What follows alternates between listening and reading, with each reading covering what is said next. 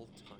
Being someone that's made a career out of reviewing great stories from the East, today I wanted to celebrate the conclusion of what is, in my opinion, one of the single most consistent, thrilling, and engaging stories I've ever read, with a special review unlike anything I've ever made. Instead of giving each individual arc or season its own video like I've produced in the past, for Attack on Titan, I wanted instead to create one colossal review covering everything, spanning every character, every gruesome bloody battle, and every single arc. All in an effort to see what made this story so fantastic and to try to deconstruct some of the ideas author Hajime Isayama built this world with, from its emphatic beginnings to its masterful conclusion. But don't worry, while I fully intend on covering what I am covered by the anime, I won't spoil any story until I first cover the first season. And once I do, I'll be giving any anime onlys a fair warning before I jump into any current manga exclusive material. But as you can see by looking down at the timeline, that won't be for quite some time. I've been waiting to make this video for 8 years, so cancel all of your appointments, grab your maneuvering gear, and give up your hearts, because today I am reviewing everything in what I consider to be among some of the most impressive stories ever to come out of Japan. I'm Totally Not Mark, and this is my colossal review of Hajime Isayama's modern manga masterpiece. This is the cool, the inspirational, and the relentlessly powerful Shingeki no Kyojin Attack on Titan.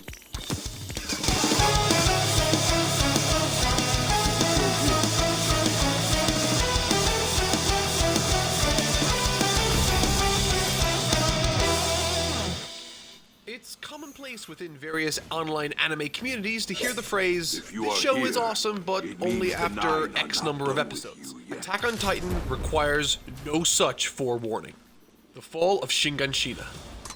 Boasting what is, in my opinion, one of the strongest and most compelling opening sequences a series of this nature could possibly have, while also confined to a runtime of roughly 23 minutes. Attack on Titan runs through my must-have narrative checklist with the same speed and efficiency as someone looking to set the next American Ninja Warrior speed record. Key character introductions, check. An exciting, inciting incident followed by clearly established motivations for the main cast, check. A long-term hook, check. Compelling and easy to understand premise, double check. But truthfully, these are all elements that are either rudimentary, fundamental, or won't be paid off until much, much later on in the story. So what did Attack on Titan do with its first episode to show people that it's worth sticking around for? Well, by finding a way to demonstrate its best attribute, its ability to deliver a twist and find deeper meaning in the most unlikely of places. For me, Attack on Titan's strongest elements were always how it adhered to the internal logic of its established world, pulling off twist after twist, ascribing meaning to the most mundane or trivial of circumstances. If you were to look at stories like One Punch Man, One Piece, or My Hero Academia, these are all tales that through one way or another managed to communicate effectively in their own openings what their respective stories are about and what a potential reader or viewer stands to get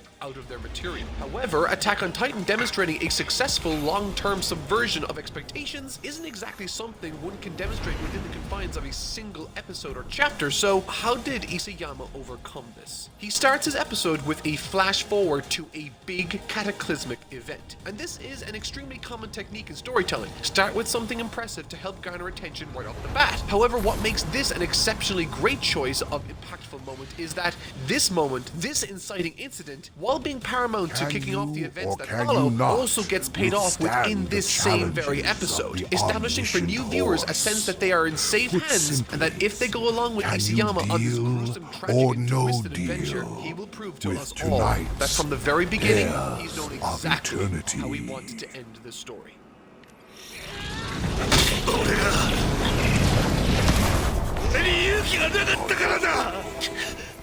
One of the major criticisms lobbed against Attack on Titan throughout most of its run has been how irritable, naive, and annoying the character of Eren Yeager can be at times. While he does have moments where he wields all the natural charisma of a typical show's protagonist, those moments, particularly in Season 1, are fleeting at best. And I believe this to be by design, making Eren Yeager, in my opinion, not only a terrifically written character, but a phenomenally composed main protagonist that is tailor-made for this story specifically. Looking at this opening scene and its aftermath as a whole, it's clear to see a number of elements are after being taken care of quite neatly. But moreover, what really caught my eye was how it communicated Eren Yeager's character in a rather unconventional but incredibly engaging. Typically speaking, storytelling, the main character normally carries with them some attribute that makes them special or gives them agency over the story being told. Think Luffy's Devil Fruit power or Goku's Saiyan genetics. In other words, broadly speaking, all characters can fall under two broad character types or categories, with those categories being reactionary characters and active characters. Neither one of these categories is better than the other by default, they just offer different pros and cons to their respective stories, which means choosing which category your protagonist falls into is incredibly important to your series' success. The perfect examples of exemplary reactionary characters in the protagonistic roles can be observed through characters like Saitama, One Punch Man, or Gohan from Dragon Ball Z. Both of these characters are incredibly engaging in their own unique ways, but what they share in common is that their wow or interest factors come not necessarily from how they engage with the world or make decisions, but instead how they react to and subsequently deal with the stresses the world they dwell within presents them. Gohan is put into situations he otherwise doesn't want to see, and those stresses cause him to become the character people remembered him for. In the context of Attack on Titan, Mikasa Ackerman is a terrific reactionary character. However, when she tries to enforce her own agency over the narrative, in other words, tries to be an active protagonist, it normally doesn't end well for her.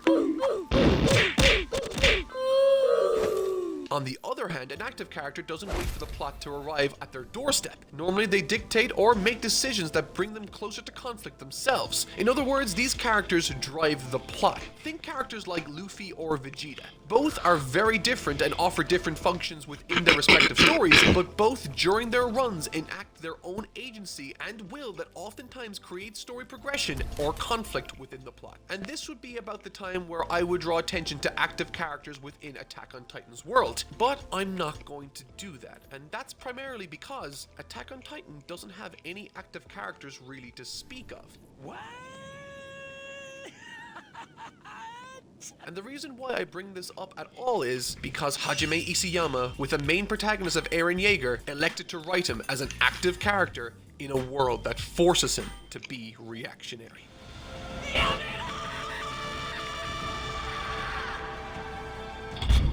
His character structure literally mimics humanity's struggle against the Titans. Throughout the first 2 episodes, Eren's contempt for the lazy, the complacent, and for the Titans is there for all to see clearly. With this contempt burns an intense desire to bring forth change to the world he feels trapped within. However, he has no power. And these are the circumstances Isayama decides to introduce the inciting incident that will inform the rest of Eren's life with. Suddenly, an abnormally tall Titan, for the first time in the collective memory of mankind, peers over those incubating and now protective walls before smashing an enormous hole through the outer perimeter of Shiganshina, and as a result, any sense of control or security in Eren Yeager's life comes quite literally crashing down around him. This is one of the most raw and brutal scenes in all of Attack on Titan for me. And while I'm sure not many would agree, as there are far more brutal or harrowing circumstances later on, this scene was the catalyst that awakens an imbalance and anger within Eren that informs every single action he takes thereafter. This is the first of many sobering realizations Eren is confronted by in the series,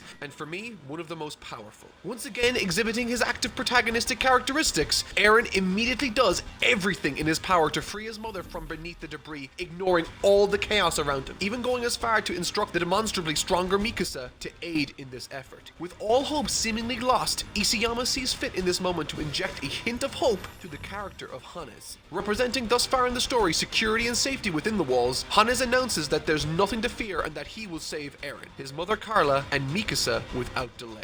This is the moment Attack on Titan sets itself apart from most other anime. And so, with the small injection of hope and optimism, the story is now primed to free fall into the anguish and hopelessness Isayama has set as its target from the very beginning. Coming to realize that he's facing certain death, Hannes takes Carla's dying wish in saving both Eren and Mikasa against their will as they flee from the approaching Titan. Eren, now with zero agency over even his own actions, is forced to bear witness to the horrifying scenes that, to this day, are still etched vividly onto his mind. As Eren is forced to look on, he witnesses his mother struggle, get killed, and ultimately devoured by the most dangerous entity in this fictional world. In this scene, Eren is confronted by the reality that he is not strong enough. Whether it's through persuasion or physical action, no matter how hard he seems to struggle, he is a puppet that is forced to dance to the whims of the horrid circumstances that befall him, fostering a deep and powerful hatred for these enemies of humanity within Eren to now set his sights on overcoming. And in a powerful moment that's encapsulated within the second episode, Eren loudly declares and vows that he will slaughter every single last one of them.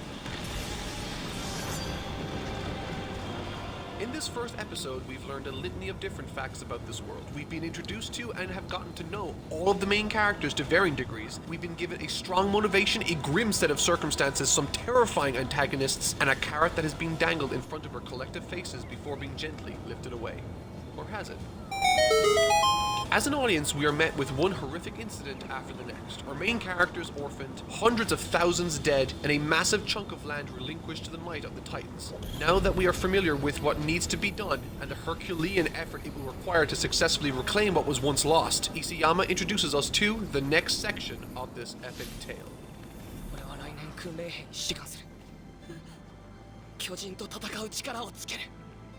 The 104th Training Corps. The 104th Training Corps arc of Attack on Titan is, for me, the most telling and perhaps one of the shortest arcs in the series. In this, Hajime Isayama establishes and emphatically demonstrates without any uncertainty what the focus of Attack on Titan is going to be. It's easily recognized that the manga or anime industry enjoys school or training to act as a mainstay backdrop or primary setting for many of its most successful stories. Right off the top of my head, I can think of several that fit that billing. In effect, there's an entire industry built around that very concept due to how successful it is, and it is so for good reason. It's relatable, and as such offers ample opportunity for meaningful characterization in both the main and extended cast, making it extremely valuable for a writer to help bond their reader base with their world of colorful characters. However, as I touched on earlier, because the world of Attack on Titan isn't meant to be comfortable or relatable in this way, as a result it seems as though Isayama made this training arc as short as he possibly could. Lasting only 2 episodes in the anime and 2 chapters in the manga, we follow the progression of Eren, Mikasa, Armin, as well as a litany of new cadets brought into the supporting cast as they train and prepare for the day that they join the military and defend humanity from the Titans. There are pros and cons to this decision, and depending on what you think is more important within a story, ironically will dictate what side of this wall you stand. One of the major criticisms leveled against Attack on Titan,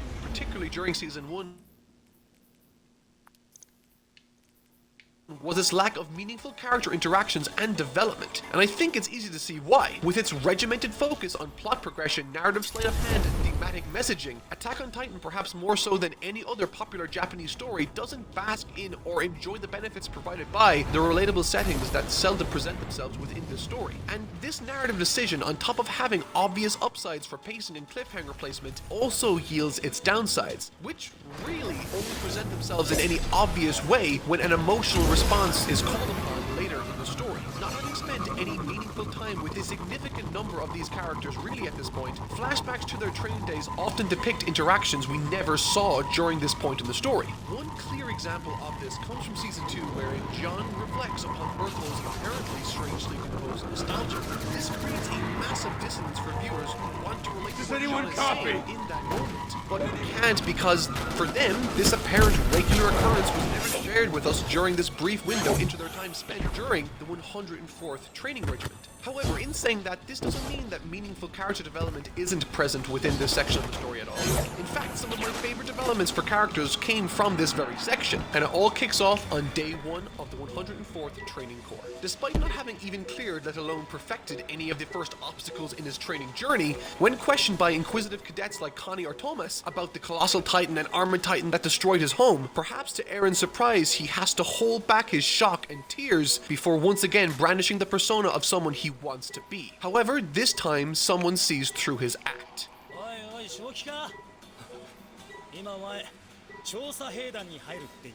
The first person that takes Eren to task is a confident John Kirstein, and he's probably my favorite character from this section of the story, and perhaps even the entire season. His personality is believable, pragmatic, and above all else, realistic, making him the perfect foil for Eren's headstrong and possibly dangerously blind optimism. However, interestingly, the initial conflict and subsequent conversation John and Eren share comes across as appreciably different in the manga than it did in its anime adaptation. In the anime, Eren Eren seems to dominate the conversation and sounds the most convincing. However, the manga boasts a much more nuanced perspective, with John having a lot more to take Eren to task with, citing his dangerous mindset possibly leading to the deaths of his friends and impressionable acquaintances. Unlike Eren, Jean doesn't have any desire to enlist in the Survey Corps, much less fight Titans.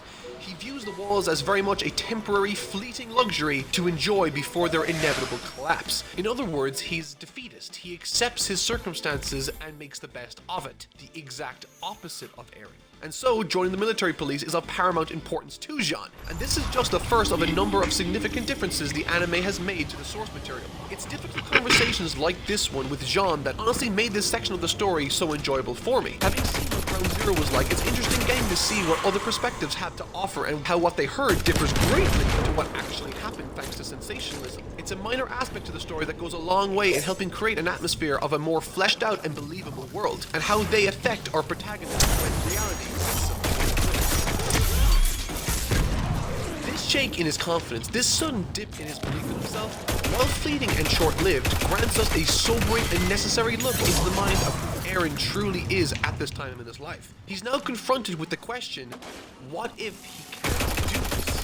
Had this been Goku or Luffy in the same scenario, they wouldn't have let this setback faze them in the slightest. They would have just viewed it optimistically as something they need to overcome eventually, because that's what their natural mindset is. But for Eren, this confidence he projects is an act, not just to everyone around him, but also, as we saw when confronted about the fall of Shiganshina, is also something he's lying to himself about. In other words, there's a sprinkling of doubt there. The one thing that sets Eren apart from everyone else is his desire to achieve and be the change he wants to see in the world. And now, after having graduated, Eren stands atop the walls of the Trost district. In his eyes, he and his fellow cadets have all transformed from children into confident soldiers ready to enact change unto the world. The Battle for Trost District. The Battle for Trost District is Attack on Titan's most important arc thematically. And what impressed me the most about it isn't so much its continued shouldering of the established narrative from the prior episodes and chapters, but more so how it forces all of us to collectively wake up to what the real story being told here actually is. In this arc, along with the rest of the main cast, we experience all the same shock, terror, and awe that these characters For me, the Battle of Trost isn't so much a continuation of the story, but instead the hijacking of a brand new world.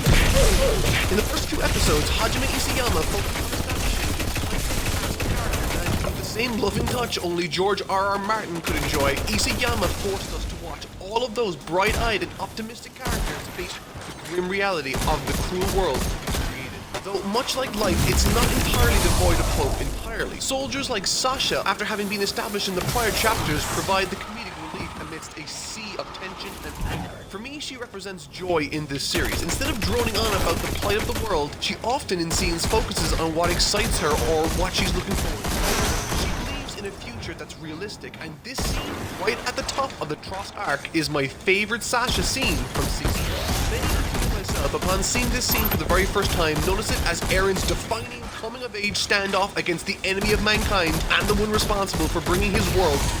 And this is quite standard for anime, and as people, we always try to search for commonalities as well as patterns of behavior that might help us make sense of new situations. It's for this very reason popular media is scared to do anything too experimental. Why risk doing something creative if you have something that works right now? And so, when I watched this scene on my very first time going around, Eren both impressed me and filled me with excitement as he readied himself to face off against this world's most dangerous opponent, the Colossal Titan. However, now looking back at it, I love it for an entirely different reason, because it highlights that there's no one right way to approach something, and that just because he's the main character, it doesn't mean that the decisions that he ultimately makes will lead him in the right direction. For after the Colossal Titan arrives on the scene, instead of being in the mindset to look after his friends or to save Samuel from falling to his death, Eren, instead, much like everyone else, is in shock, leaving Sasha as the only one to save her fellow cadet from his meeting with the Pavement.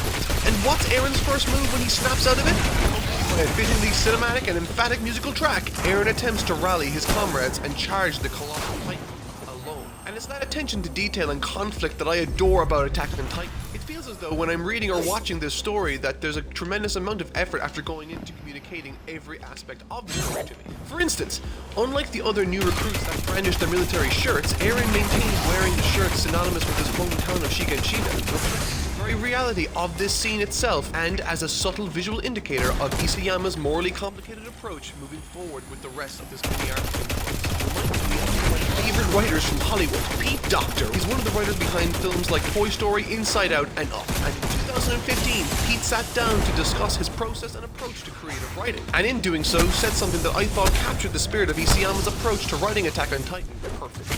Monsters started at about the same time as Kid. As I was working on the film, I was like, this is great. And then my wife would say, he smiled for the first. I want to be. And that really is what most that possible struggle. More story, more generally, try to do.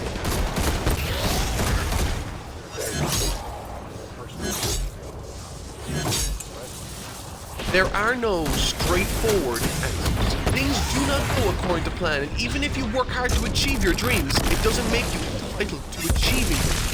Having spent the last 4 episodes establishing a tragic backstory for its main character, a compelling antagonistic force to fight against, and has shown a team of young, likable characters work hard training for a better tomorrow. In the battle for Trost, we learn that Attack on Titan isn't concerned with adhering to tradition or cliché.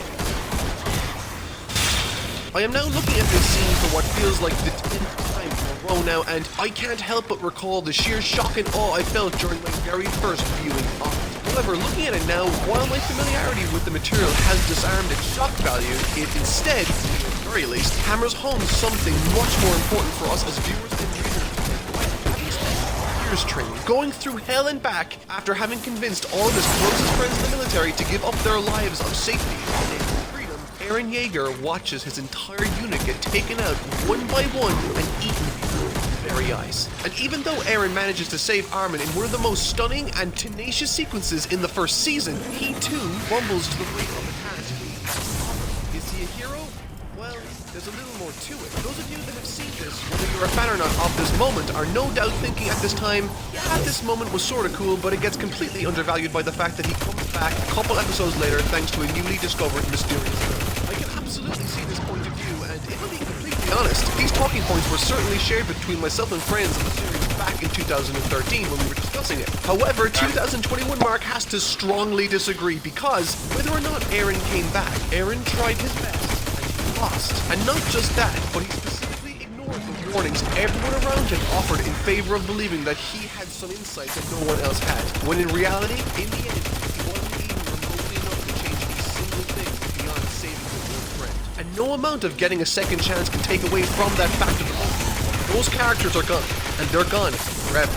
He tried his best, and wasn't even remotely enough. Because of this, a handful of members died, and even more have joined the Survey Corps, putting their own lives at great risk for the cause he was so confident he could reach. In this moment, Eren is shown to be the dangerous, delusional child Jean so accurately labeled him earlier in the story, a fair distance from the triumphant hero he was depicted as seconds prior. Somewhat interestingly, now that Eren, the main driving force behind the narrative, takes a back seat, the supporting cast gets to explore their role and in many ways get to lead the charge in scenes that eventually today amount to some of my absolute favorites within this very story, particularly with the characters of Mikasa, Jean, and Armin. These 3 characters, more than any other, are explored in great detail within this section. Again, initially upon first viewing, I was excited and interested by the prospect of Eren acting as a distraction to the true main character I suspected to be Mikasa. And when it was revealed that Eren was to in fact return, I couldn't help but feel concerned with how the story would handle the addition of further exploration into the supporting cast now that they had to share time with Eren, and on top of that, distinguish themselves while participating in a set of almost identical problems or circumstances. And so the question became, how do you make these people stand out? Well, with 3 characters, Isayama decided to individualize or identify the 3 characters by creating very different emotional problems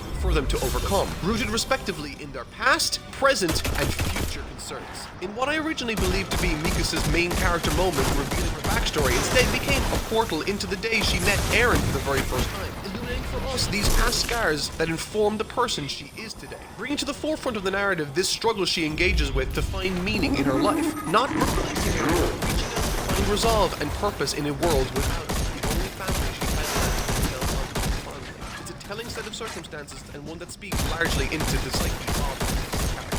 Jean, on the other hand, isn't haunted by any scars from something that happened to him long ago, but instead is faced with figuring out who he is in the here and now. Having been initially headstrong in his decision to join the military police, Jean is forced to contend with the dangers of the front lines, is tasked with leading his comrades to safety, and made to provide answers in impossible situations to an ever-dwindling group of trainee cadets beneath him. Jean's development is honestly this arc's shining achievement in terms of arc progression, I believe. Taking a once apathetic soldier and through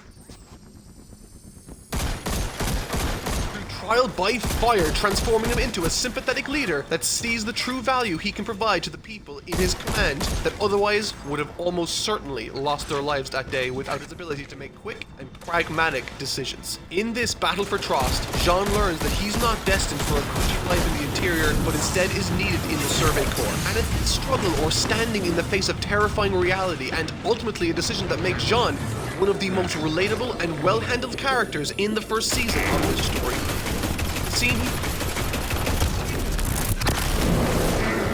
forces himself to stay when called upon by Erwin, acting as one of my favorites, not just in this section, not just in this arc, but the entire story as a whole. Finally, we have Armin, who, much like Jean, shines like few others, all the while playing up to the strength of his character. Ever since being introduced to the very beginning alongside characters like Eren and Mikasa, Armin has very much struggled with this sense of self-worth. During this intense battle, Armin grapples with his perception of himself and who he ultimately wants to be in the future.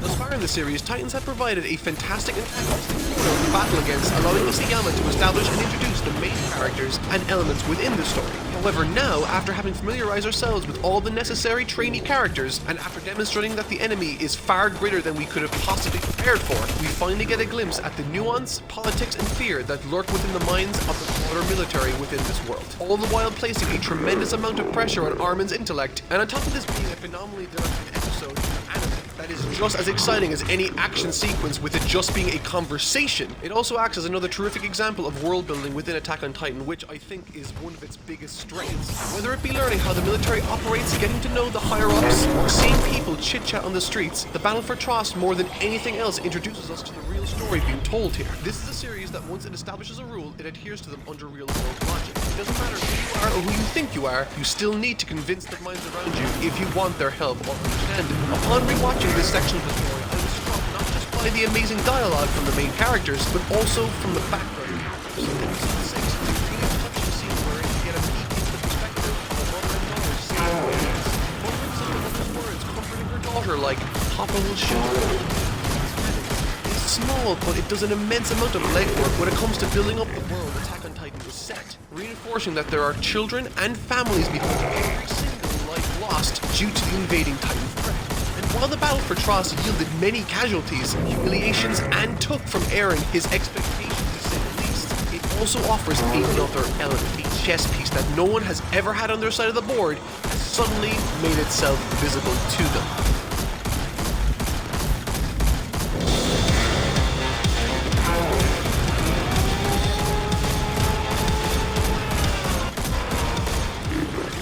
Eren can now wield the power.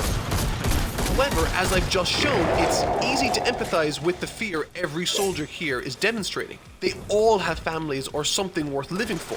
Why risk something so valuable? One of the many themes explored during this portion of the series at large is that of fear and how people for better or worse. And an aspect to this story I relish and adore is how it tries in earnest to adhere to real-world logic and atmosphere where it can. And few other scenes prior to this one capture that reality for me in the same phenomenal, goosebump-inducing way that this scene did. All the while, we struggle to make sense of this situation in real time with the characters on screen, hoping and praying for Armin to pull off a miracle in the face of certain death. Looking at Attack on Titan, I'm sure many fans might label Mikasa as the foil to Eren within their group. She brushes him the wrong way very often, often, and she's clearly capable of feats that he wishes he was capable of. However, interestingly, upon doing my research for this video, I noticed that along with Eren being a great example of an unsuccessful active protagonist struggling in this world, Armin is, on the other hand, a very natural and, although reluctant, successful reactionary character. And as this series progresses, I think it makes perfect sense how these two end up even looking at them right now in this season 1.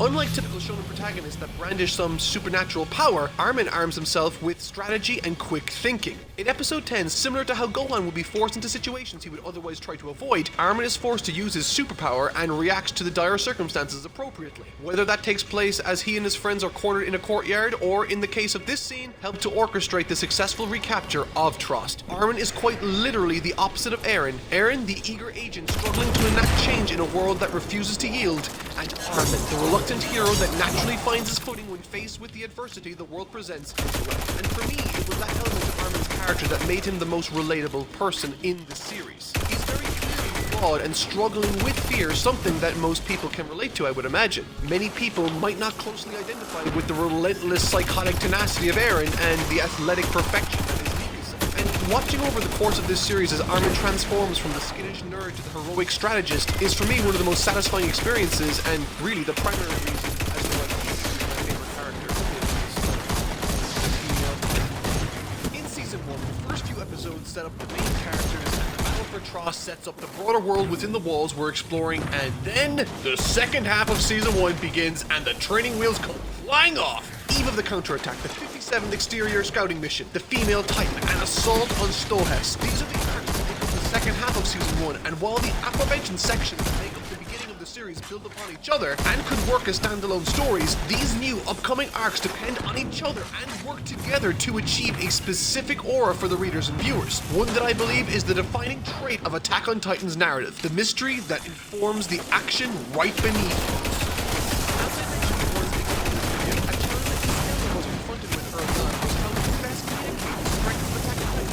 All within the confines of a single episode. In other words, how to create a short-term payoff. And in the end, I thought he did exceptionally well in solving that problem, but little did we know the level of proficiency and masterful subversive skills that were right around the corner. Unburdened by the constraints of the first episode's runtime and the shackles of a typical shonen plot, Isayama in this section dove nade first into the military-themed kaiju thrashing political mystery thriller he so carefully has set up. However, looking back on my first ever viewing of this season in 2013, I have to admit that while exhilarating to see unfold, so many details fell by the wayside for me. And in one way, Isayama was counting on that. Unbeknownst to me and perhaps many of you, dozens of clues had already been advertised in order to prime us for the reveals and surprises that will eventually come to our attention down the road. However, on first viewing, I found it to be somewhat overwhelming at times. In this season, dozens and dozens of new characters are introduced, relationships are established, and political and military hierarchies are presented to us, as well as a bizarre set of natural and unnatural enemies that make the world of Attack on Titan so interesting. And that's not even to make mention of the anime eye catches that you literally have to pause in order to read.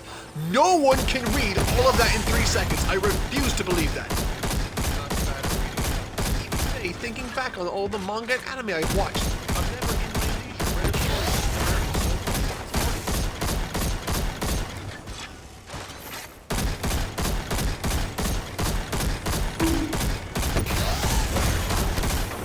In a way, I think this is sort of like mutual respect. Isayama is making the story as rich and extensive as it needs to be in order to tell the story faithfully and trust us to look and listen closely.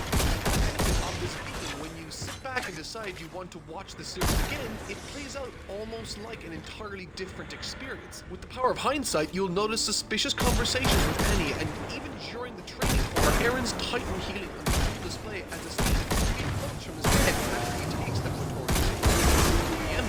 And all of this is only possible through joy on the second viewing, which is really where the phenomenal power of Attack on Titan's writing can be fully appreciated.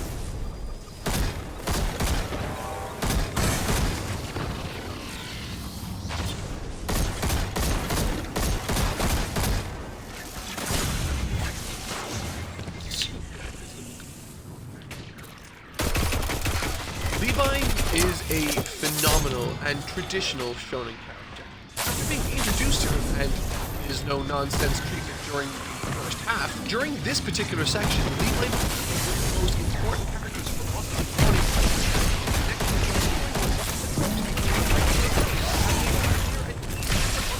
character like Levi felt a little bit light.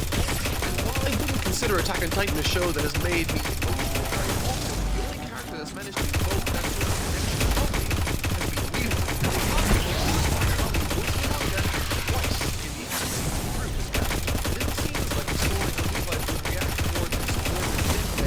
Their hands or retrieving something for them after a hard-fought battle. These stand in direct contrast with the nonchalant, puffy persona he admonishes on the surface. He's fun to watch for his Titan-slaying abilities, yes, but he's easier to cheer for because we understand who he is very easily.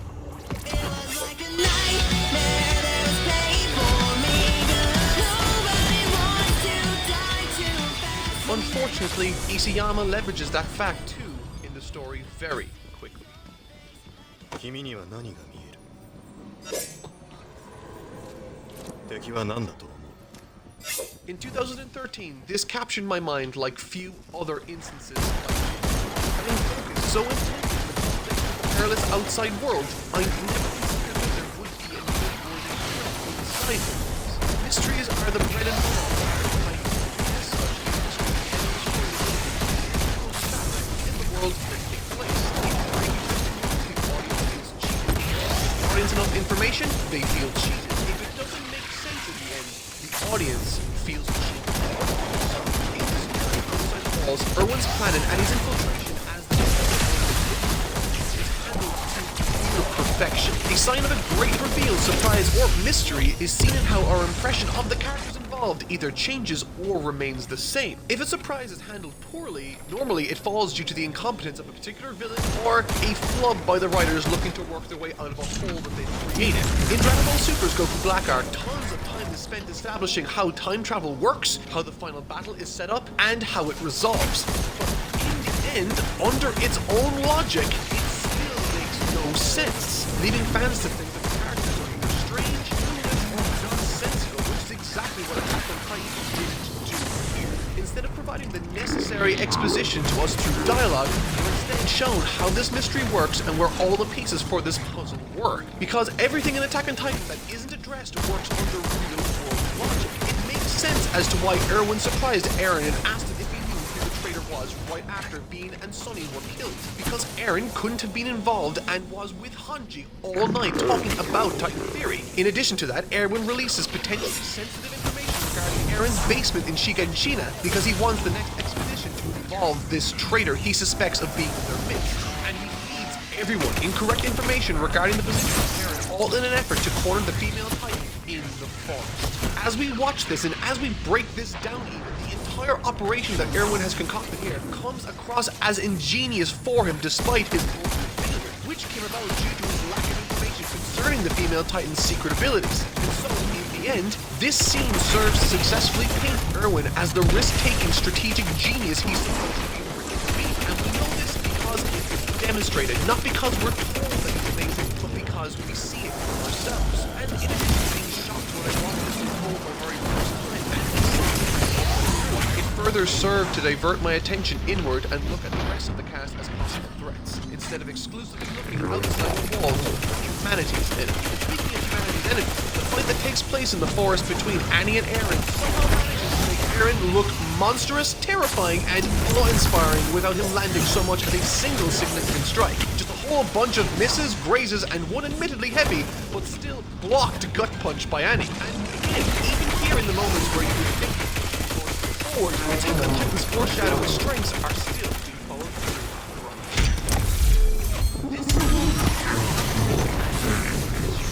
And it resulted in yet more lives. Furthermore, and somewhat interestingly, almost immediately after Eren suffers a skull-shattering loss and kidnapping to Annie, ultimately highlights Eren's life is put at risk. She throws caution to the wind and places her life on the line. Something like this would be rewarding among shonen, but not Attack on Titan. Instead, Levi is there to reprimand her and further highlight how unreasonable she's being.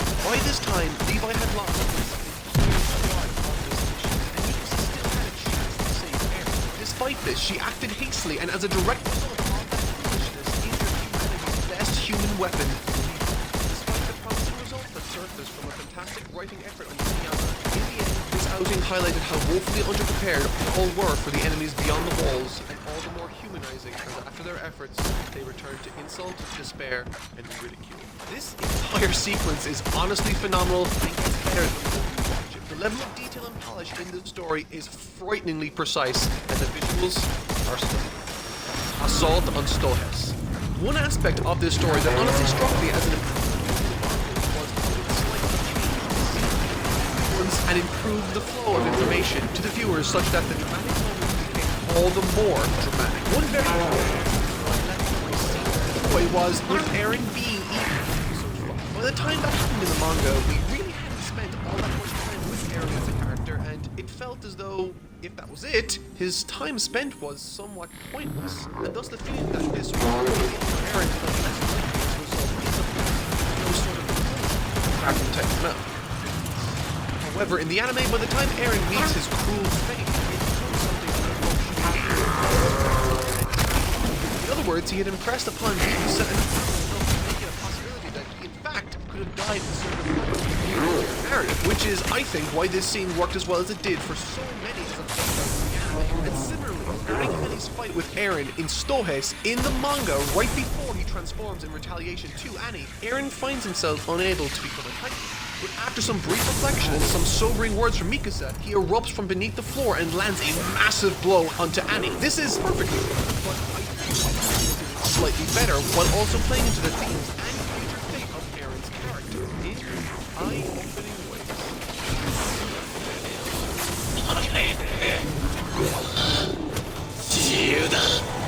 In the anime, the player can emphasize even further.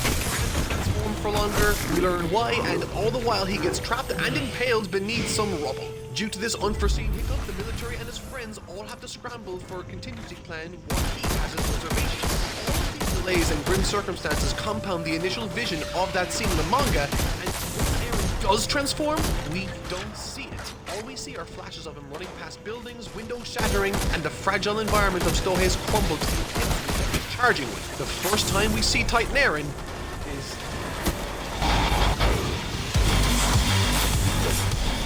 not only is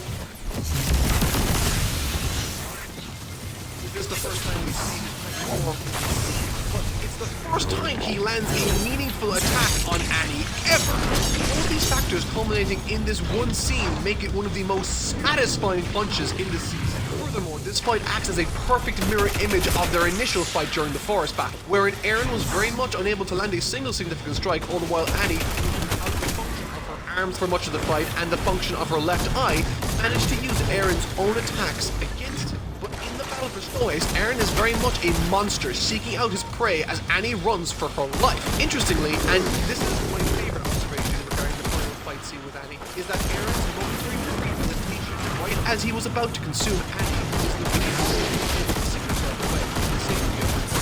the Armin even reiterates these exact sentiments to him after the battle during the closing moments of the Season 1 finale episode, implying that if Eren were to have completely abandoned his humanity and become nothing but a weapon fighting on behalf of humanity, things could have turned out differently. However, the fact that Annie was the first to be reprimanded and outed as a traitor, forced to seek herself away in a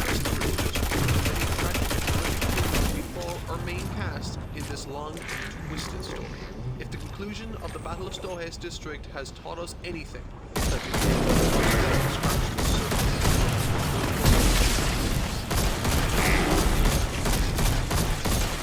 okay, time out.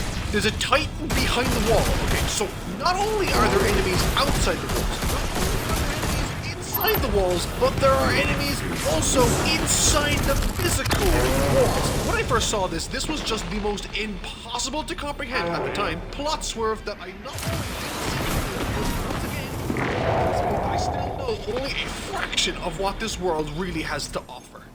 The worst part is, it went to hiatus for 4 years. Ooh.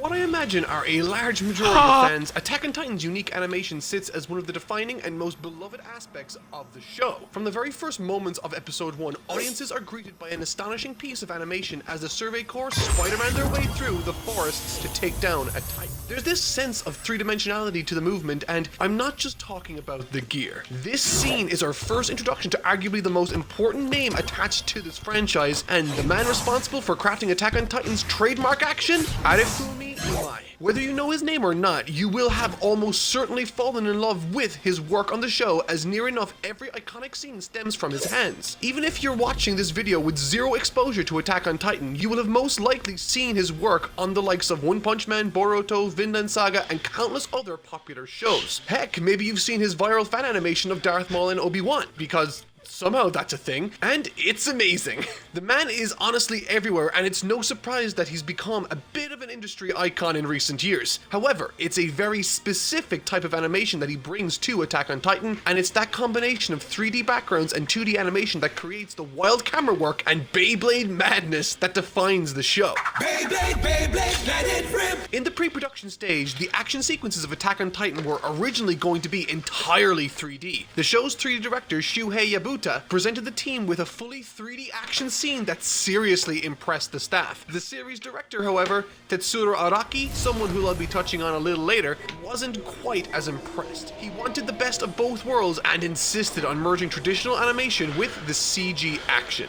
Combining 2D and 3D is actually not a new concept, and its roots can be traced all the way back to 2003 in Naruto's original series. A director by the name of Toshiyuki Tsuru pioneered the concept, and its first major appearance can be found in Naruto's 48th episode in the iconic battle between Gaara and Rock Lee.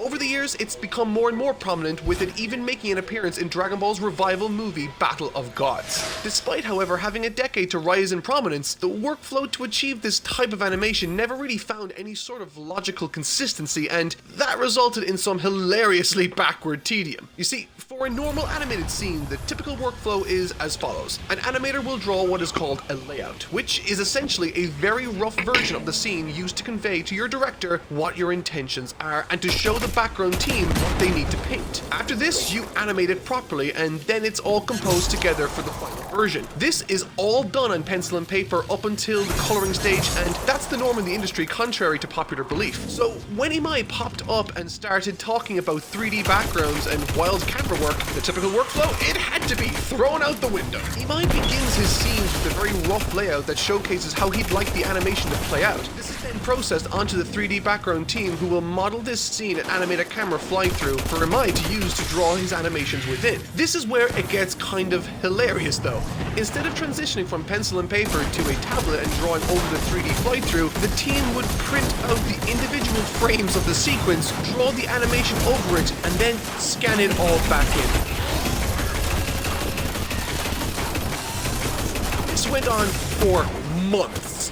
They kept using this backwards workflow until an animator called Shinta Yamaguchi, who wasn't even involved in this production, saw what they were doing and essentially said, "This is the dumbest thing I've ever seen in my life, why don't you just all start drawing digitally?" And, well, that's exactly what they did. Imai transitioned over to using a tablet, and the workflow became infinitely easier from the next season onwards. This bizarre and backwards approach is honestly largely a reflection of the studio behind the series at this point in time. Is a subsidiary of the very famous production IG, responsible for the likes of Ghost in the Shell, Standalone Complex, and Psycho Pass. It was founded by a man called George Wada in 2012, and Attack on Titan was their very first series. Despite the prestige of being under a banner like IG Port, the higher-ups didn't really know what they were doing, or perhaps more correctly, didn't really care. That's a bold claim, but it's not unsubstantiated. Season 1 ran for 25 episodes, but the schedule and number of in-house staff available simply weren't enough to handle such an action-heavy series alone. And unfortunately, George Wada didn't care, going as far as to say in an interview, "All the animators are sitting at their desks all day and all night. What saves them from depression is one positive comment from a fan," as though this all made it okay. This lack of preparation and disregard from the higher-ups put a real strain on the show and resulted in 9 episodes being outsourced, as well as the need for a recap episode halfway through. In particular, the show's 13th episode fell to pieces, with some cuts not being finished in time, resulting in some of the most bizarre, nonsensical sequences, coloring mistakes, and questionable art. And while this issue persisted through the series, resulting in a huge number of corrections for the Blu-ray, it really came to a head in this episode and goes a long way in explaining the need for a recap immediately after. However, in spite of these horrific circumstances behind the scenes, the show was a gigantic success, with its animation being at the forefront of many fans' praises. Which begs the question, how is that possible then? Thankfully, Attack on Titan is blessed with a very strong core staff of recurring animators, many of which there's just simply not enough time to cover. We touched on Imai already, but another big name is Asayuki Ibara.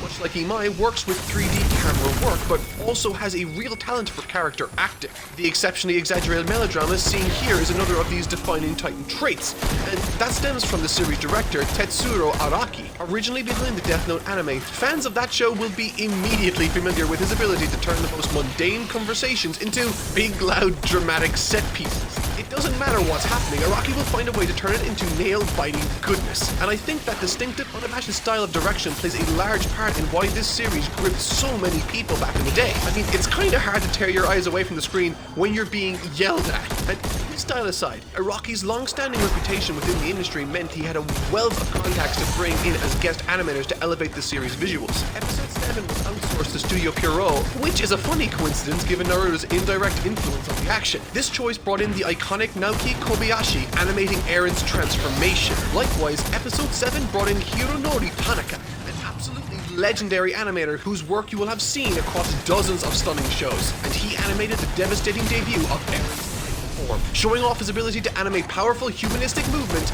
and delicate character expression. Of course, a series cannot survive on strong action scenes alone if everything else looks potato, so thankfully for Attack on Titan, it's blessed with distinctive designs and a strong animation director to keep the show on model. While every anime needs a character designer to adapt its manga counterparts into a version that works for animation, Isayama's artwork at this point in the series was not as refined as later in the series, to say the least, usually featuring a lot of hatching and really rough lines. And thus, this would require a dramatic overhaul to work for anime, and that's where Kyoji Asano comes in. As character designer, he turned Isayama's designs into polished model sheets for animators to reference. In particular, he used very thick outlines to reflect the bold line work of the manga, while simultaneously making alterations to figure and form for more competent anatomy and recognizability from character to character. In the chief animation director role is Satoshi Kadawaki, a very talented animator who used to work at Kyoto Animation before moving to Production IG, and eventually WIT. His job here is to ensure adherence to the model sheets, but also to ensure expressions are solid and animation moves the best it can.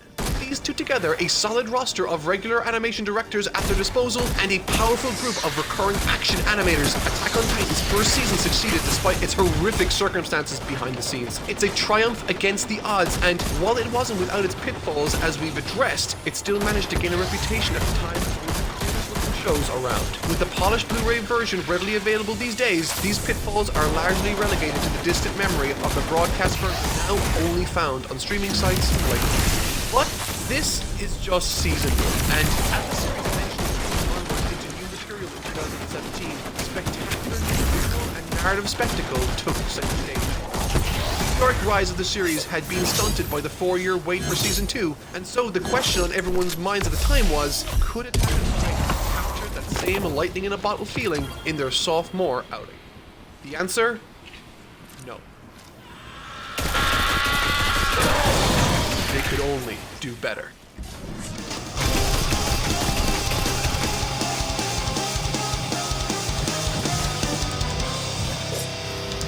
Season 2 of Attack on Titan took a great series and transformed it into one of the best I'd ever experienced. Bathed in failure, mystery, and tragedy much like its predecessor, however, this time, there's a small glimmer of hope on the horizon. Clash of the Titans. Clash of the Titans is the longest story arc we've yet covered in this review, spanning an entire season and almost 5 volumes of its manga, where the prior season consisted of mainly easily identified mini-arc beginnings and endings. Clash of the Titans continues on from the events of the last, but in doing so covers one massive incident that unfolds over the course of many flashbacks and earth-shattering revelations.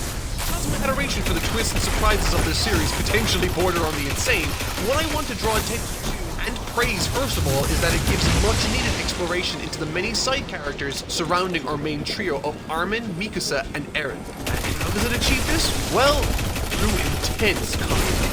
While I didn't recognize, or at the very least didn't fully appreciate this on first view, What I later found interesting about revisiting Season 2's opening section is that a considerable portion of the story takes place during the events that comprise the assaulting Snowhead district covered in Season 1, which means all of this is taking place while Eren is dealing with Annie and its aftermath. Who would have thought that this wasn't the most shocking and awesome thing happening at that time? And it's all made possible thanks to the considered and careful use of flashbacks by Hajime Isayama. And I like this choice for the same reason I'm keen on the use of One Piece's flashbacks and the various means with which Oda opts to introduce us to and better understand the surrounding area for its viewers and readers in any given location. One of the most challenging aspects when writing a story is creating or manifesting a world or atmosphere that feels real or potent enough for you to identify with or imagine yourself within. If you're not interested in the world the story is taking place in, then you may very well be pushed away or left disinterested. Making world building not only one of the more difficult pieces of narration to effectively employ, but also one of the most crucial. Thankfully, however, Isayama does a phenomenal job in this department. And in this season, I noticed just how effective he can manage to be when it comes to using the flashbacks as a vehicle for this. It forced me to stop thinking of this world as a set of scenes where nothing is happening in the background, and instead a deep and dynamic world full of consequence and danger around every corner. If Annie and Eren were fighting, then where were the others? What were they doing? Personally, I'm someone that at all costs tries to avoid spoilers, and when I heard that Season 2 was coming, I hid like there was no tomorrow from all of my social medias for ages. And the result was the utter shock and awe I felt when I first laid my eyes on the Beast. I didn't know Nika as a character all that well, but as the number 2 of the scouts behind Levi in skill, getting to witness the fate that befell him as the Beast interrogates and ultimately disposes of truly horrifying in all the best ways. Furthermore, after having helped Annie with the shifter, I was fully anticipating the next individuals that will come to the surface to be the armored and colossal titans. However, instead, Isayama opted to show this brand new hairy boy, making me feel all sorts of intimidated and confused at the same time. I was unsure as to what was going on and where this story was even going at this point. Exactly where he wanted to be. However, this is where things got a little more complicated than they the point of view character as they survey the neighboring towns to locate the hole, all the while being sucked into flashback after flashback. I think particularly in the anime, which added even more flashbacks than the manga had already, served to kill the pacing for me in some areas as well as sprinkle some confusion in there on my first. Despite this, I still think that what's added offers more positive than negative by a wide margin.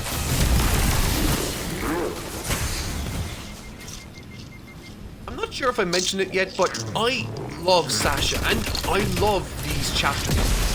Once again, Isayama didn't explain to me why she was worth admiring or showing respect for, but instead demonstrated to us why she is a phenomenally courageous and interesting character, all in her own scene, rich with backstory, immediate conflict, and moments of true altruistic heroism.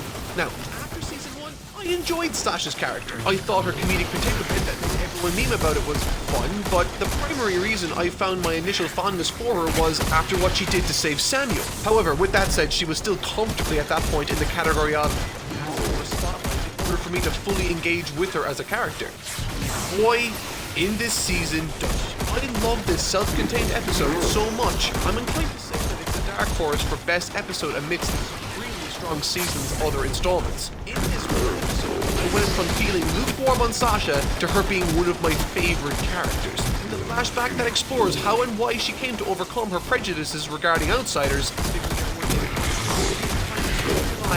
and we see Sasha change from someone who would have once ran to protect herself, and contrast that with the Sasha that we now can see makes use of the strengths that she protect themselves. It's a powerful story with some horrific and beautiful imagery. It's emotional, it's tense, and it's probably my favorite episode from this season, but not my favorite piece of character development. The beginning of this arc is quite dynamic and somewhat frantic. Scouts are largely fractured into smaller groups, each with their own individual missions concerning evacuation and checking out the wall for breaches. Top to bottom, some of the imagery, particularly in the dark of the night, as the scouts worry about what might be lurking out there in the dark of the dingy castle they eventually find themselves in. All of this, both in the manga and the anime, serves to really capture the horror aspect of the series. And it's in these moments of panic we finally finally get to explore a character that up until this point hadn't even received a name in the manga yet. That person is Ymir.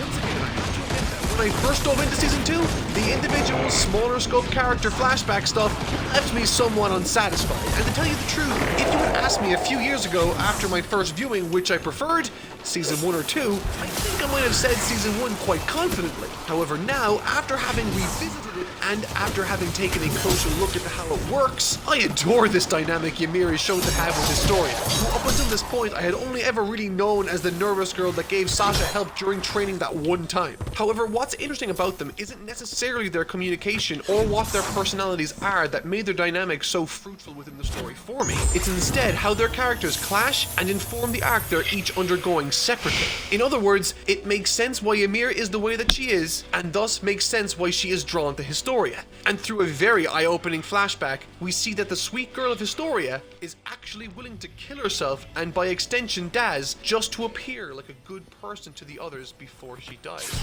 And on the other side of the coin, Historia eventually recognizes the weakness in Ymir that she didn't think that she has. Neither of them are living for themselves, however their respective dynamics and challenges push each other to become more well-rounded and secure characters. Upon second and third viewings, I enjoyed their portion of the story so much that I'd even posit that there's a strong argument to be made that their journey and story in this season is easily the most underappreciated component of it. Taking two characters, one of which I hadn't even heard of and another that I had almost totally forgotten about, managing to explore their lives and backstories so brilliantly that I ended up not only caring about them, but also found it to be immeasurably fascinating when breaking it all down upon my revisit. And also, this was awesome. Now, this is a small and somewhat surface level observation, but this instance among many others helped me appreciate that this season gave me much more than I was anticipating. Even on my first go around, the series had already hooked me with its premise and its existing Titan thread alone, but the fact that this continued to drip feed more and more information, leading to different and newer Titan shifters being revealed, felt exhilarating to sit and gawk at in amazement. The Beast Titan and now this new gremlin-like Titan that Ymir is brandishing to defend the castle with gave me more questions than I ever could have dreamt of. Particularly after Reiner confronts Ymir as she reads some supplies she finds in the castle, brandishing a language those within the walls apparently shouldn't be familiar with. At that point, I'm like, what does that even mean? Who are these people? Where did these supplies come from? Why can they transform? Why do they all look different? Why do some of them want to take out humanity within the walls? And why do others defend them? And what would have happened if Ymir wasn't made the same? I'm sorry in advance for my gushing regarding this upcoming section, but this literally brought Attack on Titan from a 9 out of 10 to a 10 out of 10 for me. And look, listen, I adore One Piece, but it wasn't my first love. Attack on Titan gave me that big, heavy foreshadowing surprise first, and for that reason, it will always hold a special place in my heart. So, get this right, I adore this scene, more than I thought was humanly possible for a man to love flashing colors on a digital screen. I was unreasonably excited. Okay, it's happening! But that came with problems. Not with the execution of the story, those are... Okay, no, don't talk about improving this scene, it's perfect. The problems I had came about because Season 2 took so long to come out.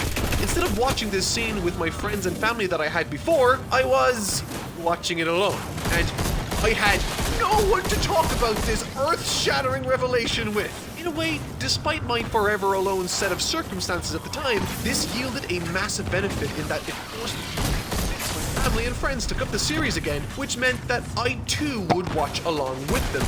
That's when I realized that to fully appreciate this series, it needs to be consumed once blind and then rewatched as you're armed with all the greater understanding the plot has provided you with. Never, in all of my life, up until that point, had I been as blown away by a story. This show that I had been such a massive fan of for 5 years at that point demonstrated to me that not only was it brilliant, but it was so in ways I never once noticed.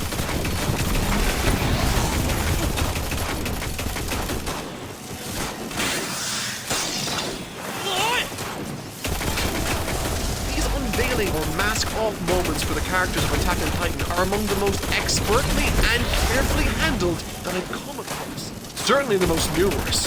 And Isayama achieves this by perfectly managing what the audience is explicitly told and implicitly. In short, explicitly informing your audience of a given plot point is exposition. This can be seen through Annie outing herself as a female Titan, through Eren popping out of his Titan's nape, or Levi showing us that he's a great soldier. These are all pieces of information that explicitly inform us through no uncertain terms that Annie is the female Titan, Eren is also a Titan shifter, and Levi is a badass. But this isn't what impressed me. Tons of stories have these climactic moments of revelation, but what makes them work or brilliant, however, is how they are foreshadowed through implicit information being strategically given to us throughout the story. To put it simply, implicit pieces of info are the uncertain but curious behaviors or choices made by certain characters or components within your story that, if you had been paying attention or suspicious, could very easily have pointed you in the direction of their true intention. And it's through this analysis of when and how this use of implicit communication we begin to understand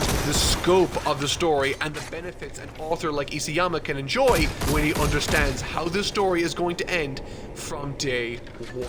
This is why Attack on Titan is a show worth watching from the start a second time, at the least. It's an entirely different experience. Running back through the story with my friends and family, now armed with an understanding of who was who and where the story was going, my mind was free to pay attention to details outside of the plot. I was left utterly speechless and in awe of the sheer number of implicit hints I missed out on. Whether it be Keith Shadis waltzing right past all of the Titan shifters on induction day, their curious placement in the second OP, how suddenly interested Reiner was in Eren's Titan before we knew it was Eren, how Annie found out where Eren was in the scouting formation in the end, all of the sketchy hint-filled conversations they have, and can we talk about the cans again? All those are only a small few of the dozens of hints we consider concerning the true nature of Reiner, Bertholdt, and Annie. However, for many, Reiner and Bertholdt's ultimate reveal as the culprit in Sheena's fall stand as some of the most unique and shocking the series has.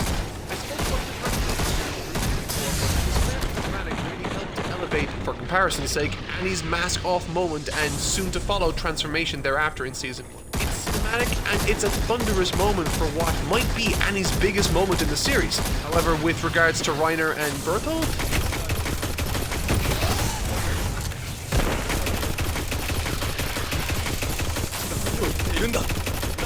this reveal broke my brain, and I think it did so for two very important and clearly identifiable reasons. The most obvious identifier within this revelation has to be how understated it is. When set alongside other important moments in the series, even other big revelations like Annie's, the difference in staging is clear for all to see. It's clear the director of this episode wants there to be a chance that you could have missed this moment entirely. It's not the focus of the scene, and even in the manga, Isayama has Reiner reveal all of this information to Eren in the background, with the focus being on the characters. This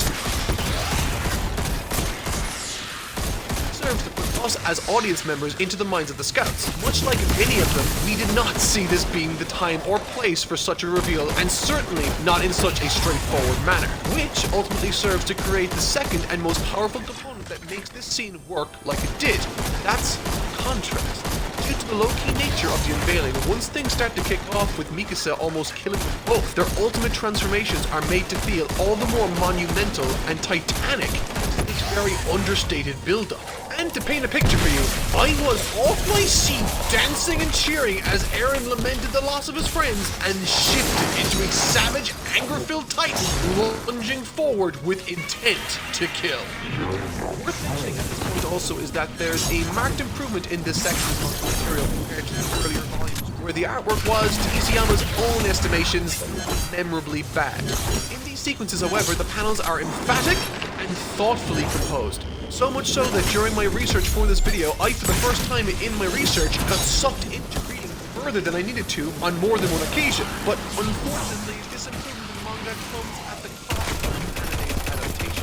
While I think 3D can be used well to complement 2D animation in a variety of interesting ways if handled correctly, I do not think that what Season 2 and even what later on in the series demonstrates can be described as anything other than immensely disturbing. And that's me being challenged.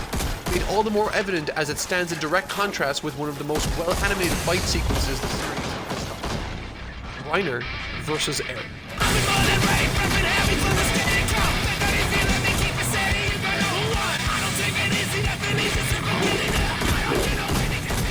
There's a great story being told here of how Eren is forced to employ restraint, strategy, and patience to pretend to be stronger and more durable armored type. All the while, the scouts have to figure out... Burn to the ground! Yeah, I don't think I've been more amped up for a fight than I was for Eren versus Reiner, and I certainly have never seen a fight like this attempted in an anime before. And while in recent years I have broadened my horizons in that regard, I have yet to see a fight handle mixed martial arts better and more impressively than this did. Like today, I watched two MMA guys break down this very fight, and it was awesome. Did you know that this takedown that Eren does was called an Osotogari? Well, I do now, and it's thanks to these guys and Attack on Titan, I guess. Takedowns, triangle chokes, arm bars, guillotines, and variations on takedown defense. This fight takes all the components of a fight that more casual observers might describe as boring in MMA, and throughout this fight educates a general audience on the strategy, utility, and the entertainment value found within a fight like this, serving not only to make a fantastic fight, but offer it a distinct and unique flavor in a series that up until this point had fights which were composed largely of kicking, punching, and missing punching.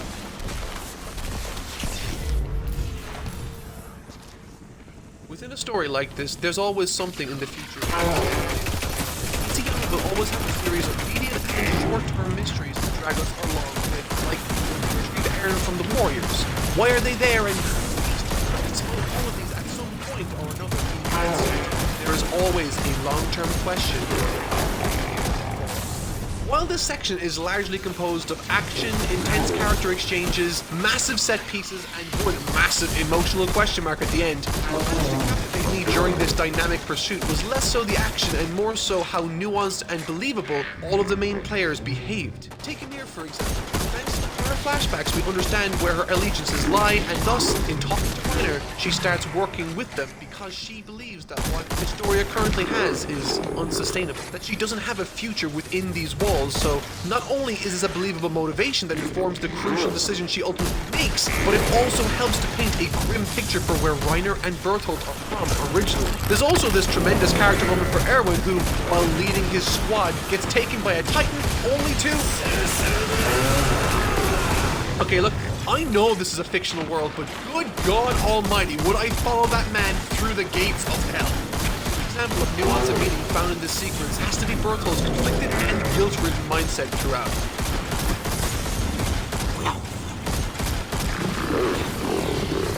In fact, during this season, to varying degrees, both Reiner and Bertolt have demonstrated that there's a possibility, possibly a likable person beneath the surface despite the atrocities they've committed, making the emotional torment and physical pain these two undergo in the chase all the more thought-provoking, distracting us from...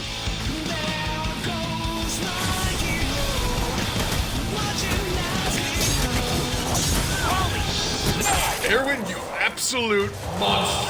Down an arm and he still secures the target. Honestly, this entire chase sequence had me on the edge of my seat from its hopeful beginnings to its almost hopeless. After having exhausted some tremendous strategies from Armin and Erwin, some incredible feats by Mikasa and securing Eren even, once again they are forced to deal with harsh realities. Oddly, this portion of the conclusion felt somewhat final. I'm not really sure if I'm alone in thinking or feeling this, but my first go through this series, this was the one and only Eren Yeager moment to invoke some sort of emotional response from me.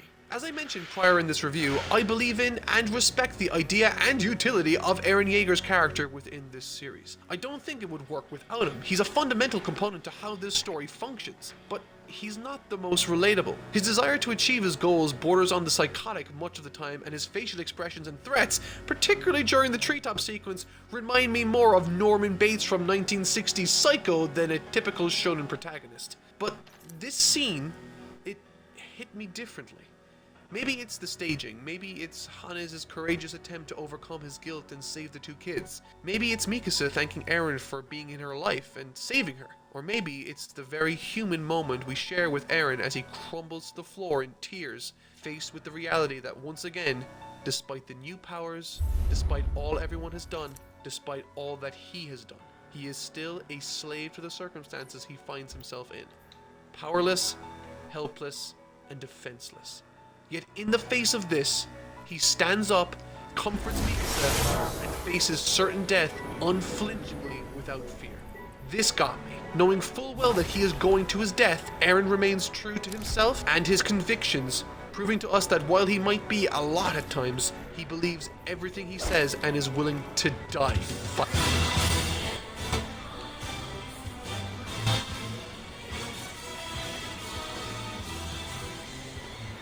Okay, wait, what was that? What happened and why is Eren suddenly a Titan bender? Leave it to Attack on Titan to answer a ton of questions in this single season, only to leave us with way more. God, I love this moment. And what's more is this moment, on top of giving the scouts an opening for them to escape, it also gives Ymir a reason to leave Historia with the scouts. Because Eren proved in this moment that those living within the walls might actually have a future. Behind the scenes, Season 2. Despite the second season being greenlit immediately following Season 1's broadcast, and huge success, it took 4 years for it to finally hit the air. Now, of course, the show wasn't in production during these 4 years, at least not in the sense of things being storyboarded or animated. The show truly didn't begin being made until late 2016, so I think it's important to talk about why it took so long to pick back up. Contrary to popular belief, the gap didn't purely exist to create a buffer between the anime and manga. All of Season 2's narrative content was entirely finished within the manga by the time the first season of the anime had finished airing. The primary reason was more so to do with structure. While the arc featured in Season 2 is very action-packed, filled with reveals and intense set pieces, what follows is a low-key, politically driven arc. An arc that Isayama wasn't particularly happy with, and one fans weren't hugely engaging with at the time either. Were the staff to create another 26-episode season, it would have started with a bang, yes, and then peter out into this more subdued arc thereafter. As I'm sure you can imagine, and as the staff realized, that didn't make for a very gripping finale. And the solution was to split this sequel into what we have today, an action-packed second season followed by a political arc to kickstart a third season a year later, leading into the climactic second half of this season that would inevitably stick in audiences' minds due to the sheer number of narrative beats. While news that the second season would only be 12 episodes after many years of waiting angered fans, it ultimately turned out to be a blessing in disguise. The production was significantly stronger this time around, with every single episode this time being created in-house. While the show began on April 1st, 2017, the staff had already finished episode 1 in its entirety by the end of 2016, with episode 2 already hitting the animation phase in January of 2017. It's far from perfect, but a far cry from the state of Season 1. And with the popularity of that first season, this also meant many freelancers were itching to join the team, which went a long way in boosting the overall quality of this second outing. I mean, the famous Eren versus Reiner fight brought in some superstars such as Toshiyuki Sato, Naoki Yoshibe, and Itsuki Tsuchigami. Phenomenally talented animators who many of you will undoubtedly know from the wonderfully animated Mob Psycho 100. Of course, the old superstar team of Ebisu Ibarra and Imai, who carried Season 1's action, make their return here in an even bigger way also, actively looking to one-up their previous efforts, taking full advantage of the show's new, forgiving schedule. And this roster of incredible action animators really can't be overstated, but the improvements don't simply exist within the action space. While Season 1's dialogue scenes largely consisted of stills with flapping mouths, Season 2 managed to introduce legitimate character acting animation, with young new talents like Kana Ito making characters actually feel alive during moments of downtime. However, perhaps the most dramatic overhaul within this season comes in the form of Wit Studios' newfound makeup team. Between Season 1 and 2 of Attack on Titan, director Tetsuro Araki and much of the Titan team had created Kabaneri of the Iron Fortress, where this new technique was established. It involves a team of digital artists going over shots and painting in extra detail, particularly in the hair and eyes. While its use on Kabaneri was fairly haphazard, often popping up sporadically with little rhyme or reason, its presence in Attack on Titan's second season functioned largely the same as Harmony Cells did in old anime, to create dissonance in aid of impact. For instance, the first appearance of the Beast Titan, Connie laying eyes on his family, or Historia and Ymir's emotional interaction. All of these scenes stand out very literally from the rest of the series' visuals, add so much to the weight of these occasions. People will always notice when something's different, and Titan Season 2 takes advantage of this whenever it can. Unfortunately, with the many improvements Season 2 brings, there are some major caveats that are important to acknowledge also, and one of them I mentioned earlier. The 3D Colossal Titan. The team at Madbox are responsible for the series CG, and unfortunately, the work on display here is less than great. I think it's important to understand why this Titan is CG, however. And the answer is probably not all too surprising. Issues It's a entirely to challenge do with time. in the Season form 1, this of a Titan was nothing question. but a static head, What and any is action around it was minimal. surviving Coming into Season 2 tonight's onwards, however, there are dares of entire eternity? action sequences built around this Titan, with complex rotations and camera movement. The issue is, the Colossal Titan's design is just as complicated as any insanely detailed mechas. It is covered in hundreds of tiny lines detailing the musculature and full of segments. Just drawing one frame of this character is difficult enough.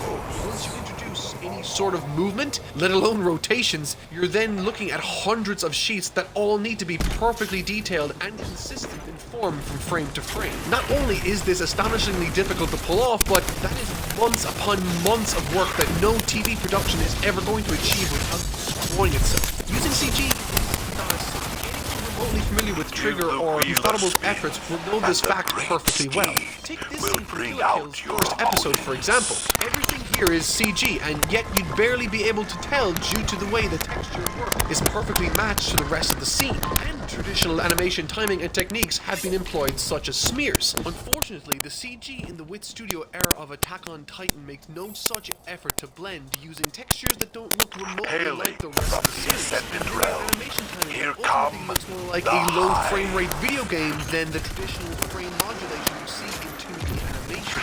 It may allow for some spectacular sequences, but it sure comes at the cost of seamless integration.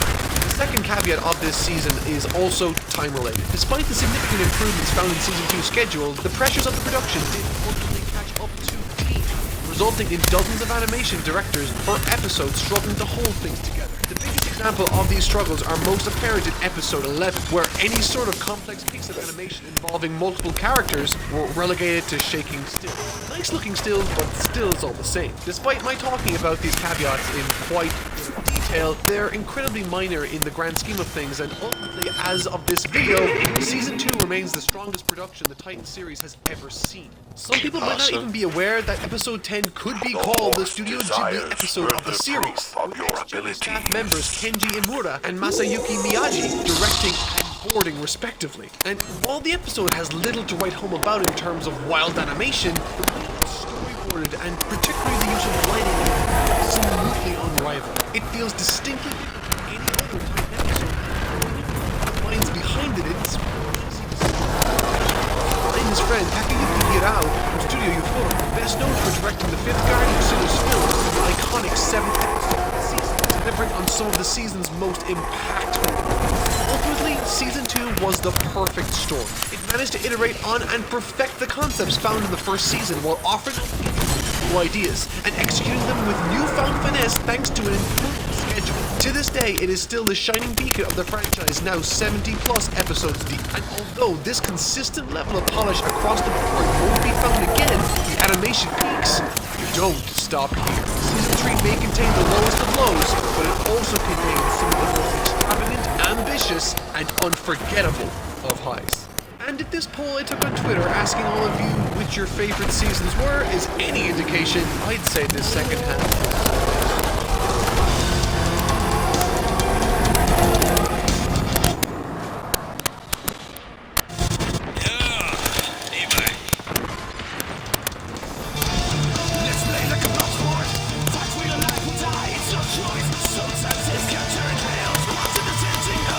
It is time for our preposterous obstacle course. The Uprising Have arc. you all signed your A tough one to liability fully break down, waivers? so wish me luck. Of all the arcs I've discussed, aside from this also being quite long, the differences between the manga and the anime are substantial. However, nothing that changes too much regarding the plot. In short, the anime tends to extend, rearrange, or embellish action sequences like Kenny chasing Levi in favor of shortening or removing certain dialogue scenes. I think looking at this critically, it's important to recognize the pitfalls an adaptation must try to avoid when it's creating its anime counterpart. And so, I'd imagine many of the decisions made for Season 3 Part 1 came about due to pacing concerns. And this arc boasts a really cool idea, opting to momentarily turn our attention away from the Titan threat outside the walls and to instead focus on the corruption of the world within them, dealing with political unrest, boatloads of eye-opening exposition that unearths a massive conspiracy, and some of the most disgusting visuals this property has yet offered up to us.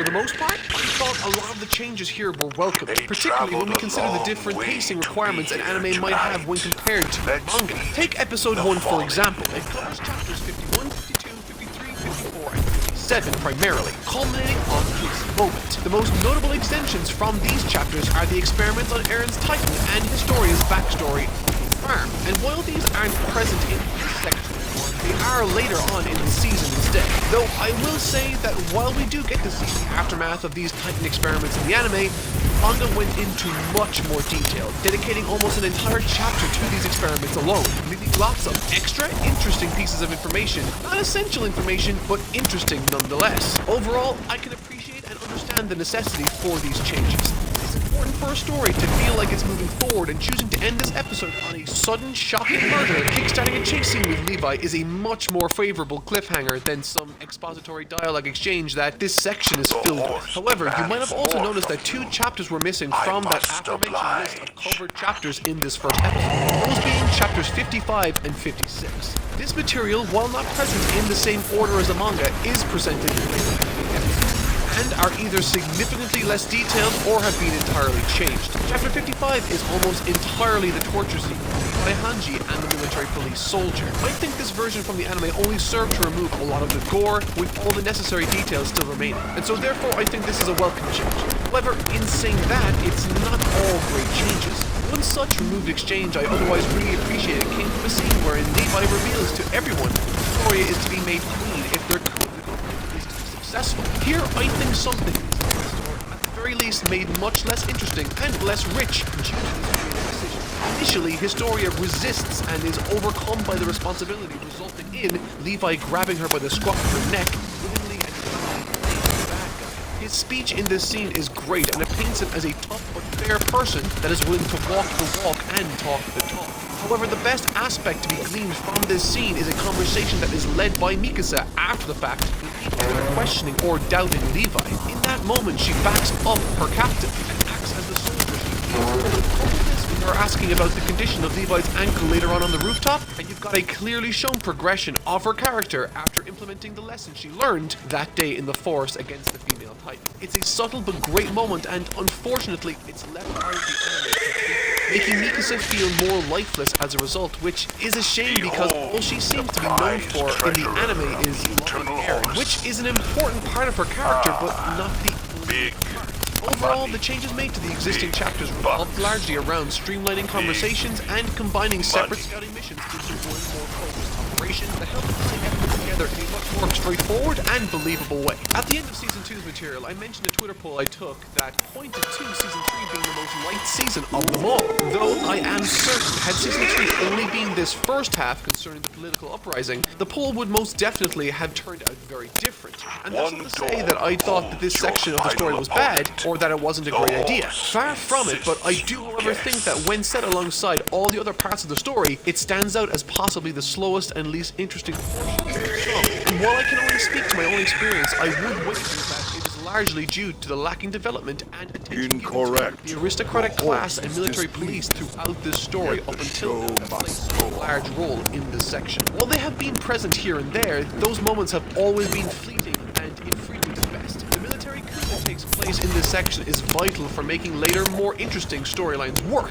It's a necessary plot point in the story, but for a great deal of time during it, while there were some great ideas and subversions to successfully pull off the coup, I was still waiting for these scenes to pass on by so that we could focus on the Rod-Reese family plot thread, which I found to be far more engaging due to its focus on primary characters and the truth of the world. And so, while I didn't dislike the military coup section, I did think it was the weakest part of the story due to my lack of emotional connection to many of the key characters involved. Though that's not to say that all of these interactions are less interesting. Encounters like Jean's invitation to take out members of the military police served as a key moment for his character and his mission to become a better leader. Also, there's this really nice scene in the woods with Jean too, and I think lost in the weeds here, my main takeaway has been that while the manga has more detail and a few interesting and somewhat important issues that the anime have, it's also a version of the story that left a large portion of the base less interested, and it's part of the story which himself wasn't particularly happy with either, leading to his direct involvement with Season 3's anime adaptation. But thankfully, once the monarchy is taken down and the military gains control over the government, the plot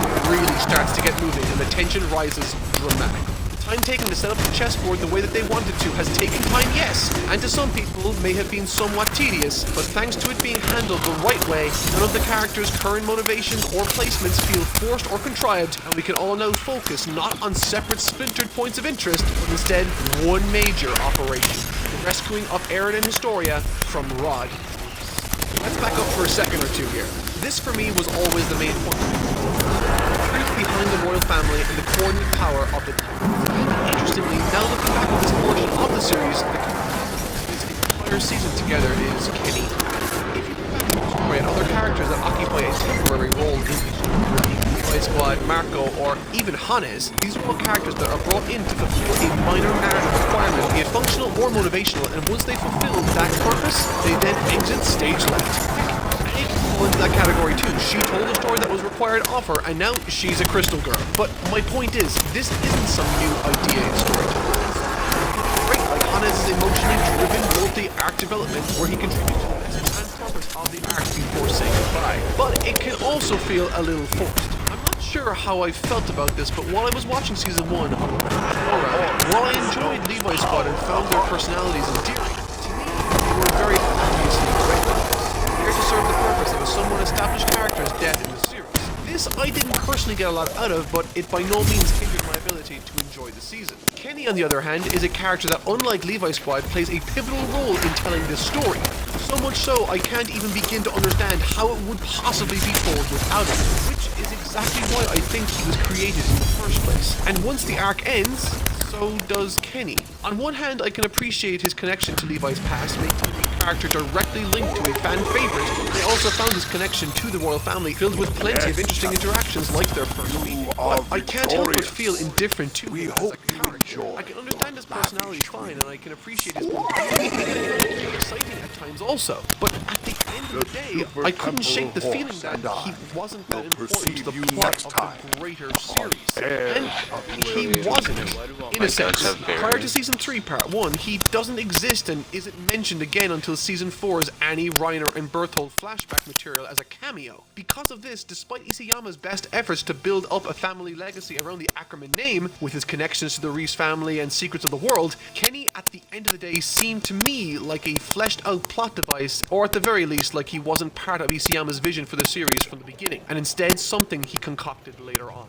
This is all to say that I do enjoy him and his part of the story, insofar as he contributed interesting opportunities for exposition and to further the plot, but as a character, however, I wasn't particularly engaged by him. I do, however, feel like I am somewhat alone in feeling this way, and Kenny seems to be something of a fan favorite amongst the fanbase, sporting a terrific design and driving the story in this section like no other. This aspect of the story was honestly my favorite part of this section, even taking giant blob Titan Reese into account. The sense of scope and scale these revelations offer the series made my head spin. All those visions Eren's been having? Well, they're all thanks to this person, the passive king behind the walls. Something that really blew my mind while I was watching this was this tiny but really cool piece of continuity. If we go back to around the first time Eren transformed, it's clear to see that Eren, even back then, was utilizing memories of his father watching Frieda Reese transform before he inevitably killed them, which all informed his very first transformation. Frieda transformed the very same way. And Eren even back then was seeing flashes of Grisha's final moments too. It's not given much attention at all, but I appreciate it nevertheless. Consistencies shown over the course of a long-running series are what gets me to write multiple-hour video essays like these.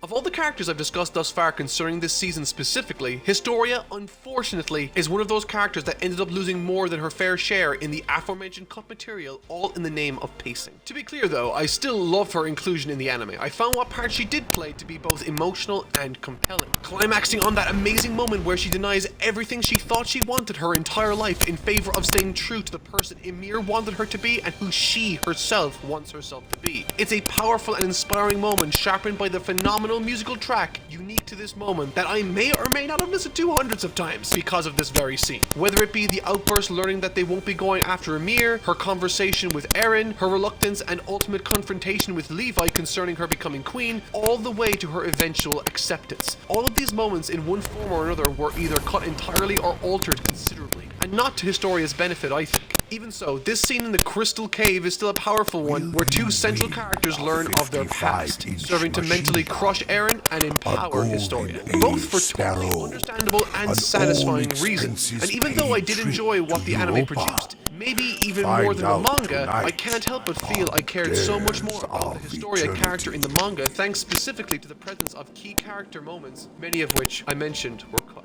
Still, I felt that largely Attack on Titan stuck the landing, and thanks to the wealth of exposition and plot after happening in this season so far, the story is now primed to get back to what they do best: deal with crazy as hell set pieces.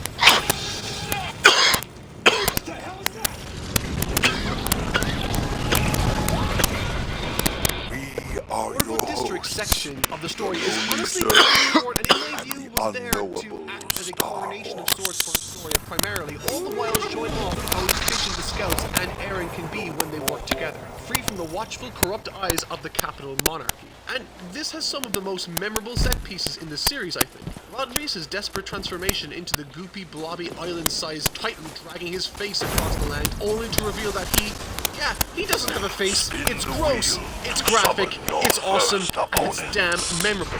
And looking back over the course of this section of the story, I have to say that I admire its dedication to the political thriller it was aiming for, its perseverance in adapting an altered version of it for the anime, and it's incredibly cathartic finally getting to see and expose the injustices and corruption of the world government fall, resulting in the scouts finally being treated as the heroes they deserve to be and seen as. Eren's reaction of the cheers and adulation of the crowd paint him as someone that while he never anticipated or did what he did for the cheers, he most certainly appreciates them.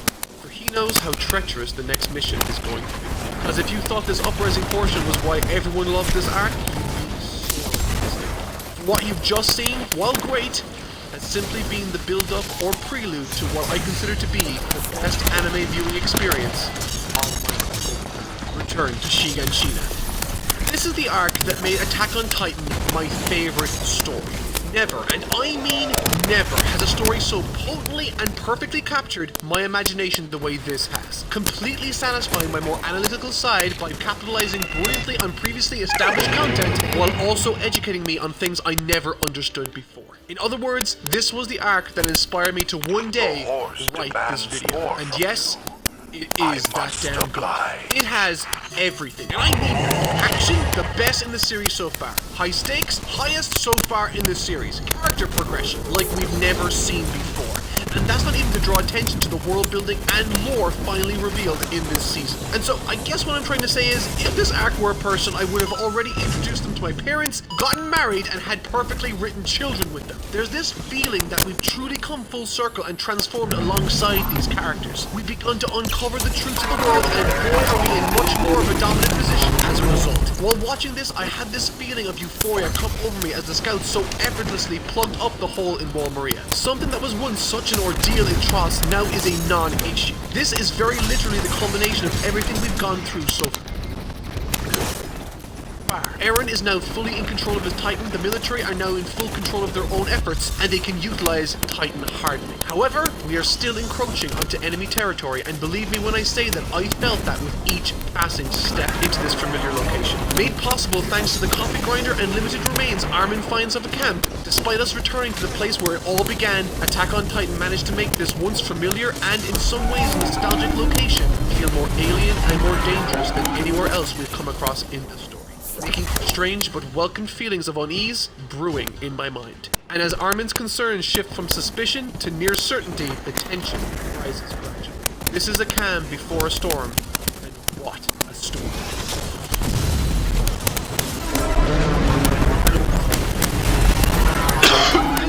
Made me sweat, and to this day a show has never made me do that before. Being so close to the scouts' point of view as they slowly come to realize just how outmatched they may very well be serves to excite us, yes, but it also further places us in the corner of the characters we relate to the most. the scouts that are now cornered and fighting for their lives. For me, the highlight and what sticks out in my mind from this opening establishment has to be the sudden surprised look that falls across Erwin's normally relaxed face. It's one of the only times we actually get to see Erwin shocked, and while brief, it was enough to send shivers down my spine. In addition to that, I love the point of view we get to see all of this from. Because light travels faster than sound, when the Titans appear, we as an audience get to see what's happening on the ground below before Erwin hears it. It's a small detail, but it goes to show how much effort was put into these scenes, establishing the stakes, the setting, and positioning the upcoming conflict to be the greatest and most important fight in the history of this show. As Erwin bellows to his shaking troops, we're both hoping for this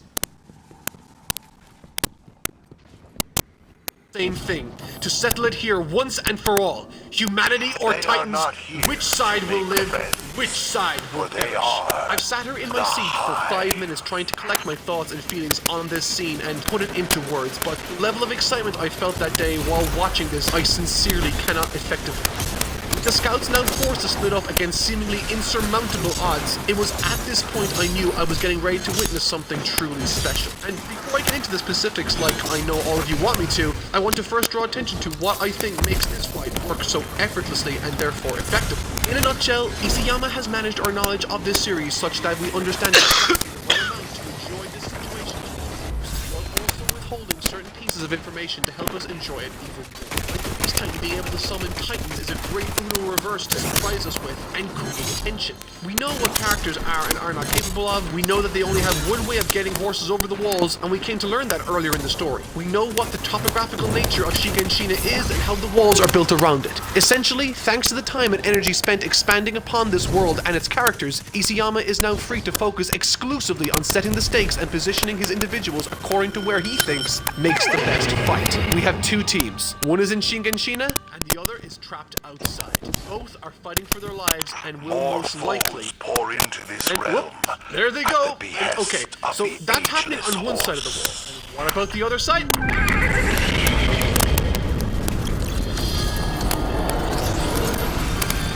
If you cast your minds back to any of your favorite fights from fiction, they almost always follow a somewhat similar structure. And one of the most crucial points of that structure that makes any fight's ending feel massive is a low point before the Frieza effectively achieved this by making Frieza more all the time, but my favorite occurs during the almost dies trying to stop David. And even in more modern Western media like the Avengers films 1 to 4, they all made full use of this technique in all of their final battles. And so, in other words, the more cornered or close to defeat you get your hero team to be, the better. And with Erwin's side in the panic and Eren's side, after almost all being completely blown to pieces thanks to Berthold's transformation, with the world being as cruel as it is and with there being no obvious way forward to victory, as an audience member, I was sitting there in despair alongside these characters. And this is where the key mechanical differences between Attack on Titan and Dragon Ball surface. Where Dragon Ball relied on what eventually became a shonen trope in Goku getting angry and achieving a new power-up to overcome Frieza, Attack on Titan made me feel like there was sincerely no way out of this, which made the eventual strategies employed all the more satisfying and ingenious to me. And the best part is, because Isayama wanted to have two separate battles happening on either side of the wall at the exact same time, he was able to have his cake and eat it too, making both of these brilliant climaxes work for very, very different reasons.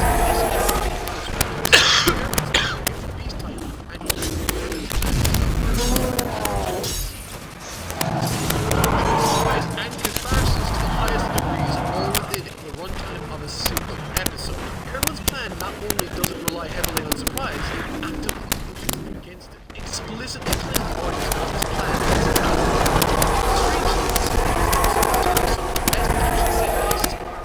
entire franchise, the one part that they keep to this day, time after time, is this.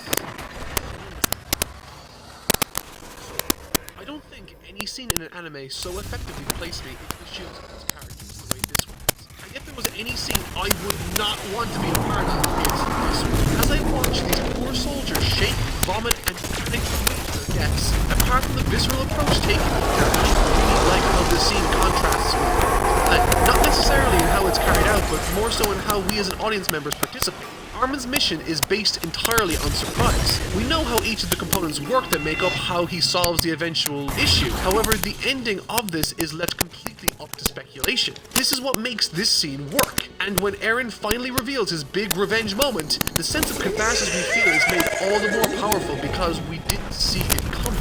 This is the most accepting Eren is of his current circumstances, with him believing that reacting is the best course of action right now. In other words, this is Eren when he is the most submissive to the world around him. He's taking advice in a battle that you would think he has the greatest potential to be charged with. Then, Eren isn't in control, but he seems to be okay with that, working alongside his team to achieve what they need to. And contrasting that with the prior section where his world comes down around him, as he finds out that he's really nothing special, it makes for a wonderful comparison. However, interestingly, and also in the same episode, Levi's assault here.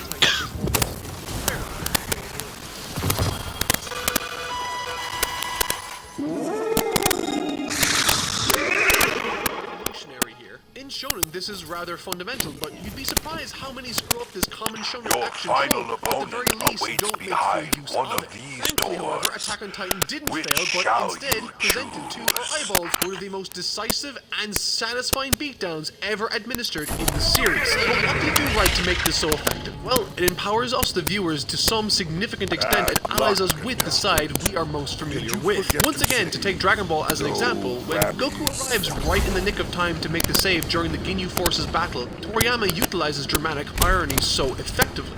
We know who Goku is, we know what he's capable of, and we know how confident he is. And they have no idea what they're in for. Similarly, we as an audience have seen everything that Levi can do, how hard he's fought, and what he's lost. All building up to this one moment. A moment where Zeke doesn't know it yet, but he's just made the biggest mistake of his life. He underestimated Levi.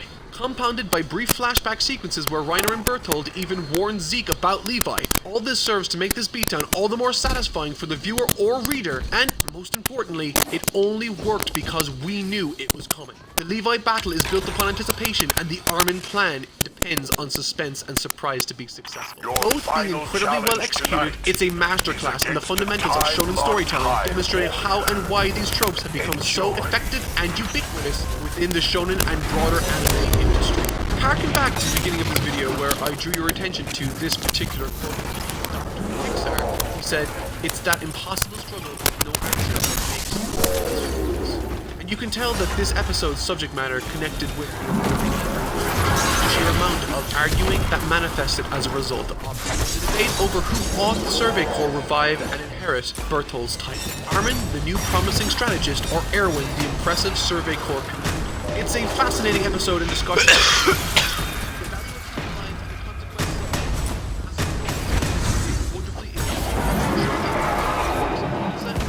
A robust litmus test I use to gauge the competency of writing within a series is how successfully they can pull off interesting conversations, for example. There's a phenomenal episode in ReZero where Ren and Girls just talk for the entire runtime, and it might be my favorite episode of the series.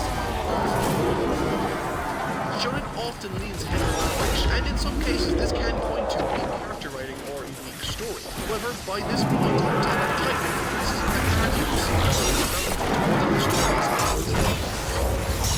Or at least I think, because it's impossible for so many people to suck into a debate over a long conversation with high consequences if they didn't feel a connection at some level to the characters that they stand to lose, particularly after Erwin.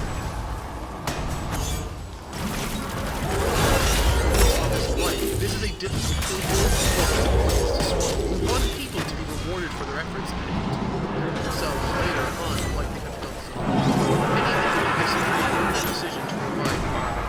However, I thought it was not only the correct decision, but the only one that they could have made. I think ACL would have known that too. One of the most irritating aspects of Dragon Ball Victory is close. various characters over the course of the story, only to cast them aside later unceremoniously. This is what removing death and consequences otherwise they become praised by themselves. Erwin's story was that of a tenacious and courageous military leader uncovering the secrets of the world in the face of ridicule and impossible odds. And in the end, he managed to lead that world to a truth that he never got the chance to Yes, see. And Chaplain. right before he died, he You made are peace. victorious. To me, that's selfless act embodies Erwin's spirit far more than him discovering the secrets of the world and showing the onwards in a hollow, meaningless run for effort could possibly have. The Super Had he Temporal discovered what was Horse in the and I basement, he would have had no see greater you purpose, next time whereas Armin, he still Dares had of Eternity. the basement. Good Imagine night. being so bold as to dangle a carrot in front of your audience, promising them that it would be worth it down the line. Now imagine dangling that carrot for 6 years. Now imagine that that carrot was more astounding than you could have possibly been prepared for. I've spoken numerous times throughout this absurdly long video discussing how Isayama managed to pull the wool over our eyes in the name of subversions and recontextualizing his characters and world, and this does all of that just a lot better. The reveal that humanity beyond the walls is not only still alive, but also thriving and far more technologically advanced than we are, sounds like a convenient and somewhat contrived twist made only to serve as a diversion into the story's endgame. However, nothing could be further from the truth, as we had all the information we needed to predict this ourselves before it was revealed to us in episode 56. With hints dating back as far as episode 29 in season 2, a throwaway statement made in passing by the scouts in an old castle details that they discovered supplies likely left behind by bandits recently. However, it's soon revealed that Ymir can read the unfamiliar language on the canned herring left behind, which is a saltwater fish. These supplies in question were left by the Beast Titan, who made an appearance just one episode prior very close to this location, making it obviously not a coincidence. Keeping these supplies in mind, let's look ahead to episodes 52 and 50, where we see Zeke, Reiner, and Berthold drinking coffee, and the remains found by Armin of this camp show the coffee grinder I mentioned. Going back all the way to episode 29, it's clear to see that a similar antique coffee grinder was used in this campsite. The anime puts heavy emphasis on this coffee grinder also, placing it in the Warrior flashback in episode 35, the OP of season 3's second part, and even giving it its own info card. This coffee grinder is of vital importance to this mystery because we know that coffee is a tropical export with a short shelf life, meaning it cannot grow in climates seen in this series which frequently feature snow. This explains why Armin, when he discovers the campsite in episode 50, doesn't know what it is, Guardian, instead referring to it as we black received tea. limited This intel coffee regarding the requirement Vex of coffee Information implies Depot. that where the warriors are I want from you to has get be in there very and far figure away out from the what they land within know. the walls, or has access to it through imports from other countries, explaining the presence of the now newly imported coffee and the saltwater herring through commercial fishing. Ymir is also a supremely valuable character in this story for this sort of exposition. He describes the Beast Titan as a monkey in episode 34, an animal that Eren had never heard of before. Once again, the term is however, as an audience, we know what a monkey is and therefore never make the connection. Same goes for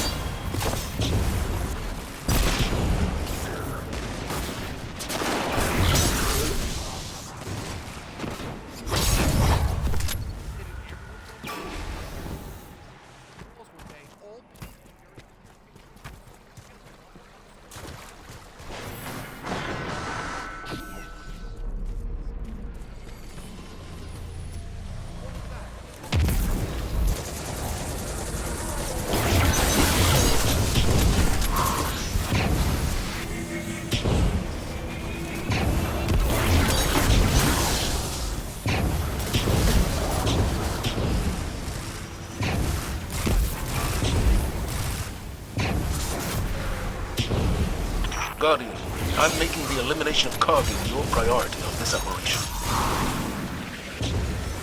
before my very eyes was probably something like this.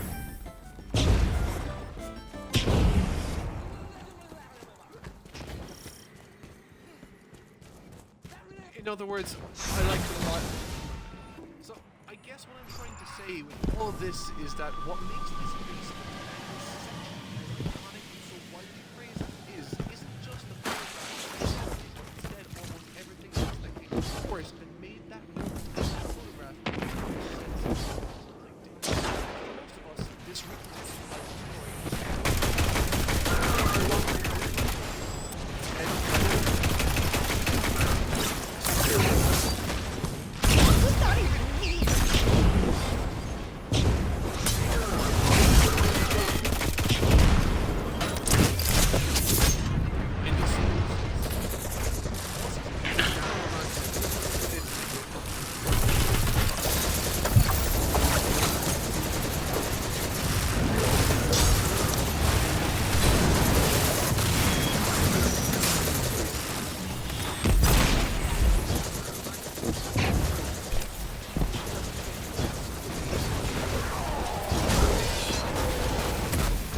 All right, we need one more. Keep an eye out for another Cabal drop or Centurion.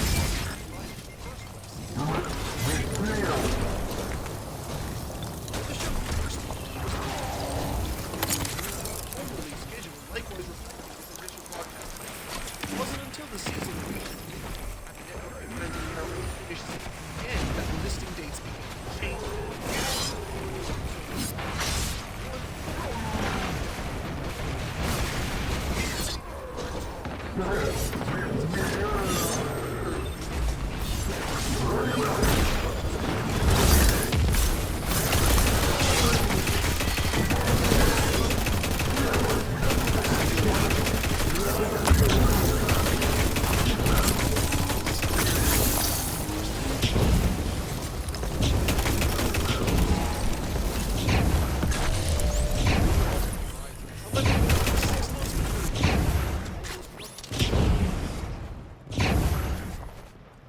Nothing but action ahead of them. The break could only be so much.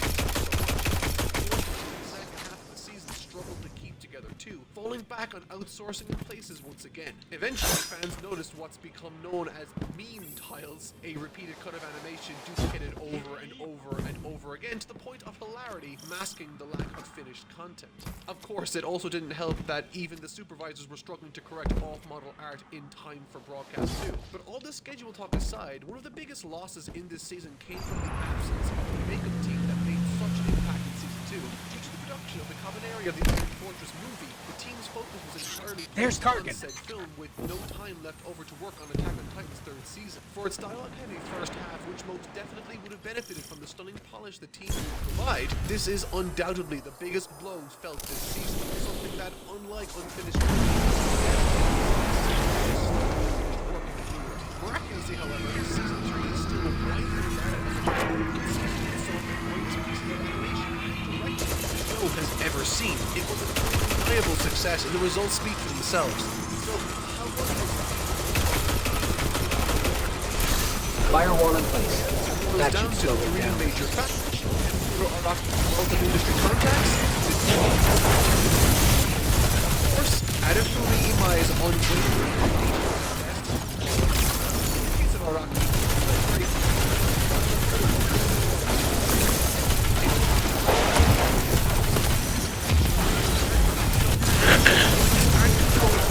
Is then everything.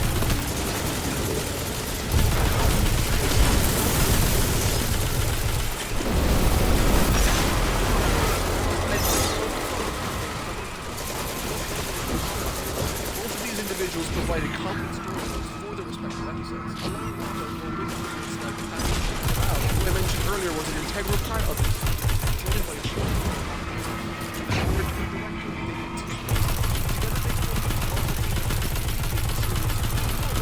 is that more than satisfied fans. Elevating episodes comes in episode 46 in particular. Very famous tokusatsu director recorded this episode.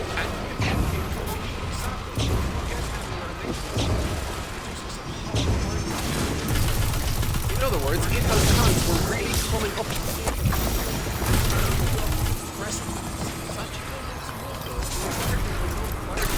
I'm pretty sure he realizes we're not going to let him get away with stealing the alongside the data while stunning we're here. effects-driven missile barrage as weak as that likewise was a relatively unknown talent. With some wonderfully Imai-inspired work in several. Of course, finally, on the subject of Imai,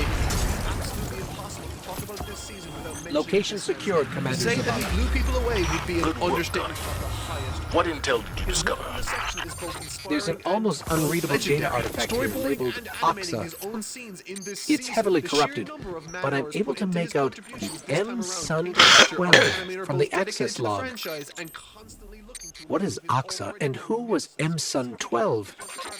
Those are questions for another day, I suppose. Our chase scene, But this for now, 35-second piece of animation, well took done. Imai an entire month to animate, and that was with the help from 2 other people. It is such a stunning piece of work that wholeheartedly embodies the journey the production of this show has been on as it's come to protect its pipeline and continues to iterate on the sheer madness possible with it. However, there's one major piece of animation that sticks in people's minds when they think of this season. A 45-second scene of legendary proportions, and one that has firmly planted itself as an all-time iconic fight scene in anime history. It is, of course, Levi versus the Beast Titan. This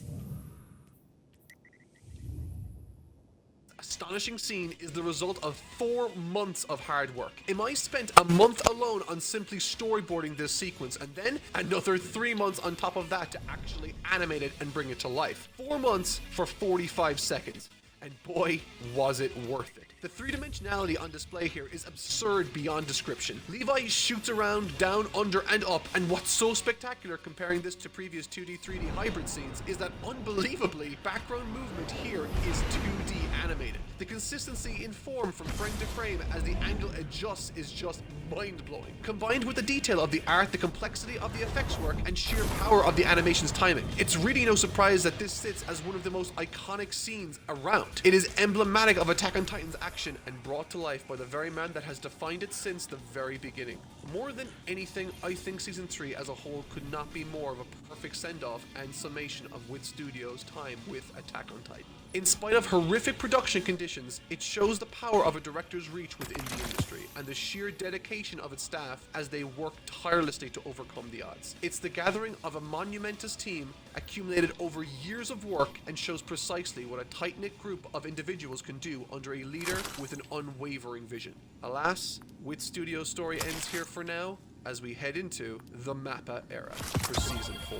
With any sort of drastic change, heads turn, and people pay attention. We've seen as much with the use of the makeup team in Season 2. It can be both very effective and very jarring. But one thing's for sure, it will be noticed. The transition from Wit Studio to Mappa is a complicated one that offers up changes in each and every area, and regardless of how you feel about the change, there's no denying it's certainly gotten people talking and paying much closer attention to the production than ever before. To fully understand these changes, it's vital to get to grips with why this occurred in the first place. With any anime, a production committee exists to organize and fund the production and ultimately reap the majority of the reward should the show be successful. With the original seasons, the committee consists of Pony Canyon, who hold the rights to the music, Kodansha, who own the manga, Dentsu, who handle the advertising, MBS or NHK, the relevant TV network, and finally Production IG, who, as I established earlier, hold ownership over WIT via the IG port banner. When it came to Season 4, the committee, as per usual, came to WIT and asked them to tackle the season with the broadcast date set for late 2020. In response to this, WIT staff just looked at their calendars and it became very clear very quickly that there was absolutely no way that they could tackle this kind of a project with the current time restraints. As much as they would have loved to have done it, it simply wasn't feasible, and so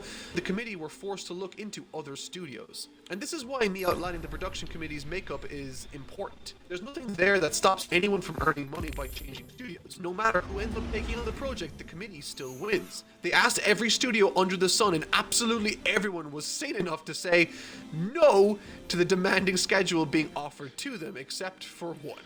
Studio Mappa. Once a prestigious and ethical studio led by Masao Muruyama of ex-Madhouse fame, his departure in 2016 led to a drastic change in the studio's once meticulous approach, instead transitioning to more of a conveyor belt company, pumping out show after show. If you scroll through the company's output, you can see Maruyama's vision from 2012 to 2016 in full effect, only producing 2 to 3 shows a year of largely very high quality. After that, however, you can see the number of shows balloon with sporadic differences in quality, with 2020 in particular seeing the company produce 8 shows. Their agreement to take on the project despite impossible circumstances is both saddening and expected of the company these days. And with their newfound place on the committee, the monetary gains for its higher-ups clearly outweigh the care it has for its staff on the front lines. Unfortunately, in circumstances like this, the approach to creating anime becomes very different, where Wit Studios spent a great deal of time assembling a team, auditioning character designers, and picking a director who would end up gathering a powerhouse of strong directors. Mappa's approach was to grab whoever was available, quite literally pulling new character designer Tomohiro Kishi and telling him he'll be handling the designs for the season. Fortunately though, for season 4, the little talent they could gather certainly knew how to make an impact. Taking over from Tetsuro Araki as series director came Yuichiro Hayashi, another Madhouse alumni who made his name at Mappa through his faithful and powerful adaptations of series like Garo and Dorohei Doro, the latter of which was praised heavily for its strong CG work and stylish direction, aspects that became very important for Titan Season 4. This time, however, Hayashi's role was as chief series director, meaning his work was split with the regular series director Jun Shishido, who served the same role in 2016's Yuri on Ice. The division of this role allowed the two to split the workload, and as a result, outside of a few episodes, the pair storyboarded the entire season themselves. For a production struggling to assemble core staff, this is a real blessing, and frankly, there's a lot to be said about the level of control and consistency achieved through productions with a strong singular vision. Now, that's not to say that Season 4 is one big homogenous blob. Remember ex-Ghibli member Masayuki Miyagi, who storyboarded the spectacular 10th episode of Season 2? Well, miraculously, he returned for Season 4's 15th episode, producing the harrowing presentation of Zeke's backstory. Although his work here doesn't have quite the same level of visual oomph as his last outing due to the weaker accompanying director and overall production, the episode is still a remarkable effort filled to the brim with ambitious angles and concepts. On the in-house side of things, the in-house talents provided some great work here too. Teruyuki Omine, a very idiosyncratic and ambitious director, worked on several pivotal episodes, oozing of atmosphere and impact. Satoshi Sakai from Wit Studio even appeared on one of his episodes and the one after. And in episode 2, Omine requested the use of rotoscoping, a technique he first explored when working on Dororo's second ending. As a result, the episode moved a lot and featured a great deal of character animation seldom found in the rest of the franchise. The execution is a little janky to say the least, but it's hard to fault in a production starved of specialist animators. Unfortunately, this lack of available domestic talent is where the show starts to drastically falter. You could write another 2-hour video about the anime industry's problems here, but to put it simply, there are too many shows being made and not enough staff to make them. This becomes an even bigger issue when you as a studio are already taking on too many shows for your own in-house talent to handle, let alone needing freelancers. The industry's solution, and one that Mappa took in Attack on Titan's case, is to take to social media and begin recruiting freelance animators from overseas. One such example would be Filipino animator Verkreek, who produced one of the series' coolest scenes. There were also Chinese animators Han Han and Inclore, who handled the Levi vs Beast Titan 2.0 fight, which is largely good, but many of their rough layouts were changed to 3D models due to the lack of time to finish the 2D drawings. And that leads us to the big elephant in the room here, the CG Titans. For a lot of people, the transition from 2D Titan battles to 3D was a tough one to stomach, and it's been a hot topic ever since the season debuted. Understandably, change can be hard to come to grips with, and it's true that for many people, CG of any quality in anime will never hit quite the same impact as its 2D counterparts. But in Attack on Titan's case, the CG is not only a dramatic improvement from what came before, it's also arguably the most consistent and strongest aspect within this production from Mappa. Taking over from Madbox, the CG of Season 4 is primarily handled by Studio V-Sign, a Mappa affiliate and old acquaintance of series director Hayashi. The team's work on Hayashi's previous show Dorohei Doro was justifiably praised for its seamless blending of 2D and 3D animation, and it continues here in Attack on Titan. Using 2D layouts for reference, the team makes full use of traditional animation techniques like frame modulation or frame cutting to produce movements more akin to 2D work. Likewise, the texture work is remarkably seamless, especially compared to Madbox's video game Horror Show. Gone are the bizarre gradients, instead replaced by flat cell shading, topped off with a line work filter applied to the 2D animation to really bring everything together with impressive finesse. It may not be as seamless as the work found in Studio Trigger's productions, but it's solid stuff and was most definitely not deserving of the hate directed its way upon broadcast. Perhaps the most obvious serious and largest change, however, this season admonishes comes from the new character designs. While the previous character designer in WIT Studio, Kyoji Asano, had made many changes to his designs over the years, initially removing the thick black outlines and eventually slimming the faces and figures to age up the characters, the differences here are even greater. Tomohiro Kishi took straight to the manga, fortunately dealing with a very polished era of Isayama's art, and translated it rather directly to the screen. For example, he consciously undid what he considered to be overly sexy female designs, saying that glossy lips and overt sexiness don't really fit in the world of Attack on Titan. While this strong adherence to the manga is great for hardcore fans of the source material, it's unfortunately a little less ideal for the animators that have to draw them. Not because of the nerfed women, but because they are immensely detailed, with hundreds of lines and particularly the new movement gear that infamously crushed the production with their appearance, causing scenes to take 3 times as long to animate. Steps were made to alleviate this,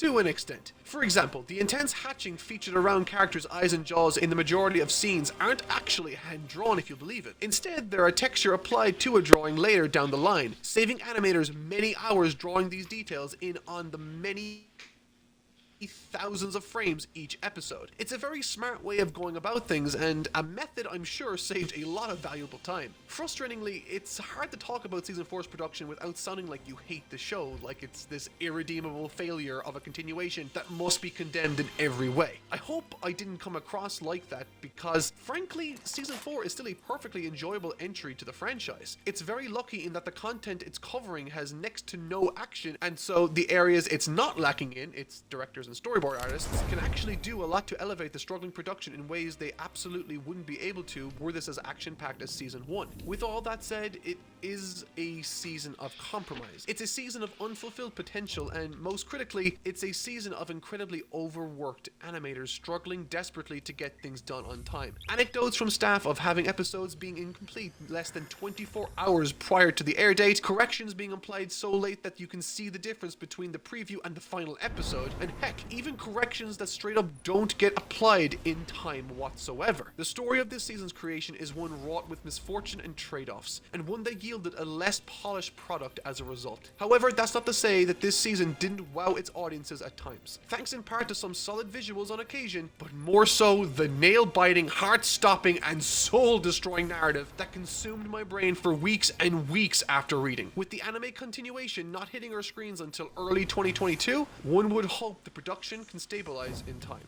Until then, it's time to tackle this final quarter of the story in its peak. It's time for war.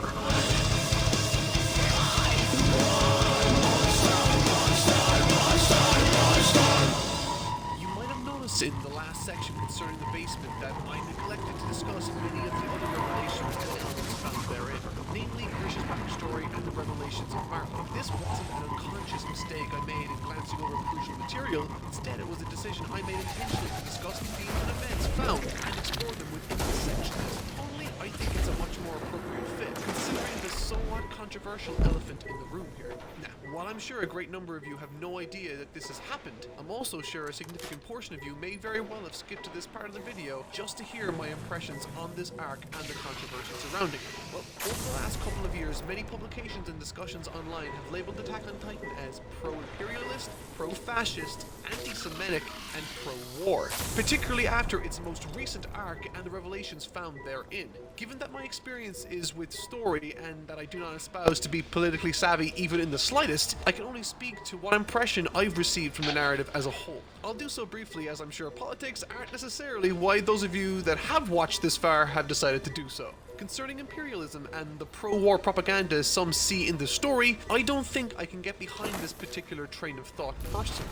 Visually, the argument can be made that battles are depicted as awesome and something to admire, particularly with the driving force behind the narrative being that of nationalism early on. However, this is done intentionally to tear down those very concepts and themes surrounding nationalism later. Take the early opening sequences from the show as an example of this. These can be seen as nationalistic anthems depicting the flags and soldiers of paradise as heroic and in a positive light. However, over the course of the series, the tone of the OPs changes significantly but slowly. We learn through the series that death is an horrific consequence of this gallant heroism, and that these admirable souls soldiers are all just people putting their lives on the line, and what they stand to lose or risk by joining the military is on full display. With even the colors at this point having changed considerably to a much darker tone, the atmosphere has changed, and it's no longer upbeat.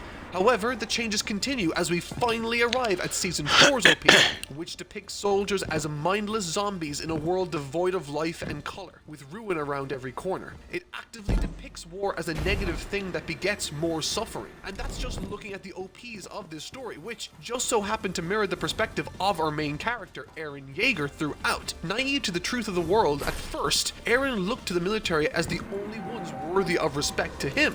However, over the course of the narrative, much like the various OP's imagery had shown, Eren's rose-tinted impression of the military and war too fades as he discovers the horrors of it and the corruption found even in the military. By the time he reaches Marley in Season 4, he's become a completely different person with a very different yet resilient outlook. This is all to say that while I do believe that Attack on Titan focuses on war and combat, I think it does so not by promoting any pro-nationalistic message, but by telling a story about the horrors of war through the lens of one character, Eren. This would be different, however, if the nationalistic tendencies he adopts later in the story were projected in a positive light also. However, in this story, Eren, through radicalization, becomes the villain. His actions are condemned both explicitly and implicitly in the text, and the same can be said for both the Jaegerists that rise up with him and Marley at large. In fact, the entire point of Gabe's character is to show that disliking or hating people for traits that are otherwise out of their control is wrong. That's the message, or at least it's the one that I received. Now, the conversation, however, becomes much more muddy when we begin discussing the anti-Semitism of the story. Simply, if looked at in isolation, I do believe it's possible for someone to get the impression from the story that because the aliens have the capacity to turn into monsters, that the writer might in fact be something equally very proud of Jewish people, considering the allegory Isayama is using to communicate that the aliens are akin to the Jewish people within Nazi Germany. While I do think that this is an understandable reading of events in isolation, I don't think it's due to any insidious plan or prejudice against the Jewish community from the writer Isayama. Allegorically speaking, drawing comparisons like Isayama has done here, I think would attempt to connect us with and make us sympathetic to the plight of the Eldian people as Jewish people during World War II. Whether that be through the armbands they wear, the ghettos they live in, or through the treatment they receive, these easily identifiable similarities are there to understand their otherwise complicated situation without requiring the text to bloat itself with detailed explanations. In storytelling, oftentimes allegories are implemented to connect us emotionally with something that exists already. George Orwell's Animal Farm is a textbook example of this. It didn't connect with people because they enjoyed a story about farm animals, they connected with it because it represented the danger surrounding the Revolution. In Attack on Titan, Hajime Isayama outlines clear and easily identifiable similarities between the Eldians and the Jewish people's treatment, and as an audience, it immediately encourages us to view Marley as the oppressive, fascist, and nationalistic force they are, and the Eldians the victims of a horrid oppressor that needs to be stopped. In other words, the desired effect Isayama wanted from this comparison making was to endear us to the Eldian warriors sent to paradise and to build a hatred for how Marley has and continues to treat them. In effect, the story hinges on Isayama's ability to bridge the gap between the audience and the Eldians of Marley that we have been fighting against ever since the story began. As an audience, we need to like them, or at the very least, sympathize with them. This is what I believe Isayama is doing. The Eldians be akin to Jewish people insofar as their treatment and however, I cannot say that someone's interpretation of the material is wrong in this instance if they think he's wrongfully implying that the Jewish community are monsters. Taking all of this into account, however, I think it's much more reasonable and likely to assume that he was careless in this particular allegory and didn't intend for the story to be perceived that way, considering the way that the story is and overall, I personally do not view Attack on Titan as an anti-Semitic, fascist, or pro-war work, but instead a cautionary tale of the dangers of indoctrination, propaganda, racism, and perhaps most interestingly, the path of suffering radicalization that lead one down. With Eren's transition into the antagonist role, the threat of the Titan sides, with their nuances explored, unite against a Isayama's handling of these subjects might be a little clumsy, but it's far in my opinion from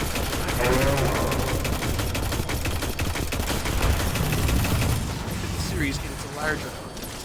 Now, with all that addressed, let's finally dive into the Marley. As I briefly touched on a moment ago, the purpose for the beginning of this arc is to steer us to an enemy the entire series. An enemy that's turned cities to rubble, torn families apart, and terrorized communities. Across not only the entire cast, we find out in the first episode of the season, other trying to successfully endear us to Roger's goal seems impossible. It should go without saying that the challenges its audience perhaps more so than any other ones come before it. Throughout this video, I've given you my enthusiastic music for the first season, I've screamed in joy over the second, and I nearly passed out from the sheer excitement during the prior season 3 material. However, with this, there is a very different approach taken and tone attempted to be struck. Instead of following the same ragtag group we've grown to love and appreciate since the beginning, Isayama decides to deviate from that by dragging us kicking and screaming as we explore the other side of this conflict across the sea in a land called Marley.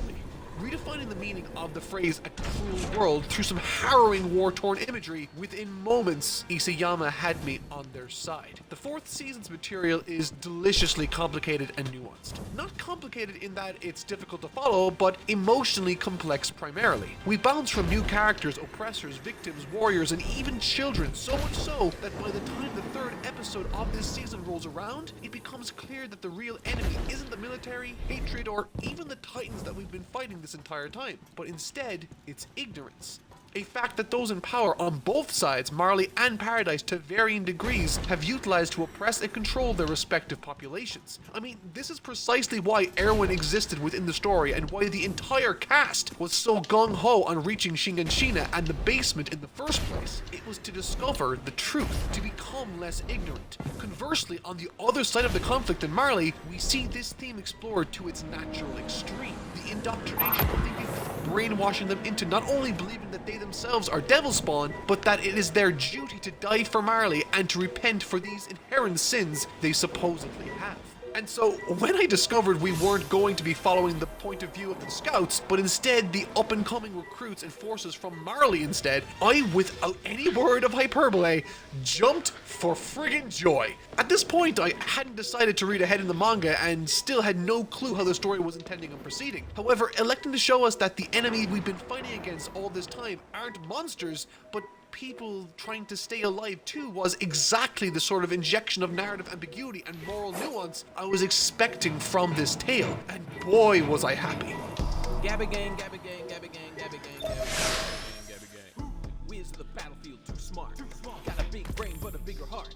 This is exactly why I found Gabby to be such a tremendously well-written and important character to help introduce us to the indoctrination and propaganda rampant in the world of Marley. She's single-minded, well-trained, and filled with hate, reminding us that, unlike the audience, the characters in this story are ignorant and easily manipulated, all in the name of seizing power for Marley.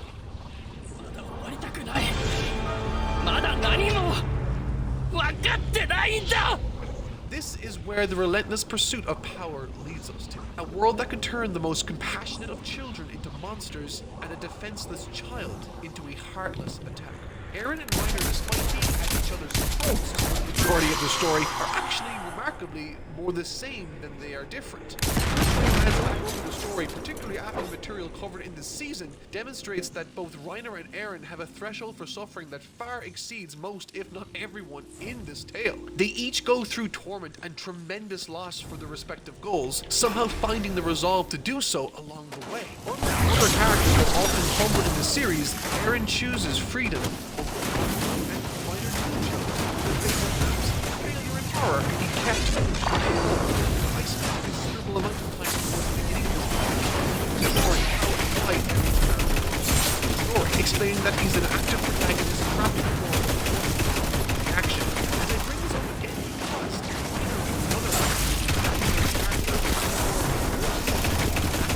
Eren, a sword forced to defend. Both of these characters, while in verses of each other, share a desire that no matter what, Reiner is fighting in the hope that one day he will be the hero that will raise the Eldian people standing in the world, and Eren is fighting for the freedom of humanity. They are both the protagonists on each of their respective sides of the war, and ironically, that very element to their personalities they have in common that they can be both enemies, great friends, and ultimately the reason this entire story is being told at all. And if you're thinking the similarities between these two characters ends here, you'd be dead wrong. In the beginning, both Reiner and Eren believed that they were incredibly special, that the made them worthy of all this bloodshed, failure, and suffering that they've caused on their way towards their ultimate goal. However, as I pointed out in the prior section, Eren has an existential crisis. He sees the only reason he was able to transform in the first place is due to his father forcing him out. And as we discovered in this section, Reiner was only receiving his special qualities because Marcel influenced and manipulated the higher-ups into choosing him. There's a phenomenal and superbly written video dissecting this very relationship I'm discussing between Reiner and Eren called Two Sides of the Same Coin by the YouTube channel Soul. And in it he points to a specific panel from the manga that perfectly captures Reiner's characters. And it does so because in this image, Reiner's reality and delusion stand in stark contrast, side by side. I will save everyone, he says at the end. I'm going to punish the Island Devils, despite acting like more of a devil than any of the Eldians he's dealing with. I'm going to become a hero, he says, killing thousands of innocents and failing his mission. Through this flashback, we can clearly see that not only is Reiner running away from this Titan, but he's running away from his problems. From a mother who's manipulative and delusional, a father who despises him. And interestingly, it's this woman that he exists from dealing with who he really is that creates instances where Reiner, at times, seems to be innocent and good earlier in the series. Much like Eren showing hero personality being at odds with the rest of the world, Reiner has his own and so, when Marcel gets eaten after saving Reiner, the leader and best candidate among them, Reiner is forced to hide in his delusion and press forward with his mission to be the hero that he thinks he's meant to be. And in doing so, realizes that the people he's been taught to be his entire life are just regular people like him back home. And ironically enough, it's through his embodiment of this delusion that he becomes the person he's meant to be in paradise. Someone strong, reliable, and someone people can look up to until he snaps. Now, years later, all he can do is suffer the consequences of his actions over depression. He made fatal mistakes that others had to pay the price for, and he never became the hero he thought he was destined to be.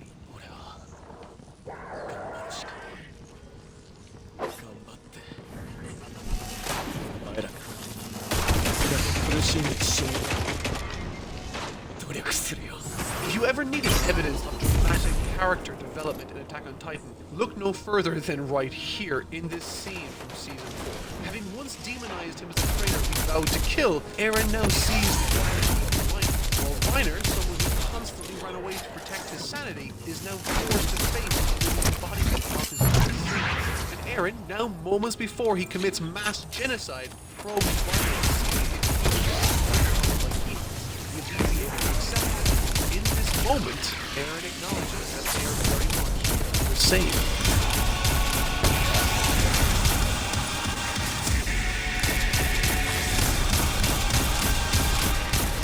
This is the biggest shift in the entire series from a character. After following his struggle as an active protagonist forced to bend to the will of the true world, Eren finally has the agency to pursue his desperate journey. And in achieving so, he killed countless innocents, becoming the villain of this series itself. Then, on the other side of the coin, after admitting to the sins of his past, for the first time aloud, bending his knees to Eren before him, Reiner begrudgingly becomes the hero of this story. The sword that was once bending is now attacked, and the shield that was once forcing itself to attack is now defending no dead protection.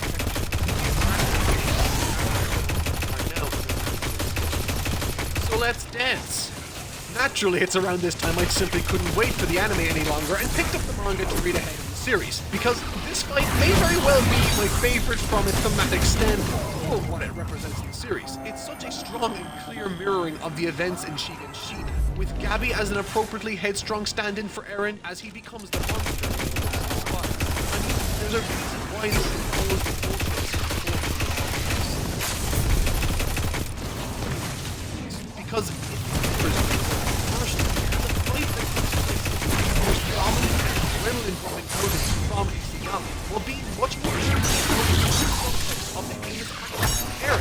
also sports some truly hellish visuals and graphic scenes. And can we take a moment to talk about how awesome Peck is during this? Figuring out what was happening, enabling her to make the save with Porco in the middle of an enemy sneak attack. There's some tremendous action here. The back and forth are stupendous, but no moment from this fight outshines the appearance of the scouts. Seeing them suddenly and slowly begin to make themselves known is both an exhilarating and terrifying experience in this season, climaxing with a beautifully delivered quote by Porco, as haunting as it is pathetic, while the soldiers from paradise are surrounded. Can't you see how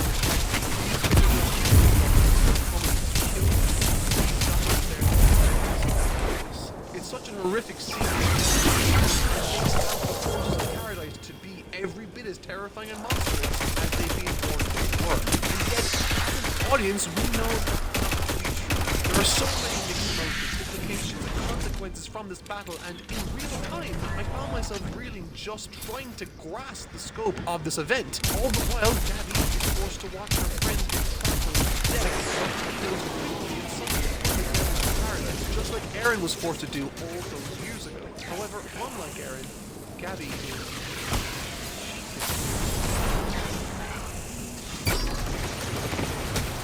War for Paradise Arc.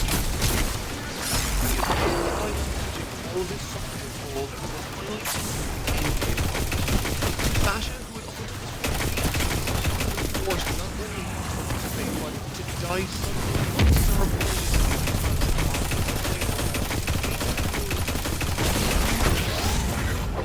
in one way, I felt that approach to the cynical direction shows Victorian and take a backseat, and so dramatically, I felt as though the series had died also. One person who was always looking to the future with optimism now no longer has a place in this cruel world. And unlike what felt like the entire internet, I didn't hold Gabby entirely responsible. I loved Sasha as a character, but a role or a retaliation against an aggressor she'd been raised and trained to hate her entire life. And ironically, due to the way we follow their journey from this point on, Gabby and Falco represent the future of this world. Twisted as their views once were, it's their journey in the pursuit of truth that makes for me the most narratively compelling portion of this upcoming final arc of the end. I don't think it's coincidence that this section of the story contends and deals with the radicalization and de-radicalization of two very similar characters but at very different times in their lives, Eren and Gabby. Obviously the standard for Eren during the main scenario, Gabby is placed in a position of continuing viewership, all the while we're more inclined to hope for and forgive the demonstrably larger scale of suffering Eren has undergone from these due to our long-standing relationship with the character. However, as Eren on the screen pushes himself further and further Gabby, well, she starts to change. And for transparency, I wasn't exactly surprised by the direction her character was taken. It made perfect sense to me for her to serve this purpose. I wish Gabby's idea was to be absolute living and build a world to be centered and with reality. Finally starting to see clarity. All of this is fantastic, but it's how Isayama got us to that point that I thought was the most brilliant and surprising aspect of it. Proving it's not a destination, it's a journey that changes the world. And no solitary episode better exemplifies that progression or journey than this one. Episode 70, entitled Deceit. It's just, it gives me the good chemicals. On and on about more destroyed this episode goes, or how it massively endeared me towards the character of Falco, but in truth, the main reason why I love this episode came down to how it used the Gabby character to fully explore what radicalization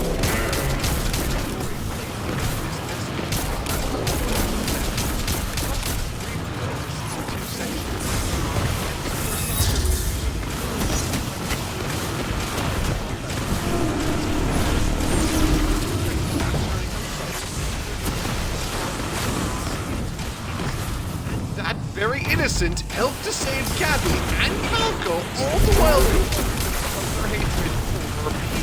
And you know, Gabby is the one that killed Sasha, the girl that saved her. And she doesn't even know about that. God, I'm getting worked up just talking about this one. But I love this episode. The message the script is great, but what it doesn't even say that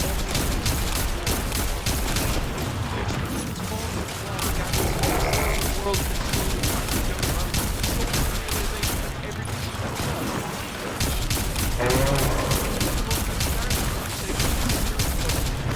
it's not.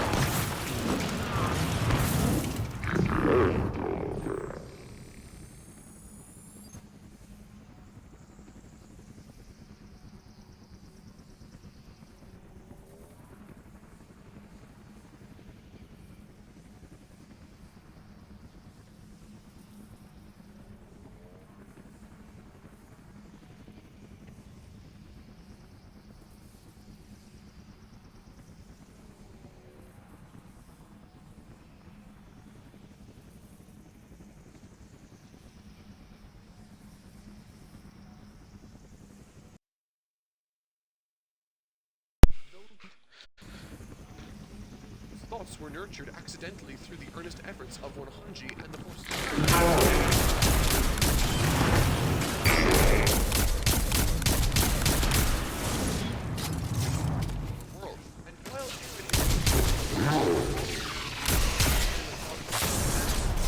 And while I thought the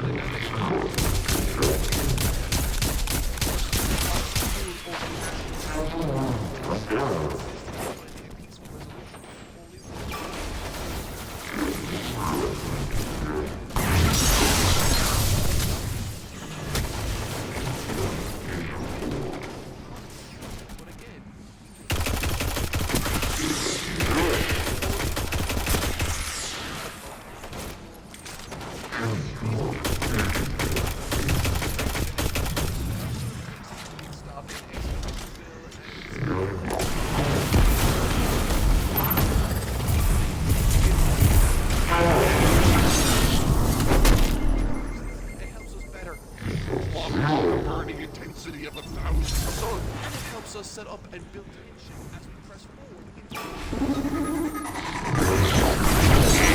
many enemies en route to paradise. The military and public questioning why Eren was apprehended naturally turns into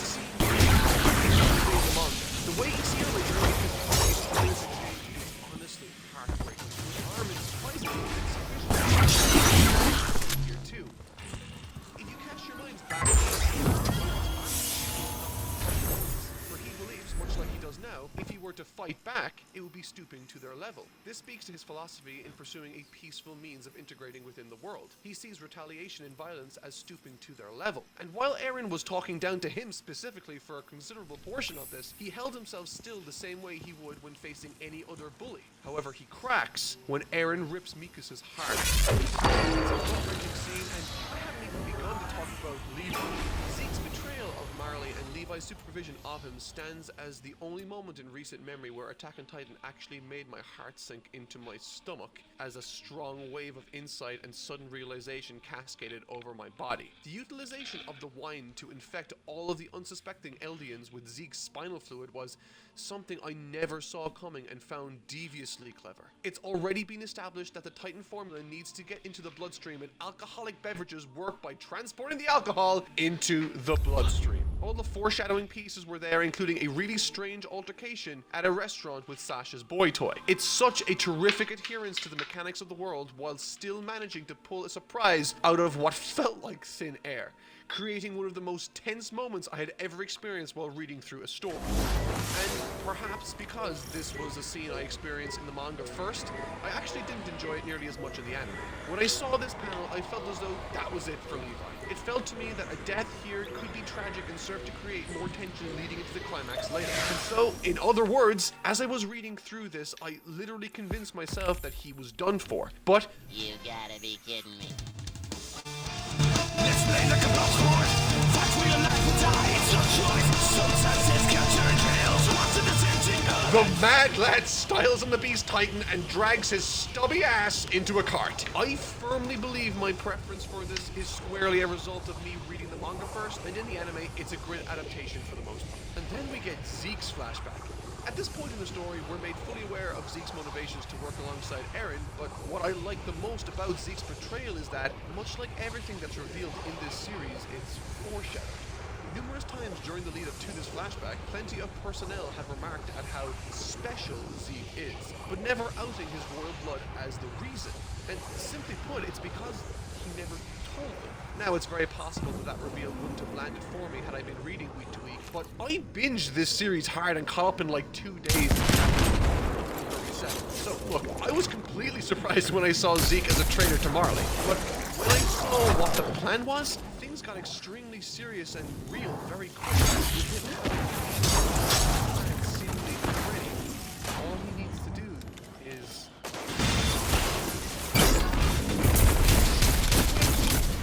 brings us to here. End of the with the two protagonists from either side, Reiner and Eren, facing each other once again for what will no doubt be a battle to decide the future of this world. It's the perfect point to leave off this story on a ridiculous cliffhanger considering what I know from as you know, the anime shows go on a mid-season break. The anime, so have watched this far. I would like to say thank you so much for watching. I hope you'll come back to visit.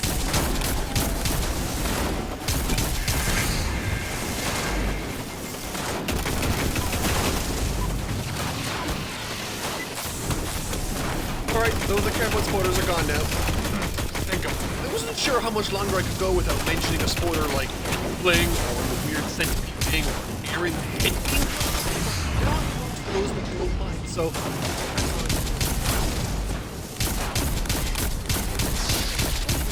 Rumbling is the single most terrifying action series I've seen in the second part of Paradise. The motivations surrounding Eren are honestly unsettling to say the least, because of what manifests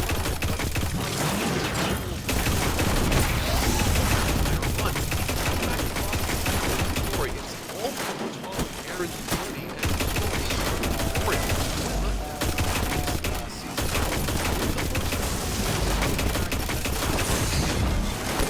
The first time we see Eren is as an intruder or outsider to the narrative. The manga and the anime frame this scene to show Eren as the villain or antagonist. He interrupts the narrative and rains destruction down upon those around him, many of whom are innocent. However, what makes it scary, to me at least, is that over the course of the arc, we're shown his trauma, burial, uprising from the ignorance, the battle of paradise afterwards, and of course the rumbling, are all metaphors for the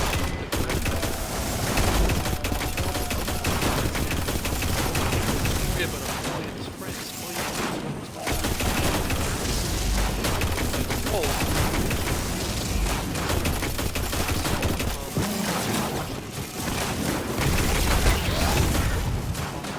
the story became so much. Eren spent his life looking for an alternative war with Marley, and all his efforts in attempting to do so went out the window the instant Marley themselves declared war on Paradise, fully intending on slaughtering all of them in order to take what they want for themselves. And much like those living in Shiganshina that faithful day in the beginning, we only see Eren as a pure evil maniac acting on his inherent death. Eren's attack on the barrier, while I believe it was coming anyway, happened there and then because that's where Marley declared war on Paradise. His attacks were targeted against Marley officials in response to his after declaration.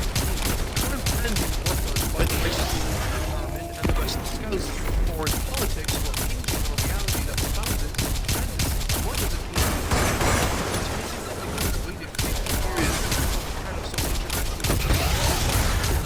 Impossible when we consider the broader context that Marley was formally on a action against them long before they could reach that goal. Not to mention the support from the rest of the world which spread propaganda concerning the aliens of Paradise. This, of course, isn't to say that I support Eren's efforts.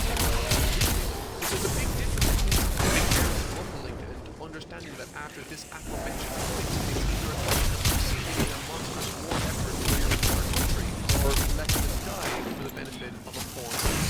that's the terrifying reality of this story. The notion that sometimes in very, very serious life-threatening situations, there are no clear or straightforward answers. Both choices are hard. Eren understands that the only way for him to make Paradise free is to win a war against the entire rest of the world.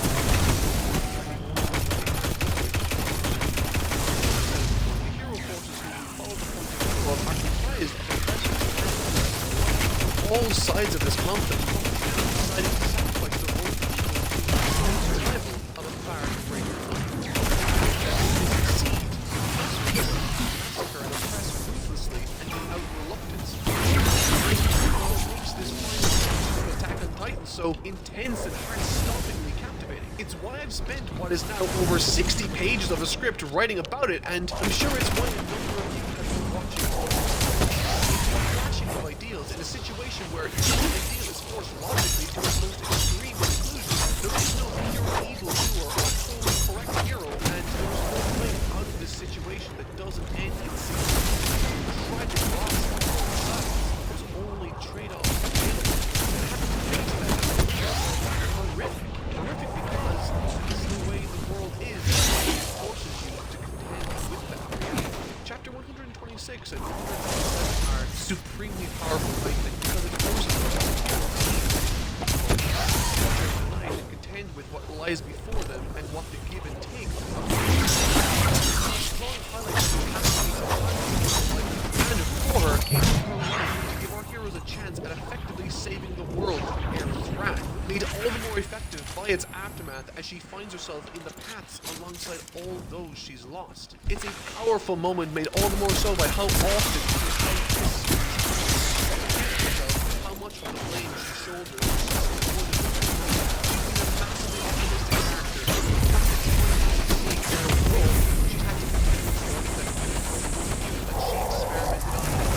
She's had to deal with tremendous loss, and she's had to deal with letting people down time.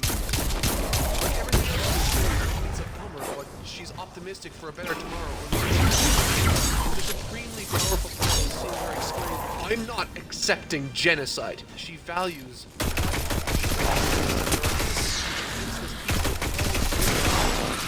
In other words, she wants to protect humanity. Not just her humanity in Paradise, but all of it. And all of this time before the big storm that they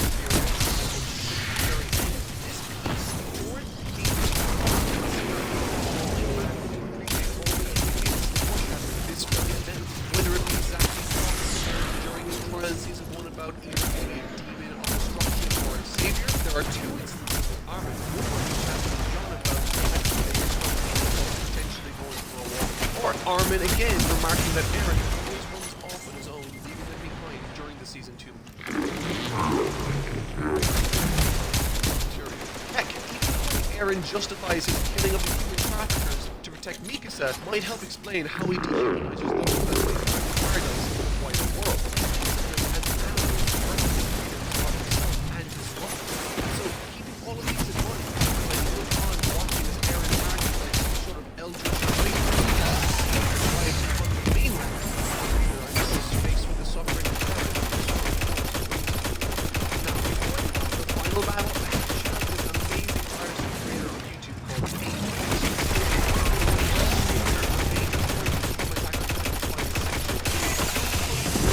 Style of the 1940s or 30s. It's amazing and terrifying. Check it out. Okay, time for the big one. Oh, wait, no. Okay, wait, no. First thing. Oh, jeez.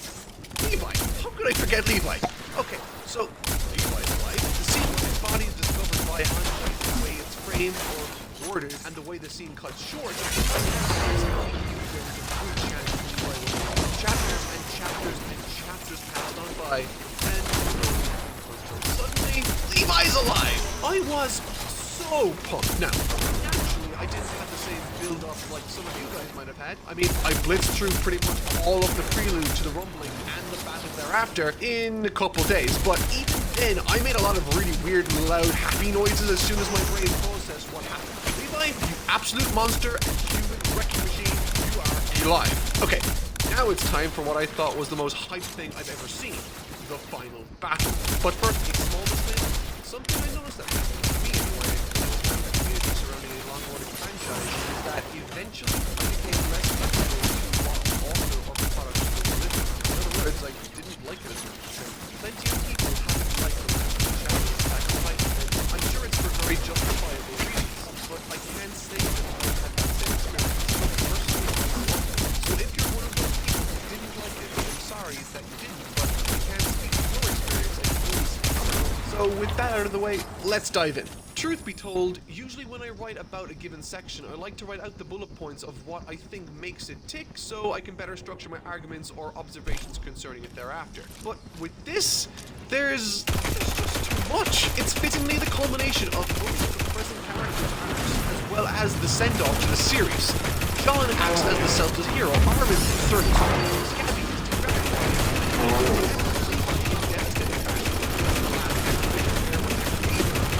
Like only the Card Titan can, and scale this battle bows from a visual.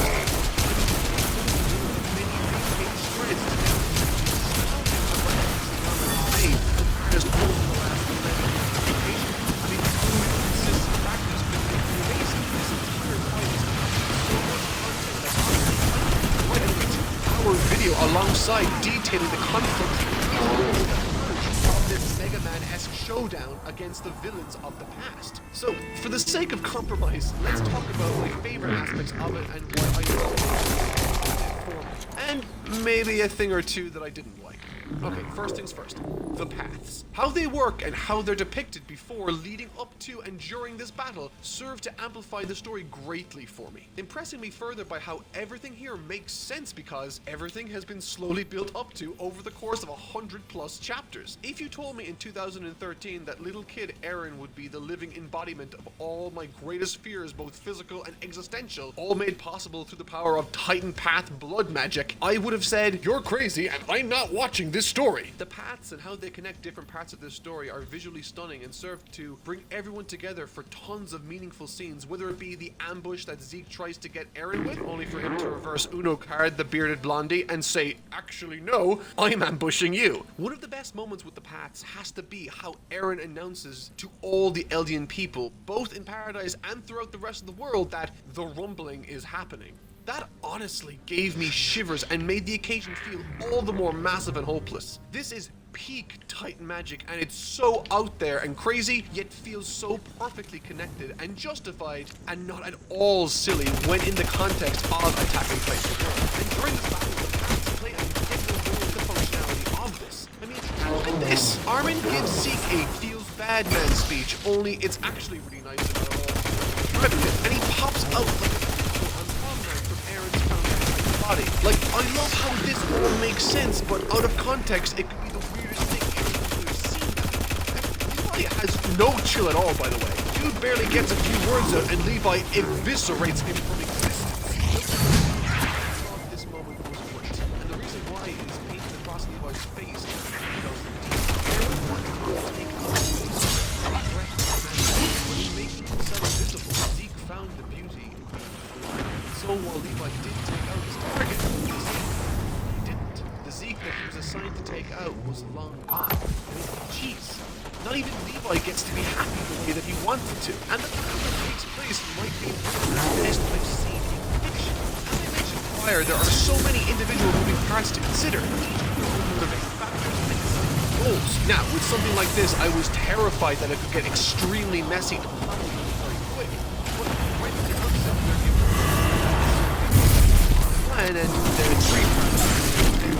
It's a monument to how screwed they are. This was one of the coolest aspects of this tale. Honestly, tons to love about this part of the story, but that's not to say that I'm in love with everything it has to offer. If there's one aspect to this finale that I'm that's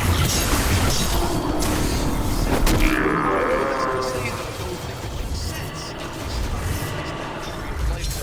Mythology. It's like the existence of God in the Bible. It's this source of life that, in the series' case, kicks off the story in Amir's flashback, giving her the power of the Titans and spawning everything that happens after that. Zeke even goes as far as to liken it to the God Factor, more or less, that it's this mysterious entity that has to survive and vanished. However, I do think there's criticism to be made here nevertheless. This is a story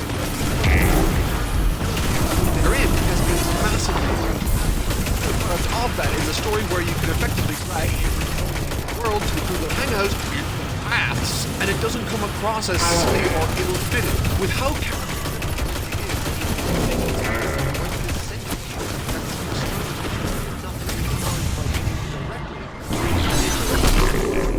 it's a very important figure that isn't expounded upon in masses of detail, so its importance is quite easily overlooked, and as a result kind of makes its appearance in the finale a little lackluster if you're not 100% glued to every sentence the manga throws at you. However, with that said, Eren Colossal Titan fight with Armin! As Eren's rumbling is put on hold and he has to dedicate all of his energy to contend with Armin's Colossal Titan, all eyes fall to Mikasa as she needs to make the final move here, to decide what way she's going to go about this. Something I will say about this though is that for reasons, some of which I've outlined in this video, Mikasa comes across as so much more interesting and likable in the manga. Tragically, much of what has been cut to allow for adequate anime pacing has been an element to her character that brought her to life for me and made this moment feel all the more impactful. And for that reason, among many others, I am happy that I started to read the manga when I did in preparation for this video. It made this chapter significantly so much more powerful and immeasurably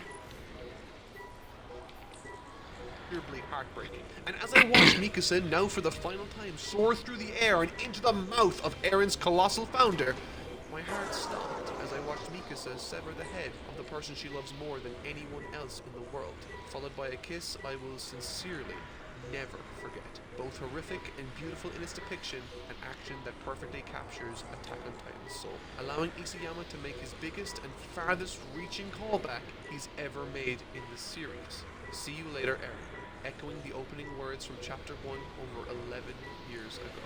I get chills just thinking about it. However, perhaps more likely to be overlooked has been one of the most ironic potential foreshadowings I noticed while rewatching the series in my research for this video. In episode 5's conclusion, Eren says, much like he does in the manga, "You think I'm going to die in a place like this?" as he stands in the mouth of the Titan, with his desire to protect his friend and to fight for what he believes in being the very reason he found himself in that specific position in the first place. And now, over 130 chapters later, we find ourselves at the end of this long, twisting story, again with Eren, through his intense and unyielding desire to protect what he cares for, places himself in a place like this. All of his own creation forcing his loved one's hands to do the unthinkable. God, I love this story! Alright guys, small disclaimer, before I move on to my final thoughts surrounding this series, I'm actually recording this the day the video comes out because it turns out chapter 139 came with a lot more baggage than I was anticipating. While I think, in broad strokes, the next paragraphs to this video surmise my overall thoughts and impressions on the series and its ending to some extent, I've decided that it's necessary for me to give my full and more complicated and critical impressions of it once official translations become available for chapter 139. So, for now, enjoy my final thoughts on a series which I wrote prior to the full chapter dropping, and anticipate a more detailed video on the final chapter and my feelings surrounding it next week. Thanks. And that's when we get it. The last chapter, 139. I knew that going into this it would be mostly cleanup on the details and aftermath of the prior chapter's aftershocks. But something did surprise me here. Having been a story that's encouraged me to think instead of feel all of this time, for the last chapter, all I could focus on while reading was my now long history with this series. After 8 years of personally keeping up with it, sharing it with family, and discussing it long into the wee hours of the night with my closest friends, I'm confronted with the reality that Attack on Titan is over.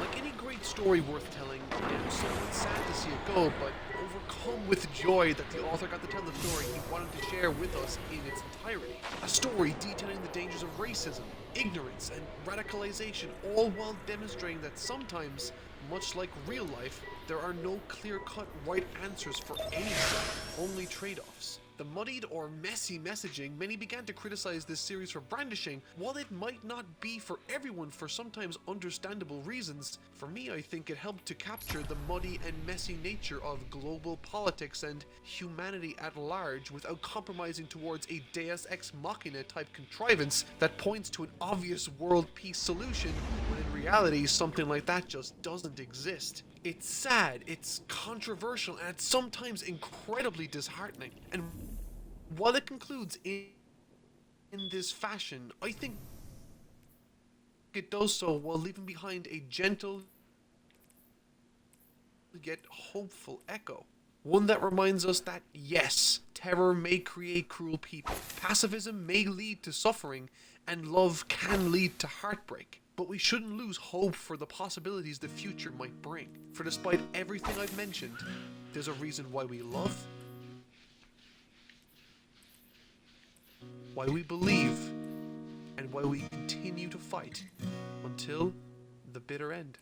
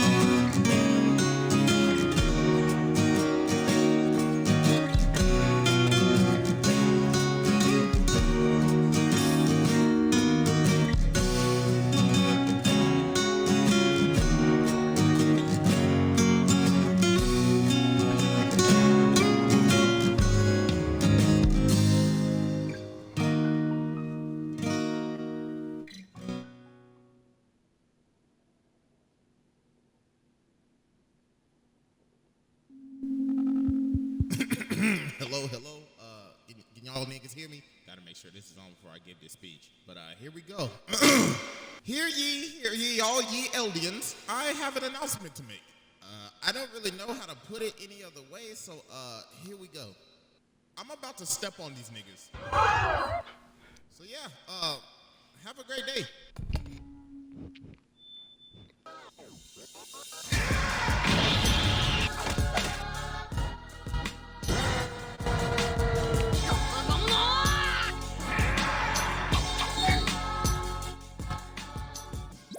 Alright, ladies and gentlemen, it is finally time for us to return to the world of Attack on Titan. A world where we will observe some of the most outlandish, most outrageous Black Air Force activities to ever be seen by the human eye. And just the straight up atrocities committed by the menace of Eldia himself, Eren Yeager. But before we get started, y'all already know I gotta give out that spoiler warning real quick. So if you have not seen episode 76 through 81, I advise go watching them hoes real quick. But I know some of y'all niggas don't care, and I know some of y'all already read the manga. So without further ado, let's get in this bitch.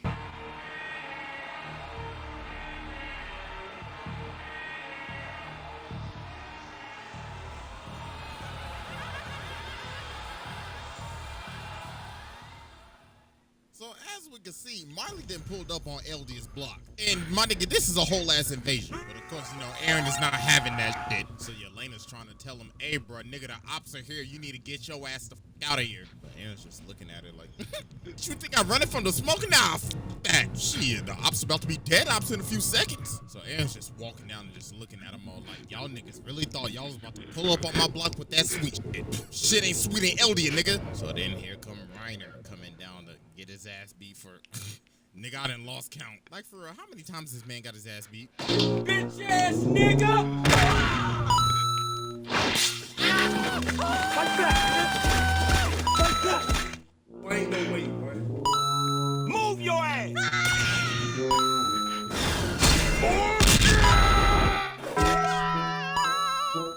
Weak.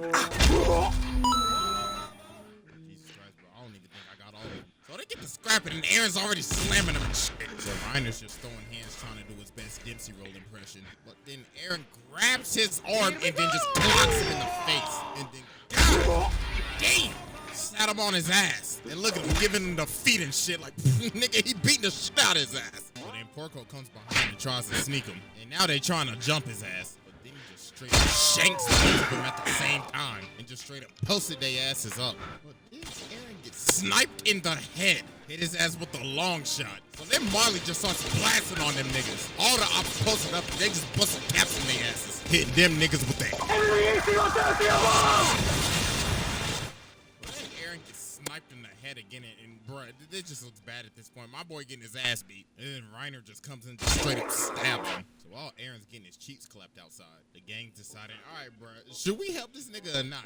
Then Armin asks Mikasa, hey girl, you wanna help this nigga or not? I mean, he did tell your ass off a few episodes ago. And she want to, but yo, she debating in her mind herself. She looking like, damn, do I even wanna really do this shit? Looking at that musty ass scarf she ain't taken off since season 1. So Armin's trying to give him a pep talk like, come on y'all, we gotta do this shit. My boy's getting his cheeks clapped outside. But then they just said, alright, let's just go help the nigga. So then Porco comes in trying to sneak Aaron again, but he gets backhanded into oblivion. Made that nigga fold like a rag doll. So while Aaron's screaming his ass off, trying to get Reiner off of him, he ends up getting pelted in the head. And that boy Zeke hit his ass with a fastball, bruh. So Zeke just starts throwing, just straight up pelting niggas. So while Mikasa's getting ready to fight old girl like, hey, so you gonna leave that musty ass scarf behind? And she like, yeah, that nigga hurt me. About damn time you leave that musty ass scarf. I know that shit stink. I hope you give that shit a good wash too after this shit over. So the squad pulling up and they ready for the smoke. So while all hell is breaking loose, Yelena is doing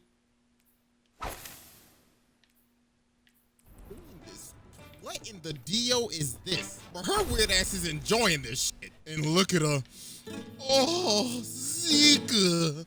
I can smell his musty, hairy fragrance from here. So while Aaron's limping over to Zeke, Reiner ends up charging at about Zeke hits him with a strike. You're out. Yo, look at Connie. That nigga said, I think Reiner's the one that needs help. Because that boy getting his ass beat for the 50 millionth time. See, that's why they gave the nigga the Armored Titan, because the nigga can't fight for shit, so they got to make him durable whenever he get his ass beat. So while Armin turns around to talk to everybody, what the fuck is that? Yo, she looking at that nigga like, I beg your pardon? and yo, look how fast she changed up. Nah, bro, that's terrifying. So Guardian, we've received limited intel regarding a Vex information depot. I want you to get in there and Shit, figure out about what they damn time know. her eyes didn't fucking open. Sasha's whole family even like straight up forgiving her, like, I hope she okay. Yeah, not everybody damn devils. Well, I mean, except for this nigga. This nigga a demon. So while Aaron's limping his ass over to Zeke, Zeke looks over at the cart Titan like, damn, girl, PQ was fine as hell, but you had to end, girl. They ended up using her skeleton as camouflage. And Zeke ends up getting shot.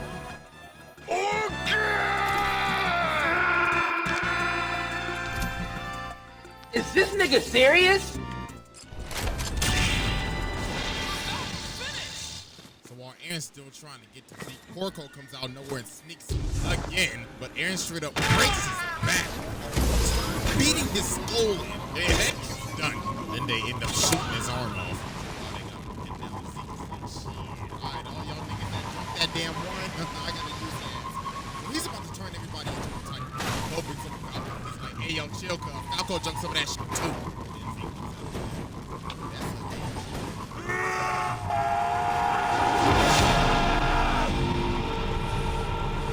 So yeah, bro, Zeke turned all these niggas into Titans. Damn,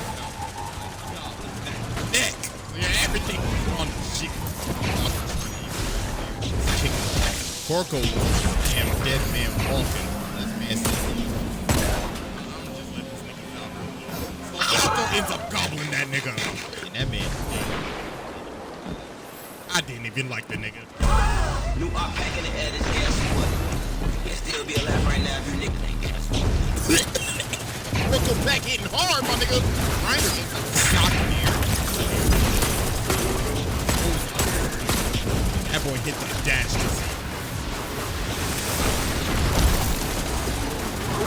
Abby is on the side. Straight bear 50 cal and everything. Hey, Gabby, don't miss shit!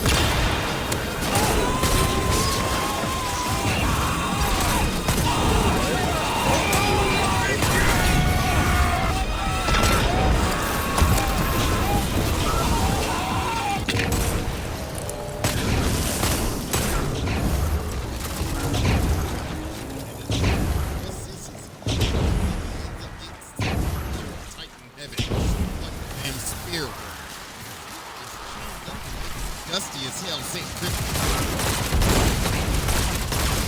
Ew! Edward Scissorhands looking ass nigga, motherfucker built like salad cake.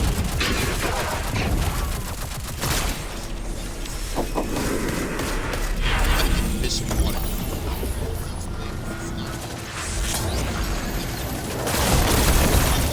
That way.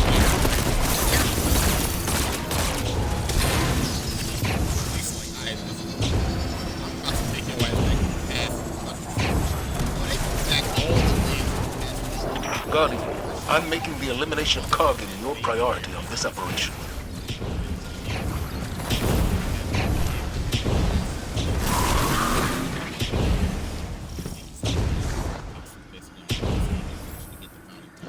Aaron's like, damn, shit, nigga, I shouldn't even been born. I was a motherfucking accident. So they get in this room.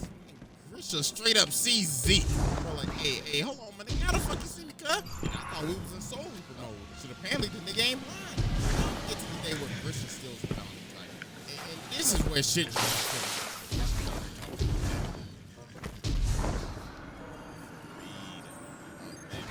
act up. So Grisha's like, hey, y'all niggas need to do something. Y'all the founded family, y'all ain't doing shit. So the whole founded family don't want to do shit. And they just want to stay behind the walls. Aaron is getting pissed off. Oh, so Grisha was still.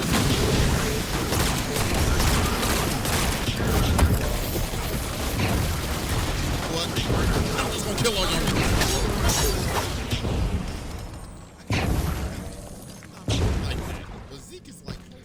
Grisha's supposed to kill these. What the fuck is going on? So the whole family like, hey, yo, Frida, kill that old ass nigga. Run his pockets too while you at it. Aaron is just looking down at him in just straight disgust. And then this man just gave us on how to just straight up gaslight niggas. You know what, bro? Roll the clip. Get the fuck up.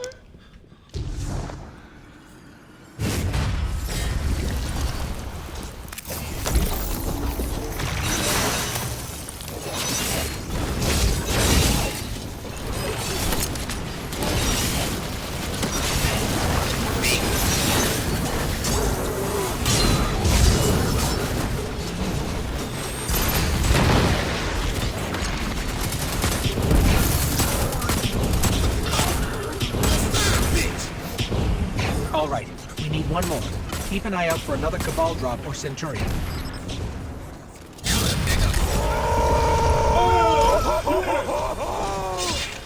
Yeah, but Grisha just started swinging. Straight up saddled her. And then just started beating and scolding and then straight up ate her. We just squatted the entire family. Like, God, we squashed them. So after we squatted the entire family, Aaron instigated his ass to food.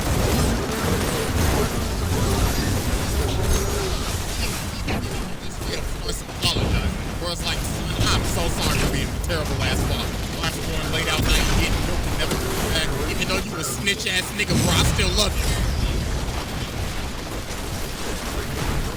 You need to stop that damn accident. Even baby ass brother. Nigga, I should have wrapped up. Get worked up. Absolute stand for dominance. Just strict T-posing. I ate his ass. It was you all along. Your ass started all this shit.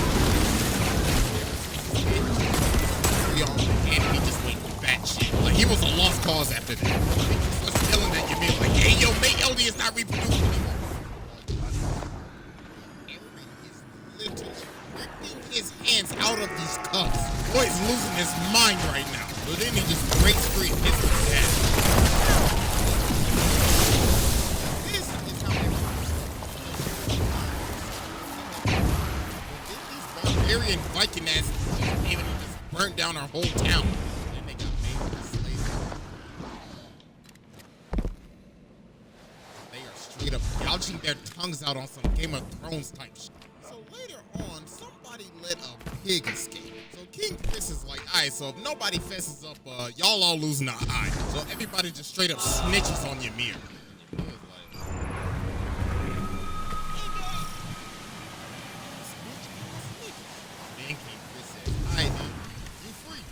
she get to stepping and they just hunting her down. Straight up shooting arrows.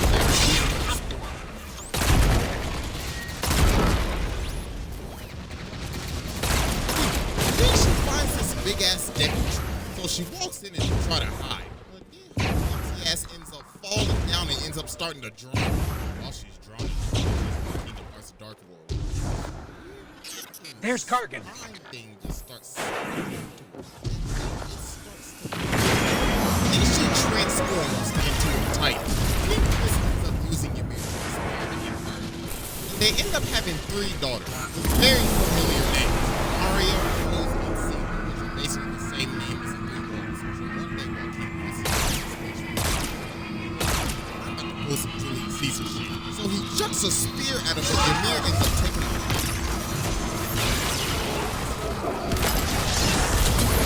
That shit ain't gonna kill you. 1 down, 2 to go.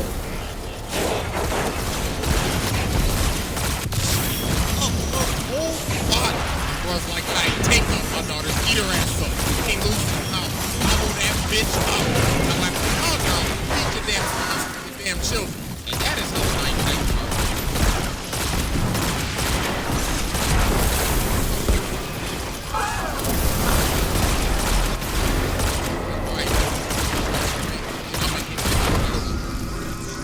Hey, what the f you doing, cuz?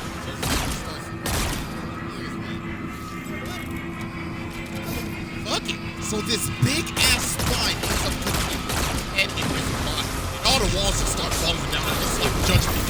All the walls tighten and everything start moving. Nigga, look at his spine. His neck like extending 50 football fields. Dinosaur. Actually done it. And niggas is like, niggas speak up. I cannot hear shit when these sounds 50 ass niggas stomping and shit. Marcus says we warm when he started the rumble.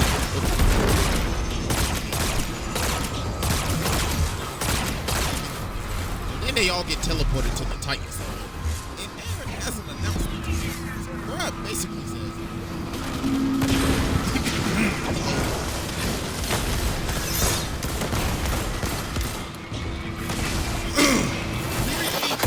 all ye Eldians, I have an announcement.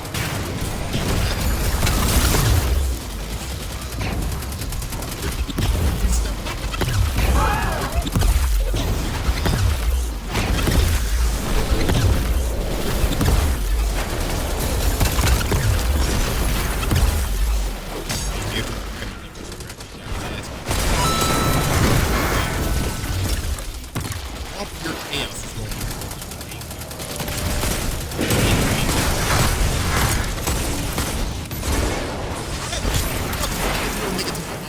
Connie just jacks Falco and leaves.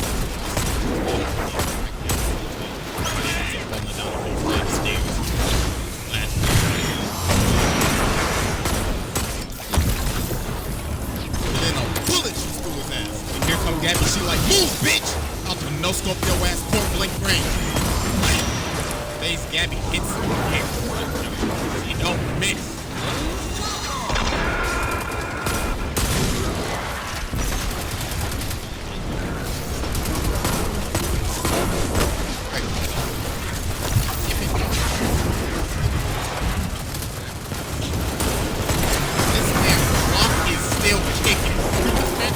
Straight gun up to you like, yo, this man is a menace.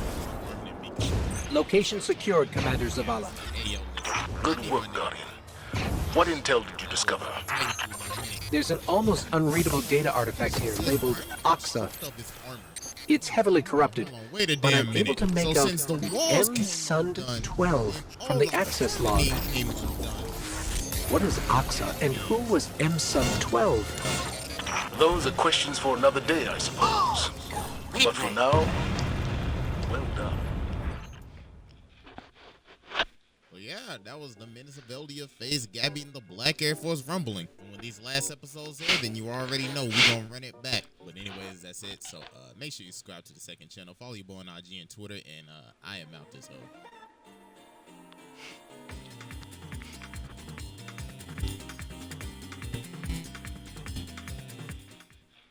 Last year, we recapped the entire story of Destiny, leading up to the Witch Queen expansion, which you all seemed to enjoy. So with modifications and improvements, let's do it again for Lightfall, summarizing everything up to this point in the story to get you ready for Neptune and the secrets that lie within. Whether you are a new player or a seasoned vet, get your jump ship ready for takeoff as we begin to tell the tale of this epic journey.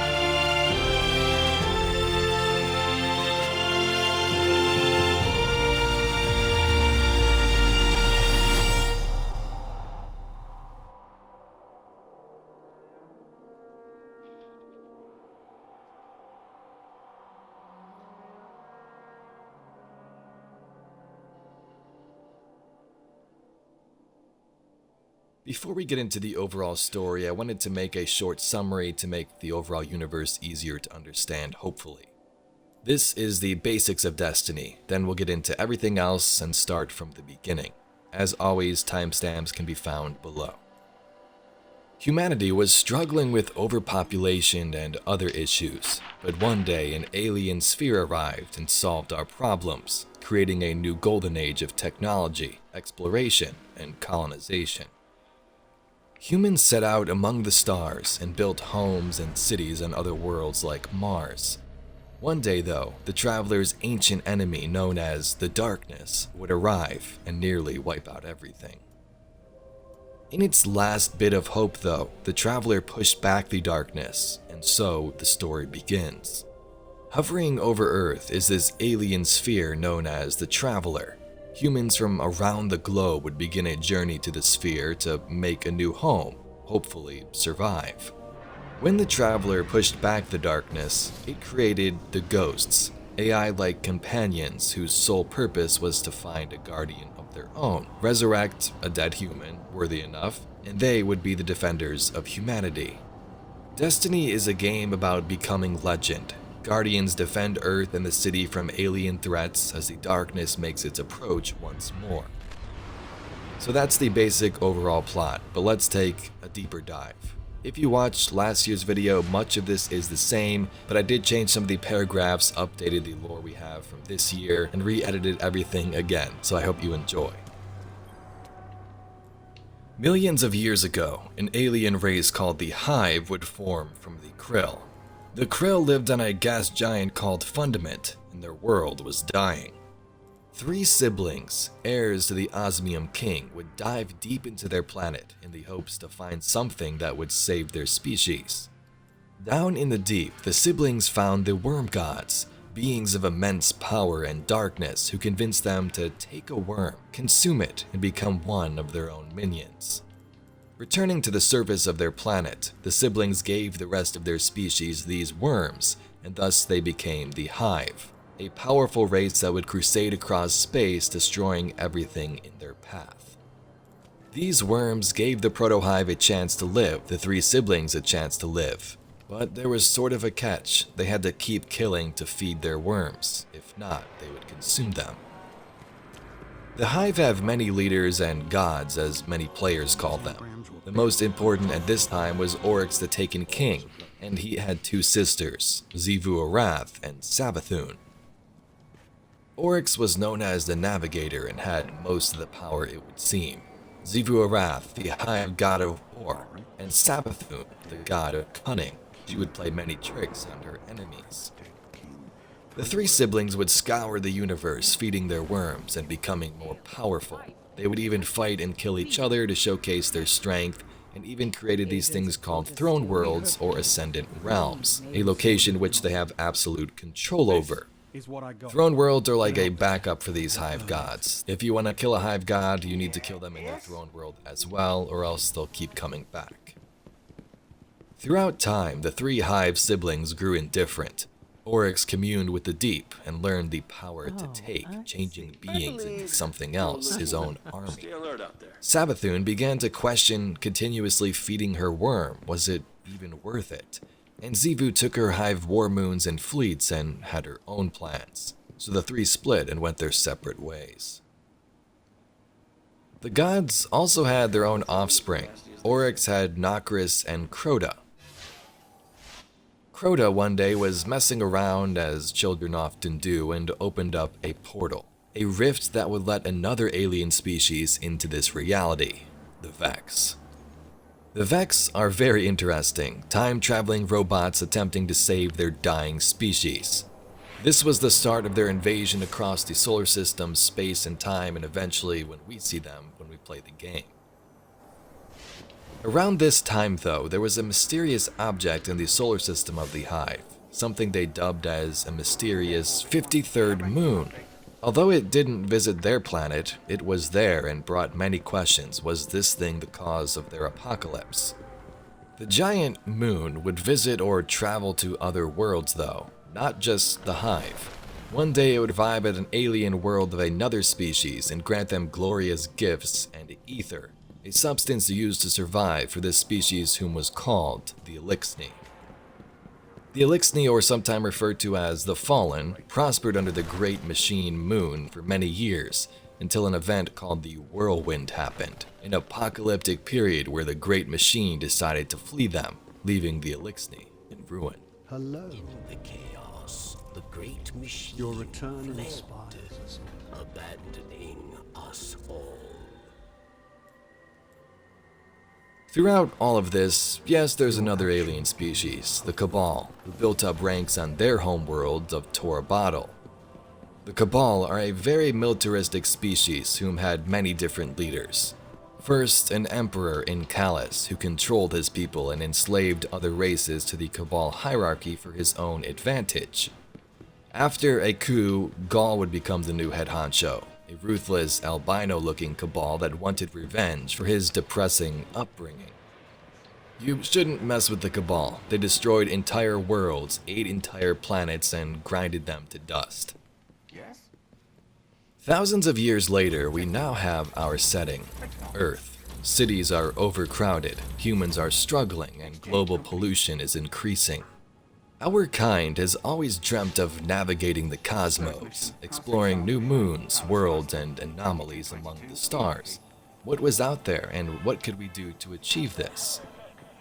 Detected at the far edges of the system was a mysterious alien sphere, a large spherical object that looked like a moon. At first, scientists and humans referred to this as Planet X, and it was gaining much traction on Earth and attention drifted toward the planet Jupiter. Planet X here terraformed 2 of Jupiter's moons and then vanished. A year later, it returned to terraform Mercury, then disappeared again. How may I help you? This cycle continued a couple of more times on Venus and other worlds until it made its approach to Mars. Government organizations on Earth were puzzled and hesitant at first, but a mission to intercept Planet X on Mars quickly became a reality, and this mission was called Ares 1. Tell me what you've seen out there. We'll always be here. New Monarchy Hawk, cleared for launch.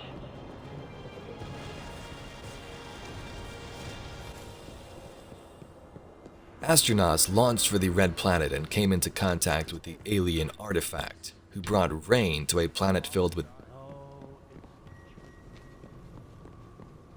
sand and harsh environments. One of these astronauts aboard Ares is responsible for naming Planet X, saying it seemed to move with a purpose, and so they called it the Traveler.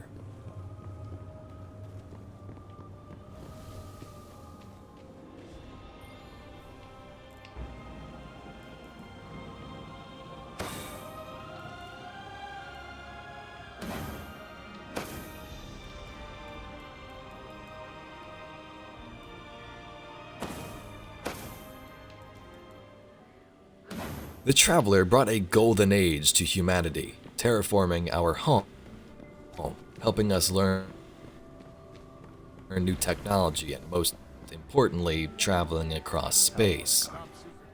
The Golden Age was a time of triumph for the human race, building entire cities in no time thanks to nano-replicating technology in SIVA, star and colony ships to travel to other worlds, and establishing homes on those worlds. The Golden Age saw many giant corporations form. The Ishtar Collective would study the Vex and build an academy on Venus, while Clovis Bray Corporation would experiment in creating a supercomputer sentient war mind called Rasputin that SIVA to construct those cities, and transferring the human consciousness into an exo body, a robotic body. As you may come to know, Clovis Bray, the creator, was a madman, but his advancements had a huge impact on humanity. The list here during the Golden Age goes on, and this was the greatest achievement we've ever established, but this Golden Age couldn't last forever, of course. The stories tell of a golden age long ago, when our civilization spanned the system. It was a bright and hopeful time, but it didn't last. Something hit us, knocked us down, and tried to stamp us out. No one knows exactly what, but we do know this. Very few of us survived. And those who did owe their lives to the Traveler. Detected by Clovis Bray's Warmind AI Rasputin, the darkness was found at the edge of the system. As word began to spread and panic broke out in the streets, the Traveler too made its next move. Departing Io, it made its way to Earth as its enemy invaded the system. Rasputin would try to defend humanity, but nothing could be done, so it went dormant in the hopes of surviving the impending storm. The darkness destroyed our worlds and species and grinded us to dust and ash. In its last dying breath, the Traveler repelled the darkness and saved our people. This was not without apocalyptic-like casualties though, as most of Earth was destroyed, people were scattered, and the air was filled thick with smoke. Out of the vanishing haze and clouds, you can still spot the Traveler, making its last stand, now hovering over our planet in a dormant, idle state. Humans who once explored the stars were now forced into survival mode. Most of them made their way to the wilds and built camps, safe havens for a time, but conditions were not always the best. The Traveler still would continue to help humanity though, even after it essentially was in a coma. In its last moment, that dying breath, it created the Ghosts, small AI-like companions that had one job: to resurrect a human and give them the powers of the Traveler, the light, and this is where our story begins. Legends say the Traveler sacrificed itself to save us. The mysterious sphere still hangs where it made its last stand, low above the earth, keeping silent watch. The years that followed the collapse of the Golden Age were hard. But slowly, we joined together to build a city beneath the Traveler. And now we've begun to venture back into the wild, only to find that we're not alone. Strange and deadly creatures have occupied our old world. Has no house. And they're pressing hard against the city, No banner. probing for a weakness, trying to stamp us out for He good. is a murderer. The first Lightbearers were not always super friendly. After the collapse came the Dark Age, a time when ruthless warlords ruled and claimed parts of ruined Earth. Humans were treated poorly by these warlords who wanted nothing more than power and the treasures scattered across the new landscape. But warlords weren't the only threats. Some of those alien races we talked about have now made their way to Earth and Sol, like the Elixni, who scavenge the wilds of our dead world, longing for the Traveler to return. There were groups of Lightbearers that would soon rise up though, to defend these humans from alien factions and warlord scum. The most notable group is called the Iron Lords, who made their home high above the mountaintop. Over time, these Iron Lords would extinguish the worlds of Earth. They would build camps and outposts. Those outposts became towns. Those towns became one city under the Traveler. One city of humans united together under the protection of peace. At this point, the Lightbearers became guardians, and their job was to defend their species and this last city from alien enemies, from past knowledge, and most importantly, the darkness. This begins the story of Destiny 1. When selecting a guardian, you have multiple choices. You can be a human, which is self-explanatory, a human resurrected, and you're a guardian. You can be an exo, or an awoken. Exos are robotic bodies with human consciousnesses implanted within them. As briefly mentioned, these were created by Clovis Bray, who implanted mind into robotic bodies. This took place on Europa at the Deep Stone Crypt and was very sketchy.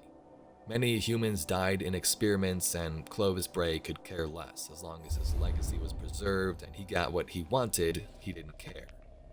Exos' minds are often wiped, or were wiped. This is said to prevent some issues with the human mind not reacting to its new body, but is often used to cover up information. If you see an Exo with a number after their name, that is the number of times they've been reset. For example, Banshee 44, reset 44 times.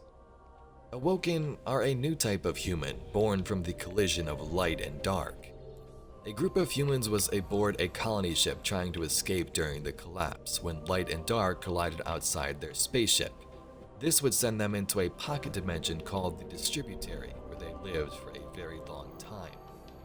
Their queen, Mara Sov, decided to return to Sol to see if anything was left. So a group of them did leave to try and help their ancestors. They set up shop in the asteroid belt and called it the Reef.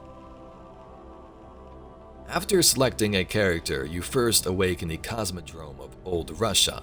This was a place where humans flooded during the collapse, hoping to leave Earth. Most of these people perished, and you can see the effects of this. All the cars lined up trying to get past the wall, destroyed fuel lines to the colony ships, and the colony ships still lying there. There's dead humans aboard them. Our goal early in the game was to find a ship and make our way back to the city, to learn who we were, what the city was, and what the plan was. You're alive. You don't know how long I've been looking for you. I'm a ghost. Actually, now I'm your ghost. And you? Well, you've been dead a long time. So you're going to see a lot of things you won't understand. This is fallen territory. We aren't safe here. I have to get you to the city. Hold still.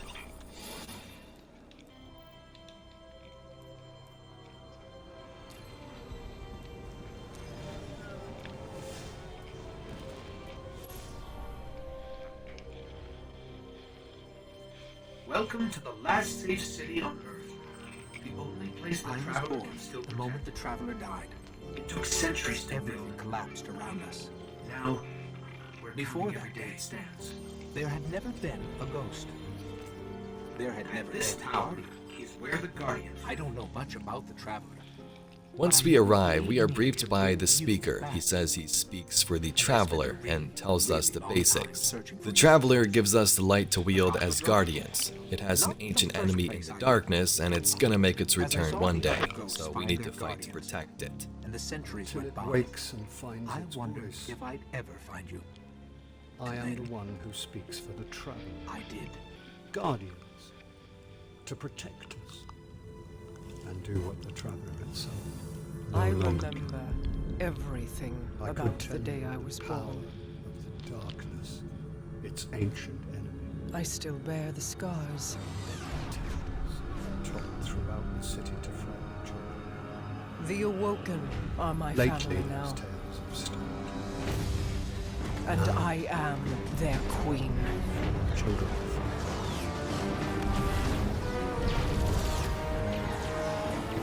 The darkness is coming. We will not survive. In the tower, we will also find the Vanguard, 3 leaders that represent the 3 Guardian factions, Hunter, Titan, or Locke. They can be found in the middle here at this table.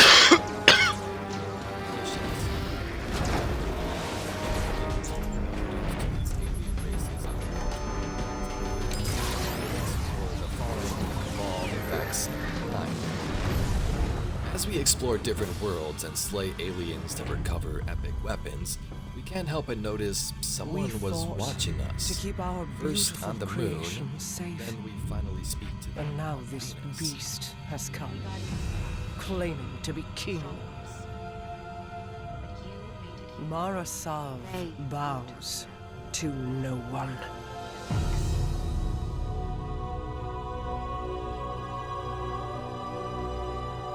Evil so dark it despises me.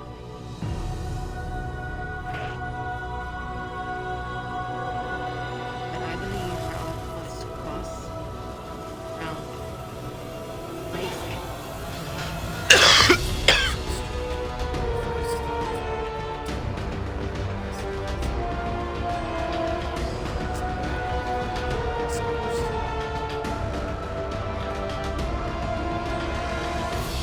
This tells us that the effects are the true threat. We define the Black Army with their powers and targets.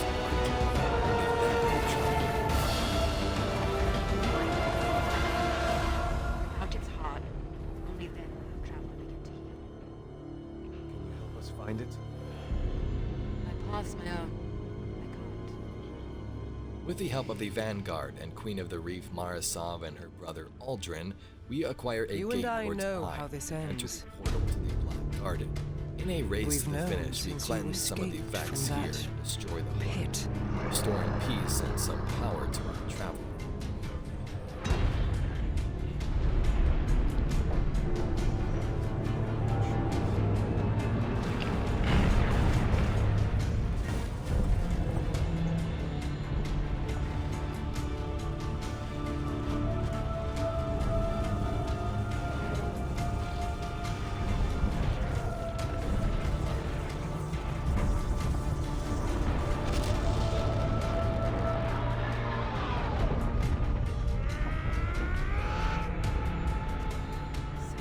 The Awoken have played their part.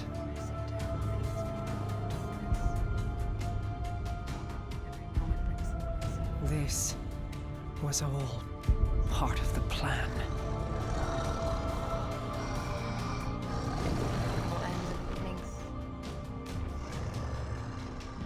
Guide them, my hidden friend.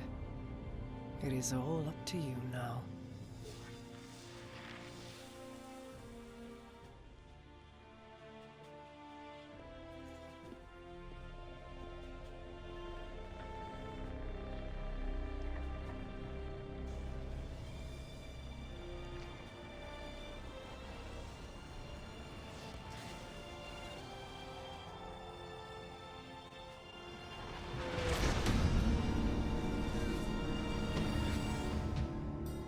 Guardian, this is Commander Zavala.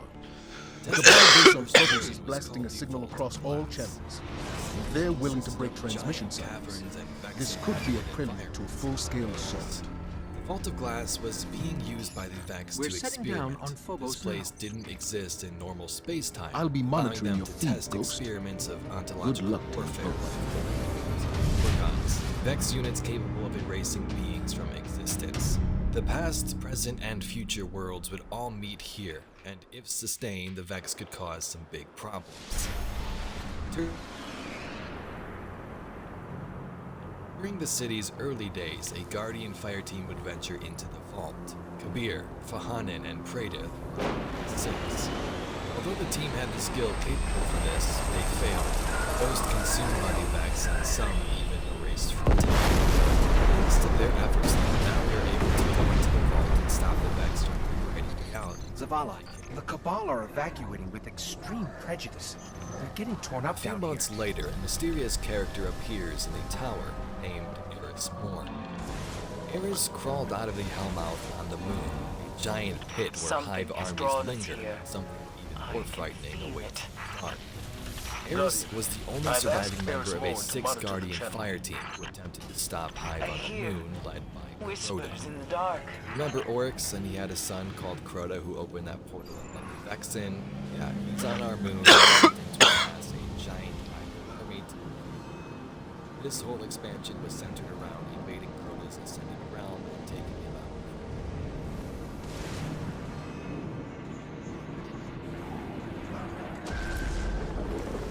What the hell was that? Fingertips on the surface of my mind. Yes. Thank you for your input, Eris.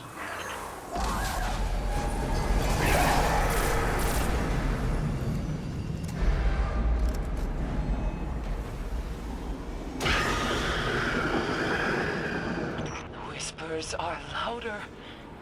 I will endure.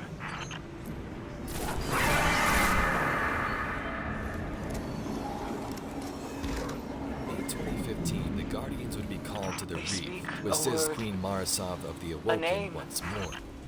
Mara gave us the location of the Black Guard previously. This was it. The Fallen have different houses among them, different factions who believe in names. One of these was the House of Wolves, who was an allied of Mara, but during the House of Wolves expansion, they were terminated.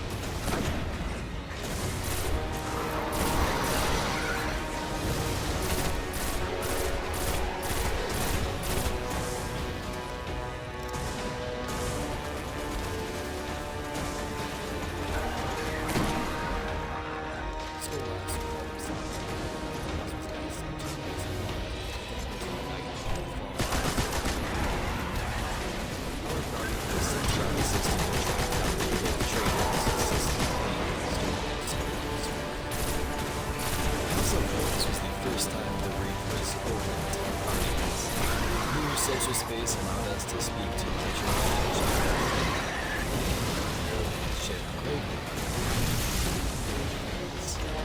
Felix the Loyal was a scribe of the Elixir, works alongside Mara now and guides us through knowledge.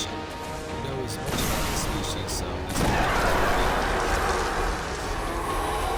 he's in September of 2015, the Taken King expansion was released. Witnessing what we did during the Dark Below and killing Crota, his father was quite angry and was on his way. This mission is scrubbed. This Guardian, is get Oryx to your the ship Taken and get King, out of there. one of the Hive gods discussed at the beginning of this video. The campaign starts with Queen Mara and her Awoken fleet engaging in firefights with Oryx's crew near Saturn to try and put a stop to their advance. Although the Awoken put up a good fight, they were no match for the dreadnoughts of the Hive. Many Awoken were destroyed, including Mara, which was a part of her plan, and her brother Aldrin crashed landed on Mars.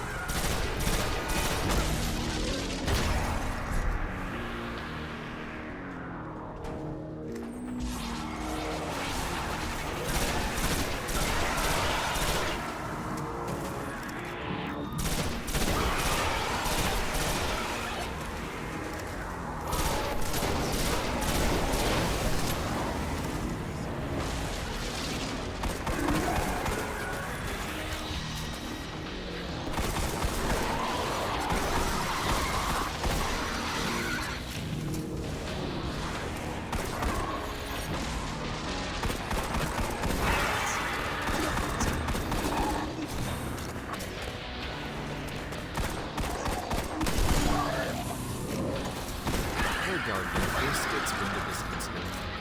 Paula tells us about signals, Phobos, which could cause a full-scale attack as we investigate. On the moon of Mars, we find horrifying sights We have of reports of these taken enemies across the we system. once fought Go, are now get out. twisted of their wills and turned into something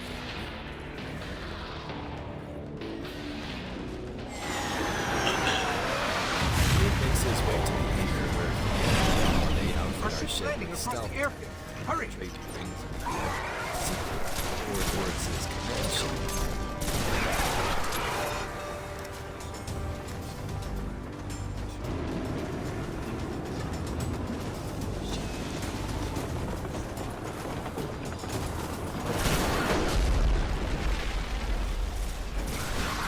For the Dreadnought, we take part in many missions, fight Hive, or so. Versus, but also Cabal, who have crash landed one of their giant warships, all attempting to neutralize these vermin.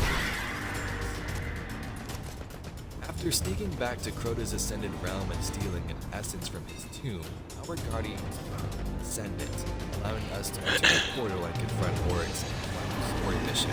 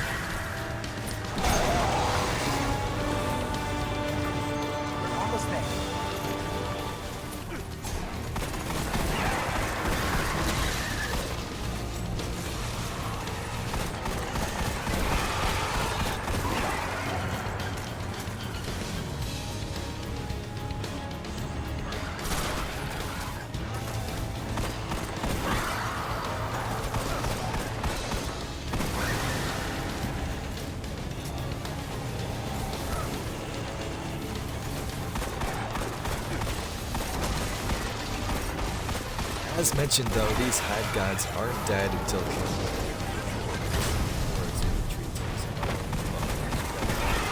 This is where the King's Fall raid would come into play, a 6-player activity where you sneak through Hive tomb ships, kill war priests and giant ogres to take out the Taken King once and for all.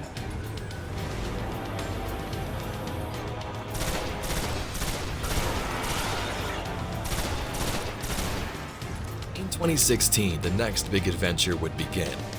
Long ago, the Iron Lords, the ones who helped defend early humans from those warlords, were in grave danger. Some of the lords heard of this technology called SIVA and a replication chamber that creates it in the Cosmodrome. This was that technology during the Golden Age that assisted in rapid city creation and starship construction. So you can see why they would want to go after this. So this is a perfect opportunity to help the humans in the last city and maybe reclaim some of Earth. As the Lords ventured to the Vault, the Warmind Rasputin, that super powerful military warmind turned against them, unleashing Siva and other forces to fight the Iron Lords. In the years after the collapse, the world had no guardians. It had only Iron Lords. Immortal, fearless, we fought to protect the survivors of a once great age. Our battle was about more than crawling back from the shadows. The Iron Lords would give humanity back its future.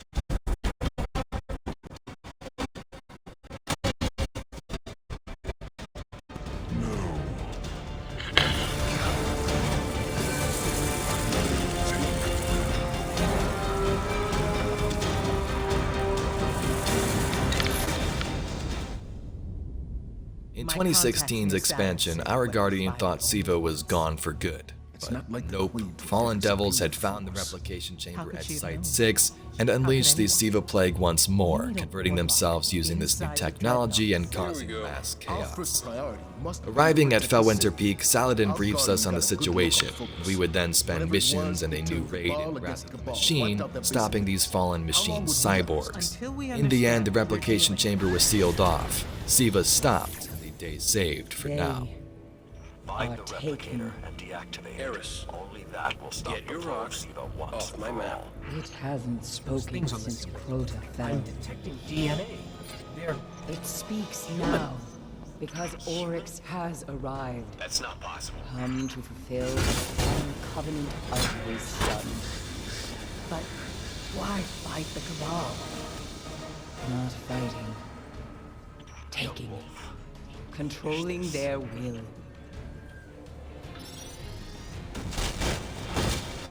So we focus on his army. Kill these taken until he's all that's left. Whatever you kill, Oryx will replace. The Dreadnought then. How do we get past that weapon? Without ending up like the Orokin. I gotta go, see about a shift.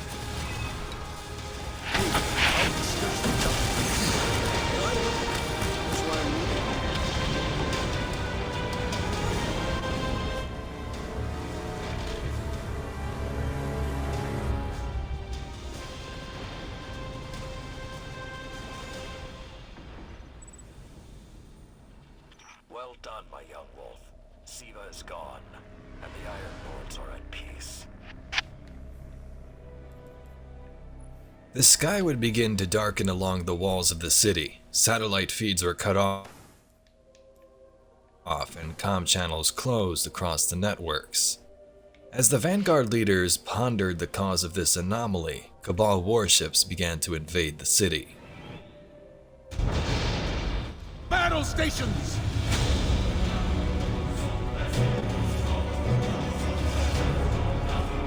Everyone with me, now!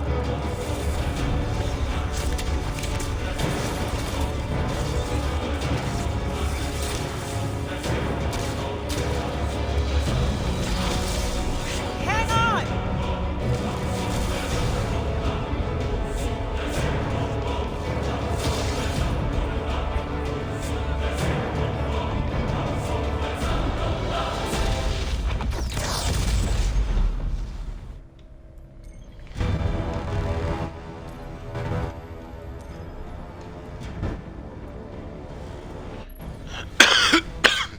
Led by Dominus Gaul, the Cabal caged the Traveler with a giant device, cutting off the light to all Guardians and crippling their power. How do we come back from this? You don't. Welcome to a world without light.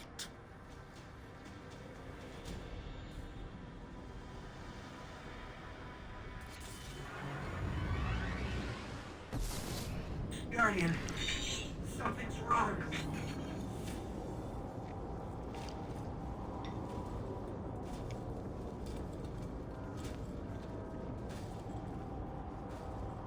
I am Gaul. And your light is mine.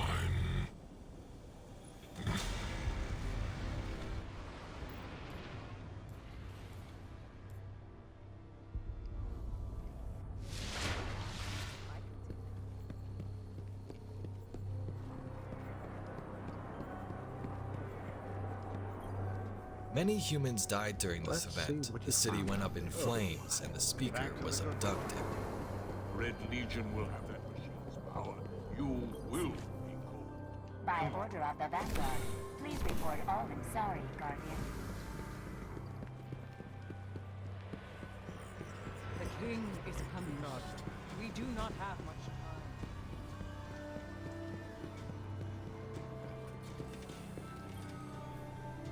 There's the Guardian I've been looking for. Look, only way to stop the Taken is to get you on the Dreadnought. We need a stealth drive. I've got one hidden in the... Cade, what are you whispering? Nothing? Nothing. Those guardians that survived were forced to flee the city and find somewhere safe to rebuild for the time being. After venturing out to the wilds of Earth and the forest, we regrouped with some forces at the farm in the European Dead Zone. Somebody left a perfectly good guardian lying around. Things must be worse than I thought. And that's our cue. Time to go, people! Wait, I've got to get out of this tower and back out there. As far away from here as possible. Coming up on the European Dead Zone. Gonna be our new home for a while. look. Do you recognize it?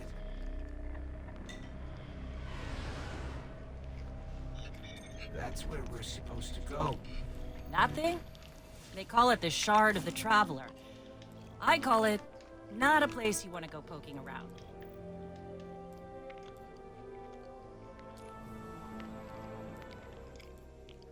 This would be our new home for a bit, a social space with a bit of contrast compared to a giant city. It was calm here and much more relaxing compared to those battles you'd get into soon. The EDZ was an interesting place, yes, cool to explore, but a massive shard of the Traveler landed here during the collapse, and it still had some power. Venturing through the Dark Forest, we get our powers back, and begin the conquest to destroy the Red Legion, Gaul, and take back our city. This is why we were led here. I haven't been this close to the Traveler's Light since... Do you feel it? Hold on to your helmet.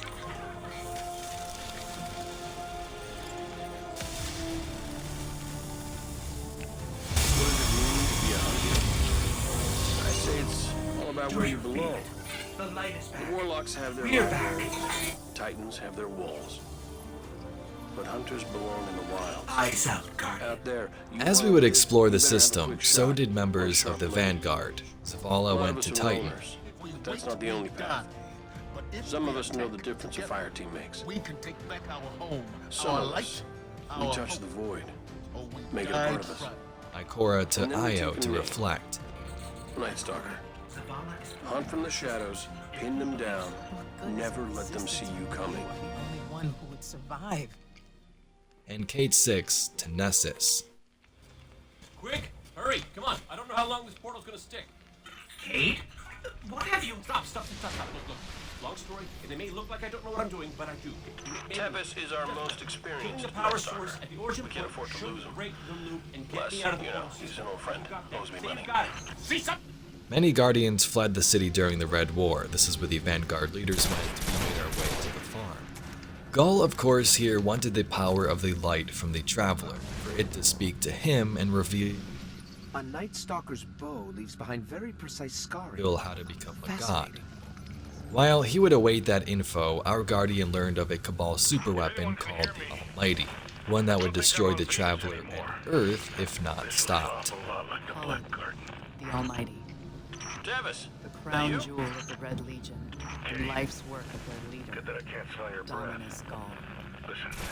Gaul has subjugated hundreds of worlds. Ghost is still on the other side. Those that resisted Oh, no longer he's in a exist. great mood. See if you can find his The ghost. Almighty If Tepes is trapped in the garden, annihilates he'll need you. stars.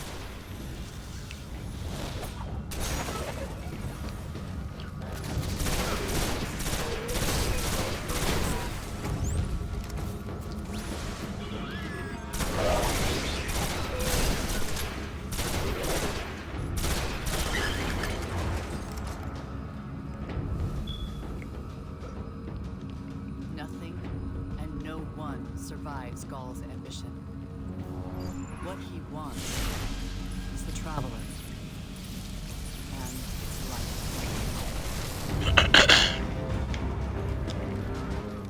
As for the Almighty, now power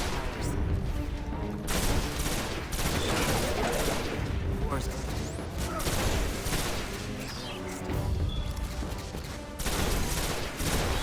The Almighty needed to be stopped. Gaul would want to get his answers, learn how to take the light, and then just destroy our system. We ventured to Titan to spread the word to Zavala, Nessus finding Cade, and Io Ikora, convincing them one by one to join us in the European Dead Zone and make. We formulate a plan with them to stop this Almighty. The Guardian will steal a Cabal ship and board the superweapon, race to the finish, and destroy the beam. Meanwhile, the Vanguard will fight through the city, push back the Cabal, and plant a Vex teleporter.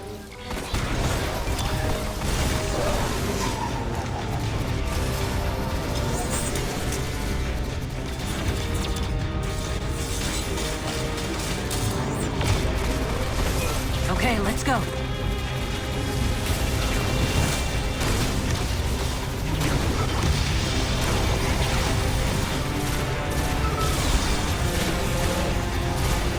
Zavala, we're coming around.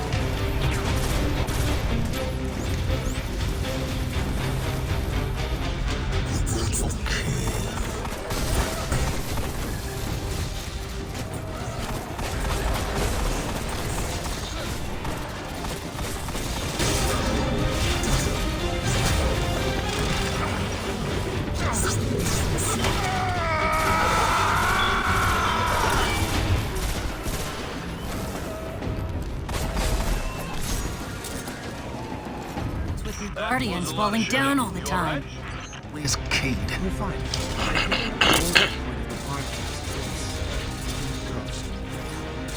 If he's sticking to the plan, he's right where he needs to be. Now we just gotta get you and Ikora. After we destroy the Almighty's coolants, we race back to the city to assist the Vanguard leaders, taking the Vex portal they planted to board Gaul's command ship. As we make our way to the top, we get into a final battle with him and take him out. Gaul actually succeeded. He obtained the power of the light and was about to become a god. The Traveler then broke this device and its silence, expelled Gaul, and saved the city. Annihilator of suns, raiser of 1,000 worlds, slayer of gods and conqueror of the light, I am Gaul! And I have become legend.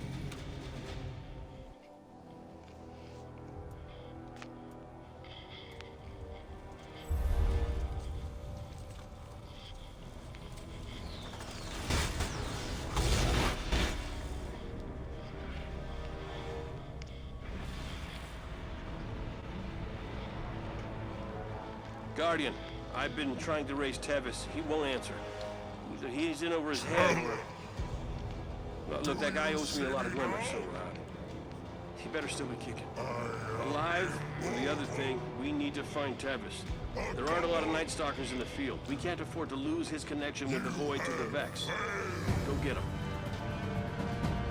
Witness the dawning of a new age.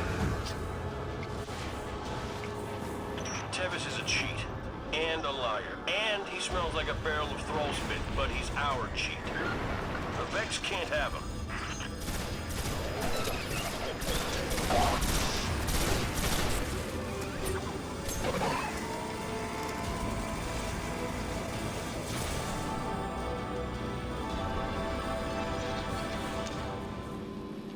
The Red War was finally over, the main part of it anyway.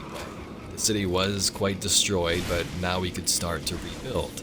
We would create a new tower, had memorials for characters like the Speaker who was killed by Gaul, and look forward to a new life we could share together. That light wave unleashed by the Traveler would begin a new age for our city. This wave of light would not expand without conflict though. Deep in the universe, mysterious creatures and hidden relics would soon begin to awake, like in a deep universe where the darkness itself was alerted that the Traveler was alive, it exists, and they began to make their move.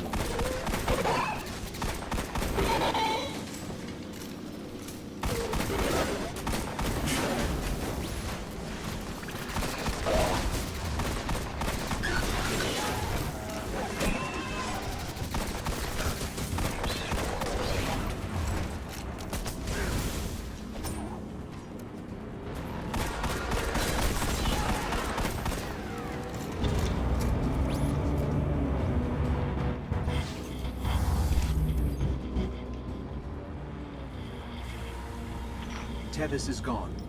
but the light in his bow still burns. In the wake of the Cabal's defeat, a giant starship would appear around Nessus called the Leviathan. The Leviathan was controlled by Emperor Callus, the original Cabal Emperor before Gaul, who was exiled and overthrown years ago. Callus was put on this ship and sent adrift on a random course. He would have many strange experiences with the darkness, and as he said, would come to know its true understanding. We do. The Emperor would Them out, Guardian. Make them invite us to his ship, where we took part in multiple raid and raid players. Callus would want us to prove our worth and power to him, so first we battled the robot version of him, then cleared a Vex threat clogging his engines.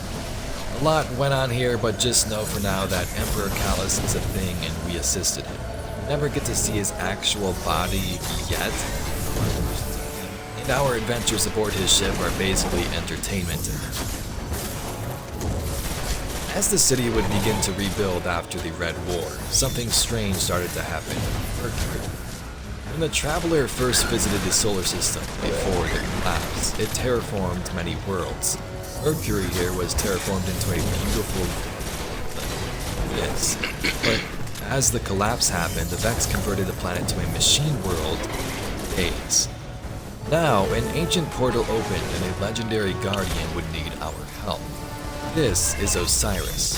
Osiris was the first Warlock Vanguard leader before Ikora Rey. Osiris was exiled a time ago as he began to study the Vex too closely. The power of this Warlock is unmatched, and we could have used his help in those previous wars, but he was absent due to his exile. Osiris was thought to be a myth, some type of power. On Mercury, Osiris would study the Infinite Forest, a Vex machine built in the center of the planet that would simulate alternate realities where the Vex would begin. Receiving a message from Osiris, Ikora sends out our Guardian into the forest to find Osiris and to avert his dark future.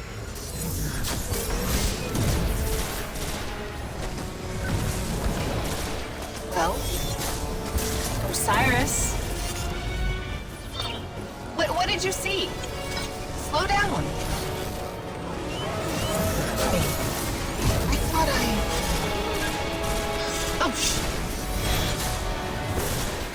Oh, We can't stay here. If the Vex succeed, it's the end of everything. Sagira, we can see your light.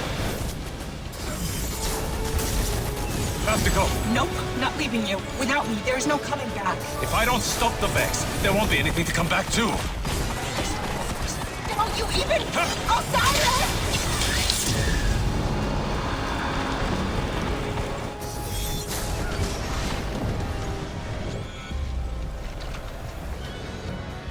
She's not dead. Her name is Sagira. I'll be honest, Guardian. I've known I her a wasn't sure very you could long connect time. with the Void. It's always a challenge. And her guardian, I should have known better. Osiris. We may have lost Tevis, but your strength means the Vanguard still owns The most powerful guardian ever. Come on back. The hero of Six Fronts. The Zavala before Zavala. In the end, Osiris is saved. He reunites with Ikora, and the dark future where the sun was burnt out is averted.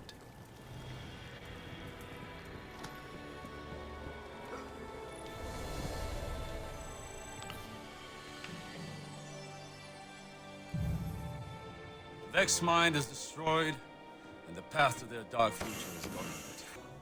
Come, little light. We have infinite realities to explore, and all the time in the world.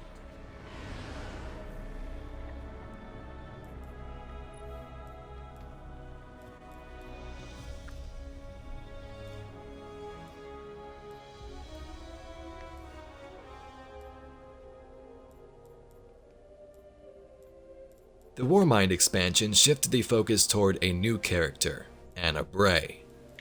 Clovis Bray, the one who created Rasputin the Warmind and the Exos, Anna is his granddaughter. Anna was integral in the Warmind project. She had a connection with Rasputin that was unmatched. As the story goes, Anna died during the collapse but was risen as a guardian. When she awoke, all she found was a name badge attached to her hip and set herself a goal: to learn who Anna Bray was, what Clovis and Braycorp was all about, and her new purpose as a Guardian. As the polar ice caps began to thaw around Mars, Rasputin's Warmind core was exposed. This was where he was built, the Hellas Basin on Mars near the polar ice caps. Rasputin's core wasn't the only thing thawing from ice though. A hive army who was trapped by the Warmind long ago began to rise. As we ventured to Mars, we would meet with Anna Bray, who filled us in on the backstory and what was going on. Hey, you made it. Actually, yes. We did. Well, there were a lot of them. But you did great. Come on, let's see what's hiding in here. Besides hordes and hordes of frozen hive, I mean. Remember when the three siblings of the Hive dove into the deep and met the worm gods and took those worms in? Well, there are 6 worm gods and one of them was trapped in the ice here on Mars. The worm god Zol was leading this new hive army on Mars. Alongside it, Nokris, the other son of Oryx, who was an outcast, now pledging his loyalty to the worm gods. During the collapse, these two would try to attack and claim parts of Mars, but Rasputin suppressed and froze their entire army. As things begin to thaw now, they are back, and we need to take them down.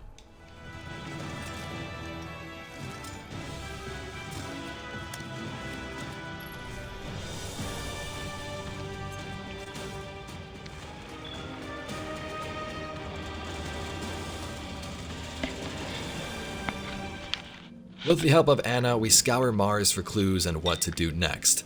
We make our way to the core of Rasputin, but Zavala tells us we shouldn't mess with the Warmind. What do you think you're doing? After making Nokris the Necromancer retreat into the Ascendant Realm, we would face the worm god Zol in a final battle, slaying the gargantuan creature and freeing the Warmind from the grasp of the Hive.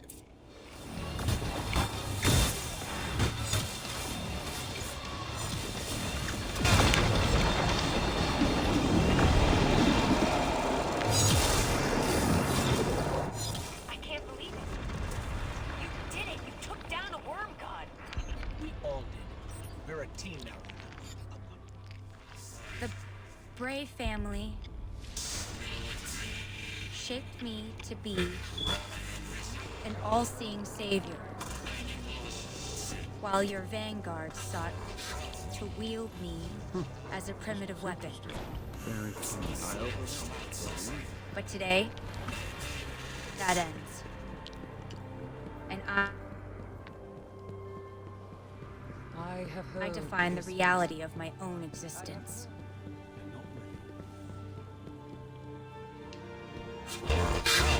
My sight will stretch to the edge of this system and beyond.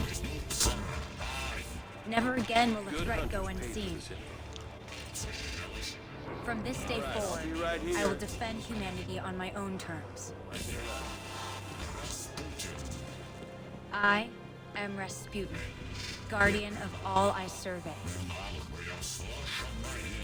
I have no equal. What have we done? Don't worry.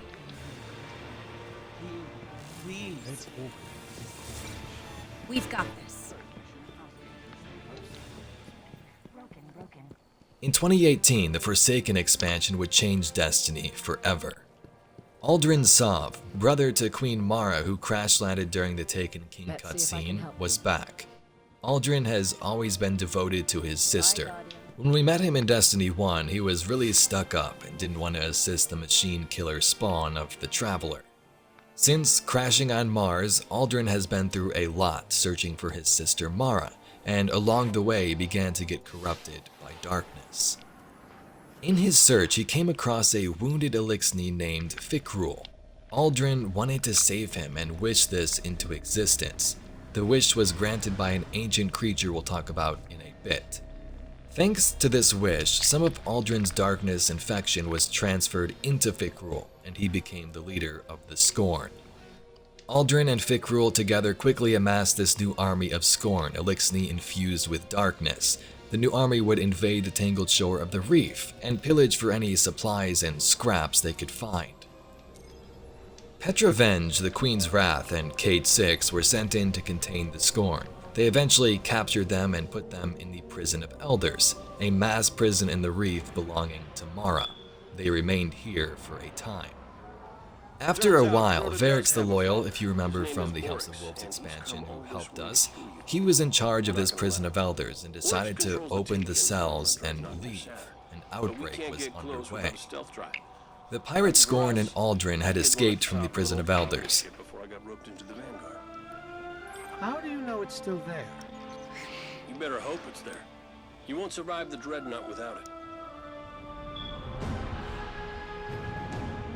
No! Cade, he's gone! This isn't a prison riot. It's a prison break! The airlock on Deck Zero. It's the only way out this far down. They're going to escape! Not if I get there. Petra and Cade were once again called in with our Guardian to assist in these efforts, but the worst was yet to come. Cade Six was killed by Aldrin Sov. He and his barons escaped. Thought we'd have more time.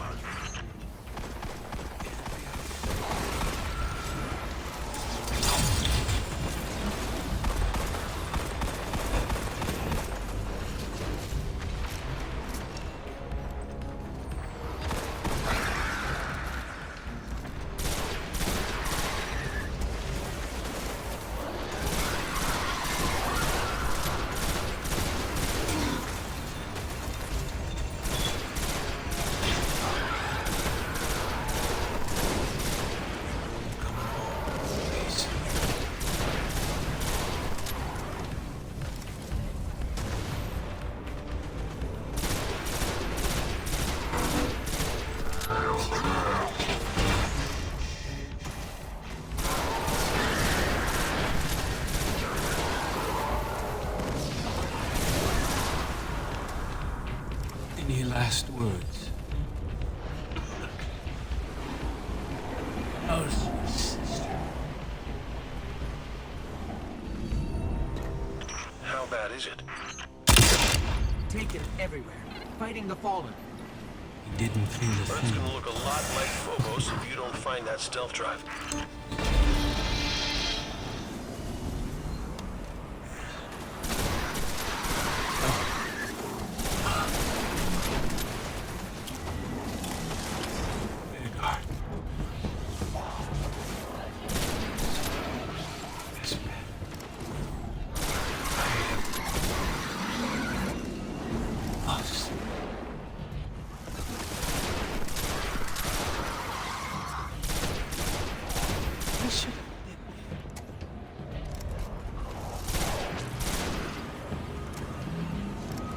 This is not.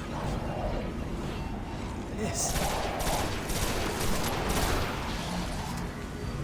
is on the head of Aldrin Sov. But if he thinks what he's done is the end, it's not. It's. We're going to defeat him. Okay, you're gonna find a vault door. There's a trick to getting through it, so let me know when you're there. I refuse to prove. The door's already open, Cade. We're inside. You won't have to. And the flux grenades didn't detonate? I gotta get out of this tower. Aldrin Sov is mine.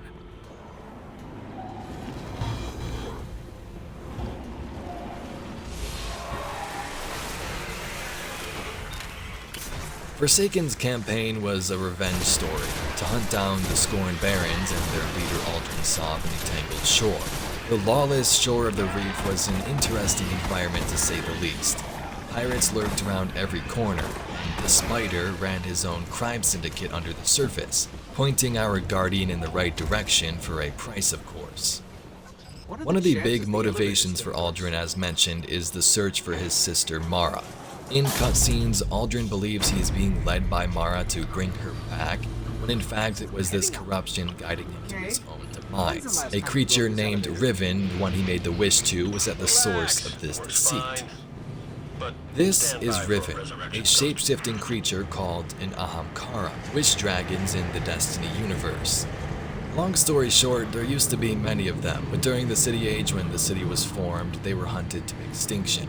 When Mara and the Awoken first came back to the system after this extinction event, Aldrin found a baby Ahamkara and gifted it to his sister Mara, From who this height, named I can it pick up Riven. taken energy reads throughout the cosmos. Aldrin's foolishness during Forsaken You know was I was caused here by looking Riven for and you that when the wish he first Fallen made. crews came This through. was all just a trick to Started open a with one portal skiff. to a few place months called the later, Dreaming Cosmodrome was City, there. a city built by Mara and her Awoken for worship, study, and to keep their people safe. Our Guardian catches up with Petra and takes down the traitorous brother to the Awoken There's a Queen. bridge from the tower to the ship. Took me days to get it working. It's a little unstable, so watch your step. Cade, someone moved the bridge. Destroyed the controls. Yeah, that's the Fallen. Probably trying to keep the Taken off their backs. See if you can reroute the power. There's still an active feed moving through those pipes over here. Guardian, if you find the source, I can patch the circuit.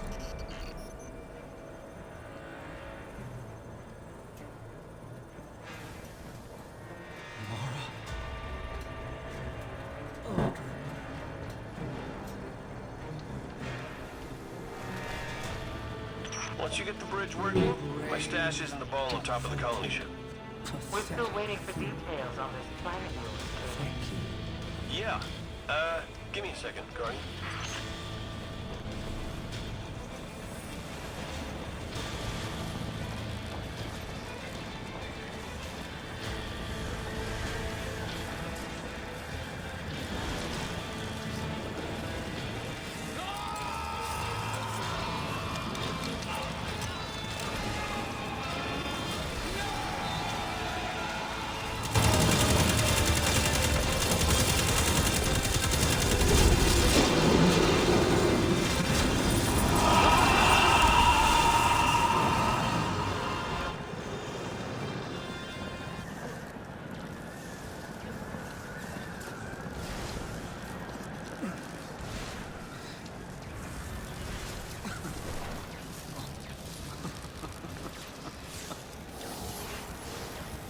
Congratulations. You have my undivided attention. Now where's my sister? She's not here, Aldrin. And if All she right, back in was, business. Hey, the bridge is already this moving. would be a whole Now lot get to the top of the colony ship where I left my stash and watch yourself on that bridge. This is to be a reckoning. Wait, not like this. Gideon is finished. Even with everything You have no idea what he's done! I knew what he would do, Cody. Do you? Yes. What would the notorious Cade 6 do? You have his gun. Seems you get the last word. Everything I did for her. Funny. The line between light and dark is so very thin. Do you know which side you're on?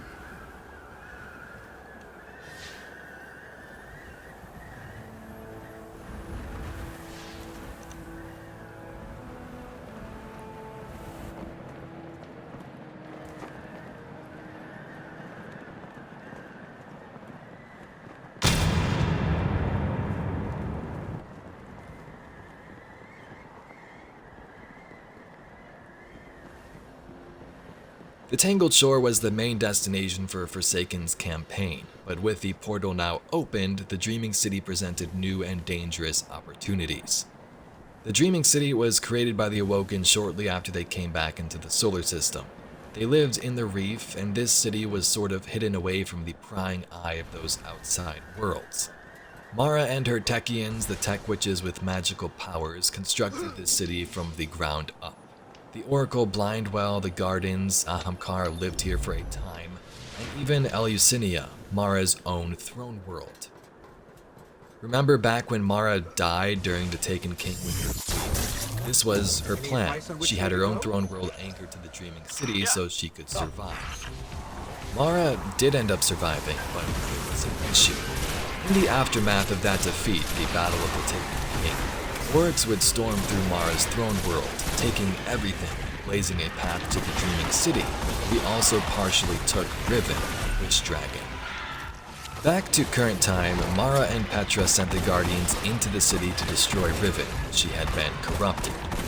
We were successful, but what we didn't know is that this would unleash a curse. One last wish made by a sister.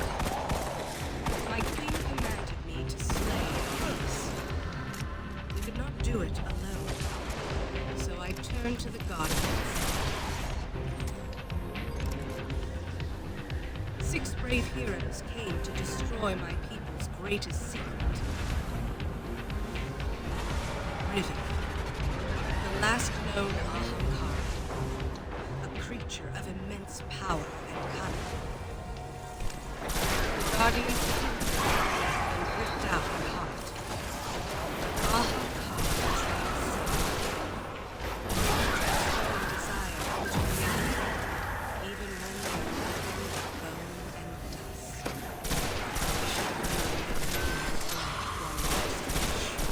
One last curse. Now the Dreaming City has been taken. I opened the gates. I ordered the attack. I should have known.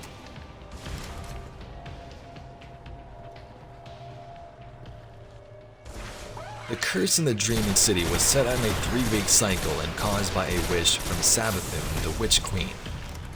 After Oryx's death, Savathun found Riven and made a wish.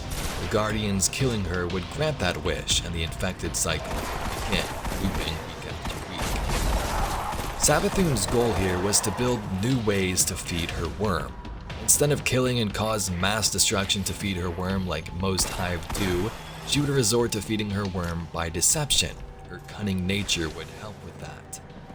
So the goal for Savathun here was to find a way to invade the Awoken Distributary, that Awoken pocket dimension where they were born, where time passed way faster than it did here, meaning she could become super powerful in a short amount of time. As for our Guardian, this meant returning to the Dreaming City to stop this curse, or Savathun would win. Week after week in Forsaken, we would also be brought to the Queen's Court to reunite with Mara Sov and learn more about her unanswered secrets. Mara knew that we killed Aldrin. She knew about the darkness and had meetings with a group called the Nine. It was during these meetings months later that a huge plot twist occurred. Campus 9.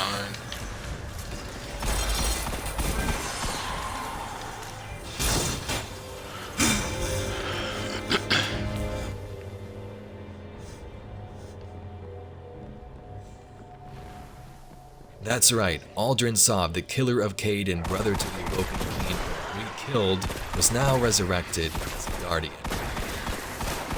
During the Golden Age, the Black Armory was formed. 3 separate families came together to manufacture powerful doomsday weapons in preparation for any extraterrestrial threat that might one day appear. The Black Armory created forges, allowing them to build these weapons and produce unique gear like Izanagi's Burden. The founders of this group thought they were prepared, but when the collapse arrived, they were quickly proved wrong. As the darkness began to invade, these weapons were useless. One of the members' daughter, Adelaide, was injured during this attack. Fleeing into the wilds of Earth, the mother had no choice. She would let her colleague, Mookie, part of Cole's prey, upload Adelaide's mind into an exo-bomb, and she became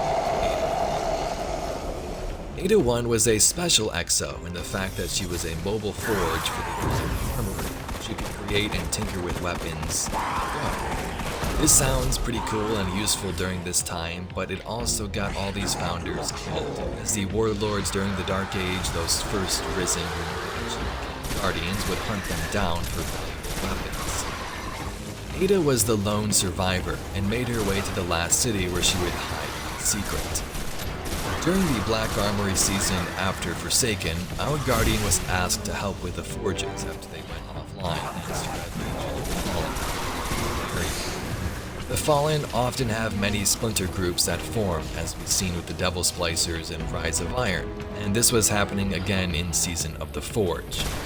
Civics attempted to steal the secrets of the Black Armory, working Syndicate once more into machines, wielding the tech created by the founders of the Black Armory.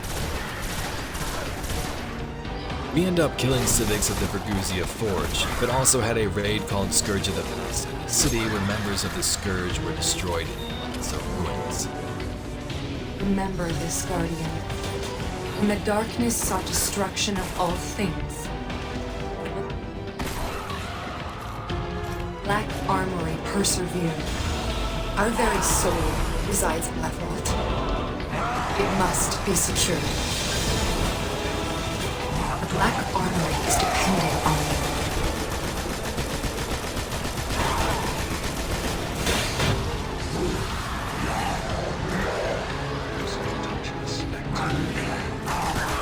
Someone like you? I know you all keep tabs on me. Yeah. You've been straying. Don't think you that thing seemed pretty mad. Oryx must still be holding a grudge for us. You know, killing Crota. Well, that's why I'm still breathing, brother. Gambit is a chance at salvation. Are you sure it's still here? Take it. It's like all things. You gotta know where to look. You were always so afraid Shin would get you. Sorry, old friend. Behind you.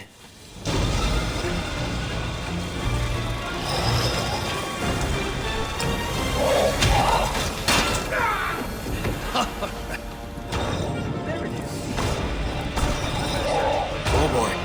Easy. Easy now.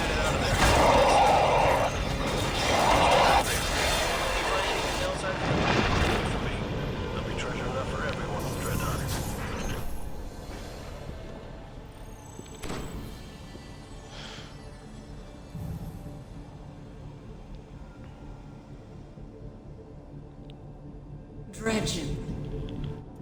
No, not anymore. It's Drifter now. You have proven yourself worthy.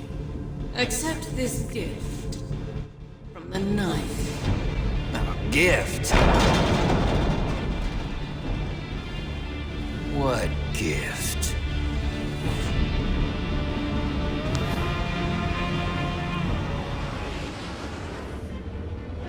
Back in Forsaken, a new character appeared in the tower called the Drifter. Drifter was a rogue light-bearer who came with a new game mode called Gambit, wanting you to bank motes of darkness and summon taken primevals whom he'd had stored on his ship. Drifter had a long storied past of shady deals and encounters with other legendary guardians. There was once a group who called themselves the Shadows of Yore, a group of evil guardians who essentially worshipped the darkness and killed other guardians. The Drifter is so shady he ran with that crew for a time. He was watched in the shadows by a man called Shin Malphur, whom the Golden Gun is named after. Need a log while I'm letting it go. There is a lot there, but this season focused on some of those storylines, hunting down the truth of the Drifter and choosing to side with him or the Vanguard. Drifter also had some deals in the past with a group called the Nine. The Nine are very mysterious, but here's a quick summary of what we believe. Some lore suggests that the Nine are dark matter entities anchored to our planet's sun, the bodies of our solar system. 5 of the 9 want to help humanity, while the How about test flight? other 4 do not. They'll be Like waiting the for you when you're Drifter, ready. the Nine are also shady and have their own agenda. They've contacted Queen Mara, they've made deals with the Drifter, and the reason the satellites were cut out during the Red War, the Nine caused this. Some of them wanted to see how the Guardians would respond, how the powers of the light might help us during this time of trouble. Season of the Drifter had the Nine tell the Drifter to keep playing his game of Gambit, keep banking those motes of darkness. We came to say farewell. Our attention is required elsewhere. All right. Thanks for the memories, you lunatic. Anything else I can do for you? You're already doing it. Keep playing the game.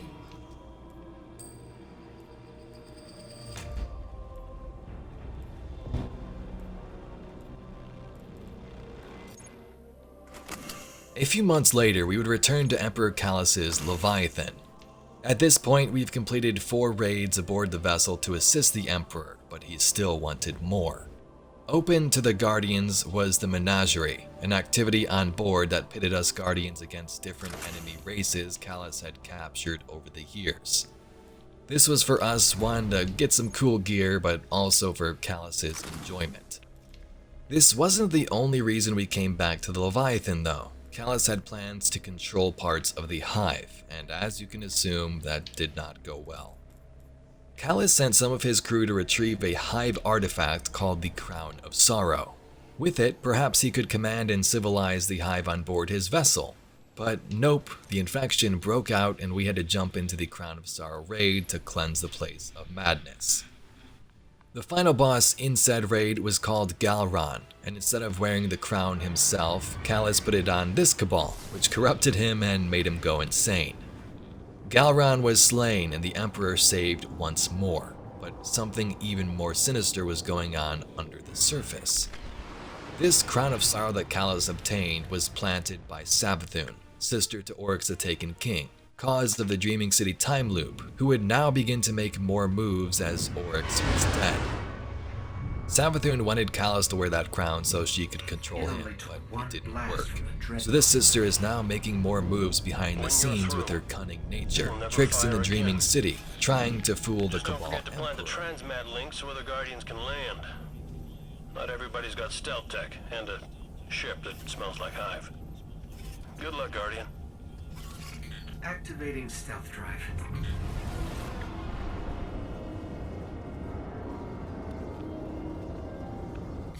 I'm picking up fluctuations in the power conduit. Oh, relax. I modified the tech myself. Probably just Saturn's radio storms running interference. Did you break my stealth drive?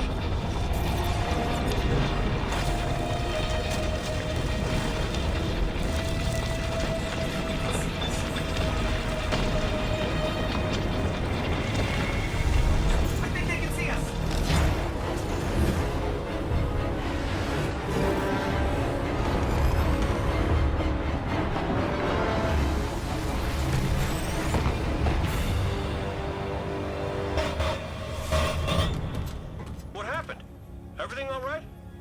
Why wouldn't we be all right? We're just stuck here with no ship and no transmat zone. Great. In Shadowkeep, we would return to our moon to unearth something horrifying. Remember those Darkness Pyramid ships seen in that Destiny 2 final cutscene? They were approaching, it would seem, but one of them was already inside our moon and was disturbed when Eris Morn was searching through its tunnels. The darkness on our moon was just the match that lit the fire, as the other ships would be alerted even further away and continue the journey. On the moon, remaining broods of Oryx and Crota would linger, and Savathun, wanting them gone, made a deal. She would work some of her magic, bring some of their ranks back to life, as long as they build a Scarlet Keep. The Witch Queen's plans worked, as it attracted the Guardians who cleaned house. Savathun wanted them all dead, and now they were. In Shadowkeep, we face nightmares created by the darkness. Eris is haunted by her former fire team, and we fight enemies of our past. Nightmares are these psychological warfare weapons of the darkness. They're created from these pyramids and purposely bring up your worst fears and encounters. Nightmares first popped up here in Shadowkeep on the moon, but we'll see them in future seasons, so remember what they are. Shadowkeep had us combat high forces around the Scarlet Keep and also learn more about the darkness, fighting nightmares from our past created by it, and entering the pyramid ship itself to hear what the darkness had to say. Whatever that is, so just don't trust anything. These things await inside. There's no turning back now.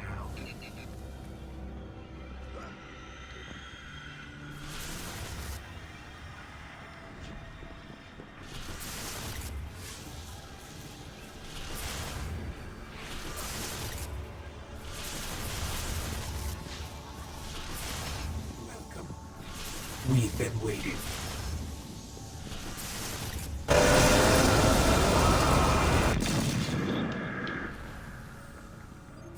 The Red War saw so many lives.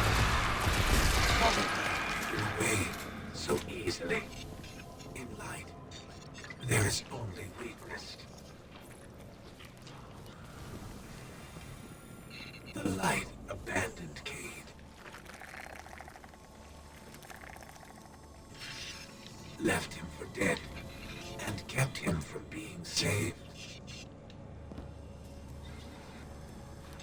One by one, Crota slaughtered many Guardians. The light stood by and did Any luck with the weapon? and a great disaster Scratch the surface of the Dreadnought. in light. Hive keep vital operations deep in the core of their architecture. You're gonna have to get your hands dirty.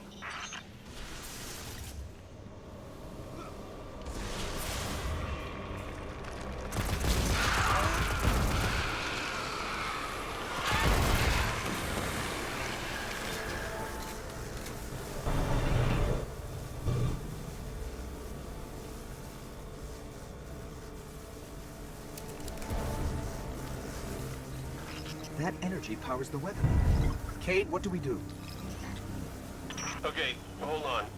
You Eris made is going it. on about breaking the necrotic. Ah, just shoot it. Ah, there's a shield up. Let me take it down there. We have heard your cries for help, and soon we will answer. Who are you? Don't you recognize us? We are not your friend. We are not your enemy. We are your self. Other channels. Shadowkeep's accompanying season of the Undying, would also involve the Vex, who would flock to the moon and also to the Black Garden, attracted to the secrets of the darkness. The Vex have always been connected to the Garden, so we take part in stopping their invasion, destroying the Undying Mind in seasonal content, and also the Sanctified Mind in the Garden of Salvation raid, which is in the Black Garden. We say that the Black Garden is the birthplace of the Vex. But it was not the beginning. It was the reason. The life in the garden called out a question. The Vex are the answer. They will do anything to protect the garden. In these things, there is symmetry. The gateways have opened. The Vex are coming. In summary, certain Vex worshipped the Black Garden in darkness, and they were back, so time to end them. After those events from Curse of Osiris, Osiris and the Drifter would construct a device called the Sundial on Mercury, basically a time travel device. Remnants of the Red Legion, led by Scion Flayers, super powerful Scions, jumped at this new time travel opportunity. What if they could travel back in time and change the outcome of the Red War? This was their plan.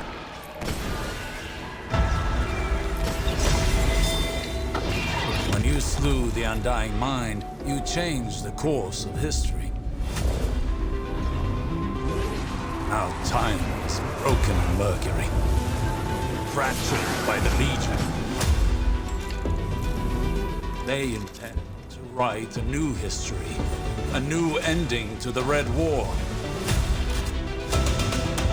If you're willing to help, you'll need to walk the corridors of time. And you'll need my son.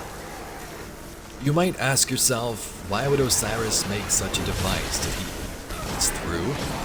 Well, Season of the Dawn and the Sundial served another purpose. Osiris wanted to rescue Saint 14, a legendary Titan and former Titan vanguard before Zavala, whom had died in the Infinite Forest.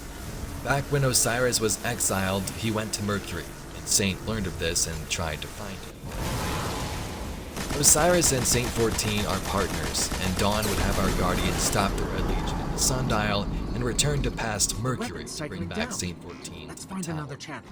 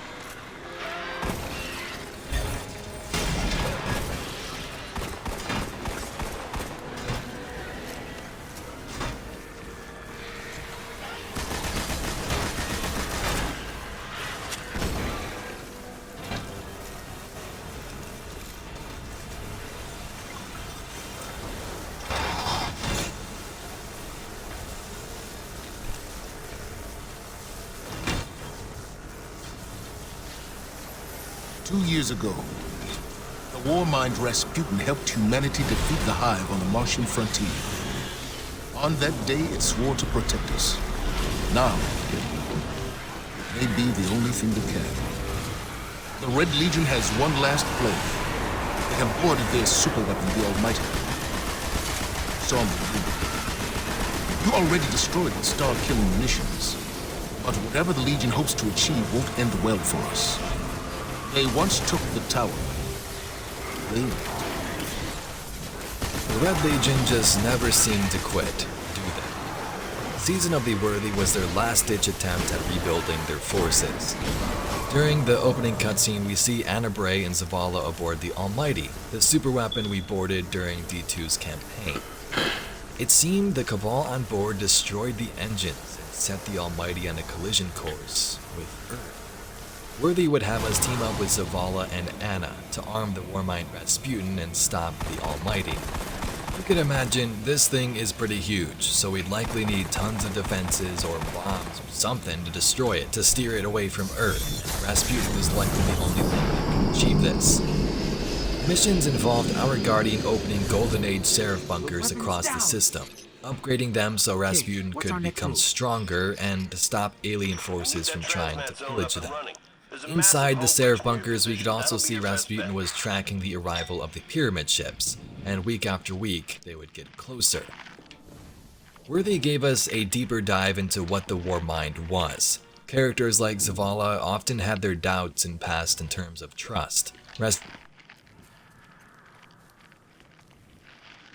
itself was even wavered at times and killed humans like the Iron Lords, but was now focused on one goal, protecting humanity.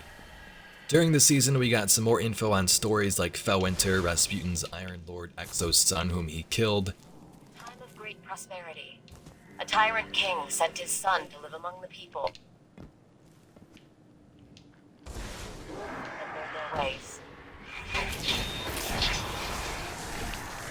He did so for many years.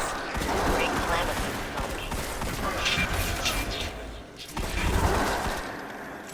In the aftermath, the tyrant's son was changed. The tyrant's son turned away from his father and became a warrior. The tyrant chased his son across fields and mountains and oceans.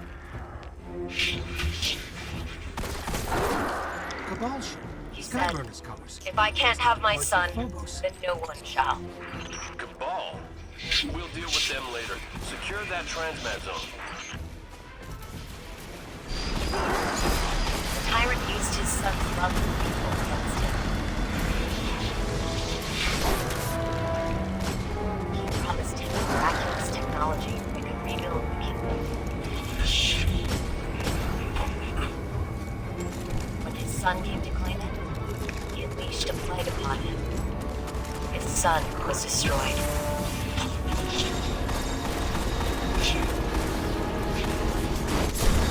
The tyrant looked upon his tyranny and wept.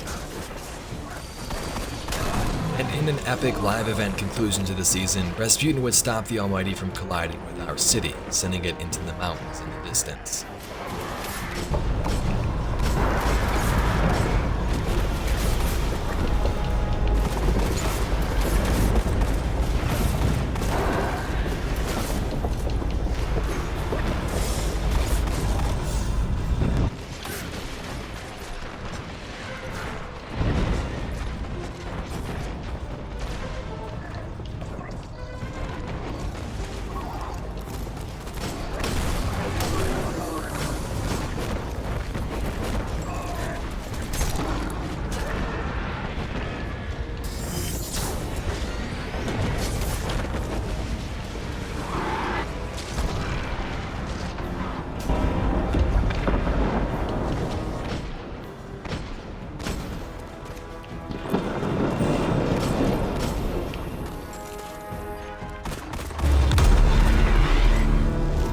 Almighty has been reduced to smoldering ash. And with allies like Rasputin, who can stop us?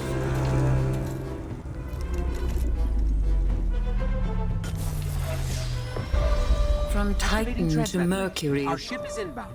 their shadow reaches. Hey, Zavala, wanna know Is what their a message a Dreadnought warning? looks like? A trick? You landed a guardian on the We can't Dreadnought know without until we hear authorization. their words for ourselves. All right, can I have authorization? You bring weapons. Discuss it later. You will not need. Take care of that tech, or the transmat zone won't matter. We offer only truth. The darkness reached out, but something interferes. The witch sister of the taken king, Savathun. So remember that thing we talked about Rasputin arming himself and being out? Well, not that. At the beginning of Season of the Arrivals, the pyramid ships had finally arrived. 4 of them halted over some of our worlds, Io, Mars, Mercury, and Titan. These pyramids had immediate effects, as seen on Mars with the Ormond, who went dark and was shut down.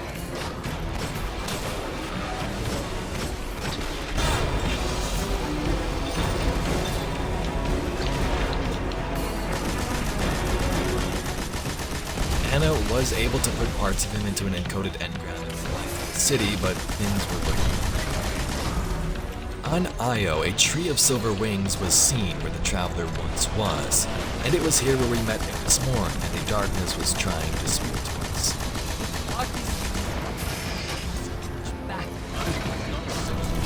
We are beyond sanctions. It is here. I will return to Io if we cannot determine what it is.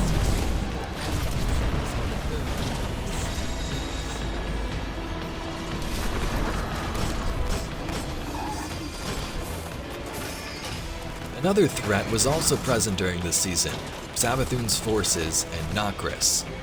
We took out Nokris on Mars, but as mentioned, he retreated to the Ascendant Plane where he would survive and rally under a leader, who would be his aunt, the Witch Queen Savathun. Savathun was now here intervening with our attempts to reach out or speak to the darkness. Nokris was a hive necromancer able to resurrect dead beings, so it makes sense that Savathun would want him under her control. At this time, the Witch Queen was conducting her own plan in secret. She's always used the power of the darkness, but soon that may change. Some of Savathun's forces began to notice this and questioned her leadership. For this reason, she vanished for a time. In the end, we defeat Nokris and finally get to hear what the darkness was trying to say. It is evidence.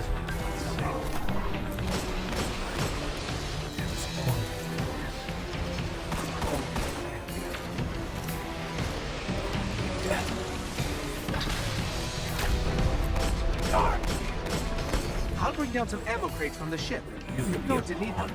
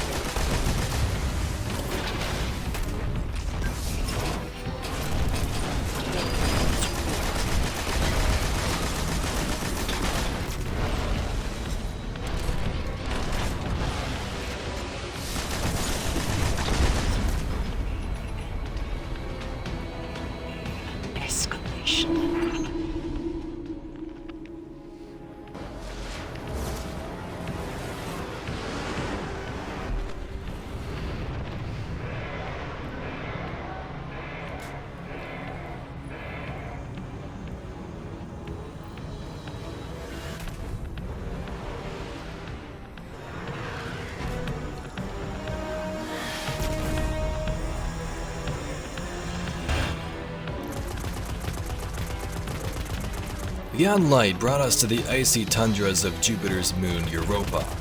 Led by Aramis, a new fallen splinter group titled the House of Salvation would begin to make their home here, longing to rebuild their lost kingdom from their homeworld and take in new power for themselves, darkness in stasis. These fallen wanted revenge on the Traveler for leaving their species back on their homeworld of Rieze.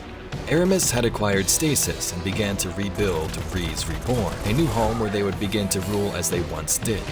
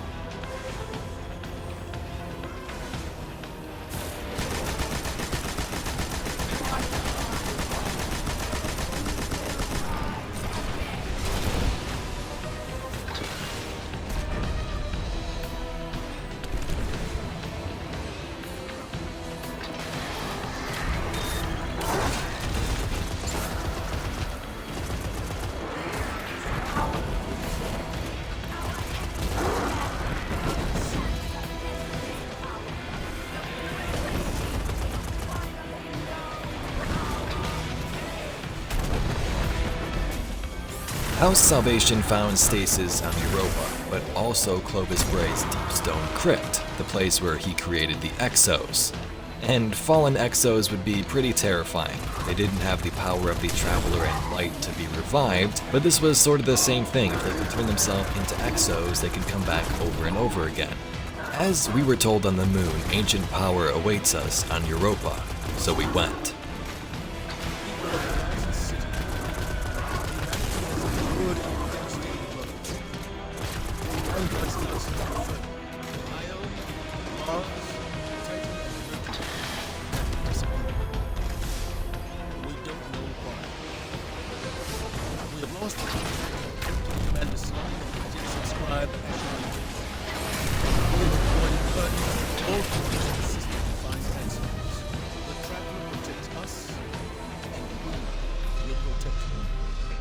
The Guardians will come through.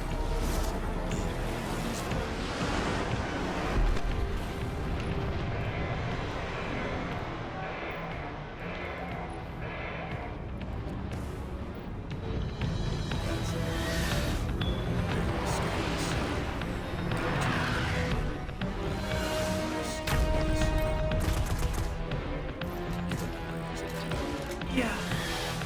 It's just we keep coming face to face with darkness. And every time we fail to stop it, we're just so powerless.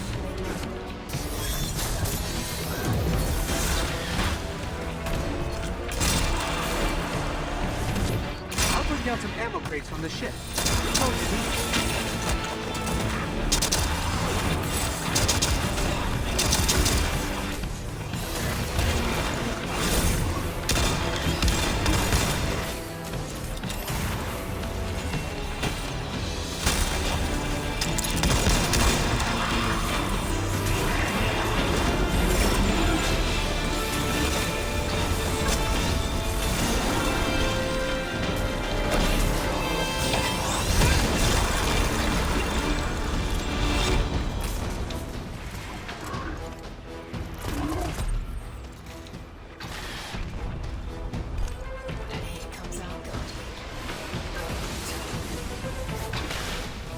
As Guardians venture to Europa, we are greeted by Eris, the Drifter, and the Exo Stranger. This was the first time she's appeared since Destiny 1. Remember, the Exo Stranger is Elsie Bray, sister to Anna, and they are both grandchildren of Clovis, that madman scientist. Elsie has seen alternate timelines, the dark future as she calls it, where the darkness has won. And now she was back to make sure those timelines didn't become a reality, to steer us on a different path. I owe you.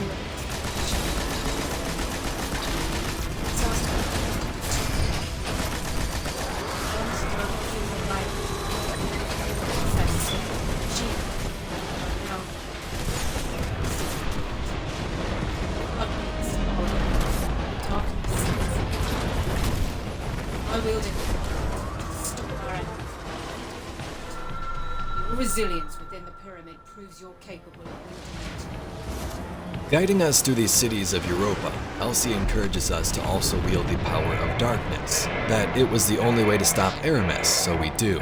Some characters are against this, like Zavala and even Ghost at first, but during the last mission we realized this power may have been inside of us all along. Welcome back.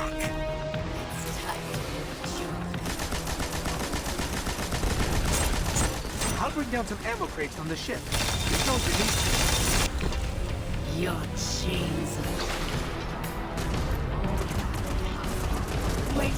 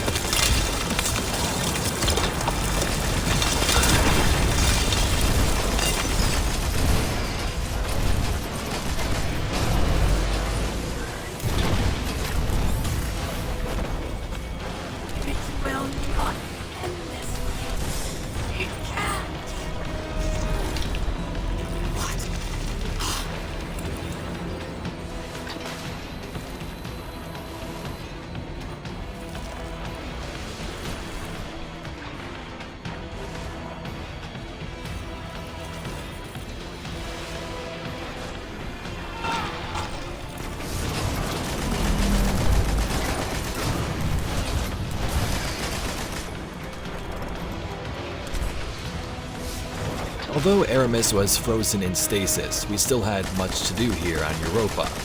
Fallen had found that Deepstone Crypt, and some of them even began to convert themselves into exos like Ajax 1. During the Deepstone Crypt raid, we enter the crypt and stop an orbital station from crash landing into the moon. The fallen exos are destroyed and parts of the crypt still preserved.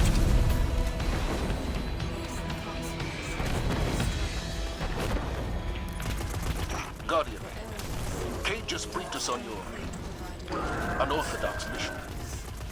Your victory, no matter the method, is a Vanguard victory. You have our thanks. Everyone loves a bad idea when it works. Now, excuse me, Guardian, I have to go have an uncomfortable conversation with Eris about her ship. Get home safe. Europa has tons of history. Much of this belongs to Clovis Bray, whom killed many humans for his experimentation and gain for the Exo Project. He did create the Warmind, which seemed it would help us on the front, but the Exo program was quite sinister. Clovis invited his granddaughter Elsie to Europa to help him on this Exo Project. After learning she had a genetic disease that would eventually kill her, she became an Exo to fight for this cause, stop the Vex, and eventually her evil grandfather. When Clovis died, he put his mind into two places. First was an AI which would watch over Europa and his creation. This is seen in the form of a giant exo head in his creation laboratory. Artificial intelligence activated. Who the hell do you think you are? Excuse me. stone crypt has stood for centuries without intervention. From the ether, your people swoop in and destroy my work without thought. Are you? More just an AI? Indeed. I am an exact replica of Clovis Brain First's consciousness. Woken, thanks to the intruders in the crypt. And second, a newly created Exo body. Elsie and Clovis have a long backstory together. When they first came to Europa, Elsie would see how sick and twisted Clovis was. He used darkness and Vex to create the Exos. Clovis Bray's exoform became Banshee 44, the gunsmith we see in the tower. After he and Elsie fought off the Vex long ago, Exo Clovis learned about his creator. He vowed not to be like that crazy madman, so he reset himself and began a new life. If you want to learn more about Clovis and the Deepstone Crypt, there's many videos on my channel. At the end of Season of the Arrival, Savathun went into hiding. Now her sister Xivu Arath would step up at the chance to outrule her sibling. Xivu Arath corrupted our system with Hive cryptoliths and deployed her champion, the High Celebrant, to hunt down Savathun for betraying the darkness and turning away from the way Hive normally do things. Season of the Hunt begins with Osiris on the moon. Osiris has been around the system learning about these Hive cryptoliths and what they're all about. Strange new presence here. It grows as an organic technology, a small tower. There are cabal gathered around it, enraptured by something I could not perceive. Perhaps their own desperation or madness. A long-range scan of the structure was inconclusive, save for confirming it was of Hive origin. The Hive is fractured, shattered, turned on itself. The Black Fleet intends to punish Savathun for interfering with its efforts to communicate with us. No one knows where the Witch Queen is, not even her own court. Now Xivu Arath is using this opportunity to consolidate. On the moon, he comes into contact with the Celebrant, and his ghost Sagira gets destroyed. This means that if Osiris died here, he's gone for good. The ghost can't bring him back. Getting word of this, we venture to the moon to save Osiris, learn about this High Celebrant, and take part in a jaw-dropping reveal. Is it done? Calm down, Tiara!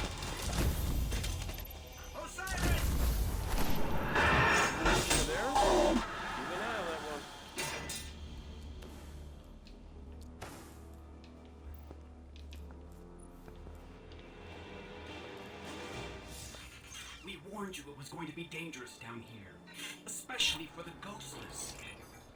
I'm glad to see we're all okay, though. I'm Glenn, by the way. It's a pleasure to meet you all. You don't see light like hers every day. Go on. Introduce yourself. The king is coming. We do not have much time. They call me the Crow. My boss wants to see you. Impossible. So Aldrin Sov, who was revived as a Guardian, was now back, and he was called the Crow. Remember, new Guardians have no recollection of their past life, so Crow had no idea about Aldrin's past. He didn't know he killed Cayde, he didn't know Mara was his sister, and now he was under the command of the Spider out in the Tangled Shore. Osiris. Lost his ghost. He's gone back to the tower to recover. You light-mongers never cease to amaze me. You deal violence so easily, suffer loss so poorly. Such fragile killers. We'll finish what he started. And what's that? Avenge Sagira. Eliminate the High Celebrant. My little bird sure is something, isn't it? Oryx could be anywhere on the Dreadnought. Share it. With time, we could find it, but we don't have it. Sense of humor. The Cabal have been there long enough to have real field intelligence. Wandering. The path to Oryx lies on their ship. Blow trash. Aimless. Hopeless. No memory. Seamless.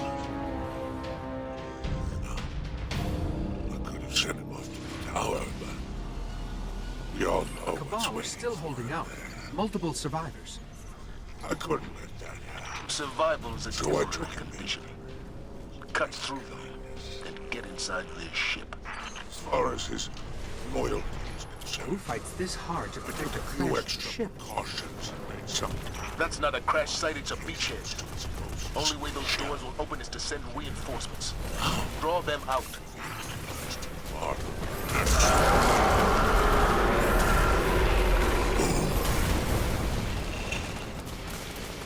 That ugly business out of the way. Let's hide.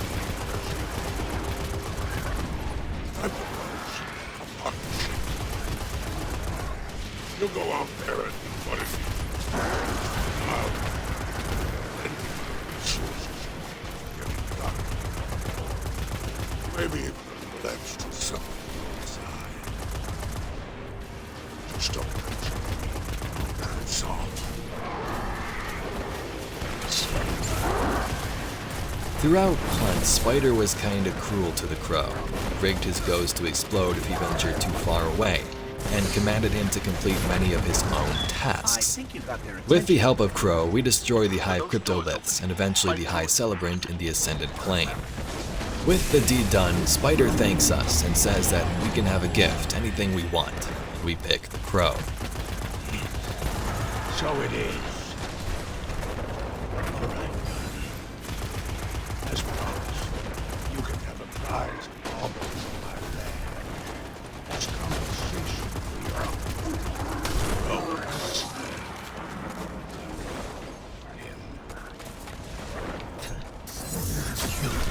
Feel free.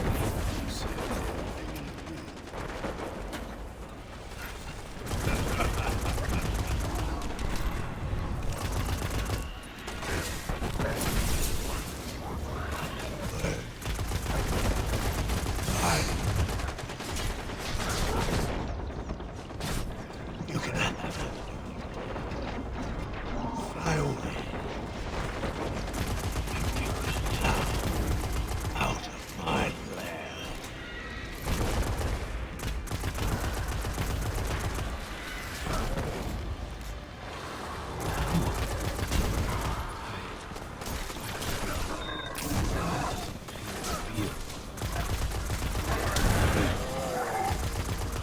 Why would you do this for us? Because you're the Guardian. In Season of the Chosen, it begins with Osiris guiding Crow to the city, but tells him to keep this mask on. If the people figured out who he was in his past life, he would be dead on the spot. Zavala, we're in. The new What's style next? suits you. Spoils Cabal of victory. protocol is to detonate any ship that crashes. Chose the materials. If they haven't after all this haven't let time, me it must pay for be any a of base this. of operations. If you want to They're looking repay for me, something keep on that that mask Dreadnought. affixed to your See face. what they know about It will Oryx. protect you from the city's ignorance. I know what it's for. If this is what it takes to make a difference, At the beginning of this adventure, we see a meeting between Commander Zavala, Osiris, and Empress Keitel, the daughter of Emperor Callus and new Cabal leader. The reason Keitel and her forces now chose to come to the city is this. Their homeworld Tor battle was under siege by Xivu Arath. A hive trick was played and a portal opened over their homeworld. Xivu invaded and destroyed nearly everything. Keitel and her Cabal flying in their ships had a couple of options, either fight the city like the Red War, or try to make an alliance. Unlike Gaul and Callus, Keitel proposed an alliance with Zavala in the city. Wouldn't have summoned me if I was not sincere. Peace. Darkness crowds the edges of this system. The Hive serves it. You'll all to one.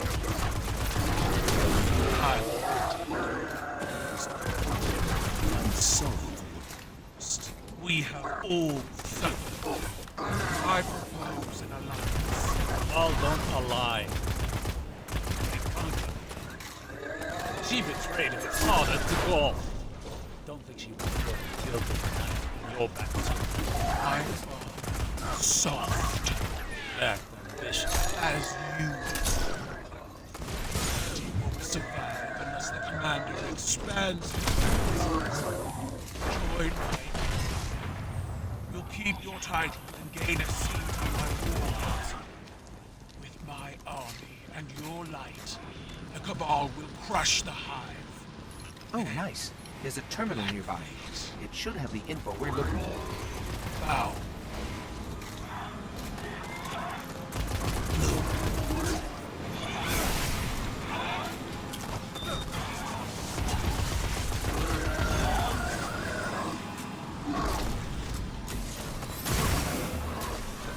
Very well. Ready yourself, Commander.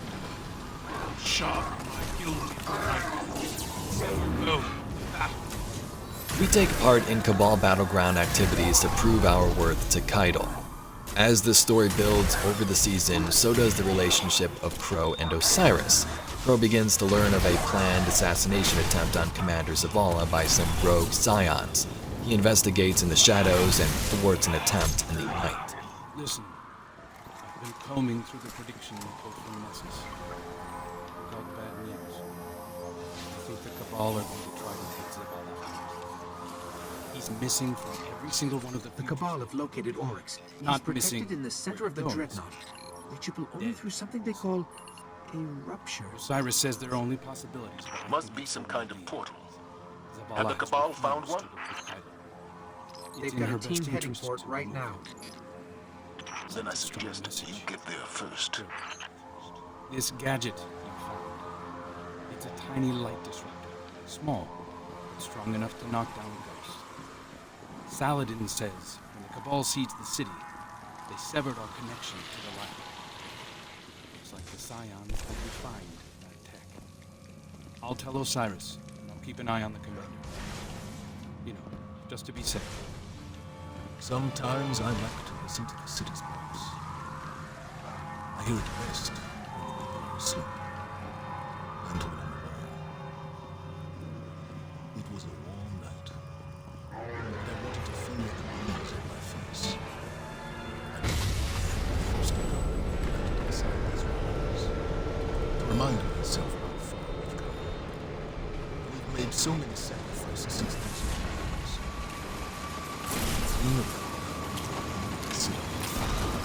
We found the Cabal team headed for the rupture. They're outnumbered by Taken. Forget what they say about the enemy of my enemy.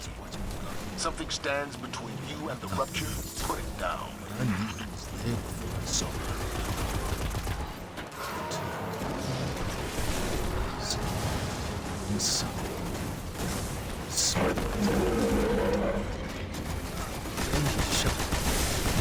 Something scared. Spun over, gun in hand before I realized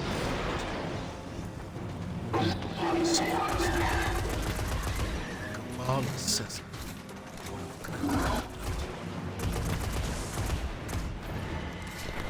Man looked back for principal.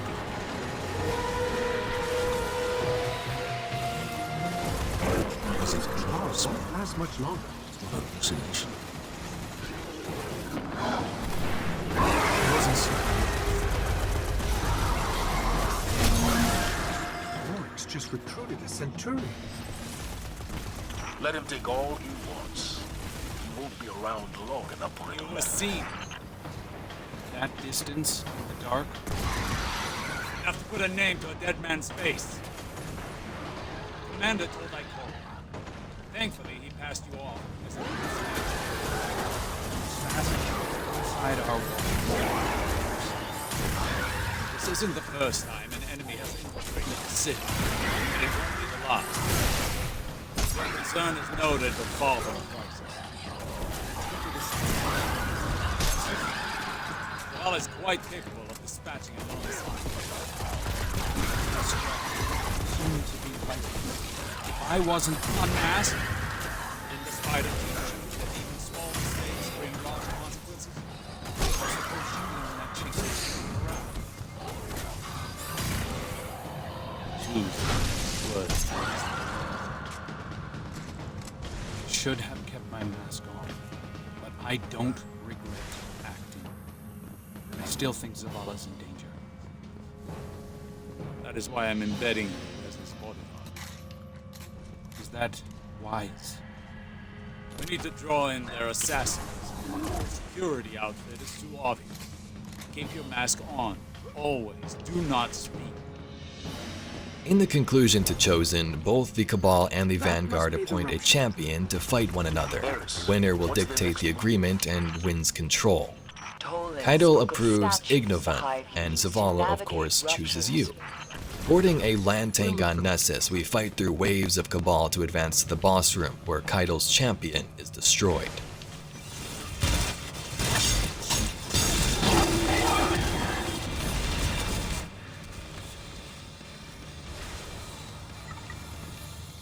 I'll see if it's still active. Your champion falls. I pride myself on seeing the strength in others, and yours can no longer be denied. When can It's we linked to the discuss rupture, this but I treaty can't of understand how yours? the Hive As control soon it. as I debrief the strike, Let's try another statue. I hope the blood spilled here today will be the last. In the final cutscene, we see this agreement coming to a conclusion. The leader of Cabal and City and Zavala meet each other, and just as this does, a Scion jumps out, attempting to take out Zavala and his ghost once more. Crow jumps in and saves the day, but not before revealing who he truly was, Aldrin Sov.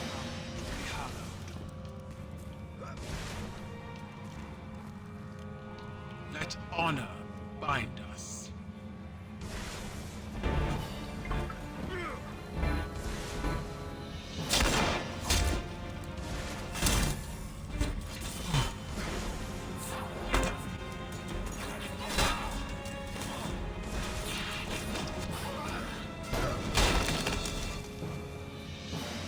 I didn't order this. Bring me the one who pulled the trigger. They'll know who did.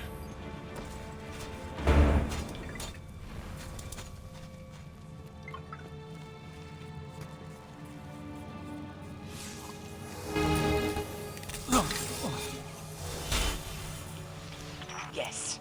The statues control where the rupture leads. Are you all right? Could deliver us to Oryx. I'm alive.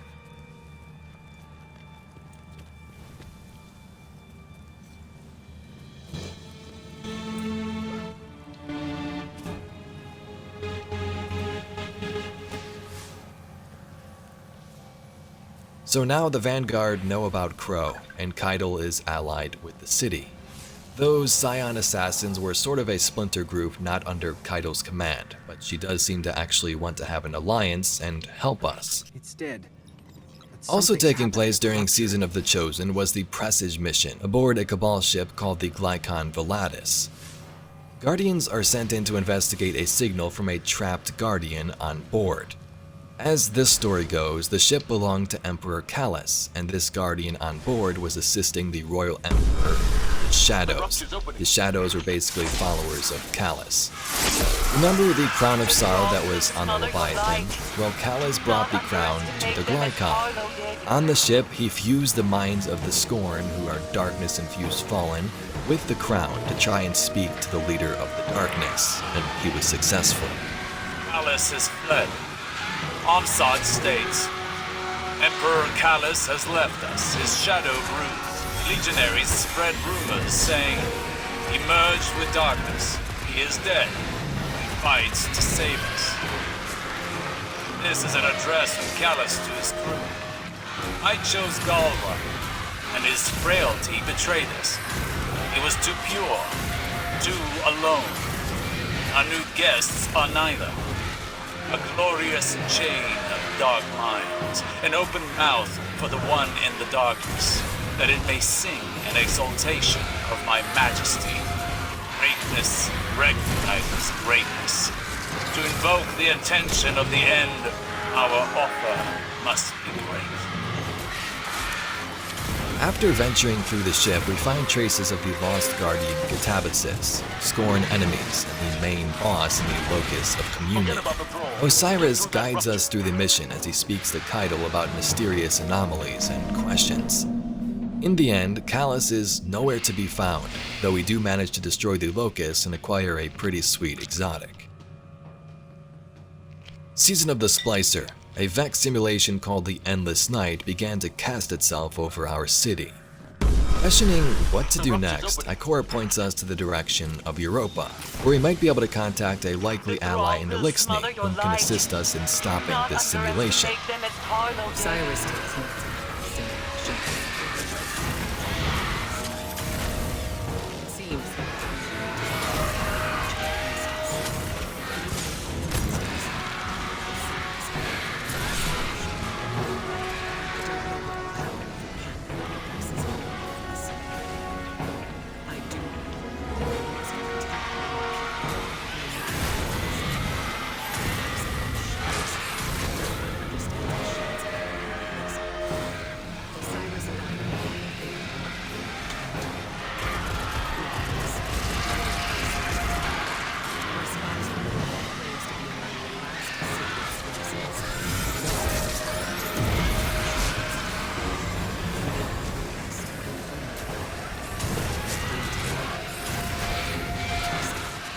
On the moon of Jupiter, we find Mithrax, Kel of House Light, who is one of the last known sacred splicers. Splicers are technologically enhanced Eliksni who can interact with Vex technology. Mithrax first sends us into the Vex domain to try and decipher what is happening in the simulation.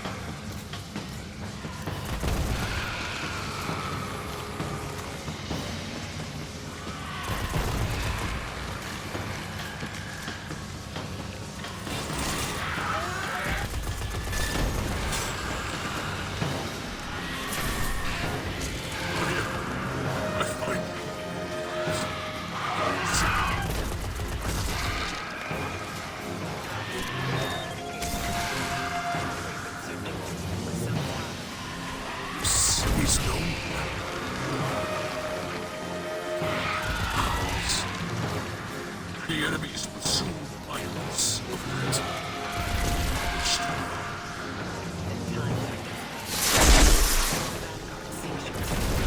I don't think we're going that way. Systems pulse. Then it's true. Cities. Only the Ascendant can will a rupture to open. There's something Ascendant passing through right now.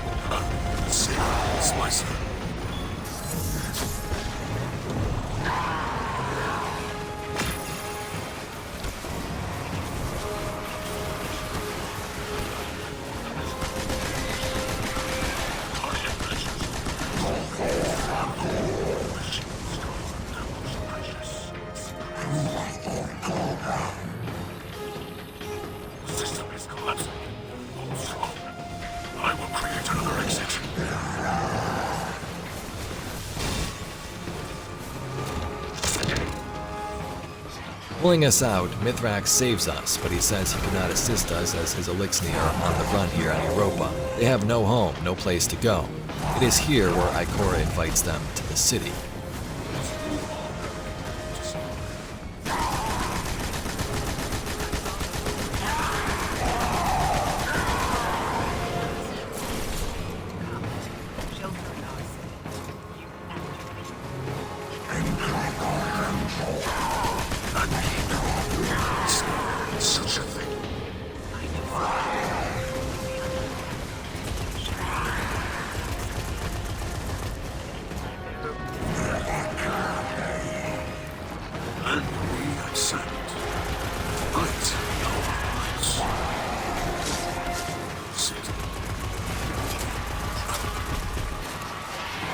At first, humans were not fond of this idea, inviting alien foes into our city to live alongside us.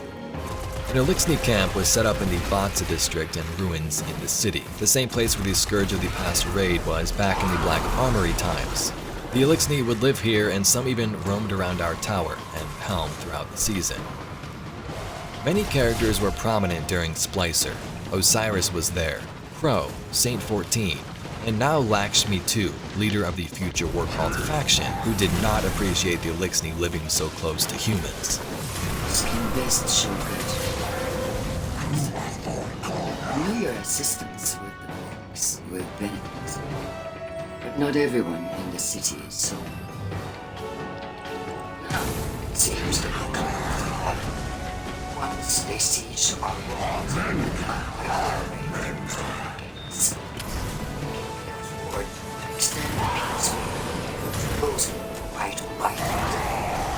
As you hear the future war calls, see violence in the so, this is not the first time. I warned you all of Gaul before the Red Legion. The rupture is closed. During the Red War.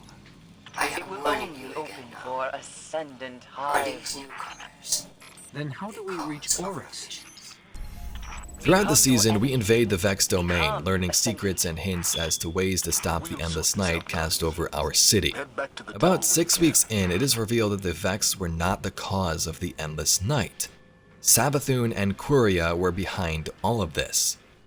The network is laid bare. Its threads converging on them.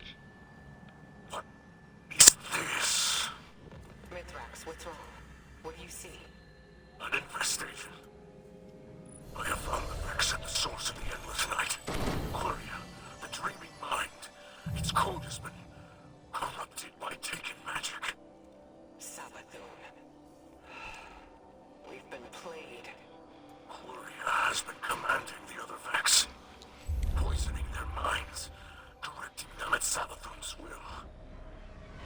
The Endless Night is of Savathun's design. It would seem the Witch Queen has outmaneuvered us. But perhaps she did not count on us seeing her hand so soon. Then we strike now. Mithrax and I will lead forth. We bring the fight to Quria and crush it. We cannot rush into this. We must find a safe route through the Vex domain where Quiria's hiding. Becoming a sacred splicer ourselves with the Splicer Gauntlet, we infiltrate the domain and find Quria. Quria, blade transform, the dreaming mind. This is it. Fight with everything you have. I'd guide you.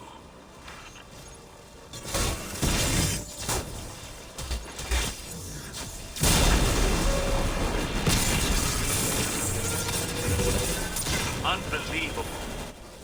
Quria is gone.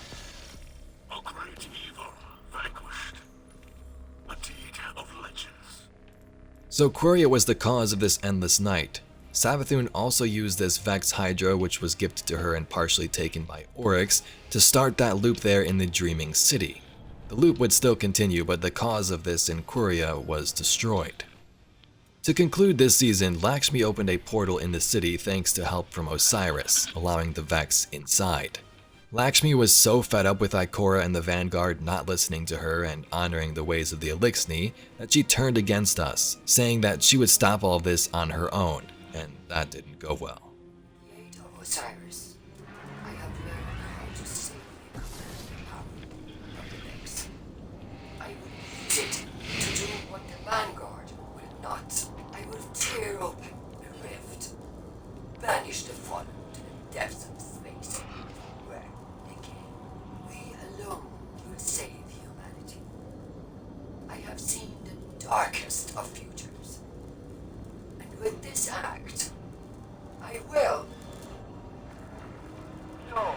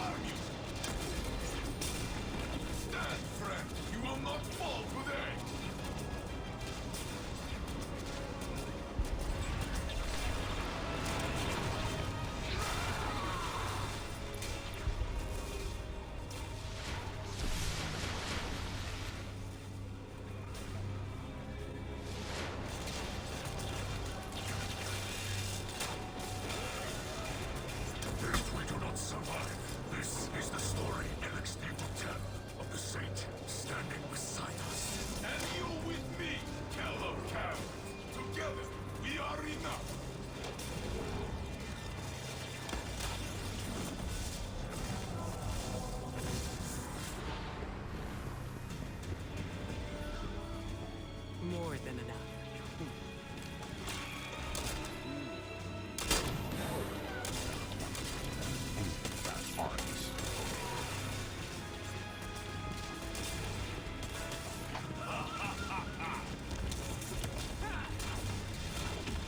We must make you an Ascendant Hive. Find the crystal that held Crota's soul.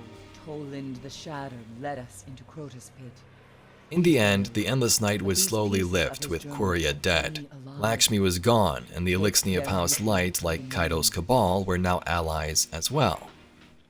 Ikora gives Osiris access to all records on Savathun and the city to learn what he could about her plans. This was not a good idea, as we can see things were a bit off in this final scene.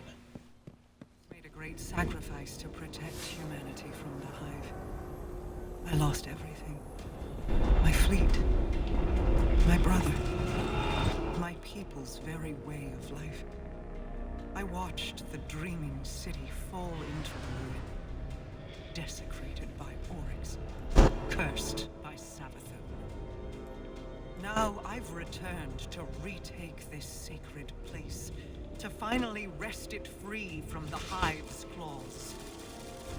Although you have taken things near and dear to me as well.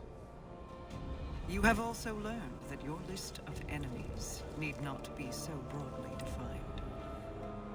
Today we are afforded a unique opportunity.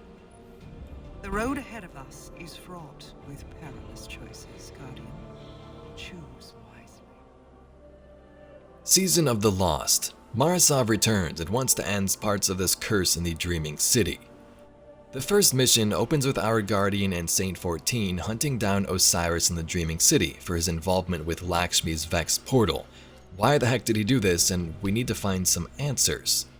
At the end of this mission we get a cutscene. Mara sees Crow for the first time revived, of course he doesn't recognize her, and something crazy is revealed. I had hoped you'd find your way back. I'm a bit lost, actually. But this feels familiar. Do I know you? Osiris? You must come home. Answer for what you have done. The Vanguard will show mercy. Yeah. Ikora and Commander Zavala are nothing if not generous. Queen Mara. Look how they've welcomed the Crow into their flock.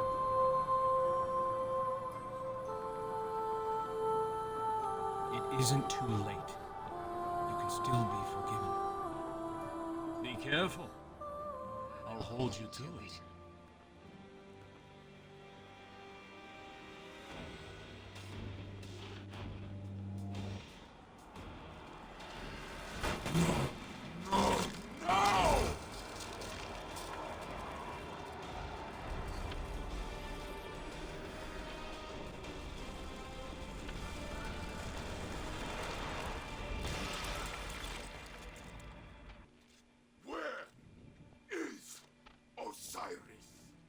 Lower your weapons.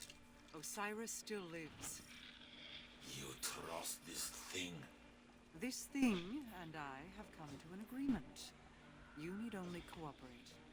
What is it? I am Savathun, the Witch Queen, sister of shapes, deepest in the Hive Coven, etc., etc.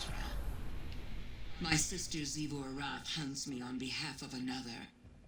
I wish only to be free, and Marasov has graciously agreed to help. And Osiris? Sweet that you should care, little bird. I have been Osiris for as long as you have known him. But rest assured, I will return him safely to you, in exchange for your assistance. Queen of lies! Pray this is the one time you are telling truth. The Vanguard must know what has happened here. Stay, Guardians. I will go. Someone once told me that the line between light and dark is very thin. Walk it alongside me. For Osiris. So since Season of the Hunt, remember when Osiris went to the moon to combat the High Celebrant and Xivu's forces? Since then, this has never been Osiris. This was Savathun, the Witch Queen, taking the appearance of Osiris and steering her own agenda from the inside. For the last, 3 seasons, we and characters of the city have been talking to Savathun, as she kept Osiris alive in the background someplace else. It is revealed that, yeah, Savathun will give us back the real Osiris, but she wants to get rid of her worm first, then she'll give him back. So, since Oryx's death, Savathun has been plotting her moves all along. Forsaken in the Dreaming City with Riven's wish, Aldrin getting revived and coming to the city, all of this was a part of Savathun's plan. Season of the Lost involved this, finding Mara's lost Techeuns in the Shattered Realm so they could help us perform this ritual and get rid of Savathun's worm. With her worm weak, maybe we can just kill it and take her out for good. In the Shattered Realm, we fight taken forces of Xivu Arath, who are still hunting down Savathun for turning away from the darkness. We learn that Xivu Arath is led by a voice in the darkness, the original creator of the Taken. But they seem just as organized, just as directed. By whose hand? There are greater things in the dark Hive gods, Ikora. The Black Fleet's powers are vast. Oryx did not invent the Taken. He merely borrowed them. From you. I have already learned much by observation. The Taken pursued her here. Taken she once controlled. Taken that now serve a new master. Or, if Savathun is to be believed, their original master. Not her brother, Oryx, but something far older. She fears it. Darkness is not inherently evil. Some among you already discovered this on Europa. In my travels, I have seen true evil. It is the worm gods that the Hive serve. It is the Black Fleet, waiting to strike. It is the entity that commands them all. The voice in the darkness. In Lost, we speak to Petra, Marasov, Crow, and even Savathun, who is stuck in this crystal form until we're ready to perform the ritual. Crow struggles as he wants to speak to Savathun to learn the truth, but Petra explains this is a bad idea. Why do you have such a problem with me, Petra? 5 minutes, that's all I'm asking. The Queen of the Reef forbids it. Well, I don't take commands from you. Savathun unraveled the Dreaming City with a single wish. I've spent years trying to contain that mistake. Better men than you died because of it. Later on, Crow disregards Petra's words and visits the Witch Queen's crystal. She reveals his entire past of Aldrin Sov to him. Brought you to the last city. Offered you guidance. We are similar, Exo. Is that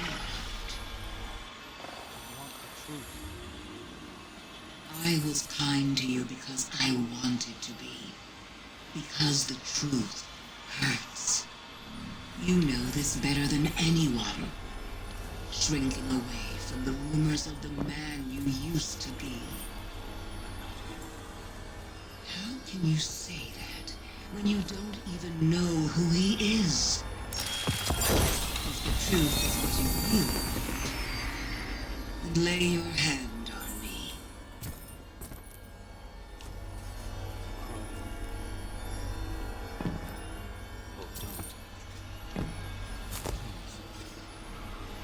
See? Even your ghost thinks you're better off in the dark.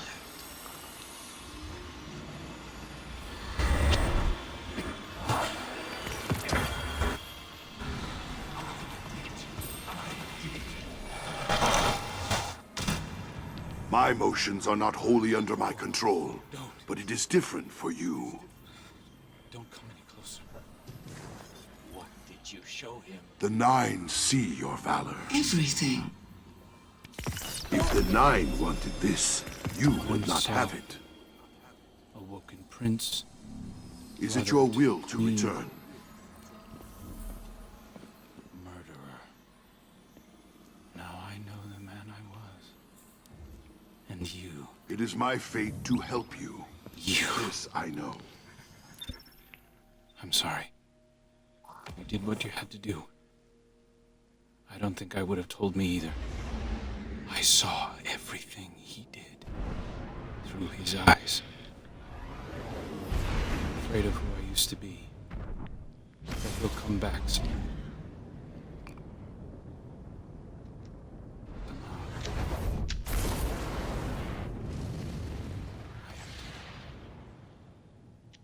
So I've asked Ikora to put me on another assignment.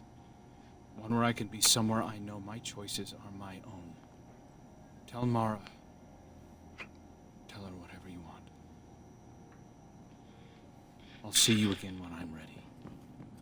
Aldrin gets freaked out and makes plans to leave the city immediately. A time later, all Techeuns have been retrieved and rescued, and the ritual can take place. As we are called to assist Mara, craziness breaks out in the Dreaming City. Kaido's forces are battling in the skies as we defend the ritual being prepared. Look to the sky, God. Hear the worm gods roar. After millennia of insatiable destruction, they are powerless against my retribution. This is Xivu Arath's last chance to capture Savathun. She's dispatching all local forces to the Spire. Corsairs to me! Fall back to the entrance! Use the teleporters to join us as soon as you can. Hold this line to the last soldier! For the reef! Guardian, with the ley lines activated, Xivu Arath's forces are pouring in from the Ascendant Plane. We're being overrun! Break through the hive lines! Xivu Arath, desperate, sends all the forces she can to try and stop this, but fails. The ritual succeeds, but Savathun escapes, and Osiris is returned to us. Hello, my love. Osiris admired your patience, but you look antsy to me. Having doubts? Doubt is a useful tool, but double-edged. Do not let it lead you astray. Ugh. Leave him be, and keep to your promises, or I'll let him drag you into Xivu Arath's waiting jaws. And then she would swallow you as well.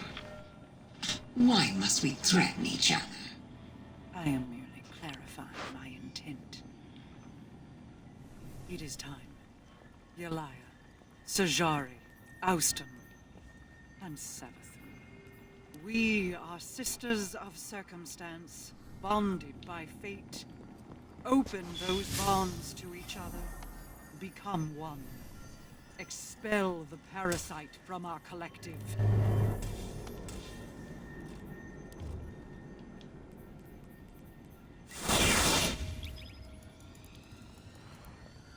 This moment is simply the strike of a match. The fires we light here will burn long after. Be ready. Large concentrations of Xivu Arath's forces are closing in on our position. Protect the queens. None shall enter!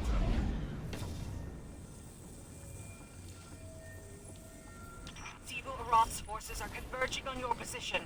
Defend Queen Mara and the Techeuns until the ritual is complete.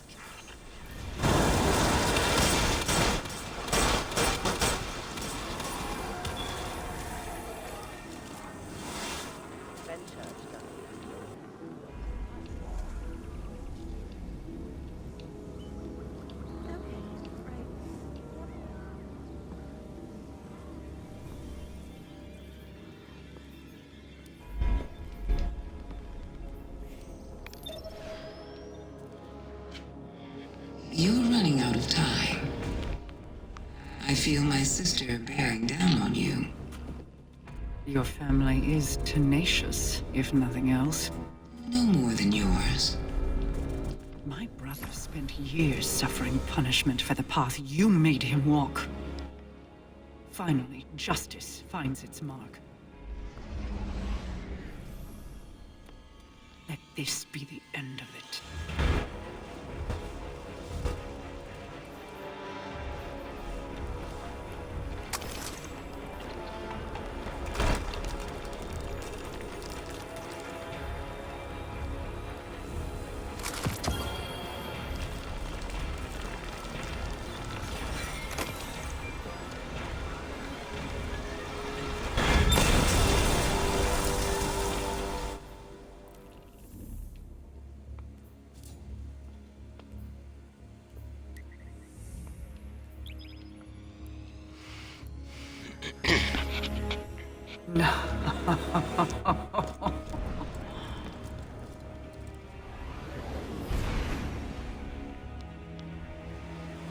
Thank you.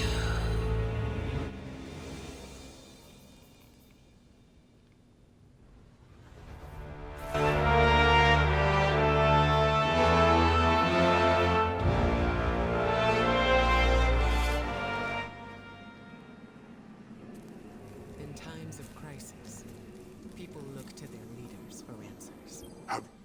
But ever The since Nine plans show you were made from the these. sky, it seems all I can It was never mine.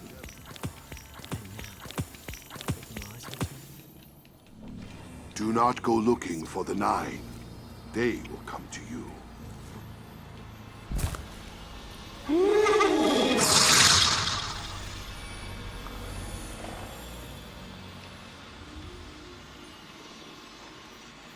The campaign begins with Ikora Rey meeting with Eris Morn on Mars. Remember, Mars was one of the planets engulfed by the darkness during arrivals, and Guardians were forbid to go there.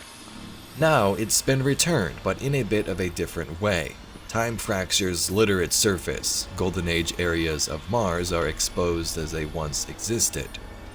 As the two speak, a giant Cabal Mac cannon is moved into position and pointed towards Savathun's ship, which now hovers over the red planet.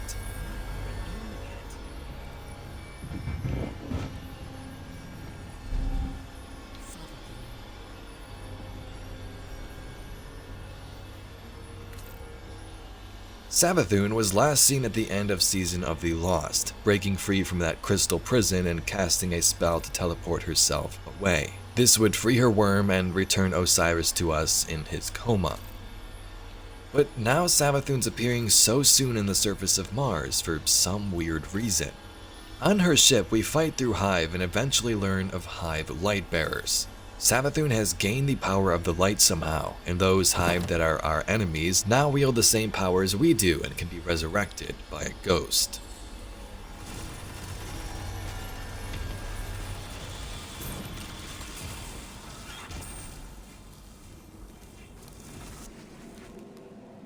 Did you see that moth just now? It was glowing with light. Not corrupted light. I do not entirely But light like control ours. my movements. That's void light.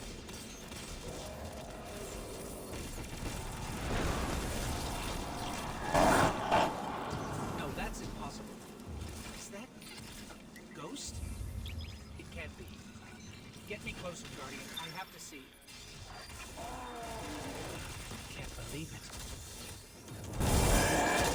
Ghost in the hive. We have to stop its ghost. There's no other way. That thing is not like me. You see that, right? I can't believe this. We have to keep going. Oh, Traveler, what has she done to you? After defeating the first Lightbearer we come across, we are following Savathun's trail into a portal. This takes us to Savathun's throne world. We quickly track her down and take her out pretty easily, but this was a trick.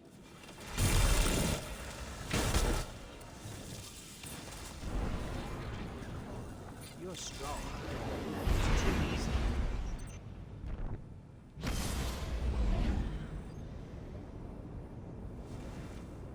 It did seem too easy, didn't it?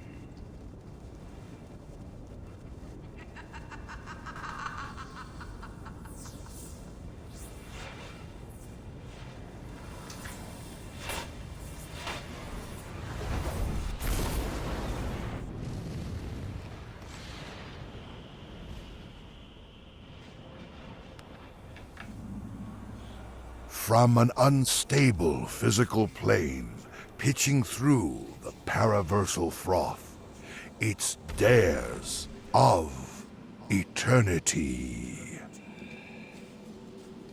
Guardian? Guardian, do you read me? We're back on Mars.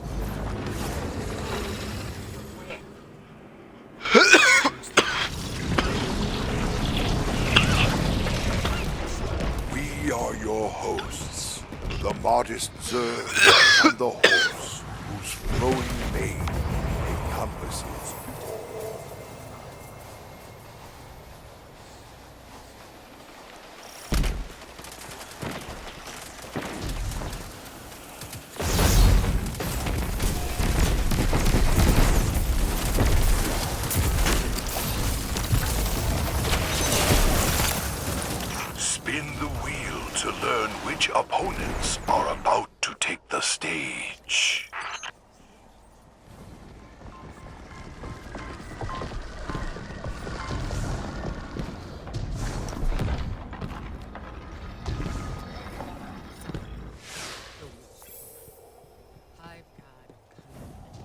We say Valask to the fallen.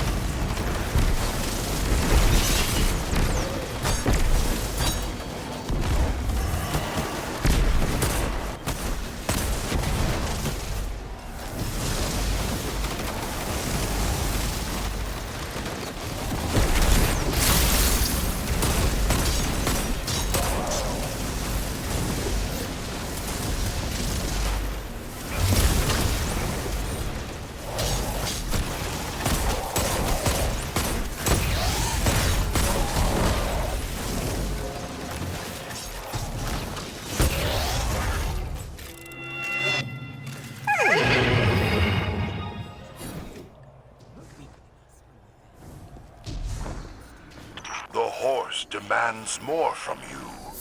I must oblige.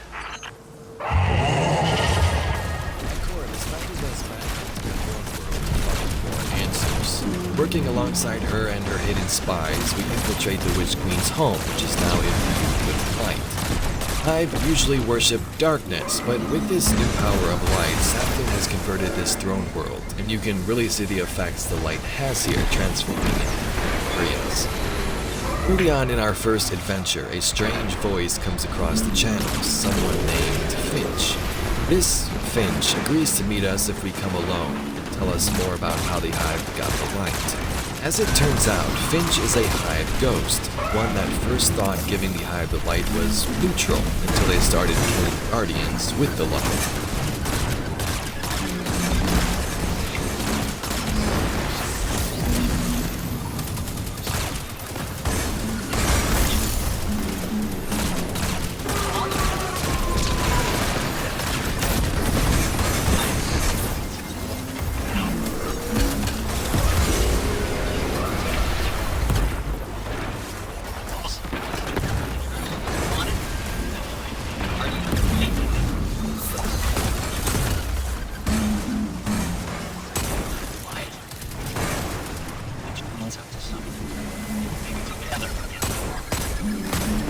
Finch tells us of a temple that might hold some answers.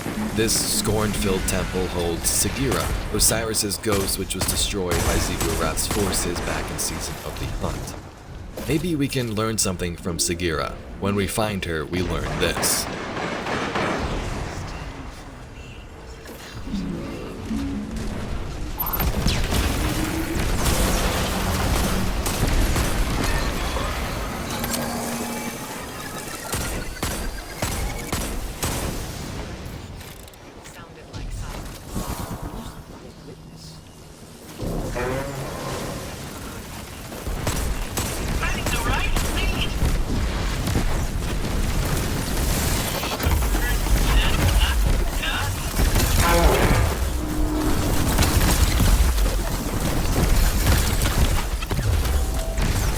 Savathûn speaks of the Witness. Remember this for later.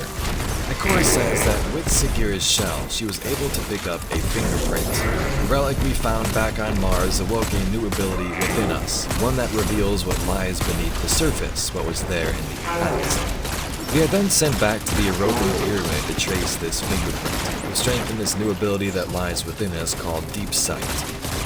On Europa, we fight Cabal defectors who appear to be tampering with the darkness. Fighting our way through the mysterious ship, we eventually try to commune with a darkness statue which appears to do nothing at first, but Eris confirms the pyramid did respond to our presence. With this, we can now access Sagira's memory.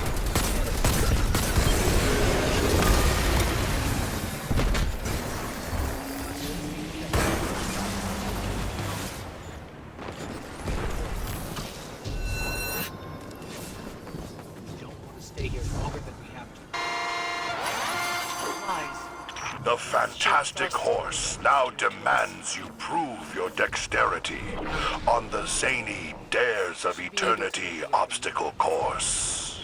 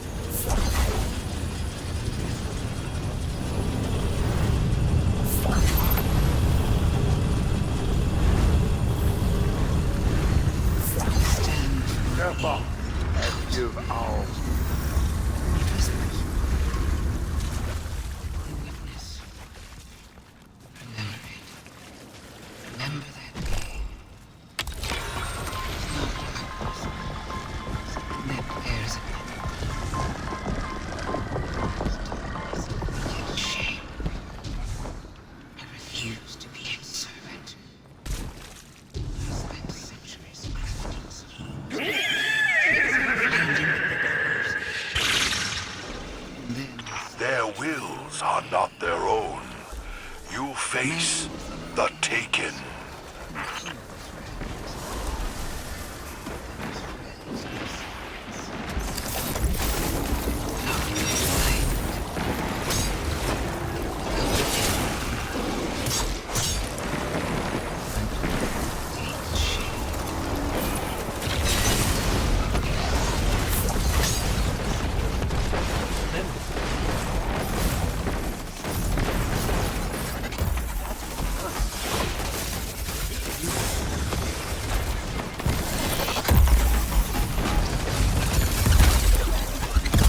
The memory shows us Savathun's thoughts.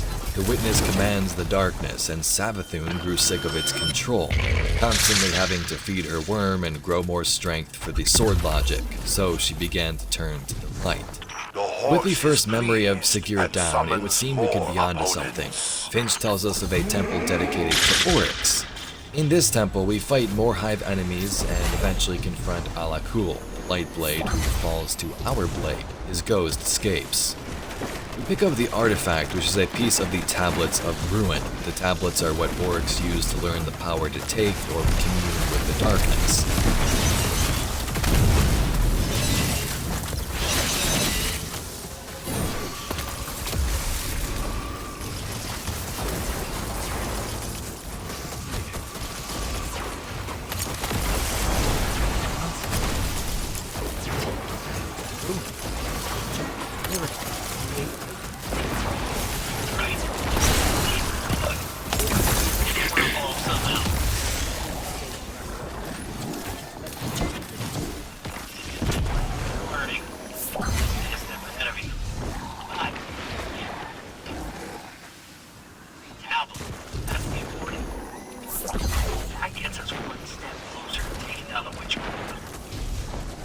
We revisit the altar and experience a memory thanks to this new tablet. I will never refuse to.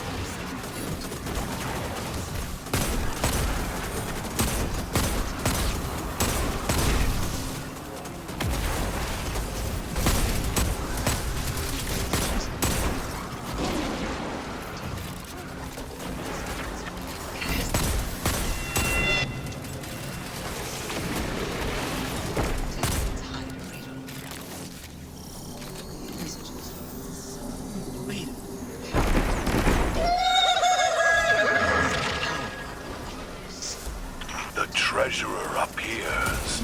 The cosmic equine smiles upon you.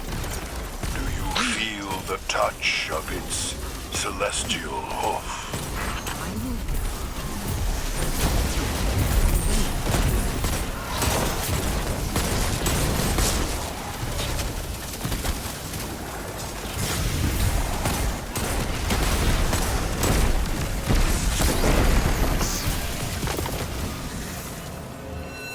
Savathun studied Oryx's tablet and learned something.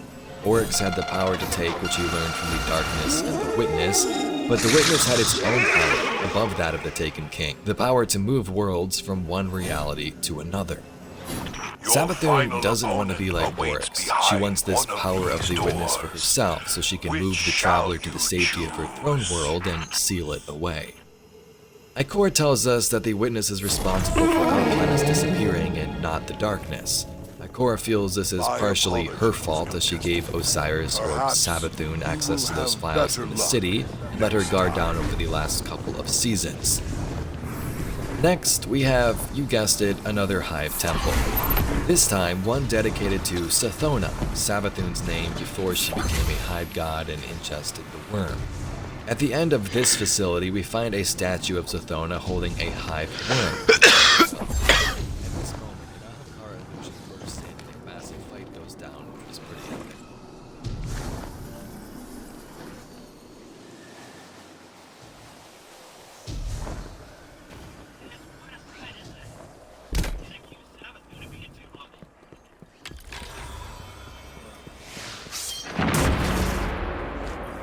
Star Horse had your final challenge waiting backstage. Let's bring out the Cabal.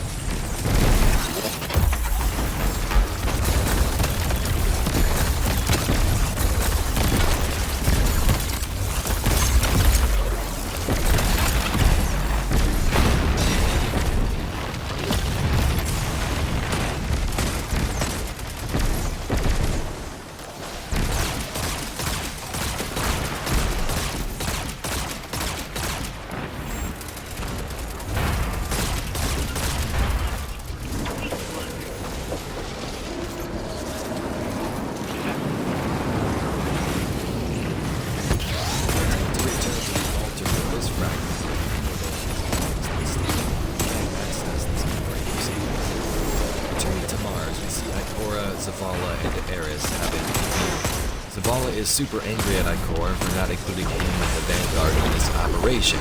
He's letting him know what's going on.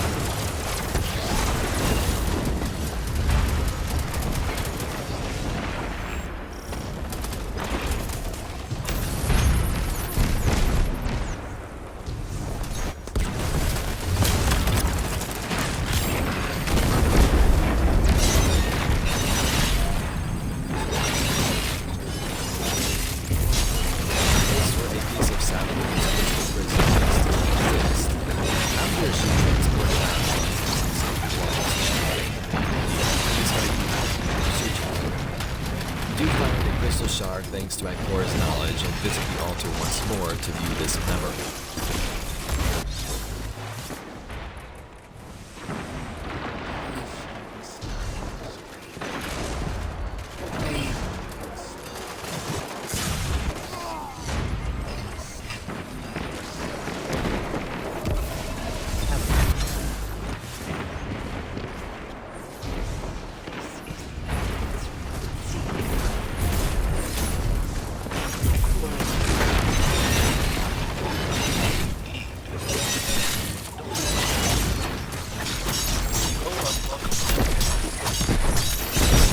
Now, conclude the fight.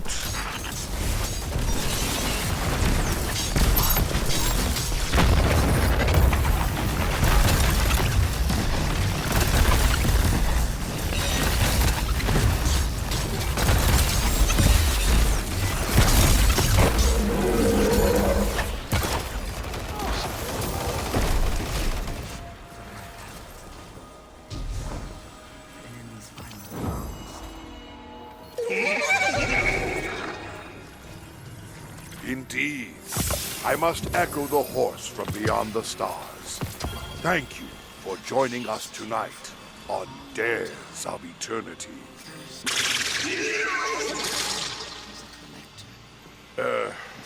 Good night, sir.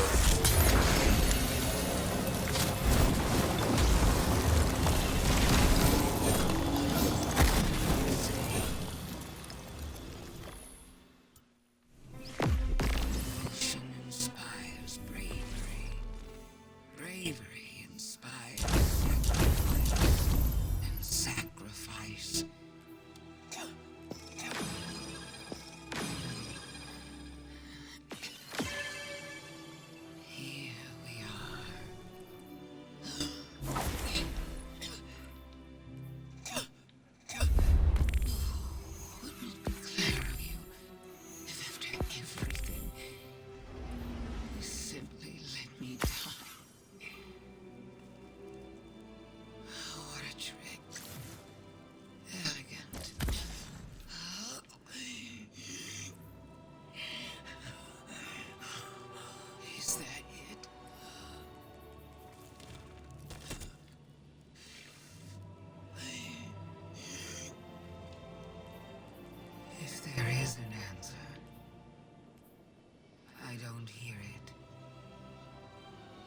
because now the world begins to fade.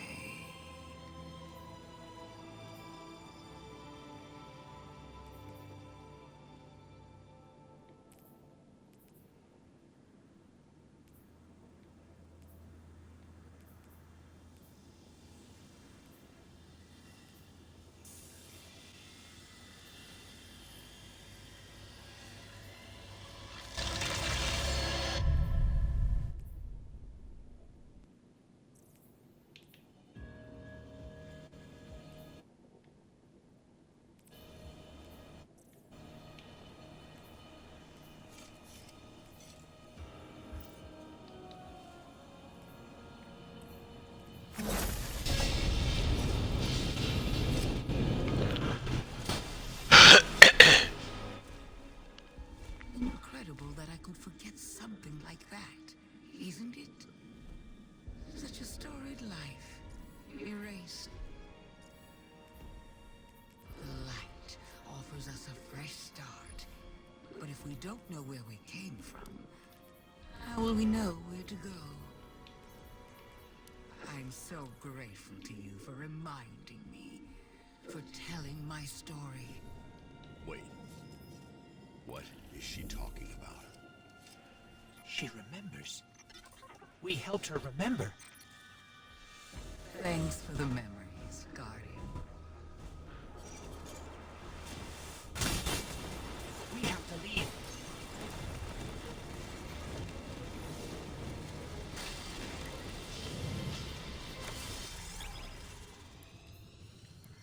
I knew Ikora had nothing to do with Savathun having the light. But the truth is so much worse. I don't understand how the Traveler could choose her the same way it chose you. We need to talk to Zavala. Thanks to this cutscene, we learn how Savathun got the light. After the ritual was performed in Season of the Lost, Savathun was found outside the walls of the city, transported here. She was weak, and then she dies. Moments later, a ghost chooses to revive her. The Traveler's power chose her, and she was now worthy of the light. Savathun, as a new Hive Lightbearer, had no memory. She was brought back to her throne world and told by her forces of her past, the plans she had all along. Back at the altar, Savathun appears and thanks us. For what though?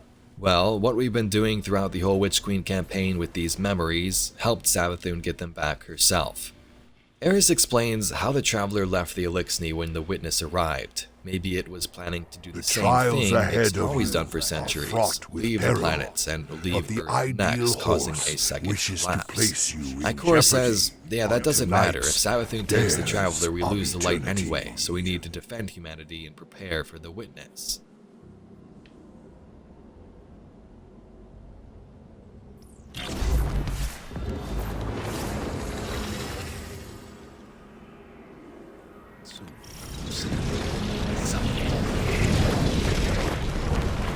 We are your hosts. The Devious Ems, the one who nearly decimated the last city from within, was dead. And the Traveler resurrected her?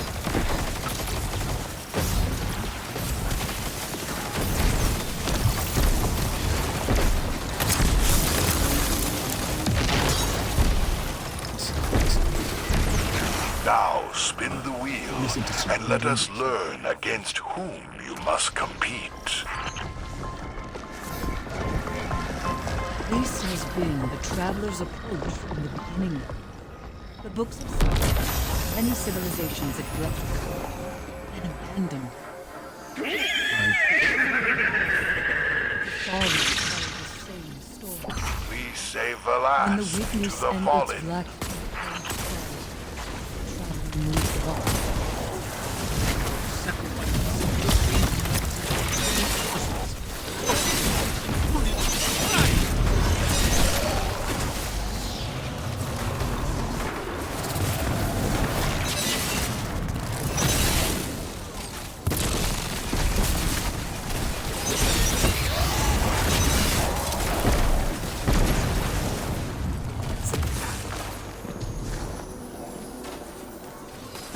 I don't know why the Traveler thinks Maybe it has changed its mind about Guardians. Maybe it's not as infallible as we once believed. More foes pour into this realm at the behest of the ageless horse. It's time here to protect humanity. Savathun is traveling.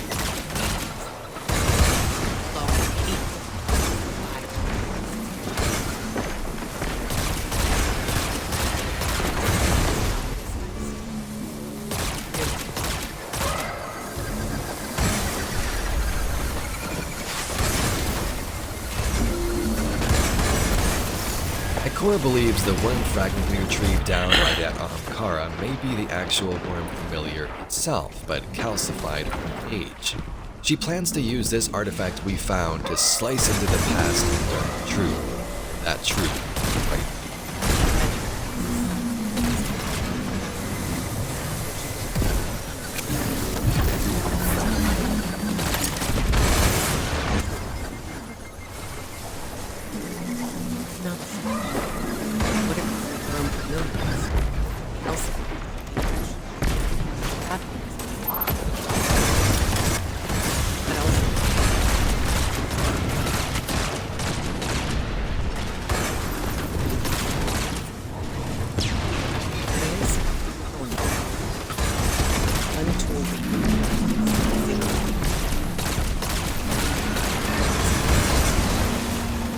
Which is why I'll be taking this on us. This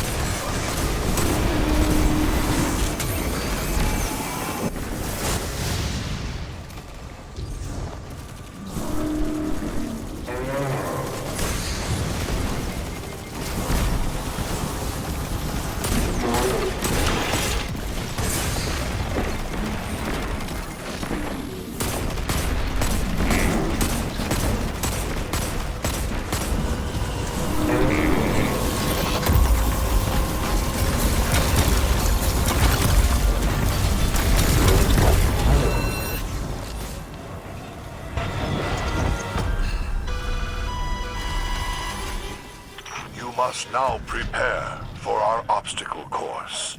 The inconceivable horse proclaims it utterly bonkers. This frail siblings will soon be claimed by the light. Unless we claim first. I'll tell what's coming, sibling of cataclysm. Prophecy. Greatness. We will feed on fear. Pride. Careful, as you all. Young siblings.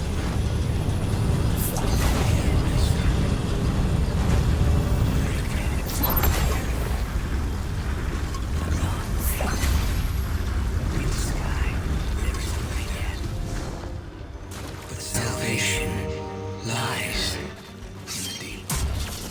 Lead your sisters now. Your coming will spare their short lives.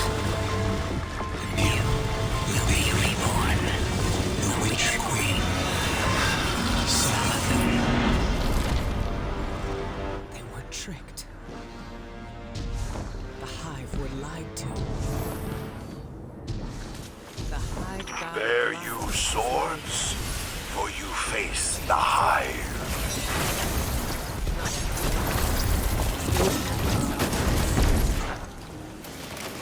the ritual. You need to.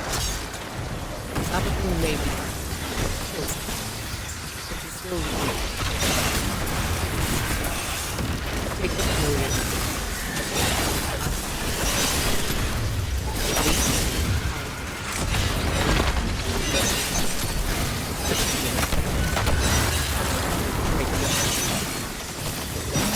In the books of Sorrow, we were told there was an apocalyptic event of the homeworld at the time. after the three sisters dove into the deep and took the power from the darkness and the worm gods, ingesting those worms and becoming a hive. But as it turns out, the Witness tricked the hive. Remember that 53rd moon in the hive's home system? That was the Traveler. The hive could have become disciples of the light, but the Witness would step in and trick Savathun herself. It told her, hey, there's this great cataclysm on the way. The only way to stop this and save your species was to dive into the deep, in the darkness. The Witness made Savathun and her sisters wield darkness when they could. The last mission was to stop Savathun from stealing the Traveler, thanks to the trick she learned from the Witness. In her overthrown world, the Traveler is seen above. She had it teleported away from the last city, now appearing in the throne world. The plan was to infiltrate a ritual and play this memory we just witnessed, the truth about everything. Maybe it'll throw things off and work in our favor. We show Savathun the memory and she gets angry.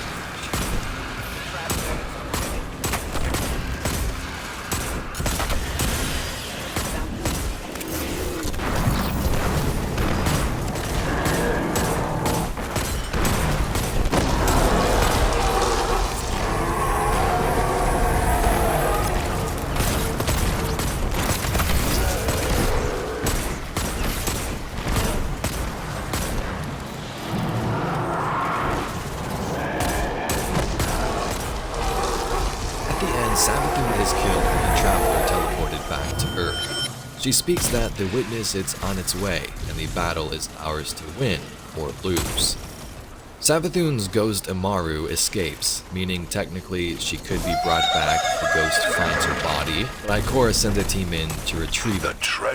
In the final scene, the Witness is revealed to us, an enemy hinted at since the early days of Destiny films, and its appearance. Celestial hoof.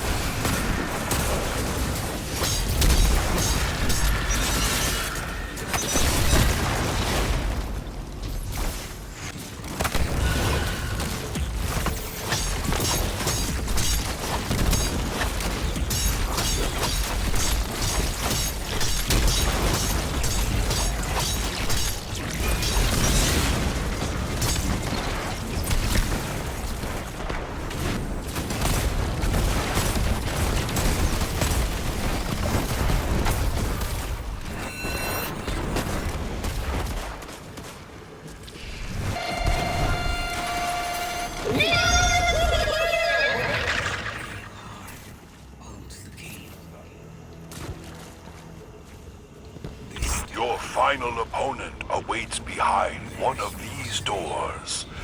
Which shall you choose? The Traveler wields the light. It isn't actually the itself. The Witness is like this, but for the darkness. It wears the darkness like a cloak, it wields Incorrect. it, probably commands it, but it isn't the darkness itself that actually force it, if that makes sense. The Witness speaks about how the Traveler has done enough. It's now on its way to complete this final shape. No dark, no light, and no more death. There is no escape. Before we move on to the seasons of Witch Queen, let's first talk about the Throne World and the Vow of the Disciple Grave. You may have noticed Savathûn's Throne World has its own pyramid. Previous pyramids on Europa and other worlds were scanned empty. This one, the Throne World, was different. A disciple of the Witness was sent here to keep track of Savathûn. This is Ralk, disciple of the Witness. Ralk has a pretty epic backstory. He was slowly led by the Witness to join his side, and along the way he would do things like destroy his entire species and planet in Lubrae. Ralk was sent by the Witness to Fundament, the Hive homeworld, to make a deal with the worm gods. Ralk said to the mother worm Zeta, "Your children..." Thank you for the follow, Kaylee art. Ralk took the worm mother Zeta and imprisoned her in his pyramid, draining her power continuously with up-and-down fights, which he built. A time later, the three Hive siblings found the worm gods, and you know the rest of that story now. It was your infinite wisdom, my Witness. The infinite steed places timeless Vex before you. See you on the other side.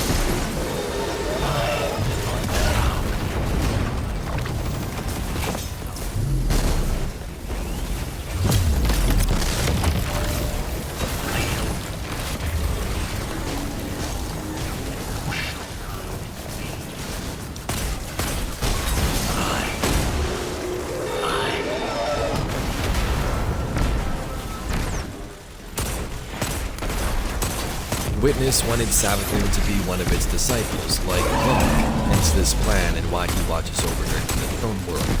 The two worked together for a time. Ralk would create worms to fuel the Hive, and Savathûn she could. Eventually, she would betray Ralk and be witnessed of, interfering with their attempts to contact the Guardian back during Season of the Arrivals on Io. This was the start of all that. Savathûn would then hide in the form of Osiris, and Ralk would later try to destroy fail. He would become trapped here in the swamps in his pyramid, now grounded. While trapped, Ralk began experimenting with Scorn, who have invaded the Throne World. He tried to fuse them with the Hive worms. It worked in some cases. The Scorn are a part of the darkness and would now follow it directly. When the Vow of the Disciple made, Guardians would invade Ralk's pyramid, take out the darkness and use Scorn to lay eyes upon Zeta, the Mother Worm, and slay Ralk in the boss room.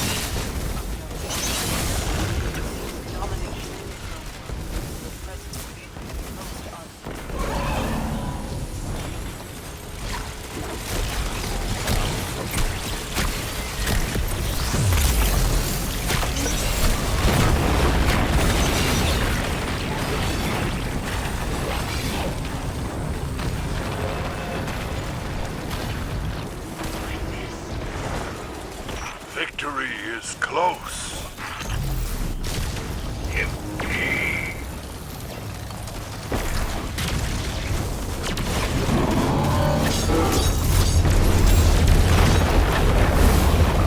Now we have the season that launched alongside Witch Queen's season of The Risen. At the tower, as we will feature on Mars with Saturn, Zavala and Idle have together and take on the Lucent Hive Savathun created together.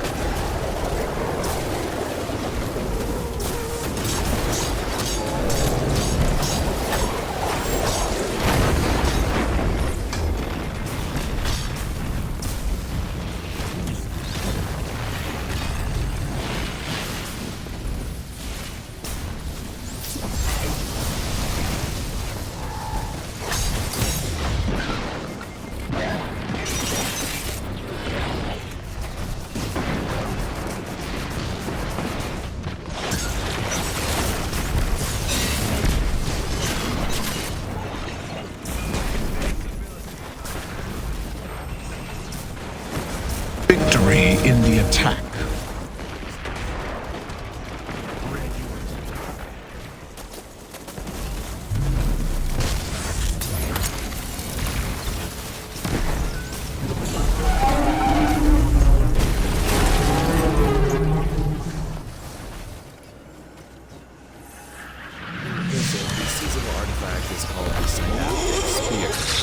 Weapon that has light-suppressing technology. Tonight's champion. Throughout the season, we would venture out to destroy Hive lieutenants, hit it with the spear, and Cabal and their scions would capture it into their mindscape and learn what they could, even bring it to the helm for further study.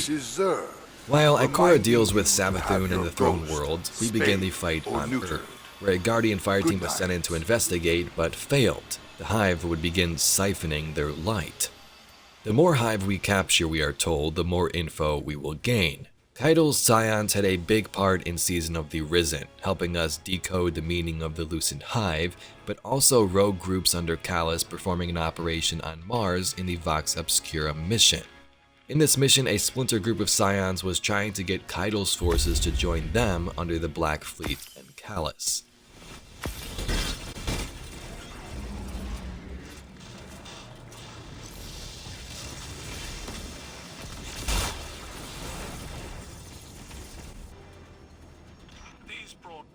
Are not comprised of words, but images, feelings, and impressions. My optices will show me their contents through a telepathic link, similar to the mindscape. I see the silhouette of a scion. They stand at the head of a full Cabal legion. Above them hovers a black pyramid. Behind them stands a towering statue of gold. A statue of my father, Calus. His arms outstretched. Hand open. Beckoning. I can hear his voice. It calls to me, promising refuge. Promising salvation. Broadcast and orbital strike have been disabled. You have my gratitude, Guardian. The first Hive Mind told us the Hive were stockpiling light from Guardians and planning something in the Cosmodrome. Keitel believes they're stockpiling the light taken from our Guardians. She's having trouble getting precise readings. There's a barrier in the way. The Hive are trying to hide what they're doing from us. In the helm now, a room has been set up to study the Lucent Hive, Keitel's most trusted scion working in its center chair.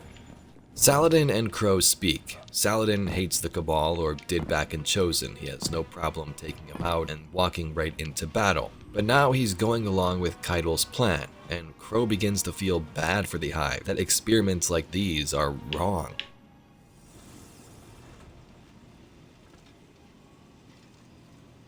Do you think it hurts?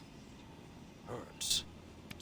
I could feel Savathun behind my eyes when she reached into my mind. What do you think these Hive feel when we reach into theirs? I also find the Scion's methods unsettling, but they can uncover Savathun's plans more efficiently than I ever could. Better to just put them out of their misery. Keitel believes these hive might hold deeper secrets. Do not make the mistake of thinking these things deserve your sympathy. Even though they have the light. Maybe you are the wrong person to put on this assignment. They may be our enemies, but this feels like a new low for the Vanguard. For Zavala. Watch your mouth. You New Light see Zavala as some toothless diplomat, but you wouldn't believe what he sacrificed to become the man he is. Someone who will make the hard choice, and make sure his people understand why. Then I can't wait to hear the speech about all this. You want a speech? Today the Vanguard did what had to be done. Mercy prevailed. Speech over. Say it a little louder. I don't think this guy could hear you. This doesn't look like mercy.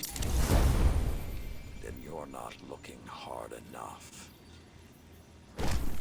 Guardian, over the last year, friends and advisors within the last city have fallen victim to psychic manipulation. Those losses and the rediscovery of the Crown of Sorrow meant that we had to develop psychic countermeasures. So I authorized the deployment of this containment developed by Keitel Scions for psychic analysis of the Hive. The machine can hold the Hive in a painless limbo, neither alive nor dead. This allows Scion operatives to examine their minds, gleaning the information we need. After everything that happened to Osiris, it makes me uncomfortable to rifle through their brains like this. But Guardian lives are at stake. You will be our boots on the ground, and Lord Saladin will oversee the operation to ensure everything goes smoothly. We'll only have this asset for a limited time, so make it worthwhile. Good luck. Near the end of the season, we learned the whole plan was to gain control of the Scarlet Keep on the moon, take it from Xivu's forces and use it as a base. They were stockpiling and stealing Guardian light from dead Guardians and manifesting Savathun's throne world. From there, they could easily invade Earth, so we head to the moon and stop this advance. The Lucent Hive are attempting to retake the Witch Queen's position on your moon. Transporting an invasion force of this size must require a massive Hive ritual. Crow, do you have eyes on the ritual? Crow, do you read me? Damn it. Push forward, Mountain. Can't split our focus while the Lucent Hive are staging an invasion. Is Crow confirmed? Is that our target? He's still missing. My Scions confirm. Target acquired. Engage, but do not destroy, Guardian. Once my warriors send you into the Mindscape, you may be as brutal as you wish. This is the Mindscape, Guardian. It's a mental projection built by my Scions. Sever the Witch Queen's connection to this hive before it escapes.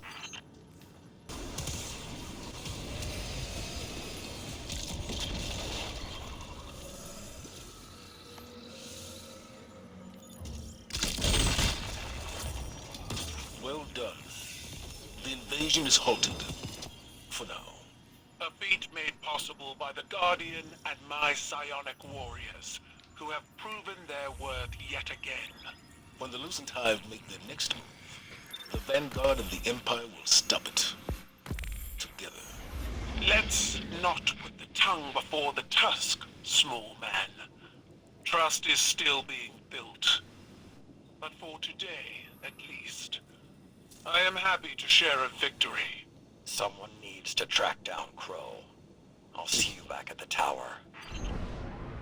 Back in the helm, Crow still feels bad for the Hive, so he unplugged the machine, killing Keitel's most trusted Scion. Crow, what happened? I didn't mean to. A full abort sequence initiated from this location. What have you done? I shut it down.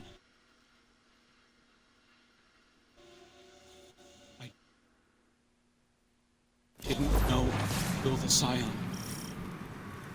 Sends an emissary to the Guardian, my forces report that Shadow Legion units are shifting their attention to the Cloud Ark. That's likely why Neomuna's defense systems are reading offline. But I bet those Vex punks are also poking too close to the city's internals. You said the right thing. So send mercy to an enemy.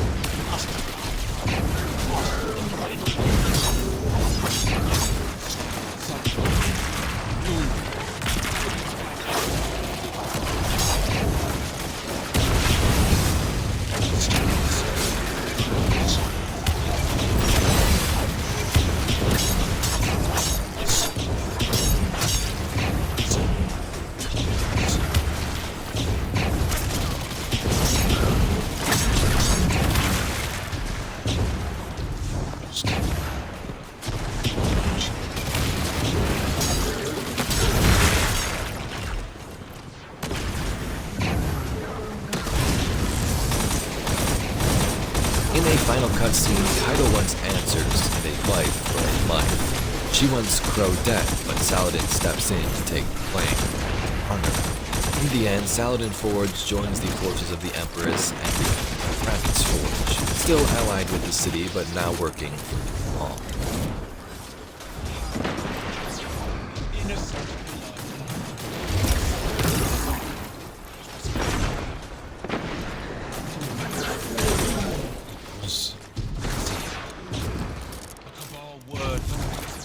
Two syllables. One is fault, the other responsibility. Honor the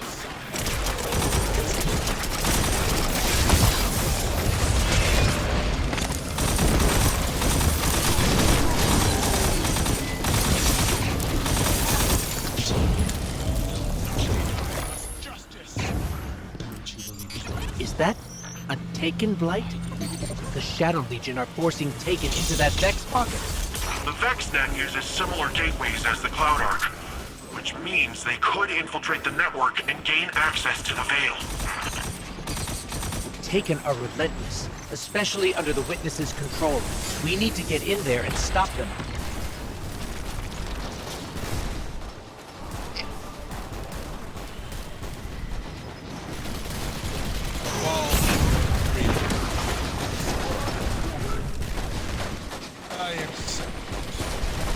Your life. You will serve on my wall as prophets. Then it's done. You can't not.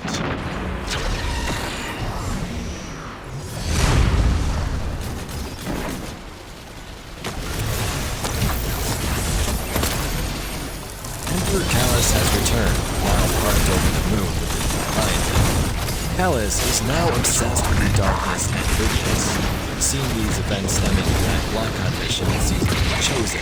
Now, he's come to the moon to try and take over the Lunar Pyramid, merge with it and become a disciple of goodness like Roth was. We quickly begin to learn that the nightmares have returned, this time in a haunting fashion. As a guardian and characters of the city, we must face our own nightmare, sever Callus's connection to the Lunar Pyramid. There's explains this in the intro.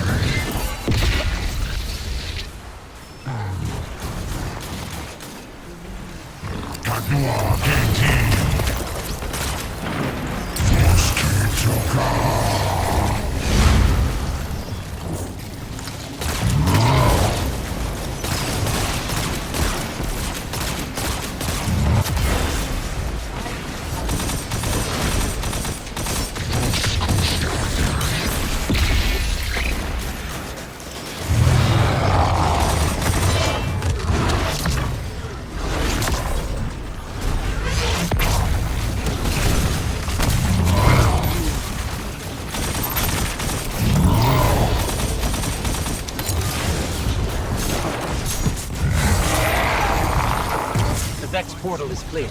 Let's follow those Taken and remove them from the system. Hey, Guardian? I'm not sure just how much damage these Taken can do, but hopefully we can beat them to the punch.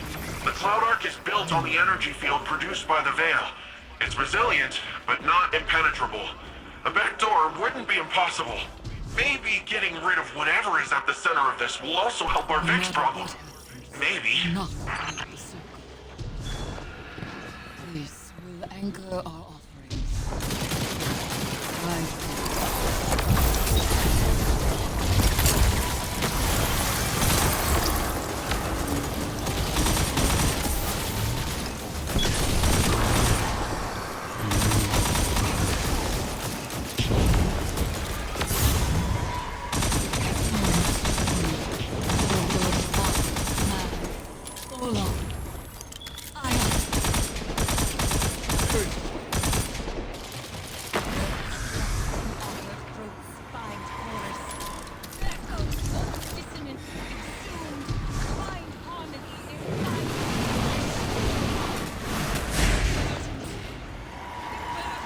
There's got to be a way to destroy these blights. We can't let more of them form.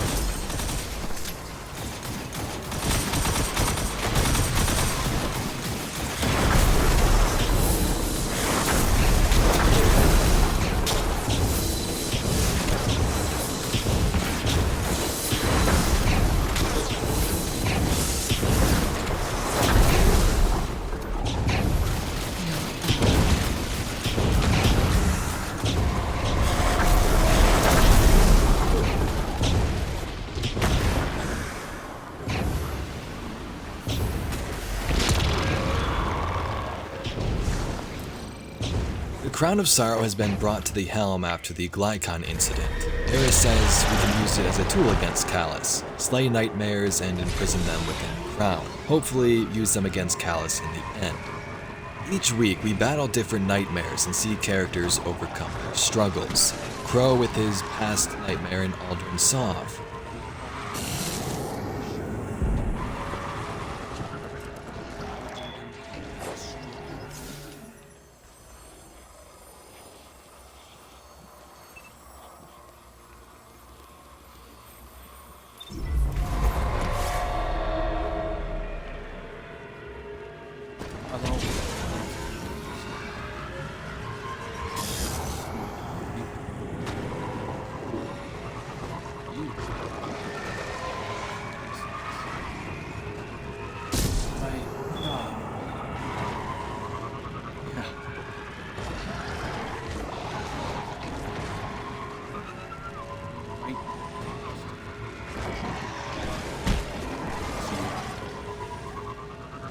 Zavala with his wife and son. You can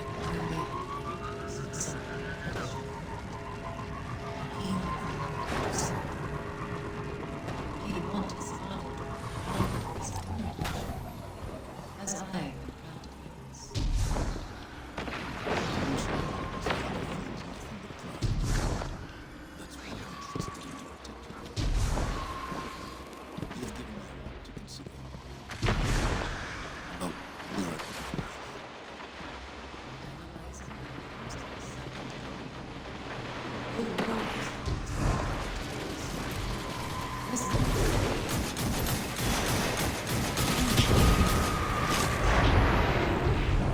The Taken haven't even been here very long, and they've still managed to take over this Vex pocket. They're fitting allies for Callus, infesting any space they're found in. If we'd waited any longer, this would have been much worse. Yeah. I don't even want to think about that. Title, Gaul.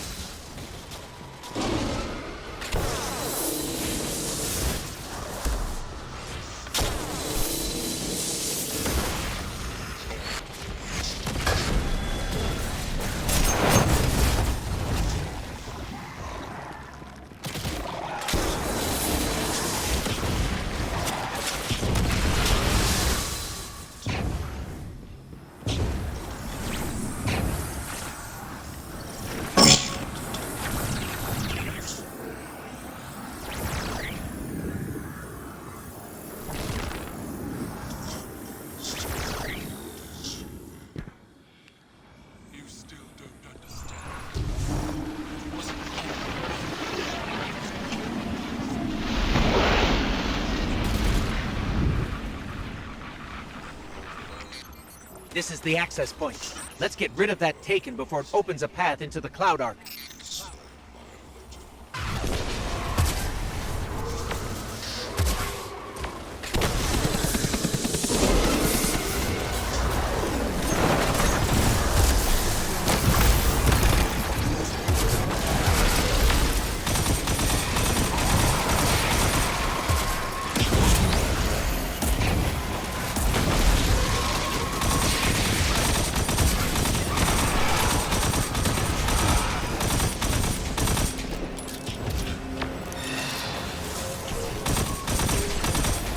During the last week, Callus succeeds and takes control of the pyramid. But if we strike as one at the heart of this presence, we might be able to stop it from obtaining the power of the pyramid. The whole crew returns to the Leviathan and performs a ritual to banish Callus from the moon.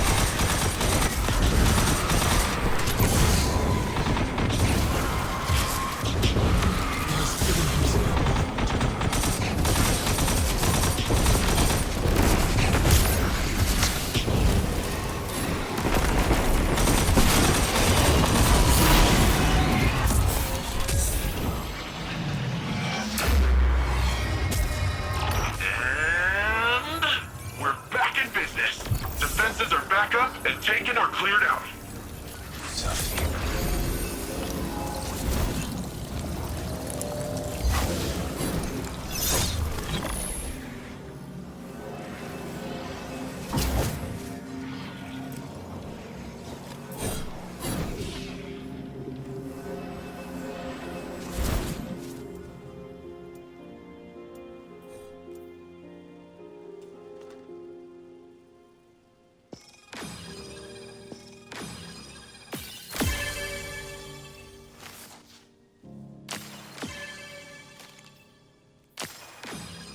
In the end, Callus has given himself over to the Witness. Our character's nightmares have disappeared and the battle seems to be won for now. Callus was not killed here, don't be mistaken. We just stalled the progress of the Witness. Season of Plunder brought pirate tales of adventure to Destiny. Remember Aramis from the Beyond Light expansion, the Elixni who had used the power of stasis and darkness? Well, the Witness unfroze her now, and under its command, Aramis would search for dark relics across the system. We begin by assisting Drifter on Europa. He wants us to rescue the Spider. After the whole Crow incident with him, Mara and the Awoken wanted his head on a stake, so he fled the Tangled Shore. Finding the Spider, he gives us one of his catch ships so we can battle Aramis and her pirate forces. First, let's discuss the matter of our hazard pay. What? We had a deal. I will not be leveraged by an amateur extortionist. Sure thing, boss. We'll just ship you back to the Tangled Shore. Queen Mara's got a handsome bounty on your ugly mug.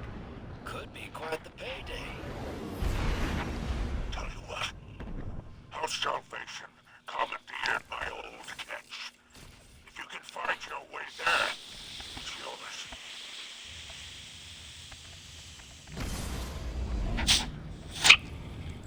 Oh, hell. The witness must have broken Aramis out. No wonder House Salvation's scrambling. So, the ship stealer is back in play. The artifact she's after. This whole season is about finding dark relics before Aramis does. The Witness wants her to find these for some reason, but at the start of the season we have no clue why. Early on, Mithrax and Spider seem to know their origin, but the Guardian is left out in terms of answers. The Cabal are entrenched, prepared for our arrival. They've erected a proving ground outside that massive tank. The Pack hunts. Petty. We have our eyes on the same horizon. Those relics, these servants are the reason. The power products, everything was done.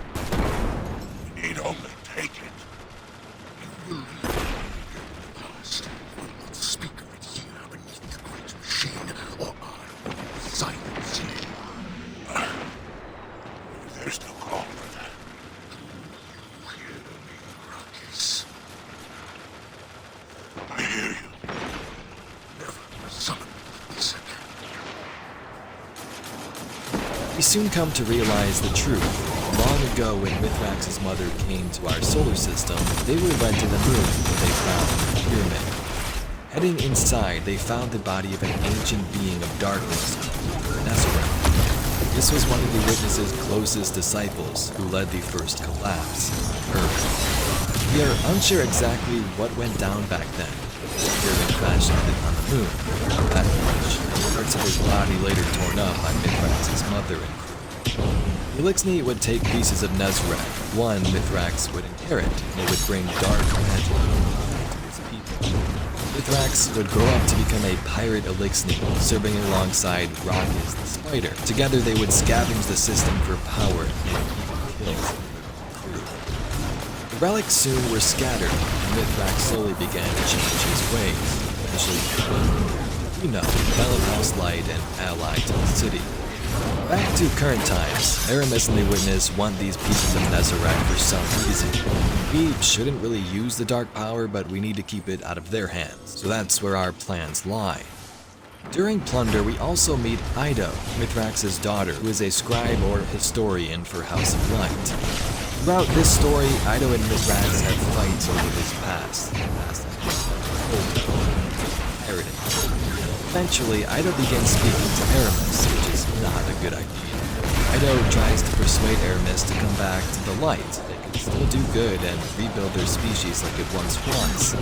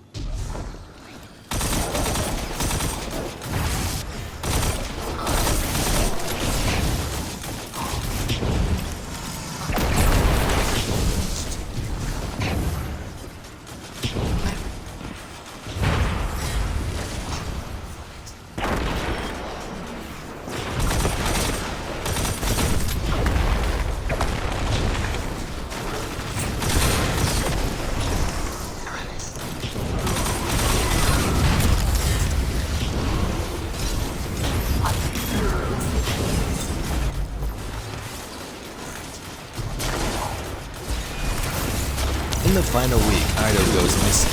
We are sent to a pirate hideout to track her down. At this moment, Mithrax and Aramis have a pirate duel of madness. Aramis escapes.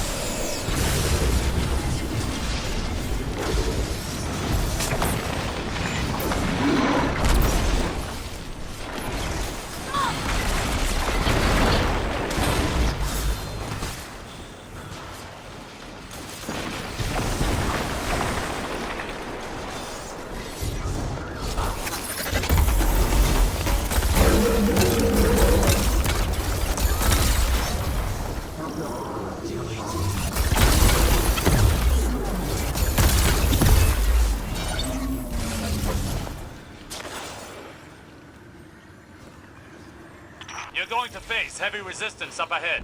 Remember, do not hold back. Show your enemy no quarter, as they did to us in the Red War.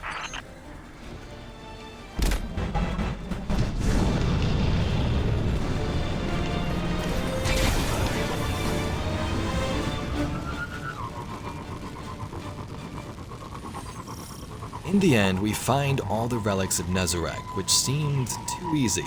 Was this a trick, a plan of Aramis and the Witness all along? In the following weeks, Ido and Mithrax inspect the relics and try and decode how they could be of use to us. In the final week, we get that answer in an epilogue scene. Using the dark relics, Mithrax turns them into a darkness tea, which Osiris drinks. He reawakens after years in a coma and Savathun's thoughts.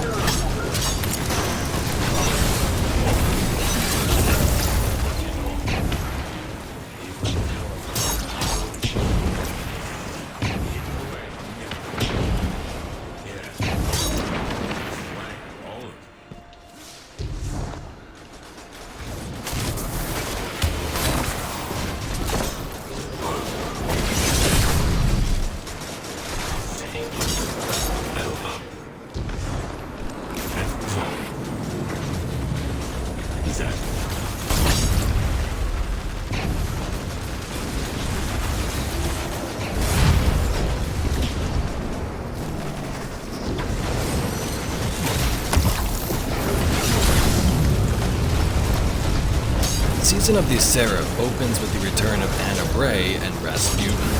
Last time we seen Rasputin, he was damaged when the pyramid ships arrived in Season of the Arrivals. As it began to float over Mars, Rasputin went dark, and since then, Anna would put him in an engram and has been trying to place him into an exo body ever since, but was unsuccessful. Seraph opens with Anna and Osiris speaking.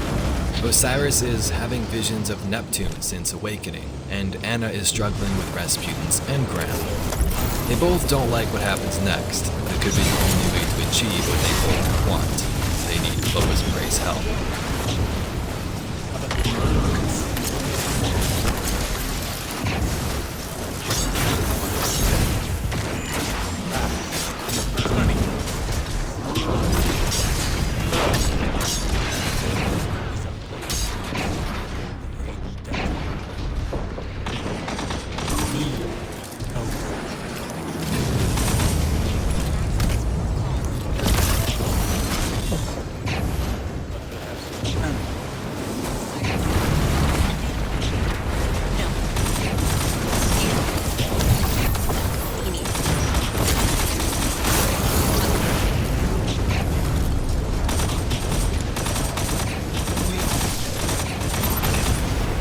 Starting this season, we venture to Europa and find forces of Xivu Arath and Wrathborn invading the area in Ray's creation laboratory.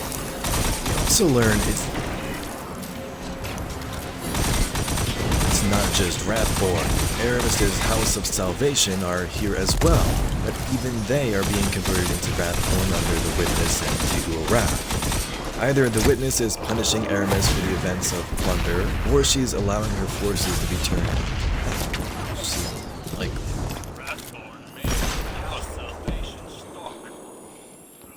Now, begin the rite of proving. Show them what we're made of. And leave them trembling.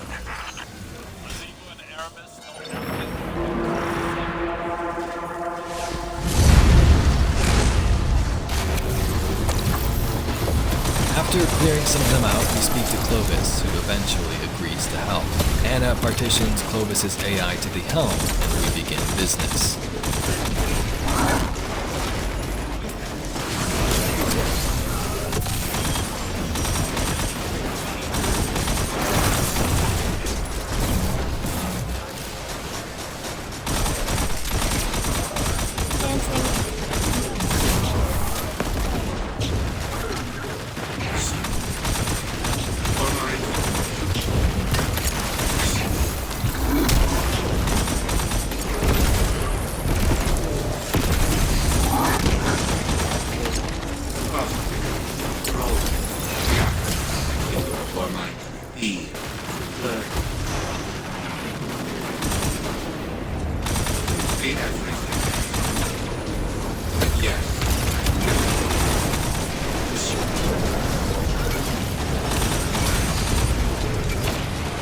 Scattered around the system are Sublight and Rasputin, smaller AIs that have their own personalities but are a part of the raw Warmind system. We're told that if we collect enough Sublight data from the vaults, maybe we can rebuild Rasputin's core. In the first week, we also learn of the Seraph station above Earth. When Rasputin is back up and in control, he will use that station to launch Orsats and defenses from the Orsat network against Xivu Arath. So in the meantime, we head up there to clear it out, installing a backdoor entry point for when the Warmind is back online.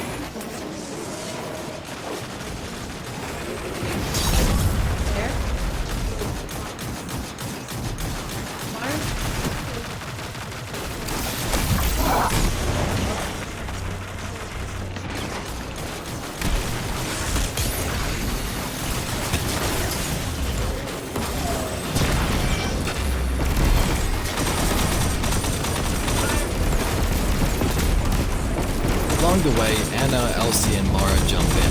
Elsie doesn't trust Clovis, but Anna wants answers, and now she's taking the plan.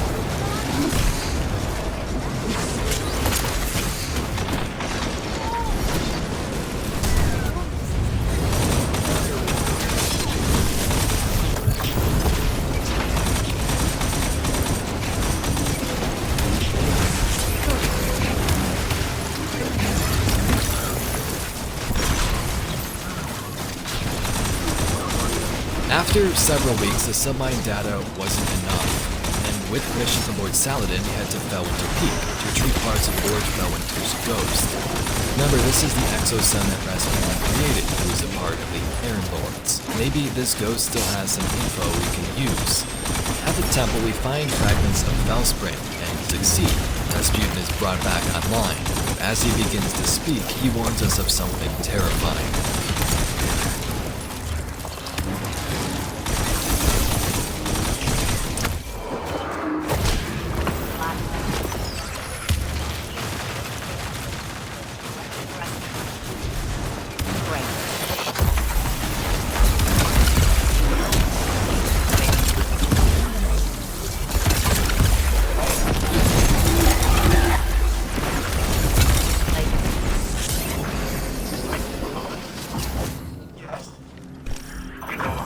Excellent work, Guardian.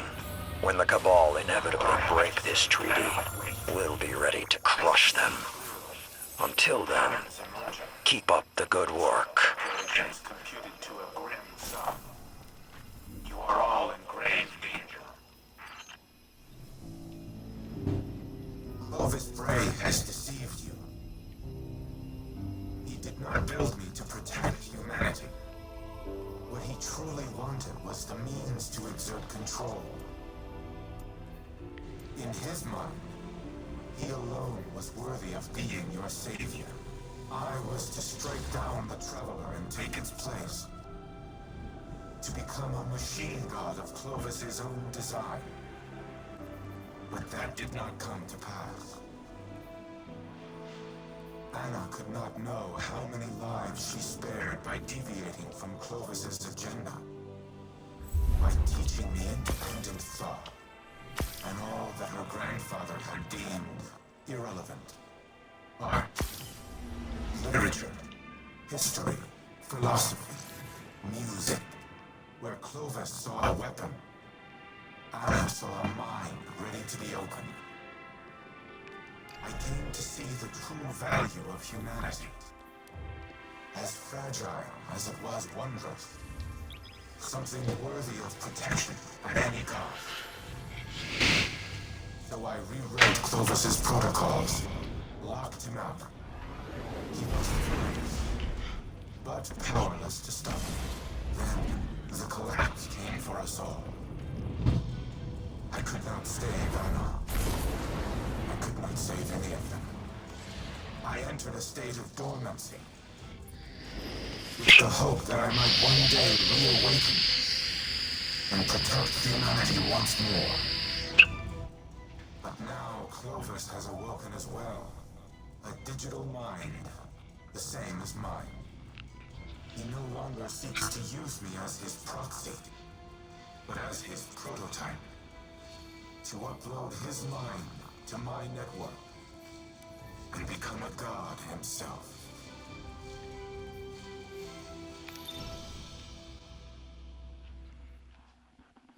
So that's right, Clovis wants to use Rasputin for his own power, much like he did back during the Golden Age. Clovis would have shot down the Traveler with Rasputin and replaced it with himself, becoming a god, but Rasputin locked him out, and with help from Anna when it comes to learning about human culture, history, and literature, he developed feelings. The sisters confront Grandfather Clovis, and Anna sends him back to Europa. Go ahead, shoot me. Destroy your life's work. I've always had humanity's best interests at heart.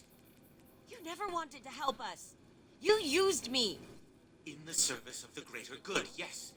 What has the Traveler ever really done?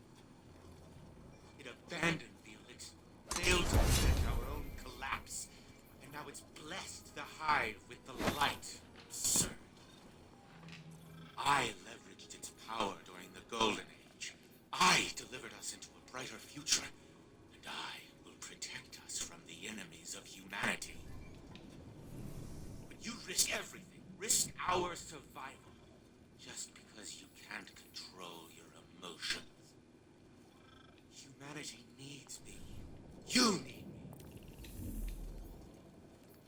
We'll fight our enemies together. No. No. What are you doing? Fighting the enemies of humanity.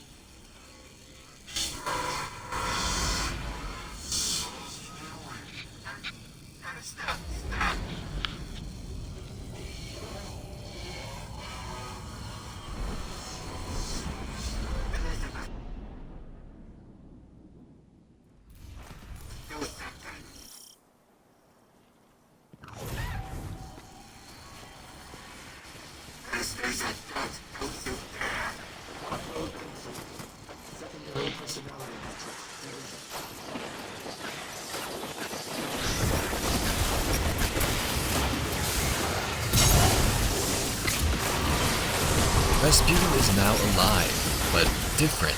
He's combined with the personalities of his subminds, and also has Felwinter's memories, his own son whom he destroyed with the Iron Lords.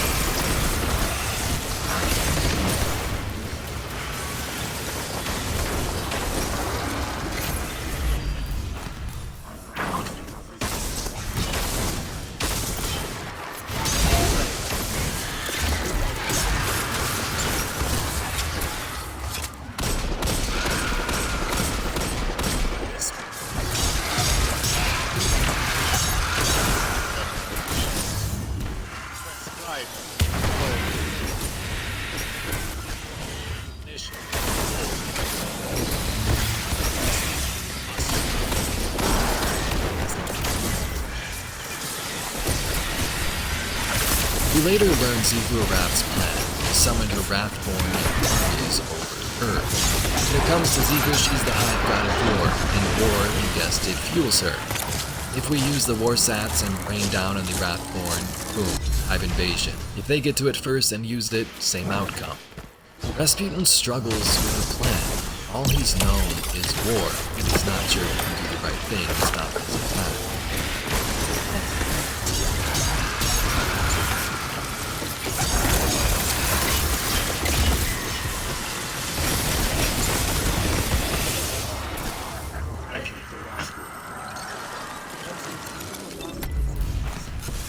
Warsats are immensely powerful. He cares not which side.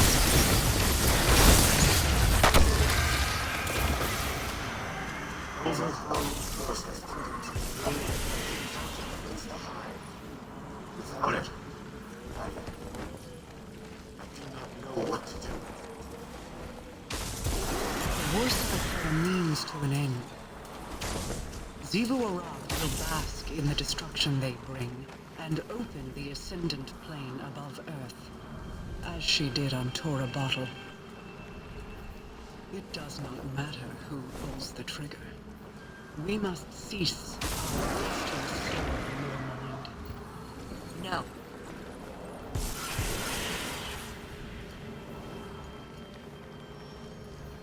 We've worked too long and too hard to stop now. Rasputin is our best shot at winning this war. That is precisely my concern. He is a weapon made to be wielded. He is more than a weapon. He's our ally. And he will act in humanity's best interest. Then I propose we aim not for total victory, but a stalemate. Allow Rasputin to prevent Xivu and refrain from using it himself.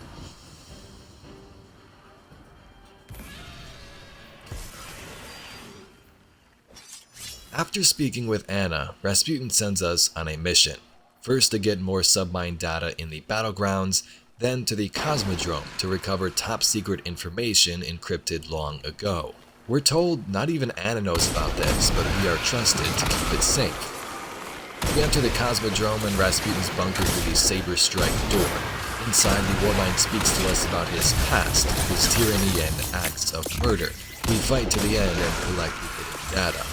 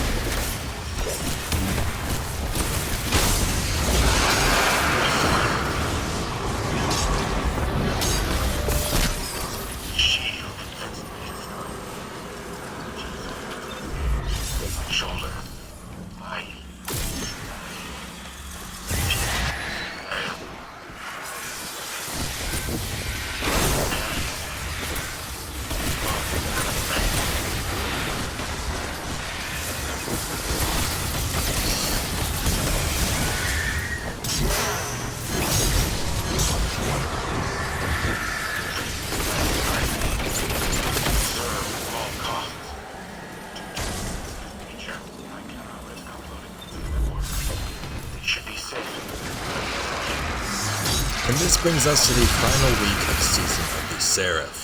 We start in the Helm, where Rasputin tells us the next step. He needs to sacrifice himself to stop Aramis and Xivu. Anna doesn't want him to do this, but he says it's the only way to stop their advance. Aramis found the back door from earlier in the season and planted, so what we need to do is take Rasputin there in his engram form and upload him to the network. Aramis has activated Abchorin Imperative and Loki Crown, wanting to use the Warsats to fire against the Traveler. So I'm gonna play the important parts of this quest and we'll discuss it afterwards. Can't be.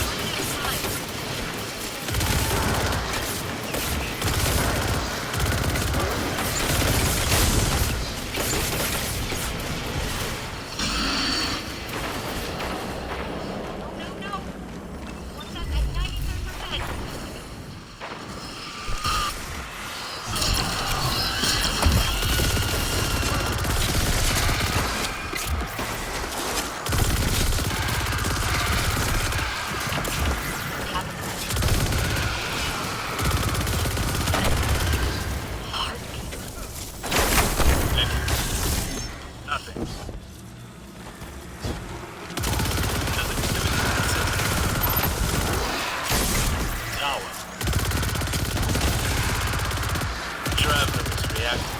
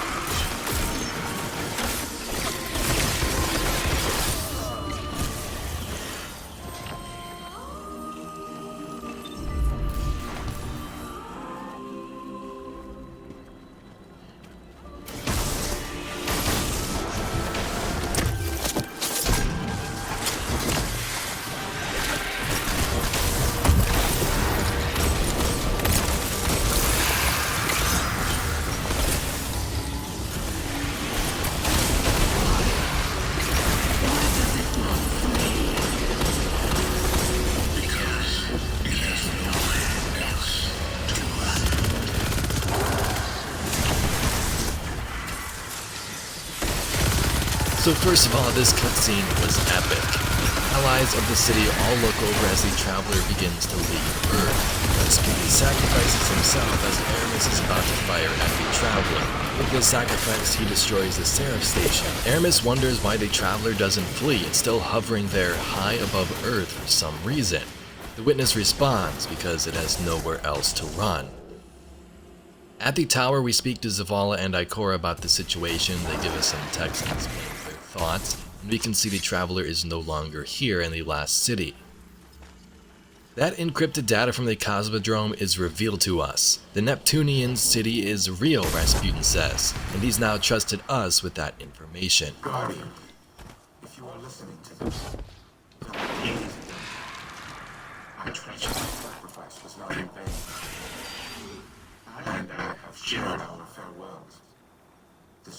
hard on her, but she is resilient.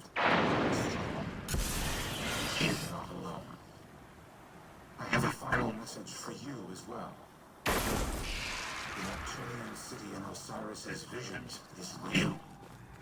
I do not know its exact location, but it is home to the Veil, an object of immense paracausal power, one that is linked to the Traveler. The details are contained within the files retrieved from the Cosmodrome. I have decrypted them for Osiris's benefit. Tell him it is a part from one old miser to another. All other files referencing the city have been deleted from my records, and not by me. Sydney wanted it to remain a secret. Anna once worried that she had neglected to teach me how to trust. But now, as my penultimate act, I entrust this knowledge to you. Use it well, my Seraph.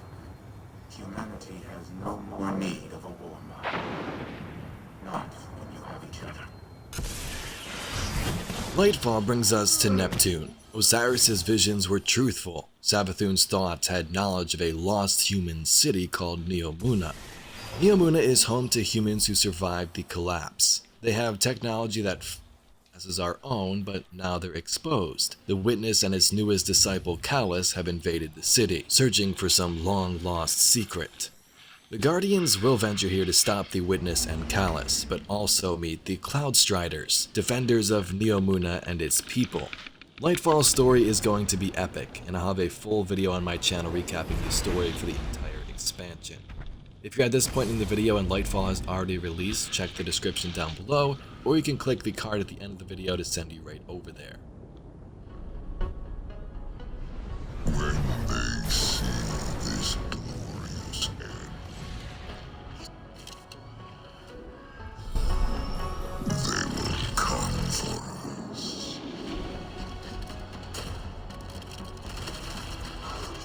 To savor the fruitless struggle to its last drop. It's who they are.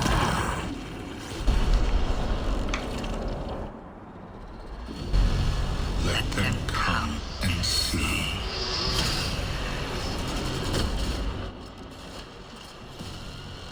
Our shape reveal what they do then.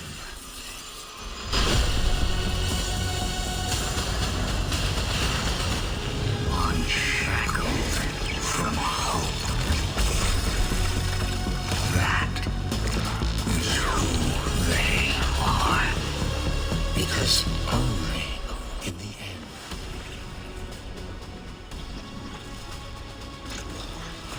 are we free.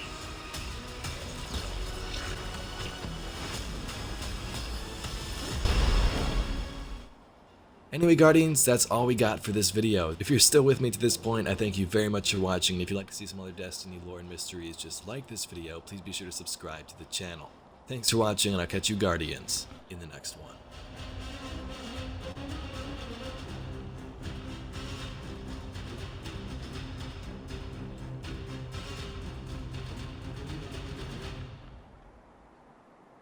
At this point in the lifetime of the channel, I've had the opportunity to talk at least at some depth about a lot of the major characters in Bleach. But one character who I haven't ever really had the chance to touch on is Kaname Tozen, one of the main villains of the first half of the series.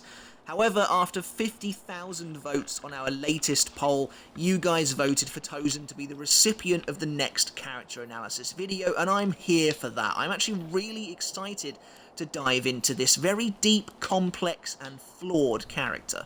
To me, Tozen operates in a really interesting middle ground. Despite being one of the major villains of the series throughout his tenure in Bleach, you know, he was never as popular as Aizen or Gin, and he was never as prevalent as Grimmjow or Ulquiorra.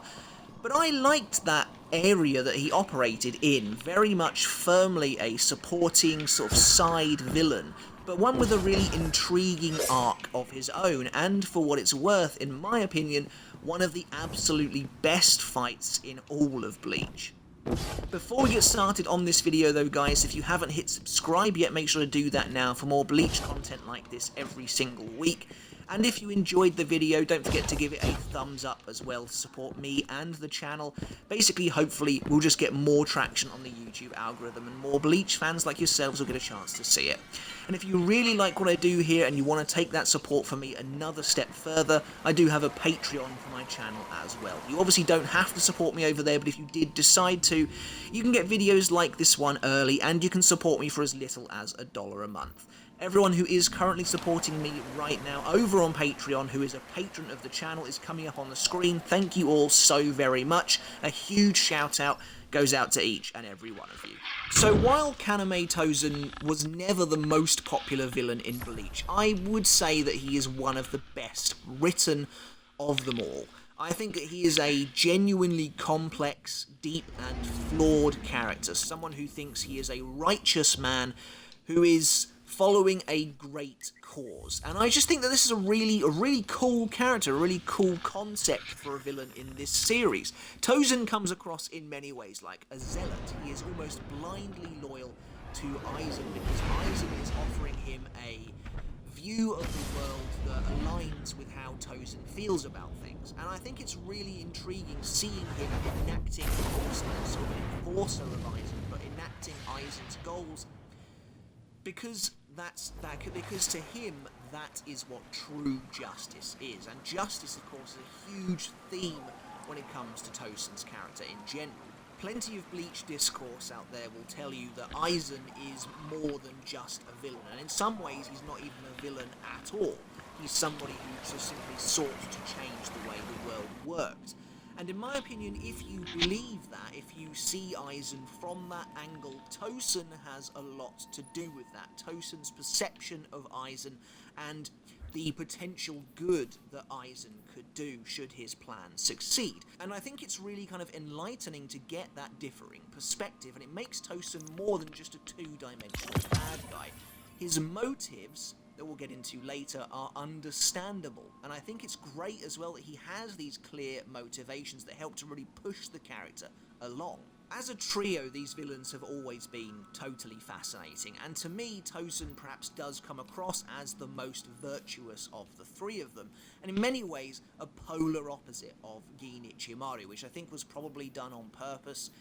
Gin is shrouded in mystery to the point where his entire design reflects that. You know, as soon as they move into the Arrancar arc, you can no longer see his hands, which of course is quite a suspicious look for someone to have, as you don't know what they are up to. Tosen, on the other hand, is supposed to kind of come across as almost an open book, someone whose motives are very clear. It's obvious what it is he wants, and kind of just where he falls in this entire situation.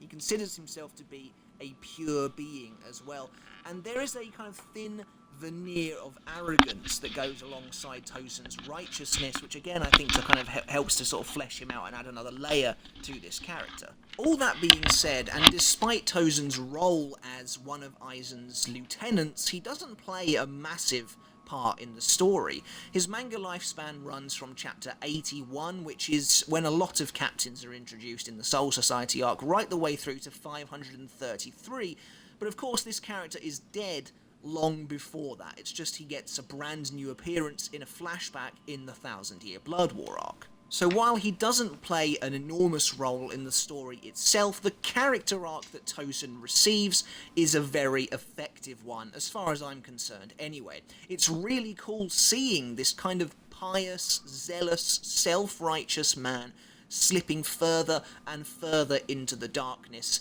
his hubris taking over, that underlying arrogance finally coming out.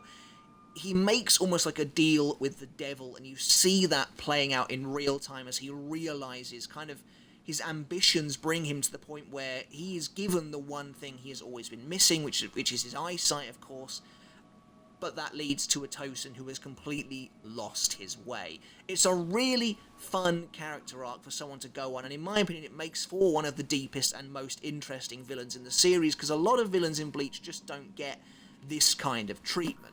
This idea of him making a pact with the devil and being rewarded with something he thinks he has needed his entire life, only for it to cause him to be sent astray, is a really, really nice idea. And of course, as well, something that plays into Tosun's character is that he is always seeking something, and generally that is the path of true justice, supposedly the path of the least bloodshed. And eventually, when you reach the point where he is killed, or where he is about to die, or sort of dying anyway, where he has lost the fight, his vision clouds over again. The last thing he sees is his friend Kakyo, and she sort of disappears.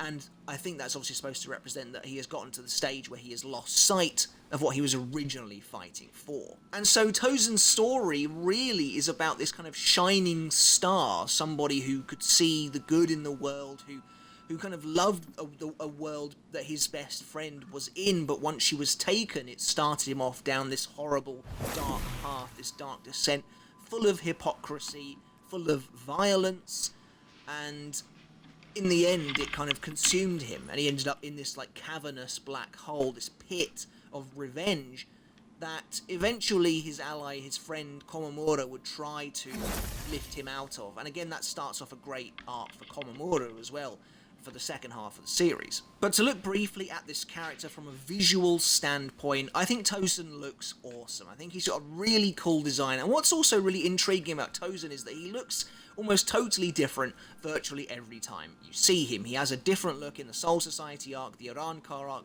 all the flashbacks we get of him. He looks different in each of them, and I just think it's really nice. This character has a really cool look to him that I think helps him stand out. My favourite look of Tosun's is probably how he appears in the Arrancar arc. It's very sleek, quite minimalist as well, which I think is really cool. And then, of course, how he changes throughout that epic battle he has with his former allies is great to see as well. His personality, you know, it's perhaps not hard to see why he wasn't as popular as his villainous cohorts. Aizen is, you know, immensely charismatic and a lot of fun. Gin is very sneaky, very kind of charming in that way, but also very sinister and gives off, you know, real villainous vibes. Tosun, in contrast, he is the straight man of the three of them. Really, he plays everything quite seriously. This is not a character who's ever likely to be used for comedic purposes, shall we say. And I think that works, though. He kind of comes across as almost that devout, almost religious soldier who does see Aizen as this godlike figure that he purports to be. And so I think it makes a lot of sense for Tosun to act and be this way, and I think that's pretty cool. So as for Tosun's role in the story of Bleach, like I said, he's not in it a huge amount, but there's still plenty to dive into here. But crucially, while we don't normally do these from a sort of timeline perspective, I think the most important catalyst in Tosun's life is, of course, his relationship and the fate of his close friend Kakyo, who is not actually named until the light novels Can't Fear Your Own World. But basically, he's this really close relationship with this girl, Kakyo, who kind of has this amazing, pure worldview, who loves the world, but kind of wants to remove... She kind of speaks metaphorically about removing the clouds from the sky so that, you know, Kaname can kind of see the world that she does, that she loves as well. And Tosun has kind of is a bit more closed off, although he seems to obviously feel very, he can be himself around her. He does seem to be quite closed off to this idea, and when she is taken, when she is killed by her husband, and you know, that is gone into way more detail in the light novels, it seems to affirm Tosun's kind of beliefs, his belief system that the world is kind of broken as it is, especially with Soul Society not actually acting on the fact that she was murdered, that she was taken, someone so pure was robbed, and it is all of this that is Tosun's entire catalyst for being, for wanting to become a Soul Reaper and presumably, and kind of carve out the rot from within, essentially. So he takes up Kakyo's own Zanpakuto and kind of makes it his own. So it's a cool starting point. It is a bit of like a villainous origin story we get to see for Tosun, perhaps more so than anybody else. It feels that way. It is cool to see him confronted with the injustices of Soul Society. This is, of course, delved into even deeper in Can't Fear Your Own World, and Again, while these character analysis videos are generally manga specific, we will talk briefly about Can't Fear Your Own World because it's important for Tosen's character and his motivations later on. But the crux of it is that his friend was robbed from him, she was given no justice, and so Tosen kind of takes justice into his own hands and seeks out somebody who he thinks can mete out proper justice instead. But this is why I think Tosen's story is a cool one. He is a victim of the system at the end of the day. Kakyo was murdered by a noble, so that was always going to be covered up, and Tosen, being essentially a commoner from Rukongai, has no way of getting justice unless he takes it into his own hands. And Soul Society, the Seireitei, has always been painted as morally grey. It is not a perfect place where, you know, fairy tales come true. Just because Kakyo was killed by her husband doesn't mean that they will get the justice they deserve. And I think that makes Tosen a very relatable character. You know, he's not someone who's out for world domination or something like that. He wants to change a fundamentally broken and vile system, a place that he considers to be evil. And I think that's really cool, but Tosen himself kind of falls from that pedestal, that position of grace, into this pit of revenge. And it's interesting, Tosen, I think, is a character built on hypocrisy at the end of the day. He is someone who seems to want something and talk about something else, almost as though he knows that what he wants is not what he is talking about, if that makes sense. So, like, he talks to Komamura about wanting to join the Shinigami for the sake of justice, for justice for his friend who he lost, as they are by her grave. Again, a nice scene. These two characters build a wonderful bond together. Two outcasts, in a way, or at the very least, two people who are missing something. You know, Tosen is missing his eyesight, and Komamura is obviously a huge kind of wolf man, and so has been an outcast for ages. And this is an interesting dichotomy that we'll get into later, as it really forms their individual worldviews and is what will inevitably lead them to clash later on. But Tosen is talking to Komamura about justice and wanting justice for his friend.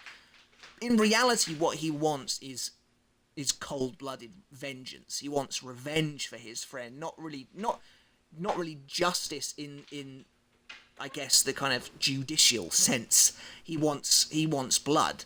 And I think that's really interesting because this character, he kind of espoused this kind of whole virtuous, self-righteous appearance, but really, deep down inside, he just wants revenge. But in the Soul Society arc itself, you don't really get to see too much of that. Tosen doesn't play a massive role. He's present at the first ever captain's meeting that we get to see. Then he is with Komamura when they meet up with Unohana, and she kind of confirms that Aizen has been killed. And at this point, Tosen decides to step into the fray himself, as he believes that the fastest way to getting answers is to bringing an end to the Ryoka invasion. Kubo seemed to be going for something slightly different with Tosen, I think, here at the start of the series, basically making him into an almost like a monk-like pacifist, to the point where he says that he hates battles, he doesn't want to really get involved in a battle, and then later on, when he subdues Uryu Ishida with a really cool-looking ability, by the way, that basically inverts the page into like this negative zone look. It looks really cool. But he starts crying after defeating Uryu, and he's like, maybe now these pointless battles can begin to come to an end. And he is like this almost monk-like pacifist early on in the story, which I don't know if that really fits with the character we get later on. In my opinion, he kind of becomes a bit more hardened as the series goes on. He becomes a bit more hardline. Perhaps that is just to symbolize him falling deeper and deeper into darkness, but in my opinion, the Tosen we see in Soul Society arc doesn't really line up with the Tosen we get in Turn Back the Pendulum, who ruthlessly cuts down his captain. And I don't know, maybe this is kind of an act he's putting on, but it seems unlikely to me. I guess perhaps you could, because so basically one of the most important quotes that Tosen gives that I think offers a real insight into his mind is something along the lines of, slaughter with no cause attached to it is just slaughter, but slaughter in the name of a great cause or a worthy cause, that is justice. And so I guess in Tozen's eyes, his fighting Uryu, this Ryoka invasion, this is pointless bloodshed, pointless battling that didn't need to be. Now, the fact that he's crying about it does seem a little extreme for this character, but I guess from a philosophical standpoint, it does make sense for him to be unhappy about what's going on here. But again, there's that idea of hypocrisy. Basically, he's only really happy with violence if he is the one dishing it out. He kind of sets the terms for what a great cause actually means. And of course, a great cause is completely subjective. Aizen wanting to wipe out thousands of innocent civilians in Karakura Town, in Tozen's eyes, is apparently a great cause, is apparently justified. Apparently that is genocide justified, whereas apparently Ichigo coming in to save Rukia is pointless battling that, needs to come to an end. So, I think that, again, Tozen is a dangerous person. He is a person whose mentality, whose kind of ideology has been allowed to run rampant, and that's why he is so loyal to Aizen, I think, in many ways, because Aizen gives him what he wants, basically.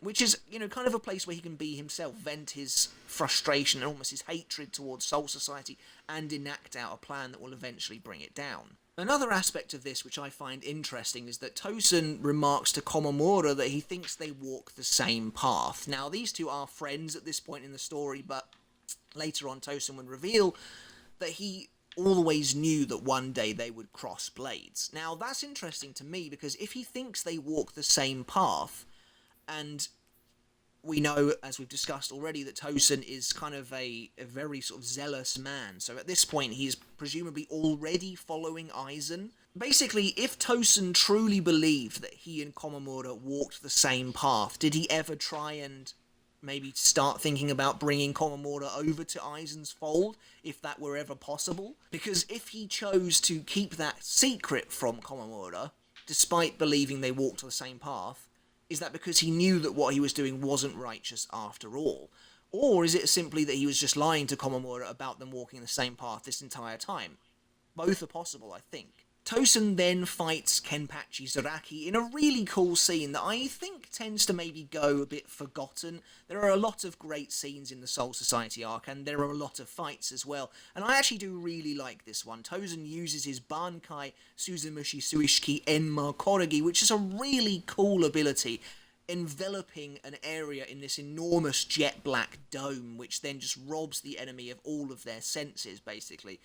It's really cool. Tozen does quite well against Zaraki, but, he just gets too ahead of himself, I think, too full of himself, and allows Zaraki to get the better of him. But this is a cool fight, I think, because Tozen goes almost, immediately into Bankai. We get to see one of his Shikai abilities just before this one. I think it's Benehiko he uses that summons all the blades. That's, again, that's really cool as well, and I think this is just a great fight. It's really great because, again, Tozen has this idea in his head that Zaraki is like a bloodthirsty, fight-loving demon, which, is not exactly wrong. But it's not that he hates Zaraki, as he says, but as soon as he saw him, as soon as he saw this man who joined the Gosei 13 by murdering the previous captain, he knew, or at least he believed, that this is somebody who would disrupt the peace. And again, there's some kind of nice irony there, because Tozen is the one who disrupts the peace. Zaraki has never really done anything like that. Zaraki is, I guess, in many ways the inverse of Tozen. Tozen kind of, on the outside, looks respectable. Again, he's like coming across as almost this pacifist. He doesn't want to fight. He doesn't hate, supposedly. But on the inside, there's a dark soul, a bitter soul that has grown cold over the years. Whereas Zaraki, yeah, he kind of looks like a monster, and he does love fighting, but I think he cares as well. He cares about people. He has friends. Really, he is that kind of heart of gold trope, but it works really well. And eventually Zaraki does get the better of him and nearly kills Tozen, but of course Komamura steps in. And then the arc ends with Tozen being revealed to have been a traitor all along. Aizen's Kyoka Suigetsu doesn't work on people who are blind, and therefore he has managed to coax Tozen to his side from a very, very young age, because Tozen kind of fits the worldview that Eisen is espousing, which is that the way the Soul Society currently works is broken, but we can change that. You know, bringing about a revolution, essentially, which I think is really cool. And of course, there's that great moment. I love the scene where Eisen ascends to Waco Mundo. I think it's one of the best scenes for his character, but it's also a great scene for Tozen's character, because Komamura, you know, smashes his fist into the floor, and he's like, you know, Tozen, where's your sense of justice now? I thought, you know, you did what you did for your friend. Where is your sense of justice gone? And Tozen says, you know, don't be a fool, Komamura. I walk the path of least bloodshed. The path I walk that's laid out in front of my blind eyes is justice. And that is that arrogance coming out of Tozen again, where he's like, you know, it doesn't matter if you think I'm doing something wrong here. What I do, that is justice to me. And so it's this idea of Tozen being judge, jury, and executioner. He metes out the justice that he thinks is necessary. And I think that's a neat character trait for someone who has quite a lot of layers to them already. In the Urankar arc, Tozen does even less than he did in the Soul Society arc, at least until we get to the Fate Karakura Town sub-arc. But now he has truly become one of Aizen's commanders. He is obviously in a new outfit now and sharing that role with Gin Ichimaru. They're both commanders of the Espada. And he still believes, despite having become a turncoat against the Soul Society, he still believes in like a rule of law and this idea of order versus chaos. And Grimmjow, in many ways, is, you know, like a new Zaraki as far as Tozen is concerned. Somebody who will bring about destruction to everything they have created because he is just reckless and does things with abandon. And I think this is cool because this moment where Tozen reprimands Grimmjow for taking all those Urankar out and getting them killed without permission is really cool, because he just cuts Grimmjow's arm off. He initially wants to kill Grimmjow, but Aizen's kind of like, whoa, slow down a little bit. But Tozen getting the chance to dish out what he believes to be justice is cool, because it's that idea, like I said, of him being judge, jury, and executioner.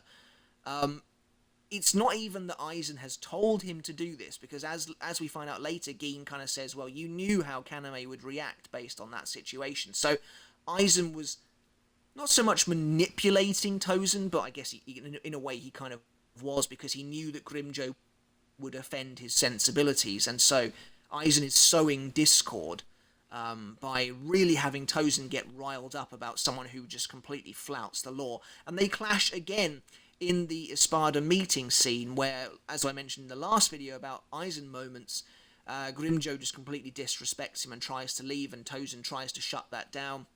And as these characters are two characters that really should be butting heads, I would have loved to have seen even more from their relationship. I think that would have been really cool. Later on, we get a rare scene of discussion between Tozen and Gin. And while the contents of the discussion is quite interesting, basically talking about the current invaders, but also Wonderweiss, who doesn't seem to trust Gin, and Tozen kind of puts that down to Gin being a sort of sneaky, sinister individual who people would be wise to mistrust. Basically kind of deciding that he and Wonderweiss are both these supposed pure beings, although Tozen says he doesn't quite know where Wonderweiss's purity lies yet. What's really interesting about this scene, however, is that relationship between Gin and Kaname. Because when you think about it, it's something that I don't think is ever really touched on, but these two have been in cahoots for over a century, which means that they have been liaising in, secret for over 100 years, conspiring against the Soul Society, against their supposed friends and family, which means you would think there is more to this than just a business sort of partnership. Do these two like each other at all? Because they've obviously been through a lot together. They are working partners, essentially. Or are they literally just here together as a result of them both following Aizen, for their own agendas? I think that's a really interesting thing to consider. Is there any friendship between these two at all? Because they maybe don't know each other that well, because obviously Tosin doesn't know Gein's true intentions, but they have spent a lot of time together outside of the traditional circles, and I think that's really interesting to think about. Tosin then plays a small-ish role in the Turn Back the Pendulum flashback, where it's revealed that he betrays his captain, as he's now part of the 9th Division. He betrays Kensei, using his Bankai again, which is really cool. Basically just casting this net of darkness over the Vizards. Well, they're not Vizards yet, but it lets him take them out. And it's really cool because, again, it shows you that Tosin is so devoutly loyal to Aizen that he's willing to take out his captain. And that makes a lot of sense, based knowing what we know about Tosin's relationship with the Soul Society, the way he feels about the Soul Society. He probably cares nothing at all for Kensei and Mashiro, and it's pretty dark that he finally is like getting a chance to enact his vengeance, I guess. But he's also fascinated and seems to be devoutly interested in these holification experiments, which in my mind was always more of like an Aizen thing. Like that was what he was after, was breaking those boundaries between Holo and Shinigami and attaining greater power. But Tosin's like really all in on this as well, and I suppose it's like him seeing it as a means of escape, a way to not just be another Shinigami, not just be a cog in that machine that he hates so much. And I kind of wonder, at what point did he decide holification was the way forward for him? At what point did he decide to holofy? Because we see him observing the experiments here, we see him observing them later on in Everything But the Rain. And so it can't have been... I imagine it was probably after Aizen got Kisuke's Hogyoku at the end of the Soul Society arc that Tosin was like, this is my chance, please holofy me and, set me free from these Shinigami bindings, essentially. Honestly, that's the sort of thing I would have loved to have seen. I think it's a great twist that Tosin reveals he has holification powers a little bit later on, but I think for his character, it would have been cool to have seen that and to really see why he was so invested in these monstrous experiments. But of course, that leads us to the fake Karakura Town arc, which is Tosin's shining standout moment.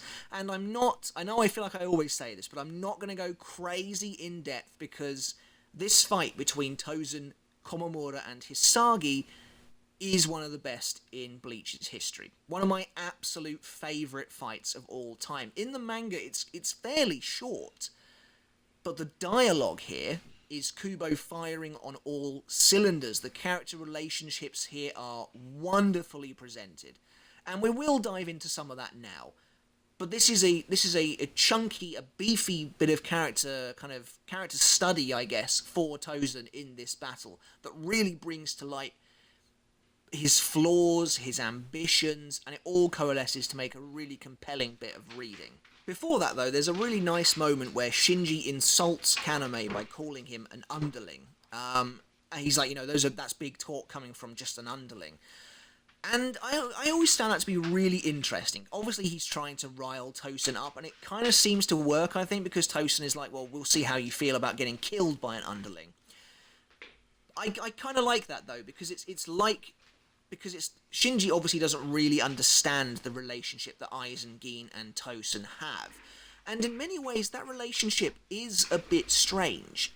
There's this idea that it is not your typical villainous relationship. Like, Aizen maybe considers these guys to be not necessarily equals, and not necessarily friends either, because Aizen doesn't strike me as the type of person to be interested in that sort of relationship whatsoever. But there is, I think, a mutual respect. It's like this idea that Aizen has a grander vision for the universe, and those bold enough to take that journey with him deserve some kind of respect. And they do seem to have a quasi-friendship about them. Aizen apologizes to Gein in the Deicide arc when he accidentally distorts their passageway through the Dangai, and he apologizes to Kaname as well. Kaname gets openly offended by Aizen in Everything But the Rain when he kind of just denounces their hard work, and Aizen's like, I'm sorry, you're right. And they have this civilized conversation where Aizen doesn't come across as the head honcho.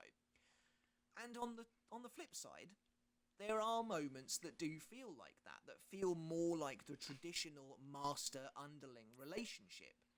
For example, the most obvious one to me is when Kisuke and Tessai arrive in Turn Back the Pendulum, and Tosin is like, I'll finish them, I'll get rid of these guys. And Aizen's like, don't worry about it. And then, Tosin's like, tries to, and Aizen says, Kaname, I said don't worry about it. And he starts like crushing him with his Reiatsu. And Tosin like bows, and he's like, I'm sorry, my lord. Tosin is always calling him my lord as well, which doesn't help that power balance. You're not going to call your friend or someone who supposedly shares respect my lord. But I guess that's because Tosin, devoutly worships Aizen. I think, again, we mentioned that already, but that's one of the things that makes Tosin so cool, is that he, in an almost religious sense, does seem to worship Aizen. But I just wanted to bring that up because Tosin is an underling at the end of the day. But it in many ways doesn't really feel like it, and so their relationship is a really weird one. But yes, this is a truly wonderful fight, and it feels like Kubo wrote it incredibly well. This is a fight where I am so satisfied with the dialogue exchanges we get that I'm almost kind of surprised, to be honest, because as a real fan of the series, one of my main kind of complaints, I guess, is that when you get characters coming together that you have been really excited to see clash, sometimes Kubo doesn't do enough with it. There's not enough talking, or they don't talk about the right things, and I'm left frustrated and, sometimes dissatisfied by what goes down. Here, though, I'm fully happy. Kubo has been building to this moment since Hisagi approached Komamura on the hill where Kakyo's grave was, and they said that they would fight to open Tosin's eyes again. We've been waiting for this fight since that moment, and I don't think Kubo disappoints. Maybe the fight could be a little longer. I always envisioned in my head that Kaname would use his Bankai one last time, and he would encase Komamura in it, but then Komamura would activate Kokujo Tengen Mio, and this massive giant would just tear out of that dark veil. But, that's a bit fan-fiction-y. What we actually get is really cool anyway. And the dialogue here between them is great. So Tosin reveals that he has holification powers, he summons his mask, he attacks them both, and there's a great back and forth between him and Komamura, where Komamura claims that Tosin has fallen far, and Tosin takes that to mean that Komamura is insulting him for having achieved holification. And Tosin's, he says, you're friends with that half-hollow, half-Shinigami boy, why do you condemn me for achieving the same power? And Komamura's like, Ichigo didn't choose this path. You were already an extraordinary Shinigami, and yet you craved greater power. And Tosin flips that back on him, and he says, so I'm evil because I've taken the powers of a hollow. Well, that's just a narrow-minded viewpoint of someone who views all Soul Reapers as good and all hollows as evil.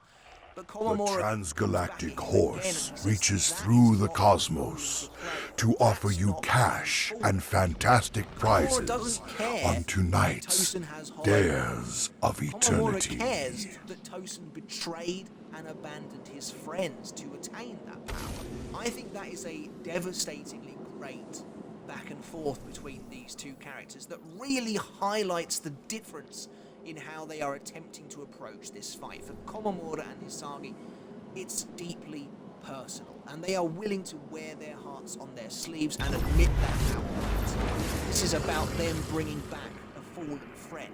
For Tosin, trying to stay we are your taking a snooty moral high road, essentially, and it's not really working. Komamura's able to get that lovely he suddenly gets changed. Also, if you were wondering where the title Euro World comes from, well, it comes from 384 Can't Feel Your Own Sword, which of course. Now spin the wheel and let us learn against whom you must compete. A true warrior. Power is what matters in being a true warrior. What really matters is knowing your power understanding it, and crucially fearing the blade you wield. Only then do you have the right to wield it, which is where... Let us welcome our newest contestants, the Taken. Tosin's Hollow Mask is really cool. Oh, I remember it was the size of the chapter.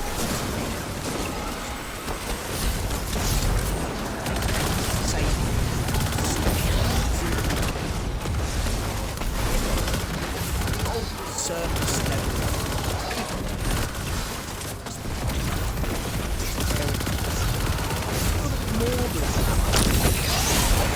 So it sees the world, but also it is a blank canvas for journey. He has just powers, but he has further yet. We see that play out on his face, going from a featureless face to a monstrous. The horse demands more from you. Is really cool I way must of oblige. showing not always talk about on this channel. One of the best things for a writer to do is to show as Tosin more and more animated because his motivations, his true underlying hatred of mask, sports, it twists, just corrupts. Looks awesome.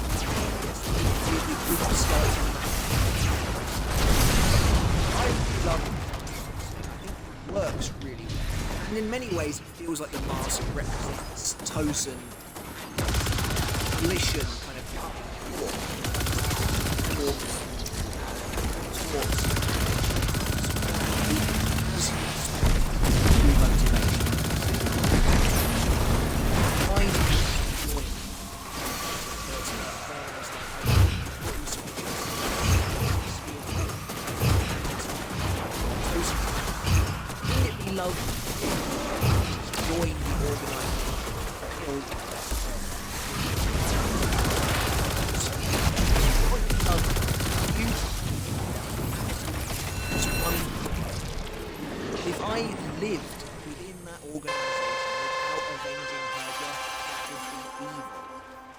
he kind of just goes off on that rant. You must now prepare for our obstacle course. The inconceivable horse proclaims it utterly bonkers. Wonders in this scene as well as Tosin's motives are laid bare.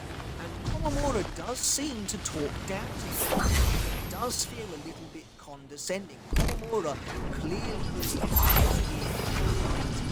whereas Tosin, as kind of twisted as he might be appearing on the outside, obviously still thinks that he is doing his righteous as well. And so it's intriguing to see talking to the other as though they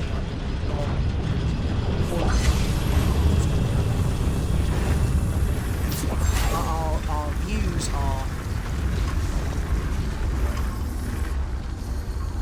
incompatible.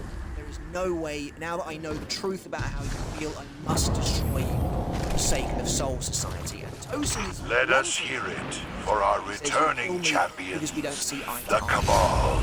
This is to you, Komamura. And Komamura's like, yeah.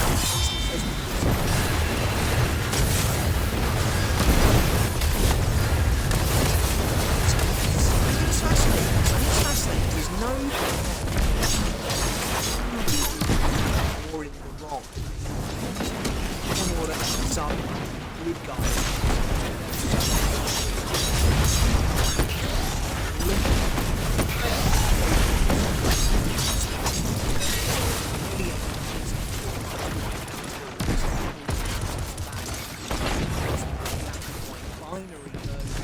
I like this fight in particular, where these themes are black and white justice are really being brought up. I think it makes an awful lot of sense to... The horse is pleased and summons more opponents. So it is fascinating. He does sort of just almost not listen to Tosin. Tosin says, like, don't talk to me. I asked you. You don't do that. As far as I'm concerned, Tosin want the thing. Perspective just works crucially with these two characters. Their there. See the Soul Society. Experiences with the Soul Society.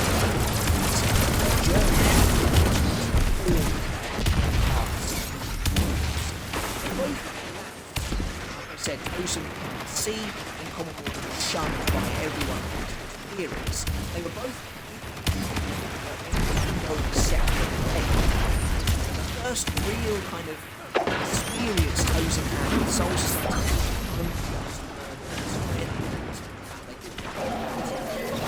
on Commodore's side, Henry gave him up despite his appearance at the Soul Society. So from that point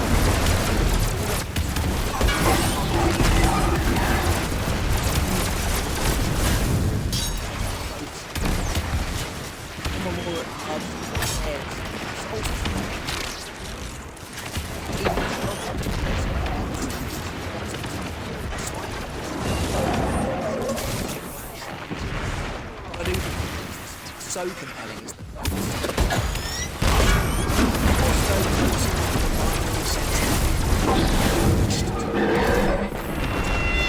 transforms into a grotesque monster with his Resurrection Gria Grigio, which thematically, interestingly, is similar to his Zanpakuto, turning him into this kind of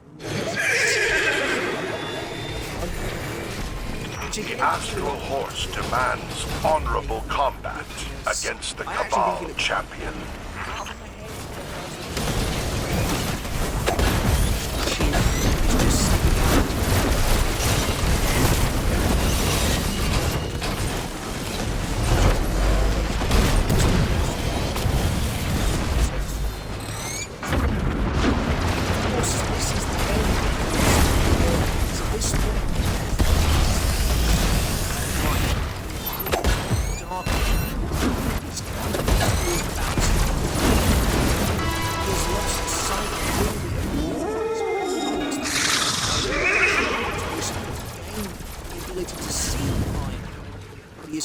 Lost sight of everything. One door holds your final opponent. Crusade. The horse insists you guess. Murder his true friend, Komamura, and that is the point of no return.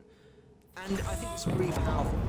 It's not so much that Tosin's motives are wrong, but the execution, the way he goes about it, his thirst for greater power has corrupted him. And finally gifted sight, he uses it to inflict cruelty on Komamura, the cruelty that he knows Komamura has suffered from his entire life when he says that you are uglier than I even imagined. Of course, if Tosin could truly see, he would see the monstrosity that he has become as well. And it's, stuff like that is, fairly surface level, but really well done. Of course, just before Tosin can deliver the finishing blow after their battle between Komamura's Bankai and his Resurrection, which again is pretty cool, but very, very short, Hisagi manages to land a devastating hit, impaling Tosin through the head,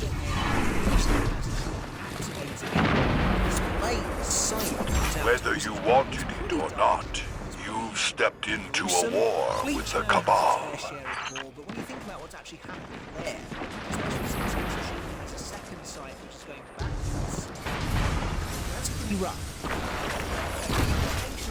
Tosin could survive it. In my opinion, I always thought when the story first came, it seems like now the idea is that he could survive it. Regardless of about it, it is kind of insane that Hisagi kills his captain. It still wasn't promoted. I think you might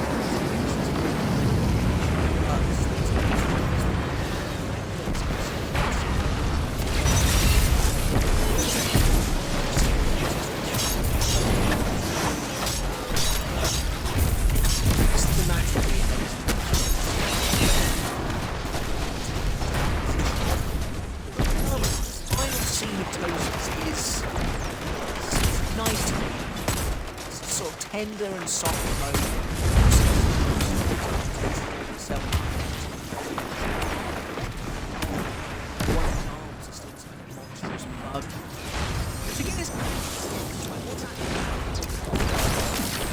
He turns back is just the serious damage that Hisagi is doing.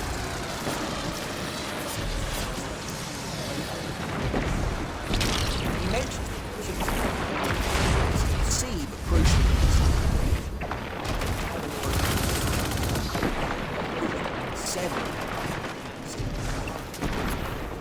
is what made it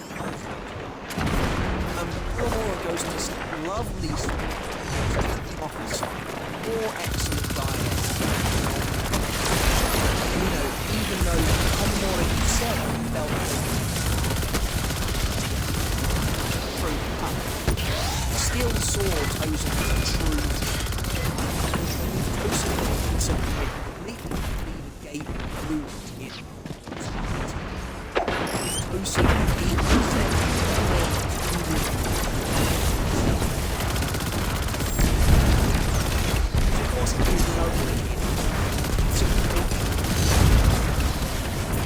sets up quite his character arc leading to a very but Tozen is rising. The horse bestows power upon you. We all need something.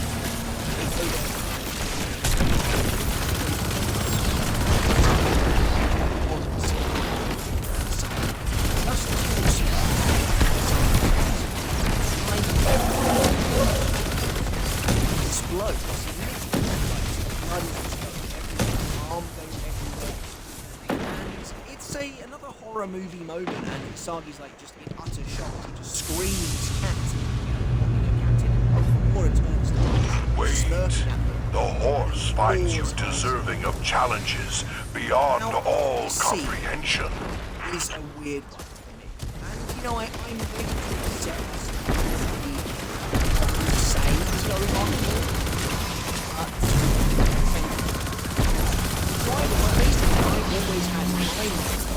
I've always had an idea was near death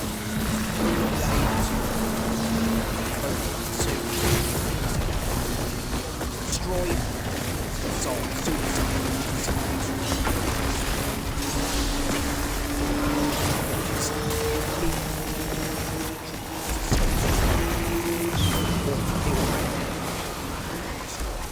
So that's what I thought. I thought it was basically thrown up stave off, they imbalance. And when we saw that and everything, I was like, Can't For Your Own World throws that all into basically Isaac, Mercy, see. Where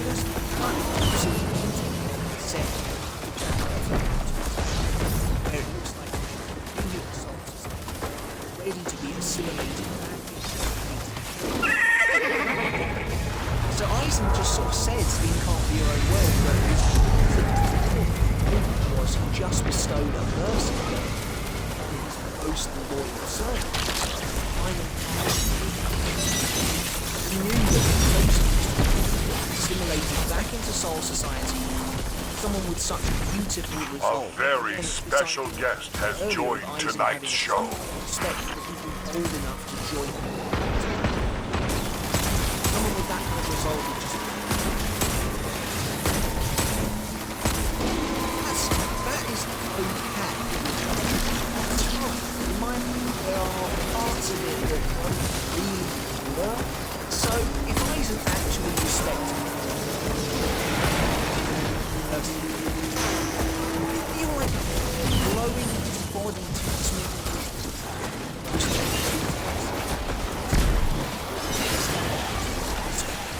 and also really Peter enjoying his own reconciliation Sorry.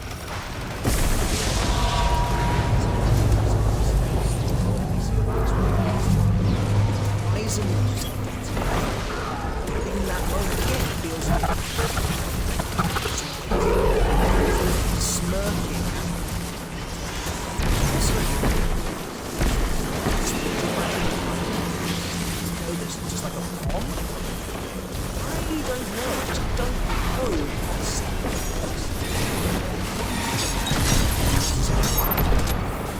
Also, the idea of Tosin being assimilated. It makes sense to me because there's no would be assimilated back. He's kind of poison if he survived. So, again, the scene has always been, has never sat right. But I will take it. I do think it is interesting.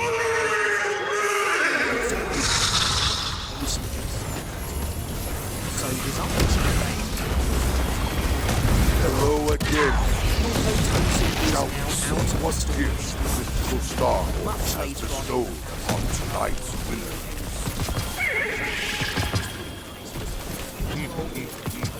Yes, how insightful. The true prize has always been the joy of competing right here on Dares of Eternity. Good night. Again, it's cool seeing them here. Tosin once again has a totally different look.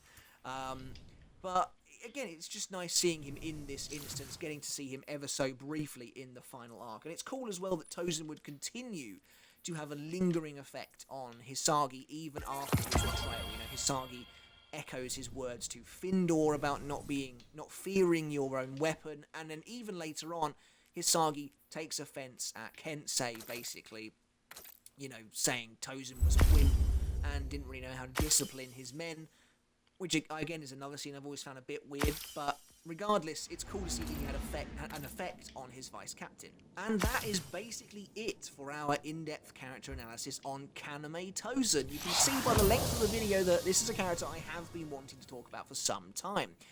This is a villain who has real character relationships. In Komamura and Hisagi, they forged this really fascinating trifecta of personalities who are always destined to clash one day, and I think Kubo just pulls it off masterfully. I really do love their final battle, and I can't wait to do a video dedicated just to that at some point in the future. But those relationships are key to Tosin's character. His almost entirely off-screen relationship with Kakyo, one that we just don't really get to see, is also crucially important as a catalyst to his kind of villainous turn as well. And his worldview, although hypocritical, is one that I think is also just really interesting to see play out. And to see him kind of abandon the Soul Society just to follow this dream of perhaps changing it one day as well, I think just it works. This character really works, I think. And I've never really, although Tosin is not my favourite character really by any stretch of the imagination, I enjoy him. I think he looks great. I think his abilities are really cool. Suzumushi is an awesome Zanpakuto that we do not get to see a lot of. Like I said, that ability right in the Soul Society arc where he kind of inverts the world is just really cool to see on the page. Like, I love his Bankai as well, and his hollow powers, and everything about Tosin comes together really nicely into a satisfying package of how to do a supporting villain right. And I think that he is handled really, really well. There's an emotional core to his character in his relationship with the girl who was killed, in his relationship with Komamura and Hisagi, and you get to kind of see his destabilization in real time. And I think that's just really awesome. The character is handled exceptionally well, and he's a joy to talk about. But that's it for our video on Kaname Tosin. What do you think of this character? Do you enjoy him in Bleach? Is he one of your favourite villains? What's your favourite Tosin moment in the entire series? Perhaps a slightly deeper question, is Tosin in the right at all here? Is he right to kind of crusade against the Soul Society because they wouldn't deliver him and Kakyo justice? Or perhaps you maybe more see Komamura's side of things. Let me know in the comments below. I'd absolutely love to hear it. Don't forget to subscribe, guys. And until next time, I'll catch you later. I'll see you then.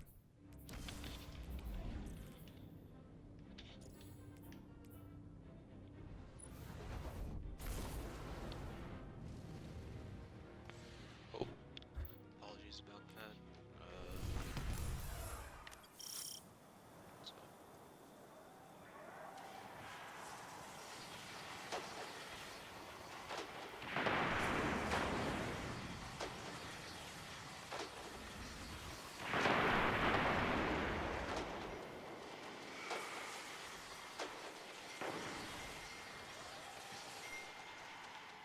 So, any of you may look at this and go, what a waste of 2,000. No one makes it.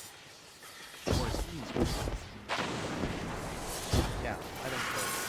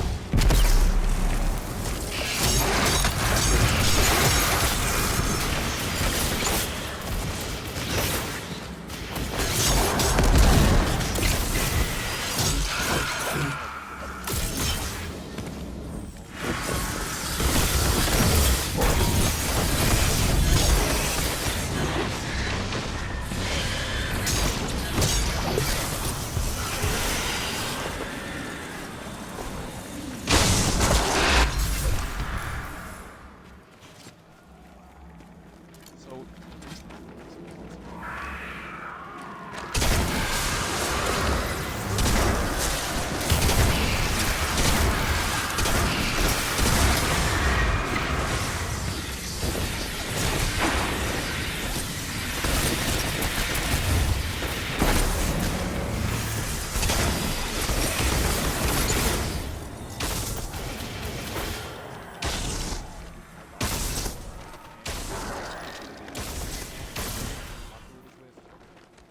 a lot of it, and insanely inhuman. Best value.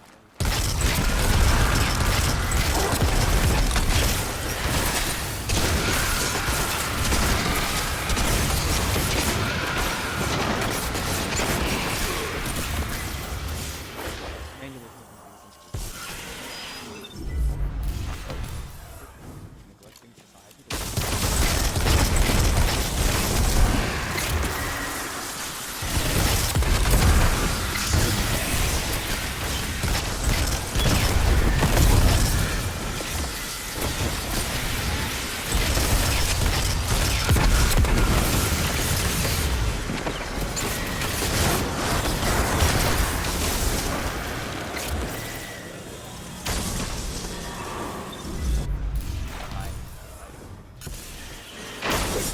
Second,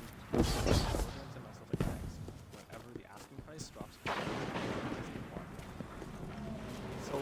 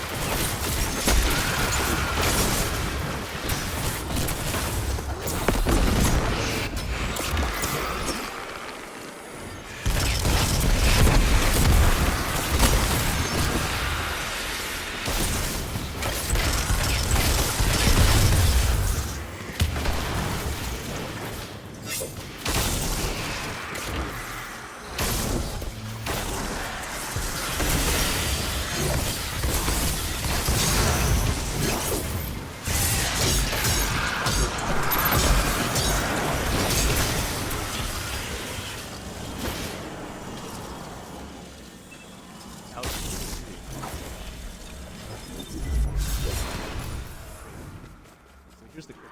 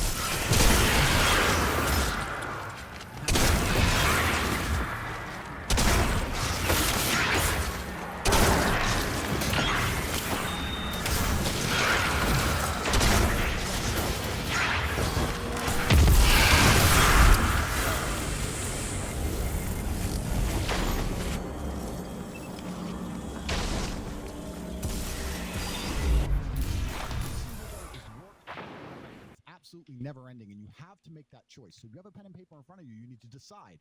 Do you want to be invisible with a lower rent bill, or do you want to be important and work hard and suffer to make sure that the rent is paid? It's a choice you must make, and it's binary, and you must be extremely dedicated towards the decision you finally make.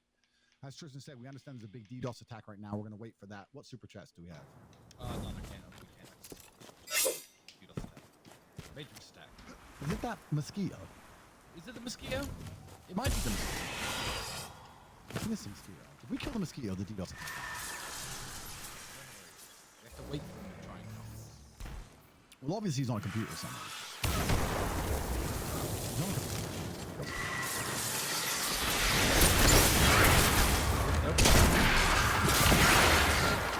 People who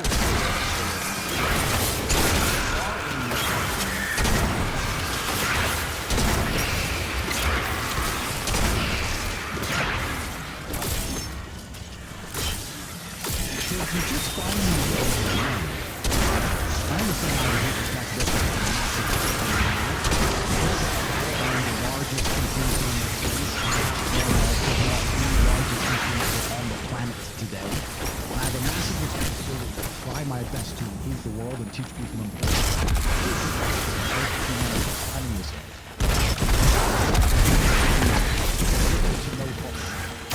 You remove me.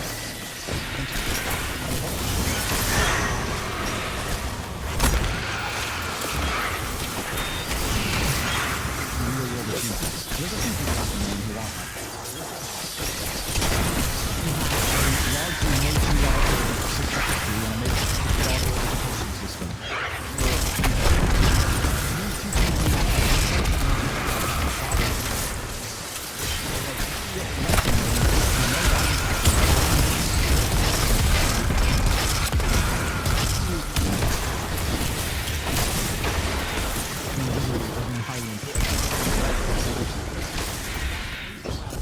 Not to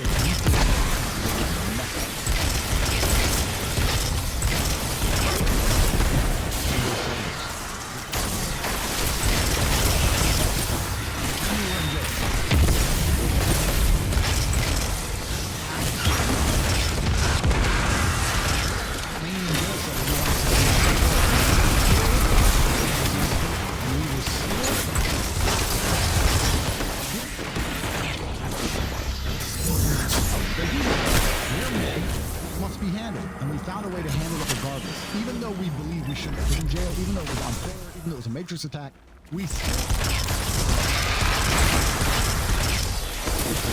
never skipped a beat and never understand.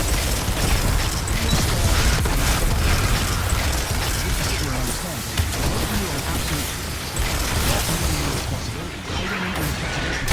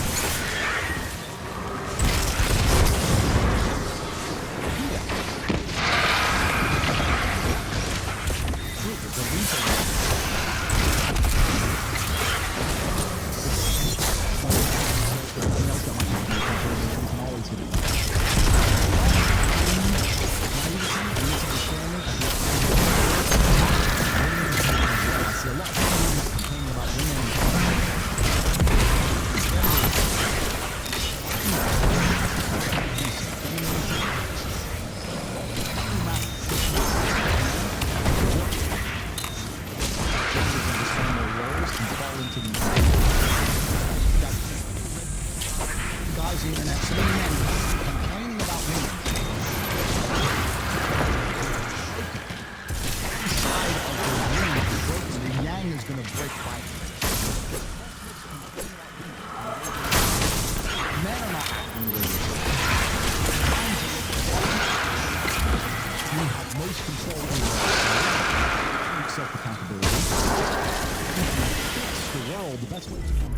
change or fix women is to fix ourselves, look at ourselves, and the kind of men we can be. When you see a man who is constantly complaining about women, that's your every woman he meets disrespects him.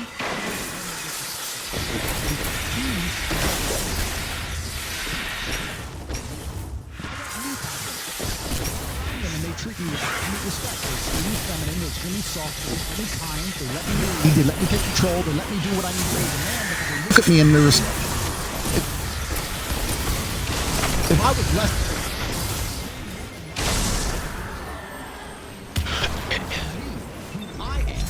when I see these men constantly complaining about women and the way women act and women in society, I understand what they're trying to do, but what they don't understand is if they took self-accountability, men all took self-accountability and truly became bravery worthy of respect, would reflect that. The women you interact with will reflect that. Me, a bad woman.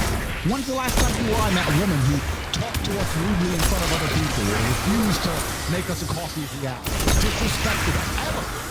You know, run through the world being nobody and being lacking in so many different things. Say that women need to hold themselves to a higher standard, or you think you need to hold the women to higher standards. What you need to do is you need to hold yourself to a higher standard, because that is a universal, unspoken language that people see in themselves. From my girlfriend, to my friends, to my brothers, to every relation I have, the person who knows me knows I hold myself to an extremely high standard. So, what is it going to do? Talk to me like shit.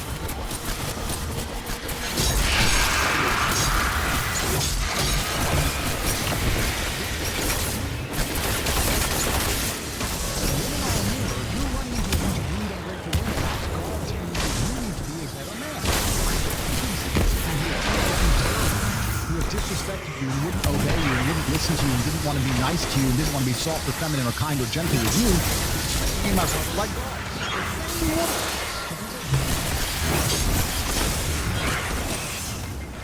we are very extremely naive, and it's extremely asinine to sit and complain endlessly about womanhood without understanding that manhood that leads. And genuine men who genuinely stand up and have absolute capability will never encounter negative, disloyal women. We don't have women, no woman cheats on us, no woman goes behind our back, no woman sells us out, no, nothing. Men. So once you build yourself, womanhood is fixed by default in your world. The women you're going to meet in your world, in your reality, are going to act perfectly for you because you're worth it and you deserve it. You're walking up saying, oh, women don't act right, I hate women, women do this, women are sluts, etc. You are not the man you need to become. If you become the right man, I guarantee you that's absolutely not true, because the women out there who are genuinely low body count, beautiful, soft, kind, feminine, looking for a relationship, want to get married, want to have children, they have so much time. Why would they choose you when they can choose one of us? And also, they deserve. People say that we look at women in a derogatory way, but that's completely not true. I believe women in the world deserve to be treated nicely, go to nice places, have the door held open for them.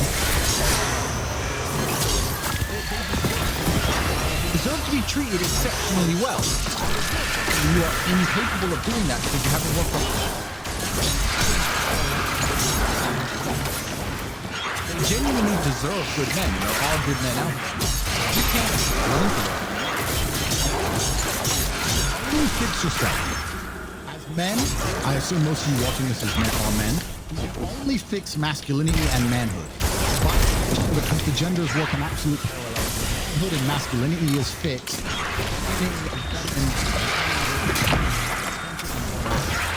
You see it. When you see a real G, woman, you see how perfectly they work together naturally. And that's because the man is the right kind of man, not because the woman is the right kind of woman. So I think it's very asinine.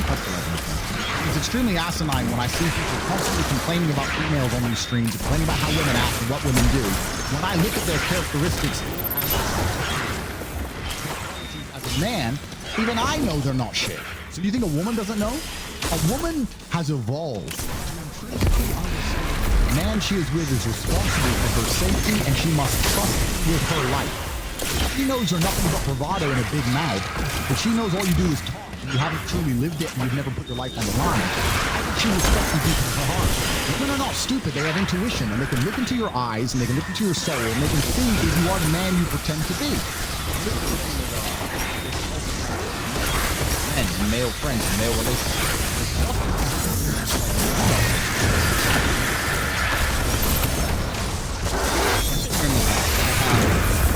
10 men in this house. I mean, probably 15 actually.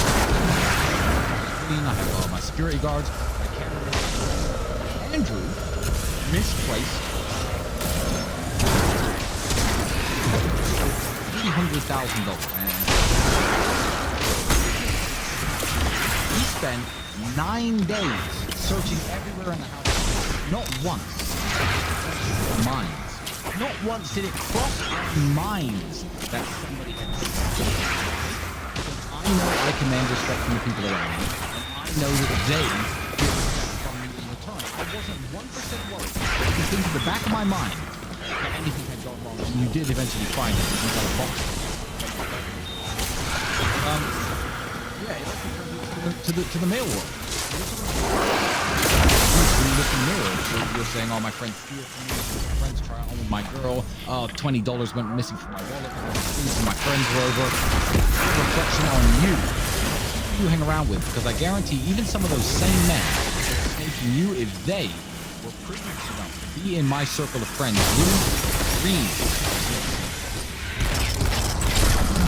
No, it's true. So we're going to start. We're talking about high value men. We're talking about how important all this is. I hope we're all catching this. We're going to start with charisma.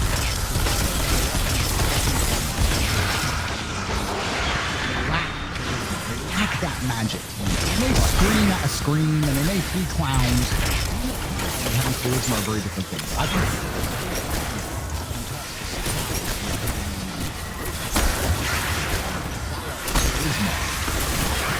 the reason most people are watching this video, my charisma is a superpower that allowed me to live the best. I will teach you all how to have charisma exactly like me. Charisma which is magnetic and magical to females, which makes any interaction, especially in business or anything easier and more overall. Charisma is basically like the ability to make people feel good, your presence, to want to be around you, and to want to engage in conversation with you. Many people understand that I must answer not 1% of the messages I get. Everyone wants to talk. Everyone. Men. I just need some advice. Men, women. I couldn't possibly. Millions of messages a day on every single app. Thousands of emails. Hundreds of letters. Everybody wants to engage with me. I'm respectful, but I'm also brutally charismatic. Everybody wants to have a piece of my time. That allows me to sit and analyze and pick and choose which people I believe are beneficial for me to speak to, which people I know are high-value men and deserve my time.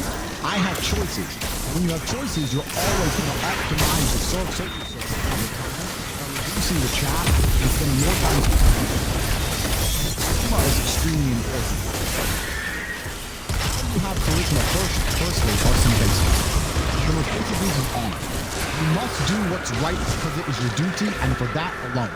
Not because you benefit from it, not because you gain from it, because it is your duty. Tristan and I do many things to our detriment, like talking on the internet. We don't need money, we don't need to help you, don't need to save your life. With a massive platform, a lot of young boys looking up to us and a lot we can teach. Also, your word is your duty. I've said I'm not going to quit. I've said I'm going to keep talking. I say something. So your word immediately becomes your duty. Your word and never go back and what you said. Absolutely. Honoring your word is part of the whole of honoring your word. You have to know how to be reliable, and loyal. And most importantly, never everybody in the back. Never be a snake because, one, I swear if you betray somebody and you're a snake, it's like a stench which follows you for the rest of your human years. Anybody who does business with me, and I've done business for $20 million, will do it on a handshake. They can smell on me that I am not the kind of man who's going to snake them over money, but I've never done it. making one over money, I would have some degree, my aura would change.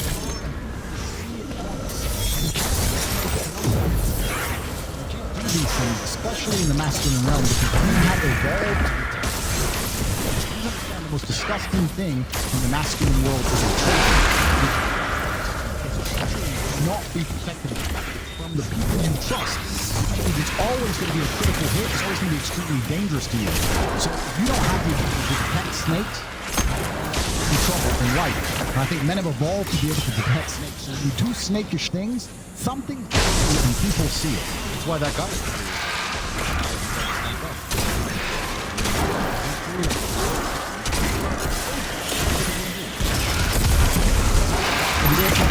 You can buy a DMG t-shirt. You can give it to any DMGs in your life. And every time you buy one, the original DMG, Matt Shea, the original DMG, gets an email to let him know that DMG t-shirt is to the person.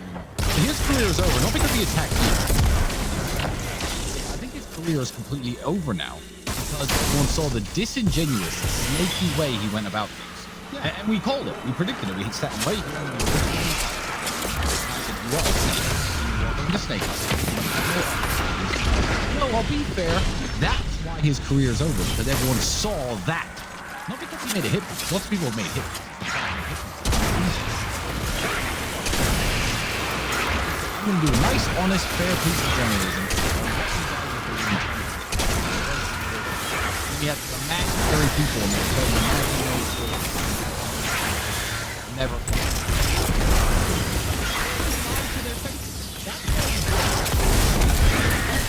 Can't tweet anything on his Twitter without 5,000 people saying where's the trouble. He's at the end. His career is done. It's over. I don't know how he's ever going to recover. He can't. Snakery, dishonesty, and treachery is always going to be despised and disgusting to men, and also by extension women. I'll give you an example. The reason Harry and Meghan argue all the time, the reason Meghan hates Harry, I mean, you can sit them down for 1,000 hours. Number one most intelligent person on the planet knows the truth, because I understand human interaction absolutely nothing. His family out for money, and Meghan told him to do it, and he still did it. And although she instructed him to, she is still treachery, high treason on the royal family. A woman will sit there and go, I told you to betray your family, and you listened. You're a snake. How can I trust him while a snake? How can you want to spend the rest of your life with a snake, with a traitor? Never. So by she thought she wanted, and what he thought she wanted, he destroyed his own self-image in her eyes, and she will never respect him. Humans hate treachery, and that's why it's so important. Like I said earlier, you need to have honor. Doing what's right because it's your duty. You need to honor your word. You need to be reliable, dependable, and loyal. And never stab anybody in the back. Because no matter how smart you do it, no matter how much money you make for doing it, no matter how smart you are, I think you never get caught. I guarantee you, if any of you come up to me on the street, you see me on the street and say, hey, Top G, can I get a picture? Your soul, or betrayed your brother, or betrayed a man you knew for some pussy, best friend's girl, or try to fuck your friend's ex, or any of this dumb shit, I will smell it on you. I will instantly be able to tell you are a worm. Because I have levels of detection, and so do most humans. Do not betray people. It is never worth it in the end. Another way, treachery carries the most cost. Because like you said, you said this about male leadership. The Ming Dynasty and the Aztecs.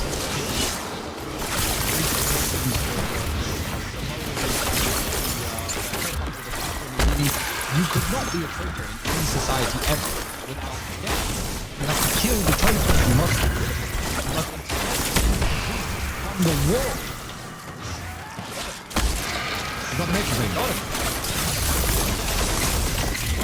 The sentence for treachery was death. Always. In almost every single society. There's no way you could open the gates to the enemy. You could send messages to the enemy. You could give away your position as a military man. If you're a traitor, look at the movie 300. Why did they lose? That traitor. No one respects traitors. And like you said, you made a fantastic point. Every single civilization since the dawn of time, the most heinous and disgusting were always for traitors. So all you could do, high treason. All you can do today is the world anymore. You need to have absolutely. Someone steals $100 from you once, it doesn't matter. The least attractive female to me on the planet is the care how gorgeous she was. And I don't care how beautiful she is. And I don't care how nice she is. And I don't care how badly she wants me. You think you're one of my friends or somebody I know, I can't how unattractive you are to me because my soul, my soul is not worth 70%. I refuse to do. I will not be a coward or a traitor just to get my dick wet. That's not who I am. And the fact that so many out there even contemplate that is also, if you're hanging around with snakes, if you weren't a snake yourself, you'd have high-value friends. And the reason you can't have high-value friends is because they can smell you're a snake, so you end up having to hang around with snakes. If you become a better man and you stop anything above your honor, about your respect to your ancestors and to your last name, you're going to have friends that do the exact same thing. Me and my boys, the War Room, Tristan, my friends, I could leave my girlfriend in a prison cell with him for 20 years. Nothing will happen. I would bet my life on it. That's how we operate. We operate honor first. And most of you men don't have that out there. And then you wonder why women look at you and think you're a little bitch. And then you sit there and complain about women as a whole and think women are disrespectful. Well, I'll be honest with you. Most of you deserve absolute disrespect. If you were a better man, if you're the man you were supposed to be, then you would disrespect me. You put yourself into a fucking coward. You are a snake, and you wonder why women don't have anything to do with you. You deserve it. No, these are terrible.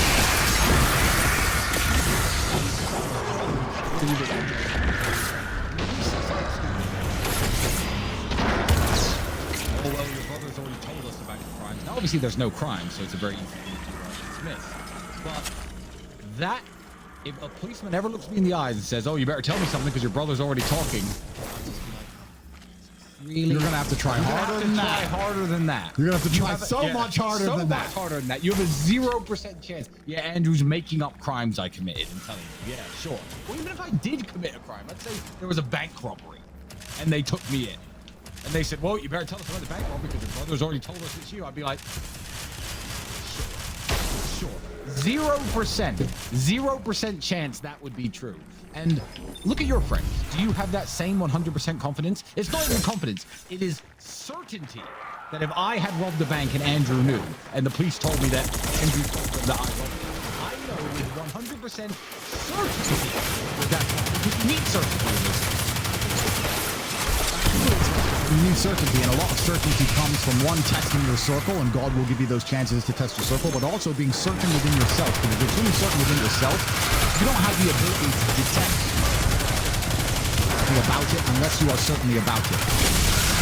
Real recognizes real. When you're truly AG, you can spot if somebody is truly AG. If you're fake it, you fake it. That's why it's so important. Another thing I want to say is that real men are not brutes. We are not cavemen. Like brutes. And what they're trying to do is masking any kindness they have and are afraid to be soft. Rude cavemen to people because they don't have any genuine bravery. And what they're trying to do is make up. You are a brave man. Men know you are brave. And you've done brave things. Women know you are brave. They know that if you're afraid, you will act anyway and do the right thing with your ancestors and on your bloodline. If they know that even if you are afraid, you will still make a brave choice and live with honor, then you don't have to be afraid to women. You can be the nicest man on earth. You and I are extremely polite, extremely kind, and nobody thinks everybody, especially the female, we're extremely nice and extremely kind, and nobody thinks we're punks, and nobody thinks we're know that we are brave. You've done genuinely brave things. You then get to go through the world and be an extremely nice person, and nobody will take you for granted. You're sitting at home saying nice guy finishes last, and you're nice to people that take you for granted. Because you never great. If you act, you have to earn absolutely. If all you have is being nice, if all you have is sucking up, yes, you absolutely will. People know that you are capable of much greater things than just being nice. People know you're capable of being cruel and capricious and mean and violent, and then you're nice to everybody.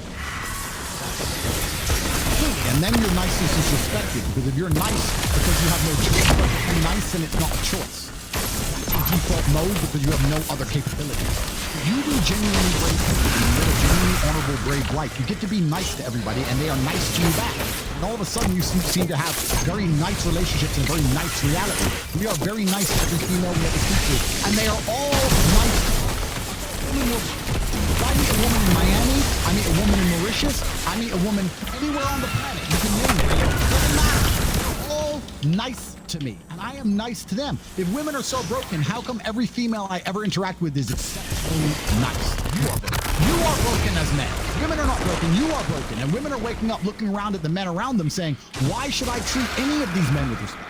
They're all cowards, they're all liars. The ones who want to come across as high value are nothing more than running their mouth with no genuine capabilities, insulting people, belittling people, being rude, and they think that makes them high value. What have they done that genuinely makes them brave? What honor do they display? How do they make their ancestors proud of them? How do they show God they are the best possible versions of themselves? They don't do any of those things, and they're sitting here telling me that women are broken and I should be submissive to them. Why would I be submissive to an idiot like that? It's not women, it's completely and utterly your fault. Lots of men think they need to belittle women to accept, to assert their manhood. And that's not true. You never need to belittle a woman to assert a brand new woman, and I end up in love with her. She's gonna get flowers, she's gonna fly, she's gonna be in 5-star hotels, she'll be driving around in a Bugatti, she's gonna live in a press, she's gonna be a wife. I'm not gonna belittle her, I'm not gonna insult her, I'm not gonna call her names, I'm not gonna try to make her feel bad about herself. Because they know deep down they're insecure and they have no real world achievements. I don't have to do those things. I can be the nicest man in the world. And if she doesn't treat me with the respect I deserve, then of course it will end. But she will be naturally inclined to. She knows that I am nice by choice, that I'm brave as a man, and she feels genuine respect for me in her heart. And it's that genuine feeling which can't be If you're fans of mine, because if you follow me on Twitter, I assume you're a fan of mine until you do something very, very stupid.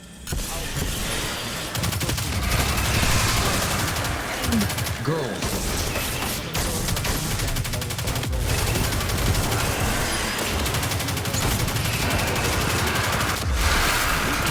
I guess to be fans of mine, but tend to listen to what I say because they follow me on Twitter. Attack these. Oh, fuck you, prostitute. You know, I can see your ass on Instagram. You're worthless, you're classy, you're this. You can hold your. I'm not going to tell you what opinion.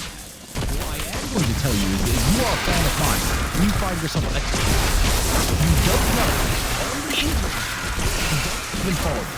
Honestly, don't. Unfollow me immediately. I don't care if I lose 1 million followers. Because you're not a fan of mine. Be polite to everybody. Don't judge me, especially people you don't know. That's not really true. I'm also talking about being an enemy.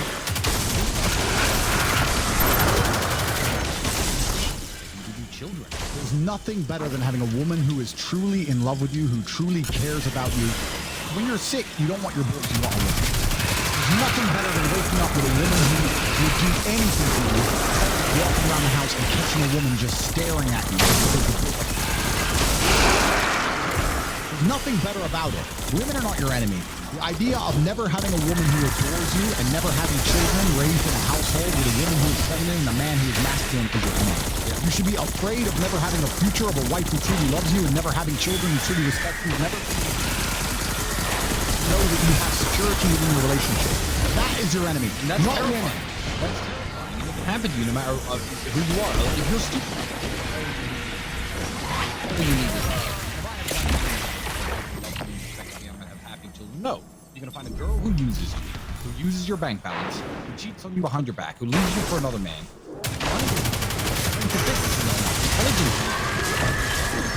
You need to at least be trying in every sphere to better yourself, in every way. You can't lean on one pillar. That's not gonna hold a roof on. Completely. We talk about the fact that 60% of men are sexless incels. And people go, oh, it's so hard for men today. And I agree it's hard. And my answer has always been you need to want to talk to your male, because when you don't talk to your male, you can no longer compete in a hyper-competitive world. Why should they want you? The reason you're a sexist incel is because you're not a nice person. You're rude, you're abrasive, you have no real-world skills, and you feel inferior, so you try and project that onto women, and you know that a woman wants a man she sees as above her. You don't have anything that makes you above her. The only way you can belittle her, to lower her status, you can feel above her, and that will work temporarily, but it will never work on a long enough time. If you don't upgrade your character and become a man of genuine capability, the only choice you have to make a woman feel submissive to you is to belittle her as a person. How long can that actually last? How real can that be? Especially if she's beautiful, and all these other men out here are telling her how valuable she is. Sooner or later, she's going to leave for a man who respects her. And then you're going to wonder why you're sitting there heartbroken. All these men who are sexist themselves deserve it. You completely deserve it because as a man, you get to build your character, you're showing no value, you get to decide who you want to be. You could be the most important man in the world, you could have trained hard, been strong, and worked hard, and been rich. You could be charismatic, you could be smart. You could have done the right things, you decided not to do those things. You decided and you wonder why you don't get any. Or work.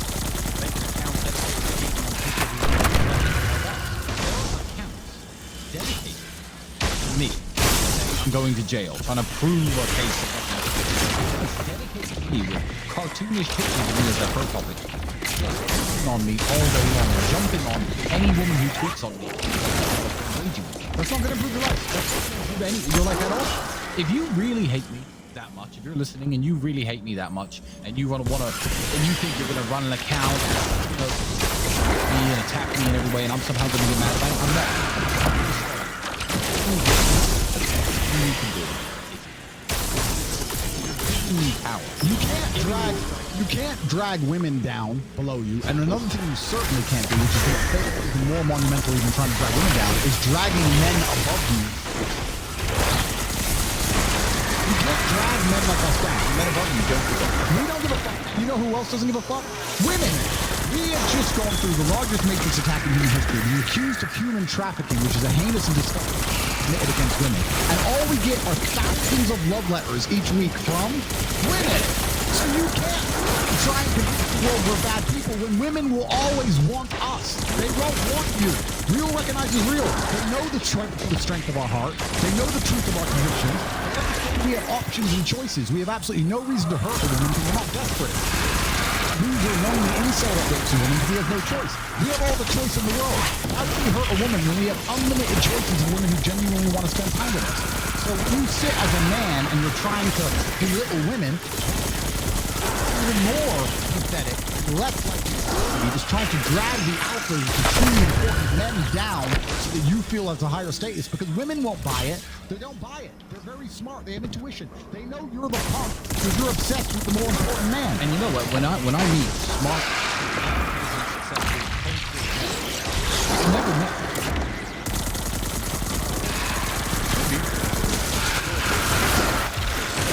Hey, I was with, I'm not going to say his name, but the husband of Candace Owens. I sat there for 3 hours. He's a very, very smart, worldly man. And me and him had a great conversation. It sounds like that's every man worthy of respects other men at the top. Oh, yeah, we don't recognize you here. So I don't care what somebody on the internet really has to say about me. All you're doing is waving a big red flag in the air saying, look,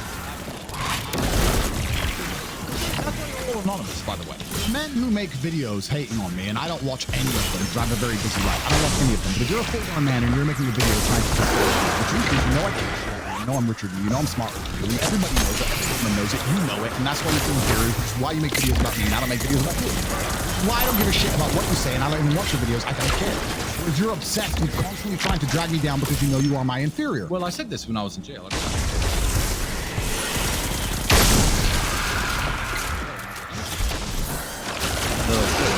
do you mean? He's 120.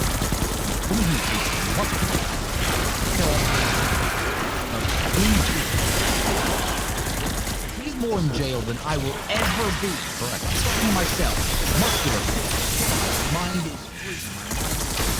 Even women writing to us in jail telling us they love us. Thousands of women sending us letters to jail saying they love us. You are, a lot of people who hate me, you are more in prison than I am. I'd rather be me in a prison cell than you in your life because your life is more of a prison than me being in prison.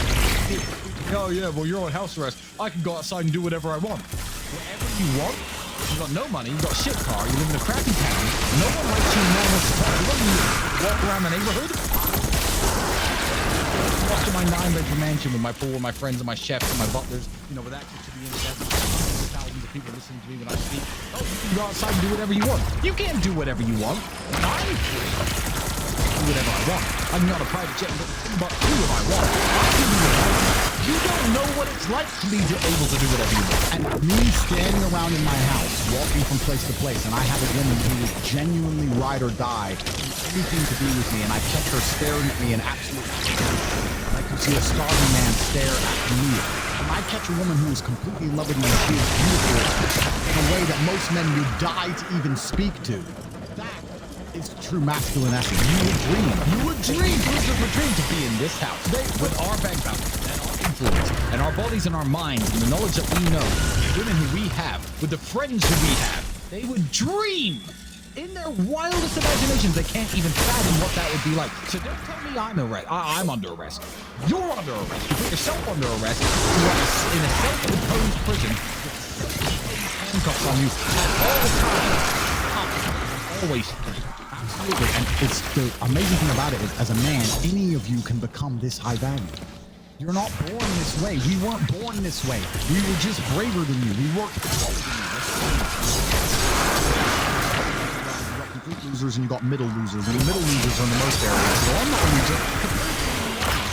You are a loser. Sorry, the world knows it. I know it. You know it, which is why I never did it in the first place. You could have been better if you were a little bit braver. You decided to focus on your YouTube channel while we focused on taking genuine brave endeavors and became men of importance and men of capability long before we appeared. Which is why we're the most important brothers on the planet. So, as a man, you can go out there and become the kind of man which eludes natural charisma. 5 years of hard work. 5 years of hard work. For a lifetime of respect from your peers. For a lifetime of living true in your heart to the guards and your acting with honor. For a lifetime of women. I can't imagine for a second being lonely. Any female I've ever interacted with in my life, and it takes me less than 3 seconds to find a new one. All I have to do is open the love letter and reply to them. Kisses on them. All I have to do is send a text. It would take me 3 seconds.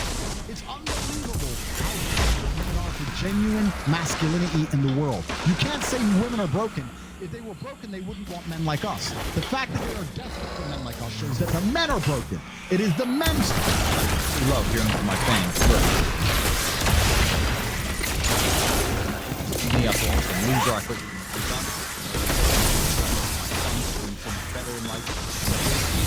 No, it's a virus of masculinity. The virus of traditional mindset and traditional masculinity that we're spreading that everyone's scared of. Because I hear it all the time from women and men about how their relationships have improved and about how they are living closer to their true imperatives as human beings. Just from listening to very basic.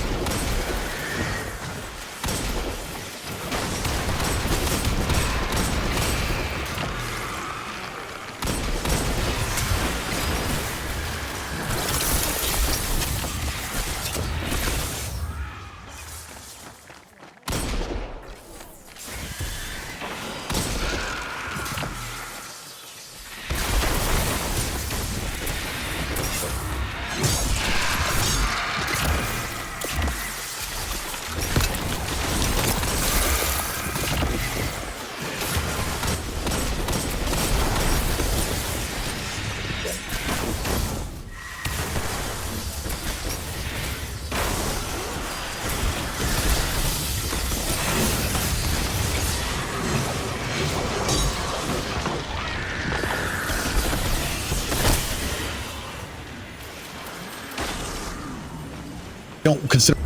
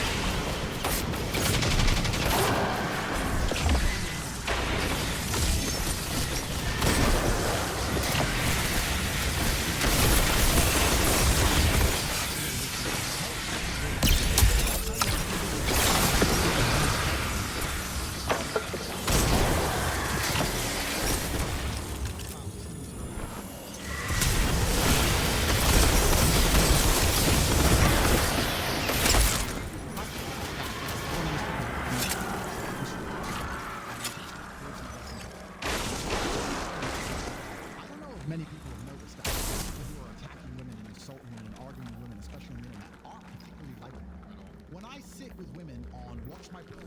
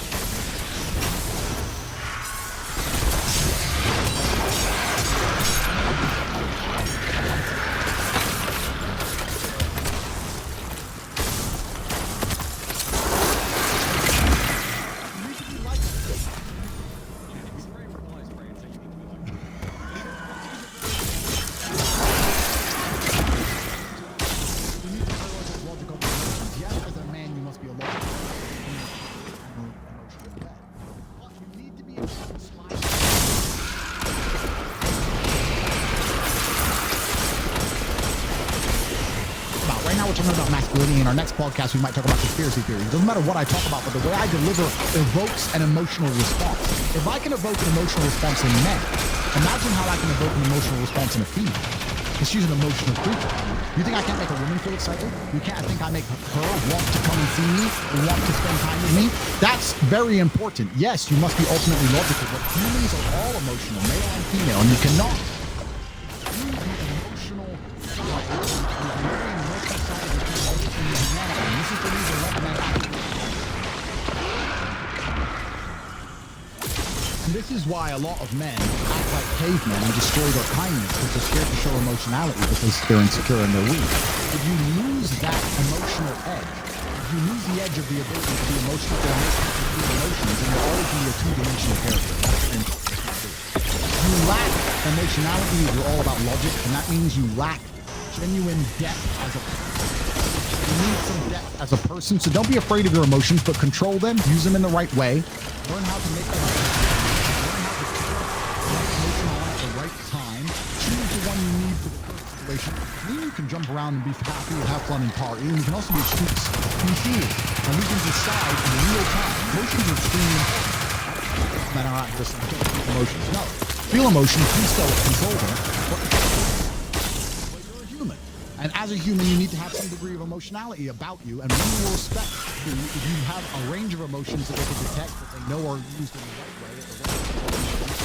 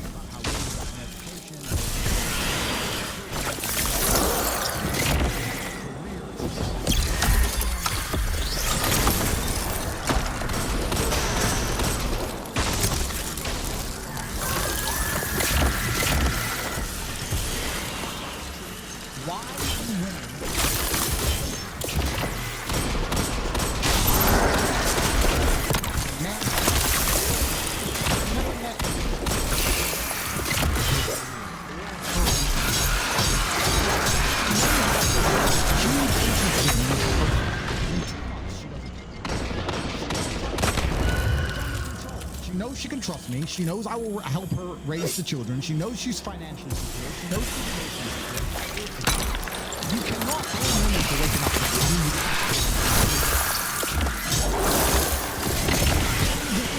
every man around me's doing drugs. None of them have any honor. None of them and let him pay my bills when he's probably going to run off with somebody else and leave me destitute, stranded. And then we can talk about single mothers. Well, that's also a huge part of men and masculinity and how men are acting in the world. So you talk about and complain about women needing an education. Men acted the way they wanted to. Men acted the way they should. Naturally fall into a more feminine role.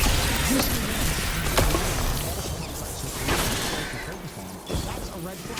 If she truly loves a man, she had aspirations, she got things she wants to do. Women shouldn't do these things to sub-tier males to survive. And women are never going to allow themselves to be sold to a sub-tier male. It's going to hurt them in their heart. It's going to hurt them financially.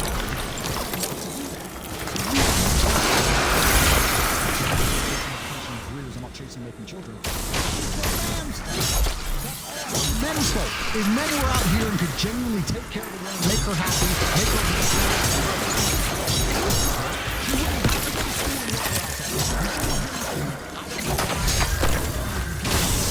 I don't want to work. But what's the alternative? If it's not find a real G, sell yourself to a sub-tier male, and women aren't interested in that. So that's, again, men's fault. Women going to school in the 50s is not about getting a career, but becoming an asset for the family to make their man look good. That's where a lot of this started. A lot of this started with, you know what, I'm going to learn how to be a very fantastic homemaker, or I'm going to learn a hobby, etc., to make my man look good and increase my man's status. I'm talking to men right now, but if any women are watching this and they wonder what the secret to making a man happy is, if you increase your man's status, he's more likely to stay with you. Men are in a constant status war against each other. Everything we've talked about so far on this podcast is essentially a status war. We want the fast car not because it's quick, but because other people can't afford the fast car. It is status. As a woman, if you give your man a higher status, then he is going to be more interested in you. If you are making you happy and keeping you happy, absolutely, because you are increasing his status to his peers. If you're promiscuous, you don't increase his status. Whereas if you are feminine, kind, soft, agreeable, other men can't have you. You're beautiful. Perhaps you can sing, you can cook, whatever. You're now going to make your man look better by being with you. And for that reason, he's going to want to keep you because you increase his status.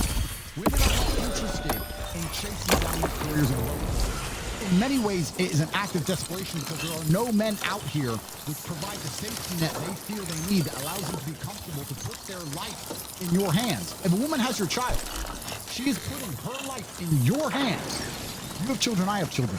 Every woman who decided to have our children knew that her life was in our hands. Have we ever disappointed? Never. Have we ever disappointed from a Romanian jail cell? Nope. Never. The rent was paid. The jet they wanted was on the runway. They have been taken care of head to toe. When they were sad, they could call us. Spiritually taken care of, financially taken care of, emotionally taken care of, head to toe. That is our job as men. And for that reason, they felt secure in the idea of having our children. They're not interested in going to school and chasing a career, etc., because they found a man they know they can trust with their lives. Having a man's child is giving up your life for that man. As a woman, as a man, we can see the child go away to war, come back. As a woman, that is your life. I think it's crazy. I see all these podcasts and men are constantly complaining that women just want to go to school and just want to have careers. That's because men are failing them. That's the reason why. And as men who have absolute and utter self-accountability, what can we affect? What can we change in society to make sure that women look at the world in a different way? Ourselves. If you genuinely believe that the nuclear family is the world, you genuinely believe that women should be having children younger, and you genuinely believe that women should be looking to get married and not be promiscuous, the way you do that is to increase your value as a man. And men as a whole, if we all did that, society would reflect it. So again, I think it's crazy when I see men constantly complaining about women who want to you sell yourself as a female for something.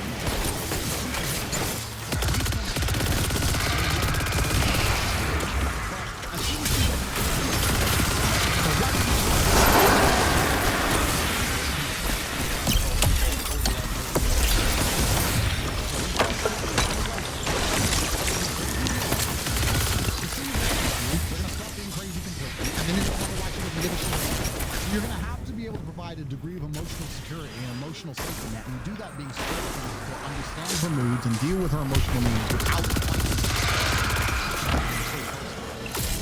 So these are some overviews. Genuine man. I hope a lot of you can take them.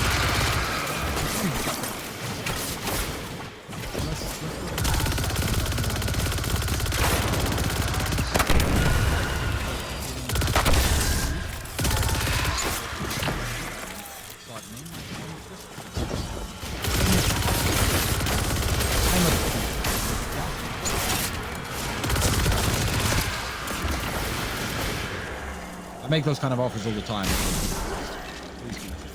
Choosing the right man is putting my dream life in his hands. He will decide if the dream becomes a reality. My reaction towards him will be based on whether I think he's capable of making the dream come true.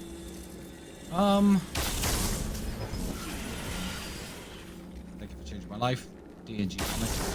Good. He's very upset. I'm 40 years old. I'm in the real world. I'm in the investing masterclass, and my personal fitness. I'm 120. I was 120 kilograms. Now I'm 98. What can I do to get a stronger mind? What are your thoughts on rest? Will it make you lazy? So let's talk about that. A lot of people also ask us what the war room is. And I talk about the importance of brotherhood and how you're programmed with the people around you. And I explain that in the war room, we try very hard to escalate each other and to motivate each other by holding each other accountable to masculine excellence. Very high standards. We hold each other to very high standards. Exceptionally high standards. And men have always evolved that way. If Tristan if I get out of shape, Tristan's going to call me a fat fuck. Yeah. That's what he's going to do. And that's what's going to motivate me to get in the gym and to get myself back in shape. We are extremely hard on each other because when you're men, you're supposed to be hard on each other to bring out the best in each other. If you are looking for a group of men, all the things we've talked about so far today, if you're looking for a group of men who are on the journey to become the kind of men we talk about, and also men who are already at the pinnacle, the highest echelons of masculine accountability and capability, that's what the war room is. That's exactly what it is. And they say you are the sum of the 5 people you spend the most time with. Well, then by extension, why don't you spend your time with anyone other than the kind of person you want to be?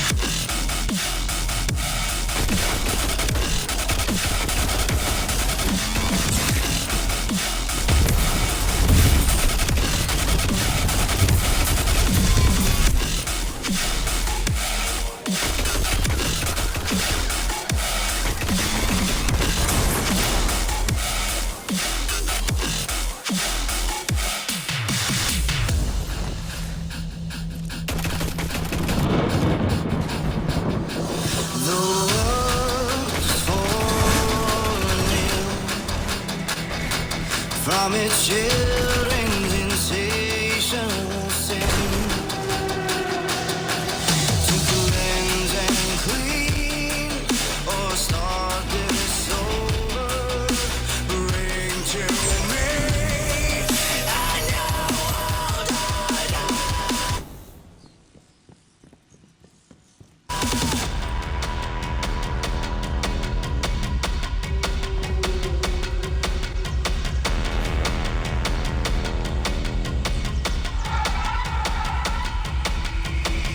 Heavy is the crown on the road I walk. The vultures circle and the sheep they talk. I pray for a strain against the pain I bring. Working to find balance between God and king.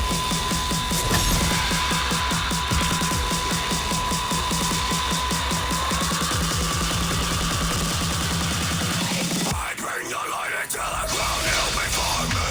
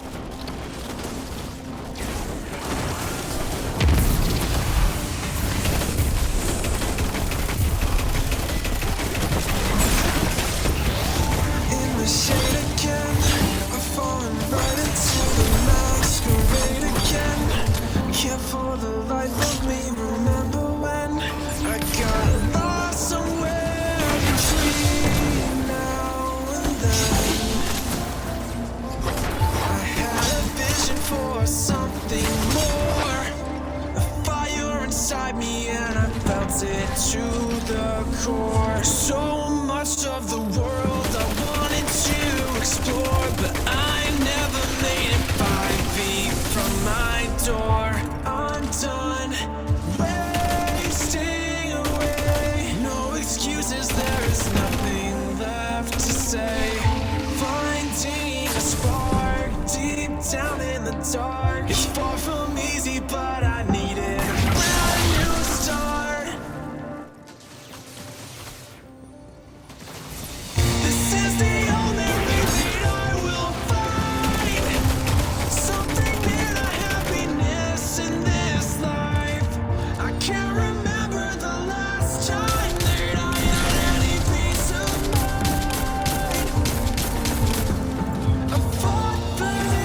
Plan for this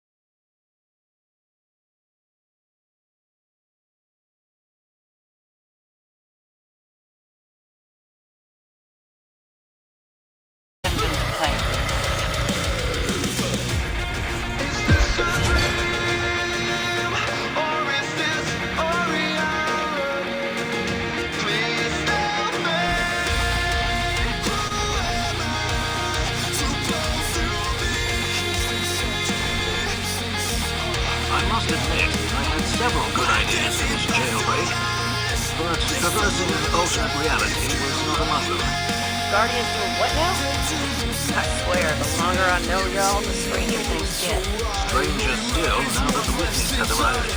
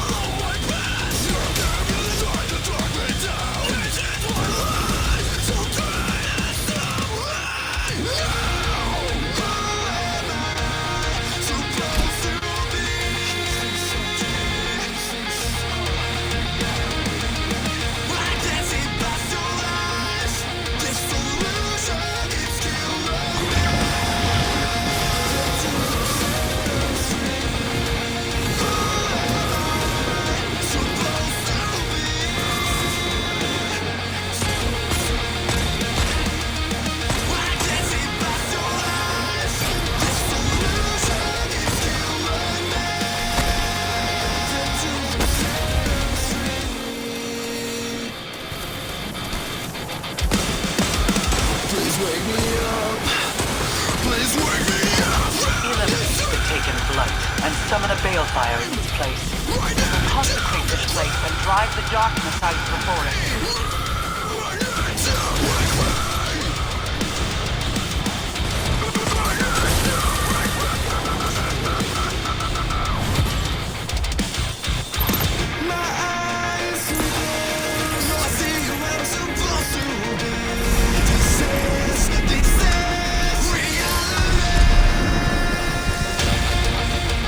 Whatever you did out there must have worked, Guardian. You got base security chasing their tails. Looks like they're deploying some heavy firepower to stop you, though. There's something up ahead.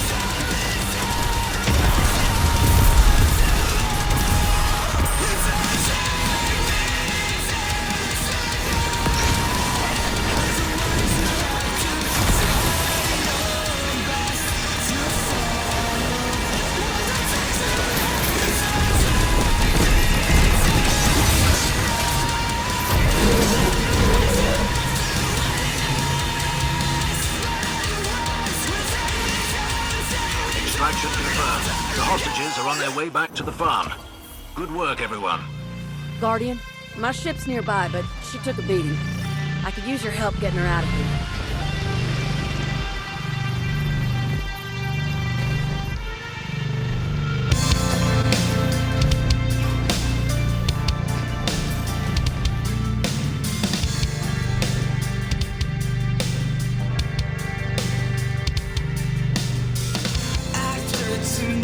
After tonight, it's a party. The celebration started. My journey's only starting. After tonight, it's a party. The celebration started. I'm on my way. I came so far. I feel the rush beneath my bones. It seems so much to me. I hear the sirens screaming. I taste the air, the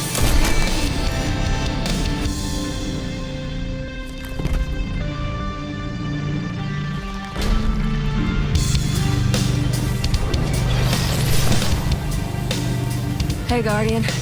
Thanks for your help back there. Just need to clear out this... The celebration started. I hear the engines roaring. Can you feel it? I can see it. I believe the sounds. In my heart, I know it's right. I know my luck will come around. I'm on my way.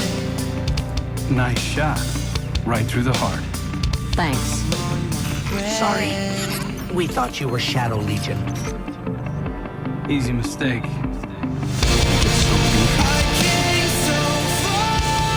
You leaving again? Don't you ever slow down? Nope, not when there's work to be done. Amanda! When your ship... I thought I might never see you again. No time for that kind of talk. I'm here now. Let's get moving.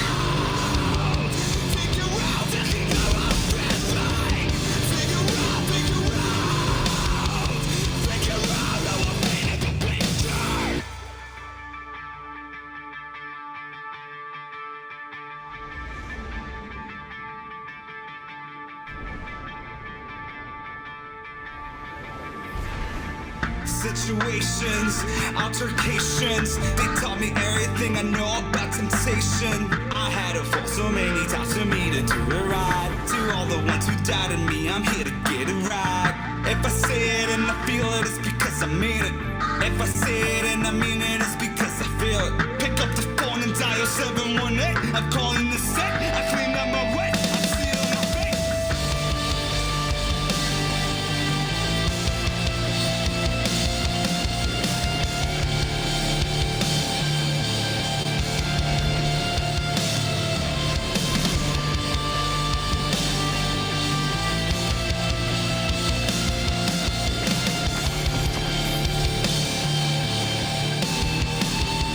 I sensed your triumph through the choke of the Tyranid suppression. With the scepter in hand, you were able to move through the depths of the Ascendant Plains. It is as I hoped. Your life seems with the incantations I send forth, strengthening you in ways not seen since the Seventh Paladins. Since the Queen's Guard. Powerful as I am, I cannot be everywhere at once. But the Guardian is strong. So, I entrust you with my favor. Take it. Reach the Ascendant Plane, walk the ley lines within, and banish those who would oppose you. I do not ask for fealty in return.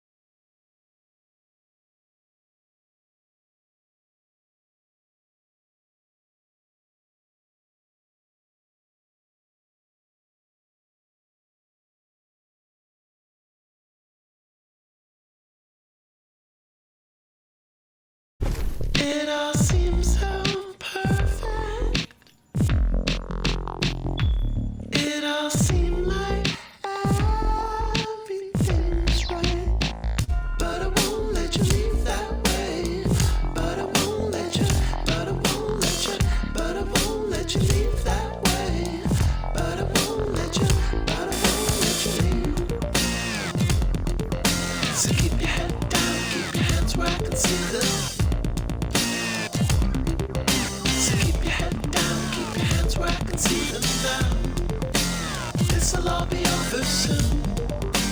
This'll all be over soon. No one cares about you that way. So keep your head down, keep your hands right and see this. No one cares about you. No one cares about you. So keep your head down, keep your hands right and see it now. No one cares about you. This'll all be over soon. No one cares about you. This'll all be over soon.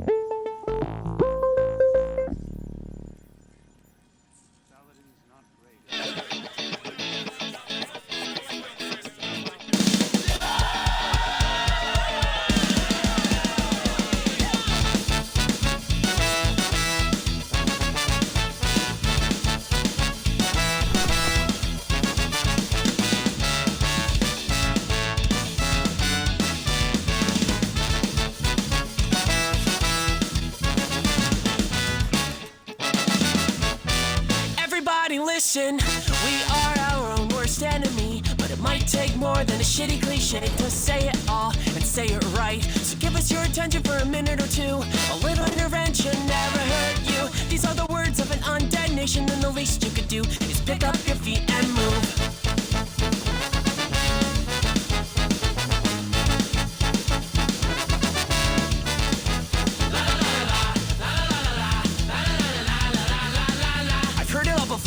I don't even care. Why should I give in to all the bullshit? If I don't, I might lose it all. I don't wanna lose it all. It's too late, it's too late. Oh, it's too late. Somebody already opened up the door. I thought I wanted it more. It's too late, it's too late. Don't ever tell me it's too late. Just tell me what it's like on the other side.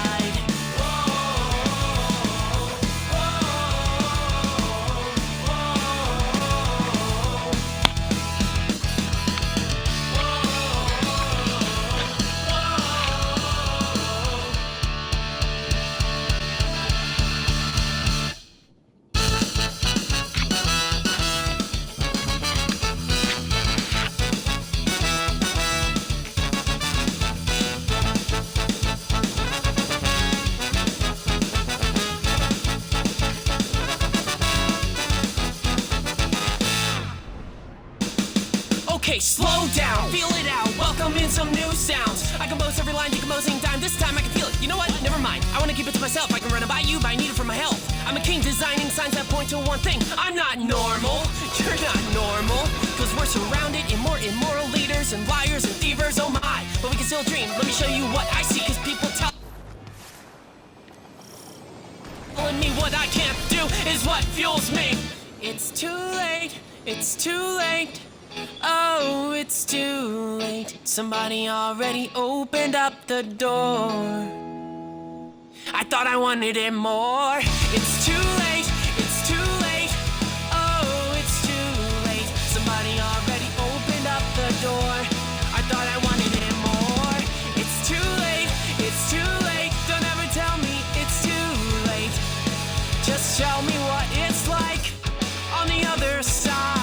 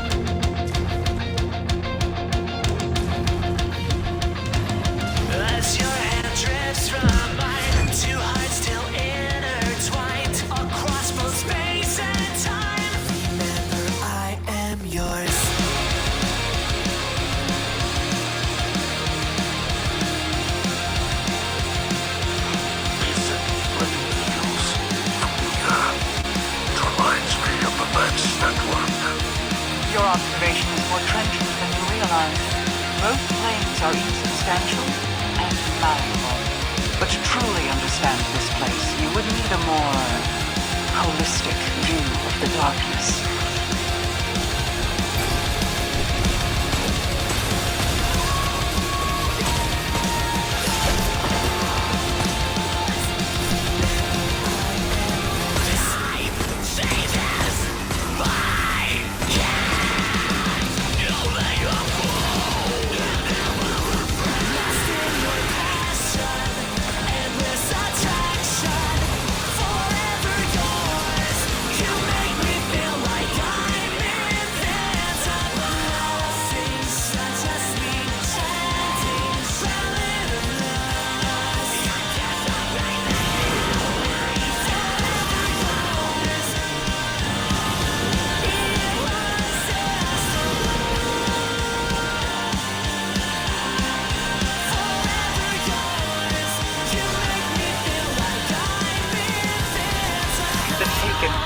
This reality, like spots of rust on metal, eliminate their blight and empower your balefire.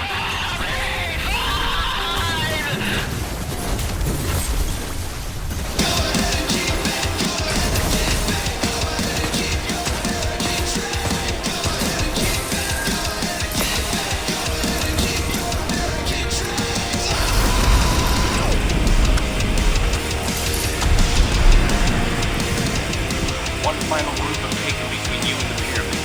I usually recommend wearing them down from range. You'll need to light up your balefires to drive them out. Prepare for close quarters contact, Guardian. Keep your American dream. I wanna live my life to the fullest. Make the most out of being young. And when I'm laying down on my deathbed, I'll be proud of every story told. Of House Light, destroy an abomination, Guardian. Into the sacred light of your balefire.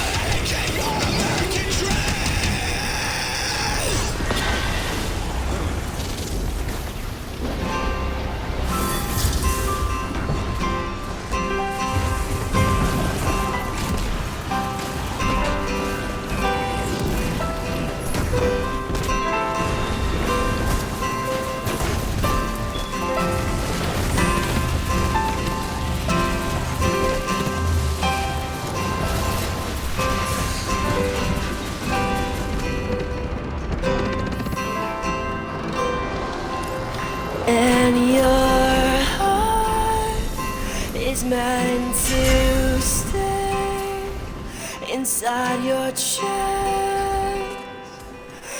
I scouted this facility for hours looking for a breach point. But one incantation from Queen Mara, and you're in. Now you know how us mortals feel. You Guardians have a knack for making the impossible look leisurely. But I will stay. But I will stay.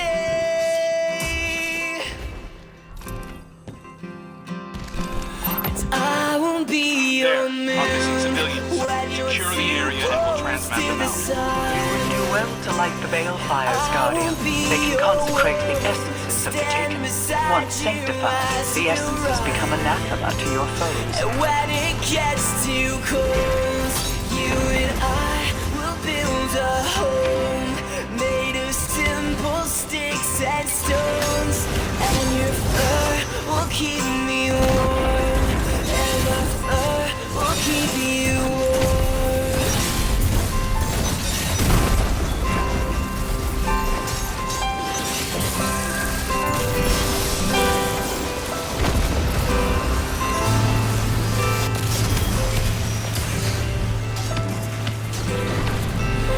And your soul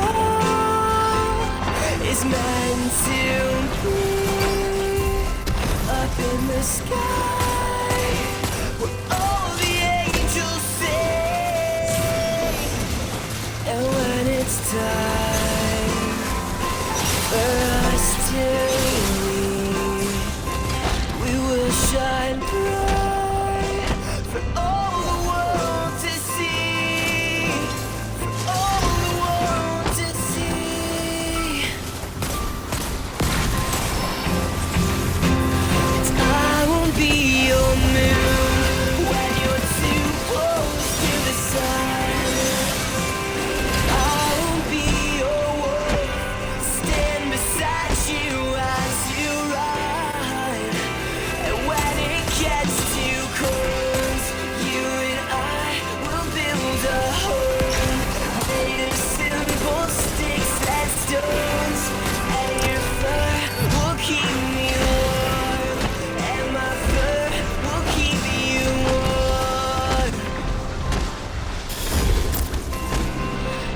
Your fur will keep me warm, and my fur will keep you warm,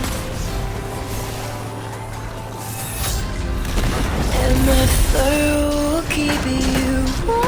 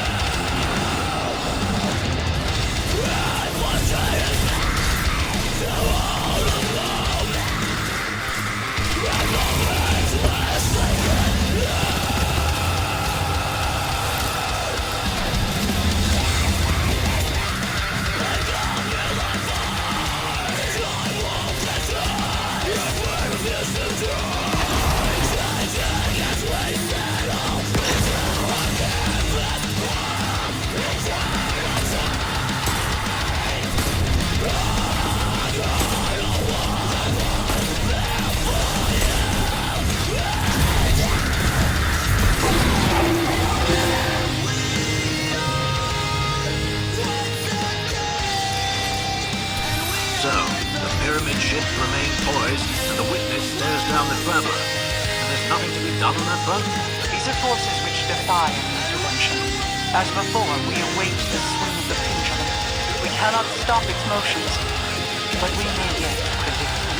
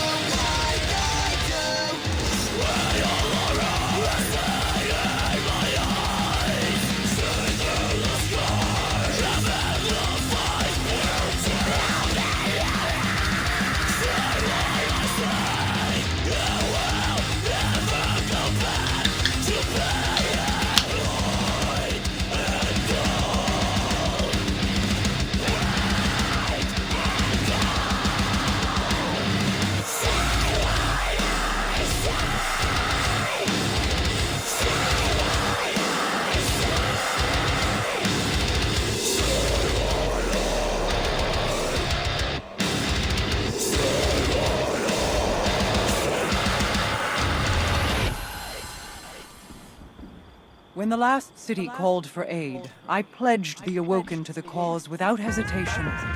The Vanguard has helped my people many times in the past. But what you face now is no simple, endless curse or vengeful god-king. We Awoken were first struck when we came between the Traveler and the Hunter, and I chose my people above either one. The choice has come again, and my answer is no different. I do not blindly defend the light, and I do not listen to the voice in darkness. Instead, I choose that which holds light and dark together in hands and heart. I choose. Now, human, exo, cousins all, detach, pour forward, number among the first, awaken. As we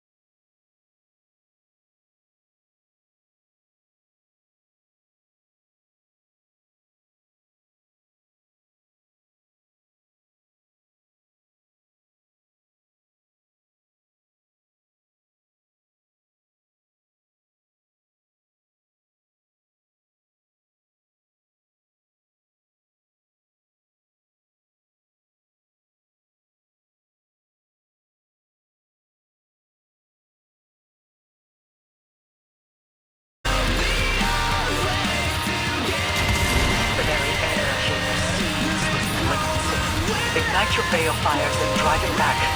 Consecrate this place, and the essences of the Taken lead us within.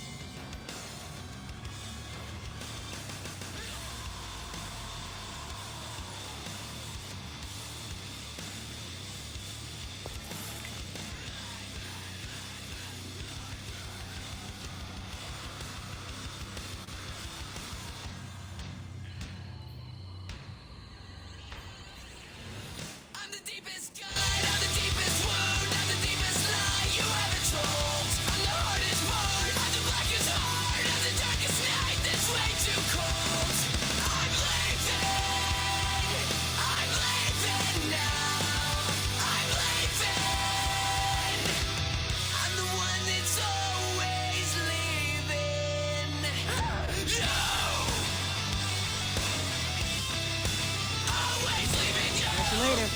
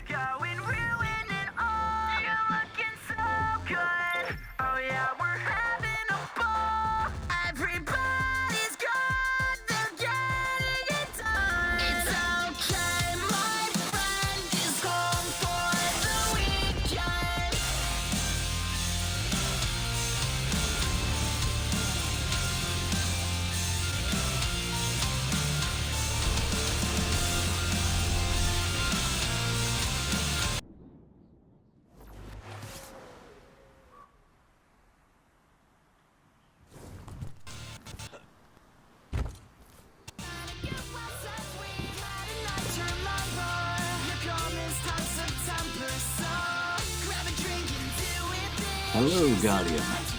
Well, I suppose I should hail you as a fellow Queensguard now. When Mara performed her ritual, she united all of us, with and without the light. You light bearers are the only ones who can draw on her power. But for the rest of us, like Ms. Holiday and Thrax, it's nice to be included. Sir Devlin K, Queensguard. Quite like the sun, huh? I think when the Witness did whatever it did to the Traveler, it sought to destroy our hope at the source. That didn't happen. Humans, Elixir, officers, and civilians be banded together, stronger than before. That's what our enemies don't understand. When things are at their worst, that's when we are at our best. I'm looking forward to the battles ahead.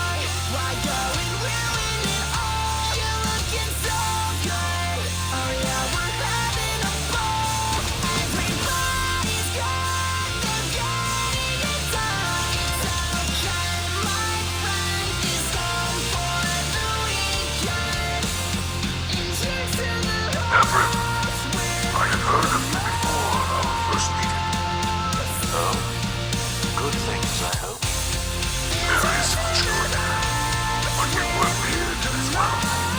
If my reputation is for keeping the people of the EDZ safe, then I don't regret it. But I hope we can work alongside one another now. We have one life, and our lives are not.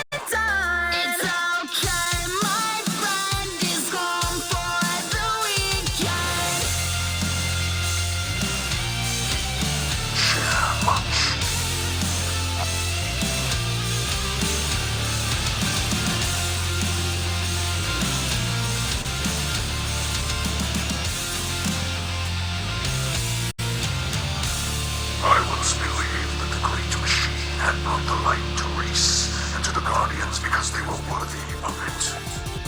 Then I questioned his understanding.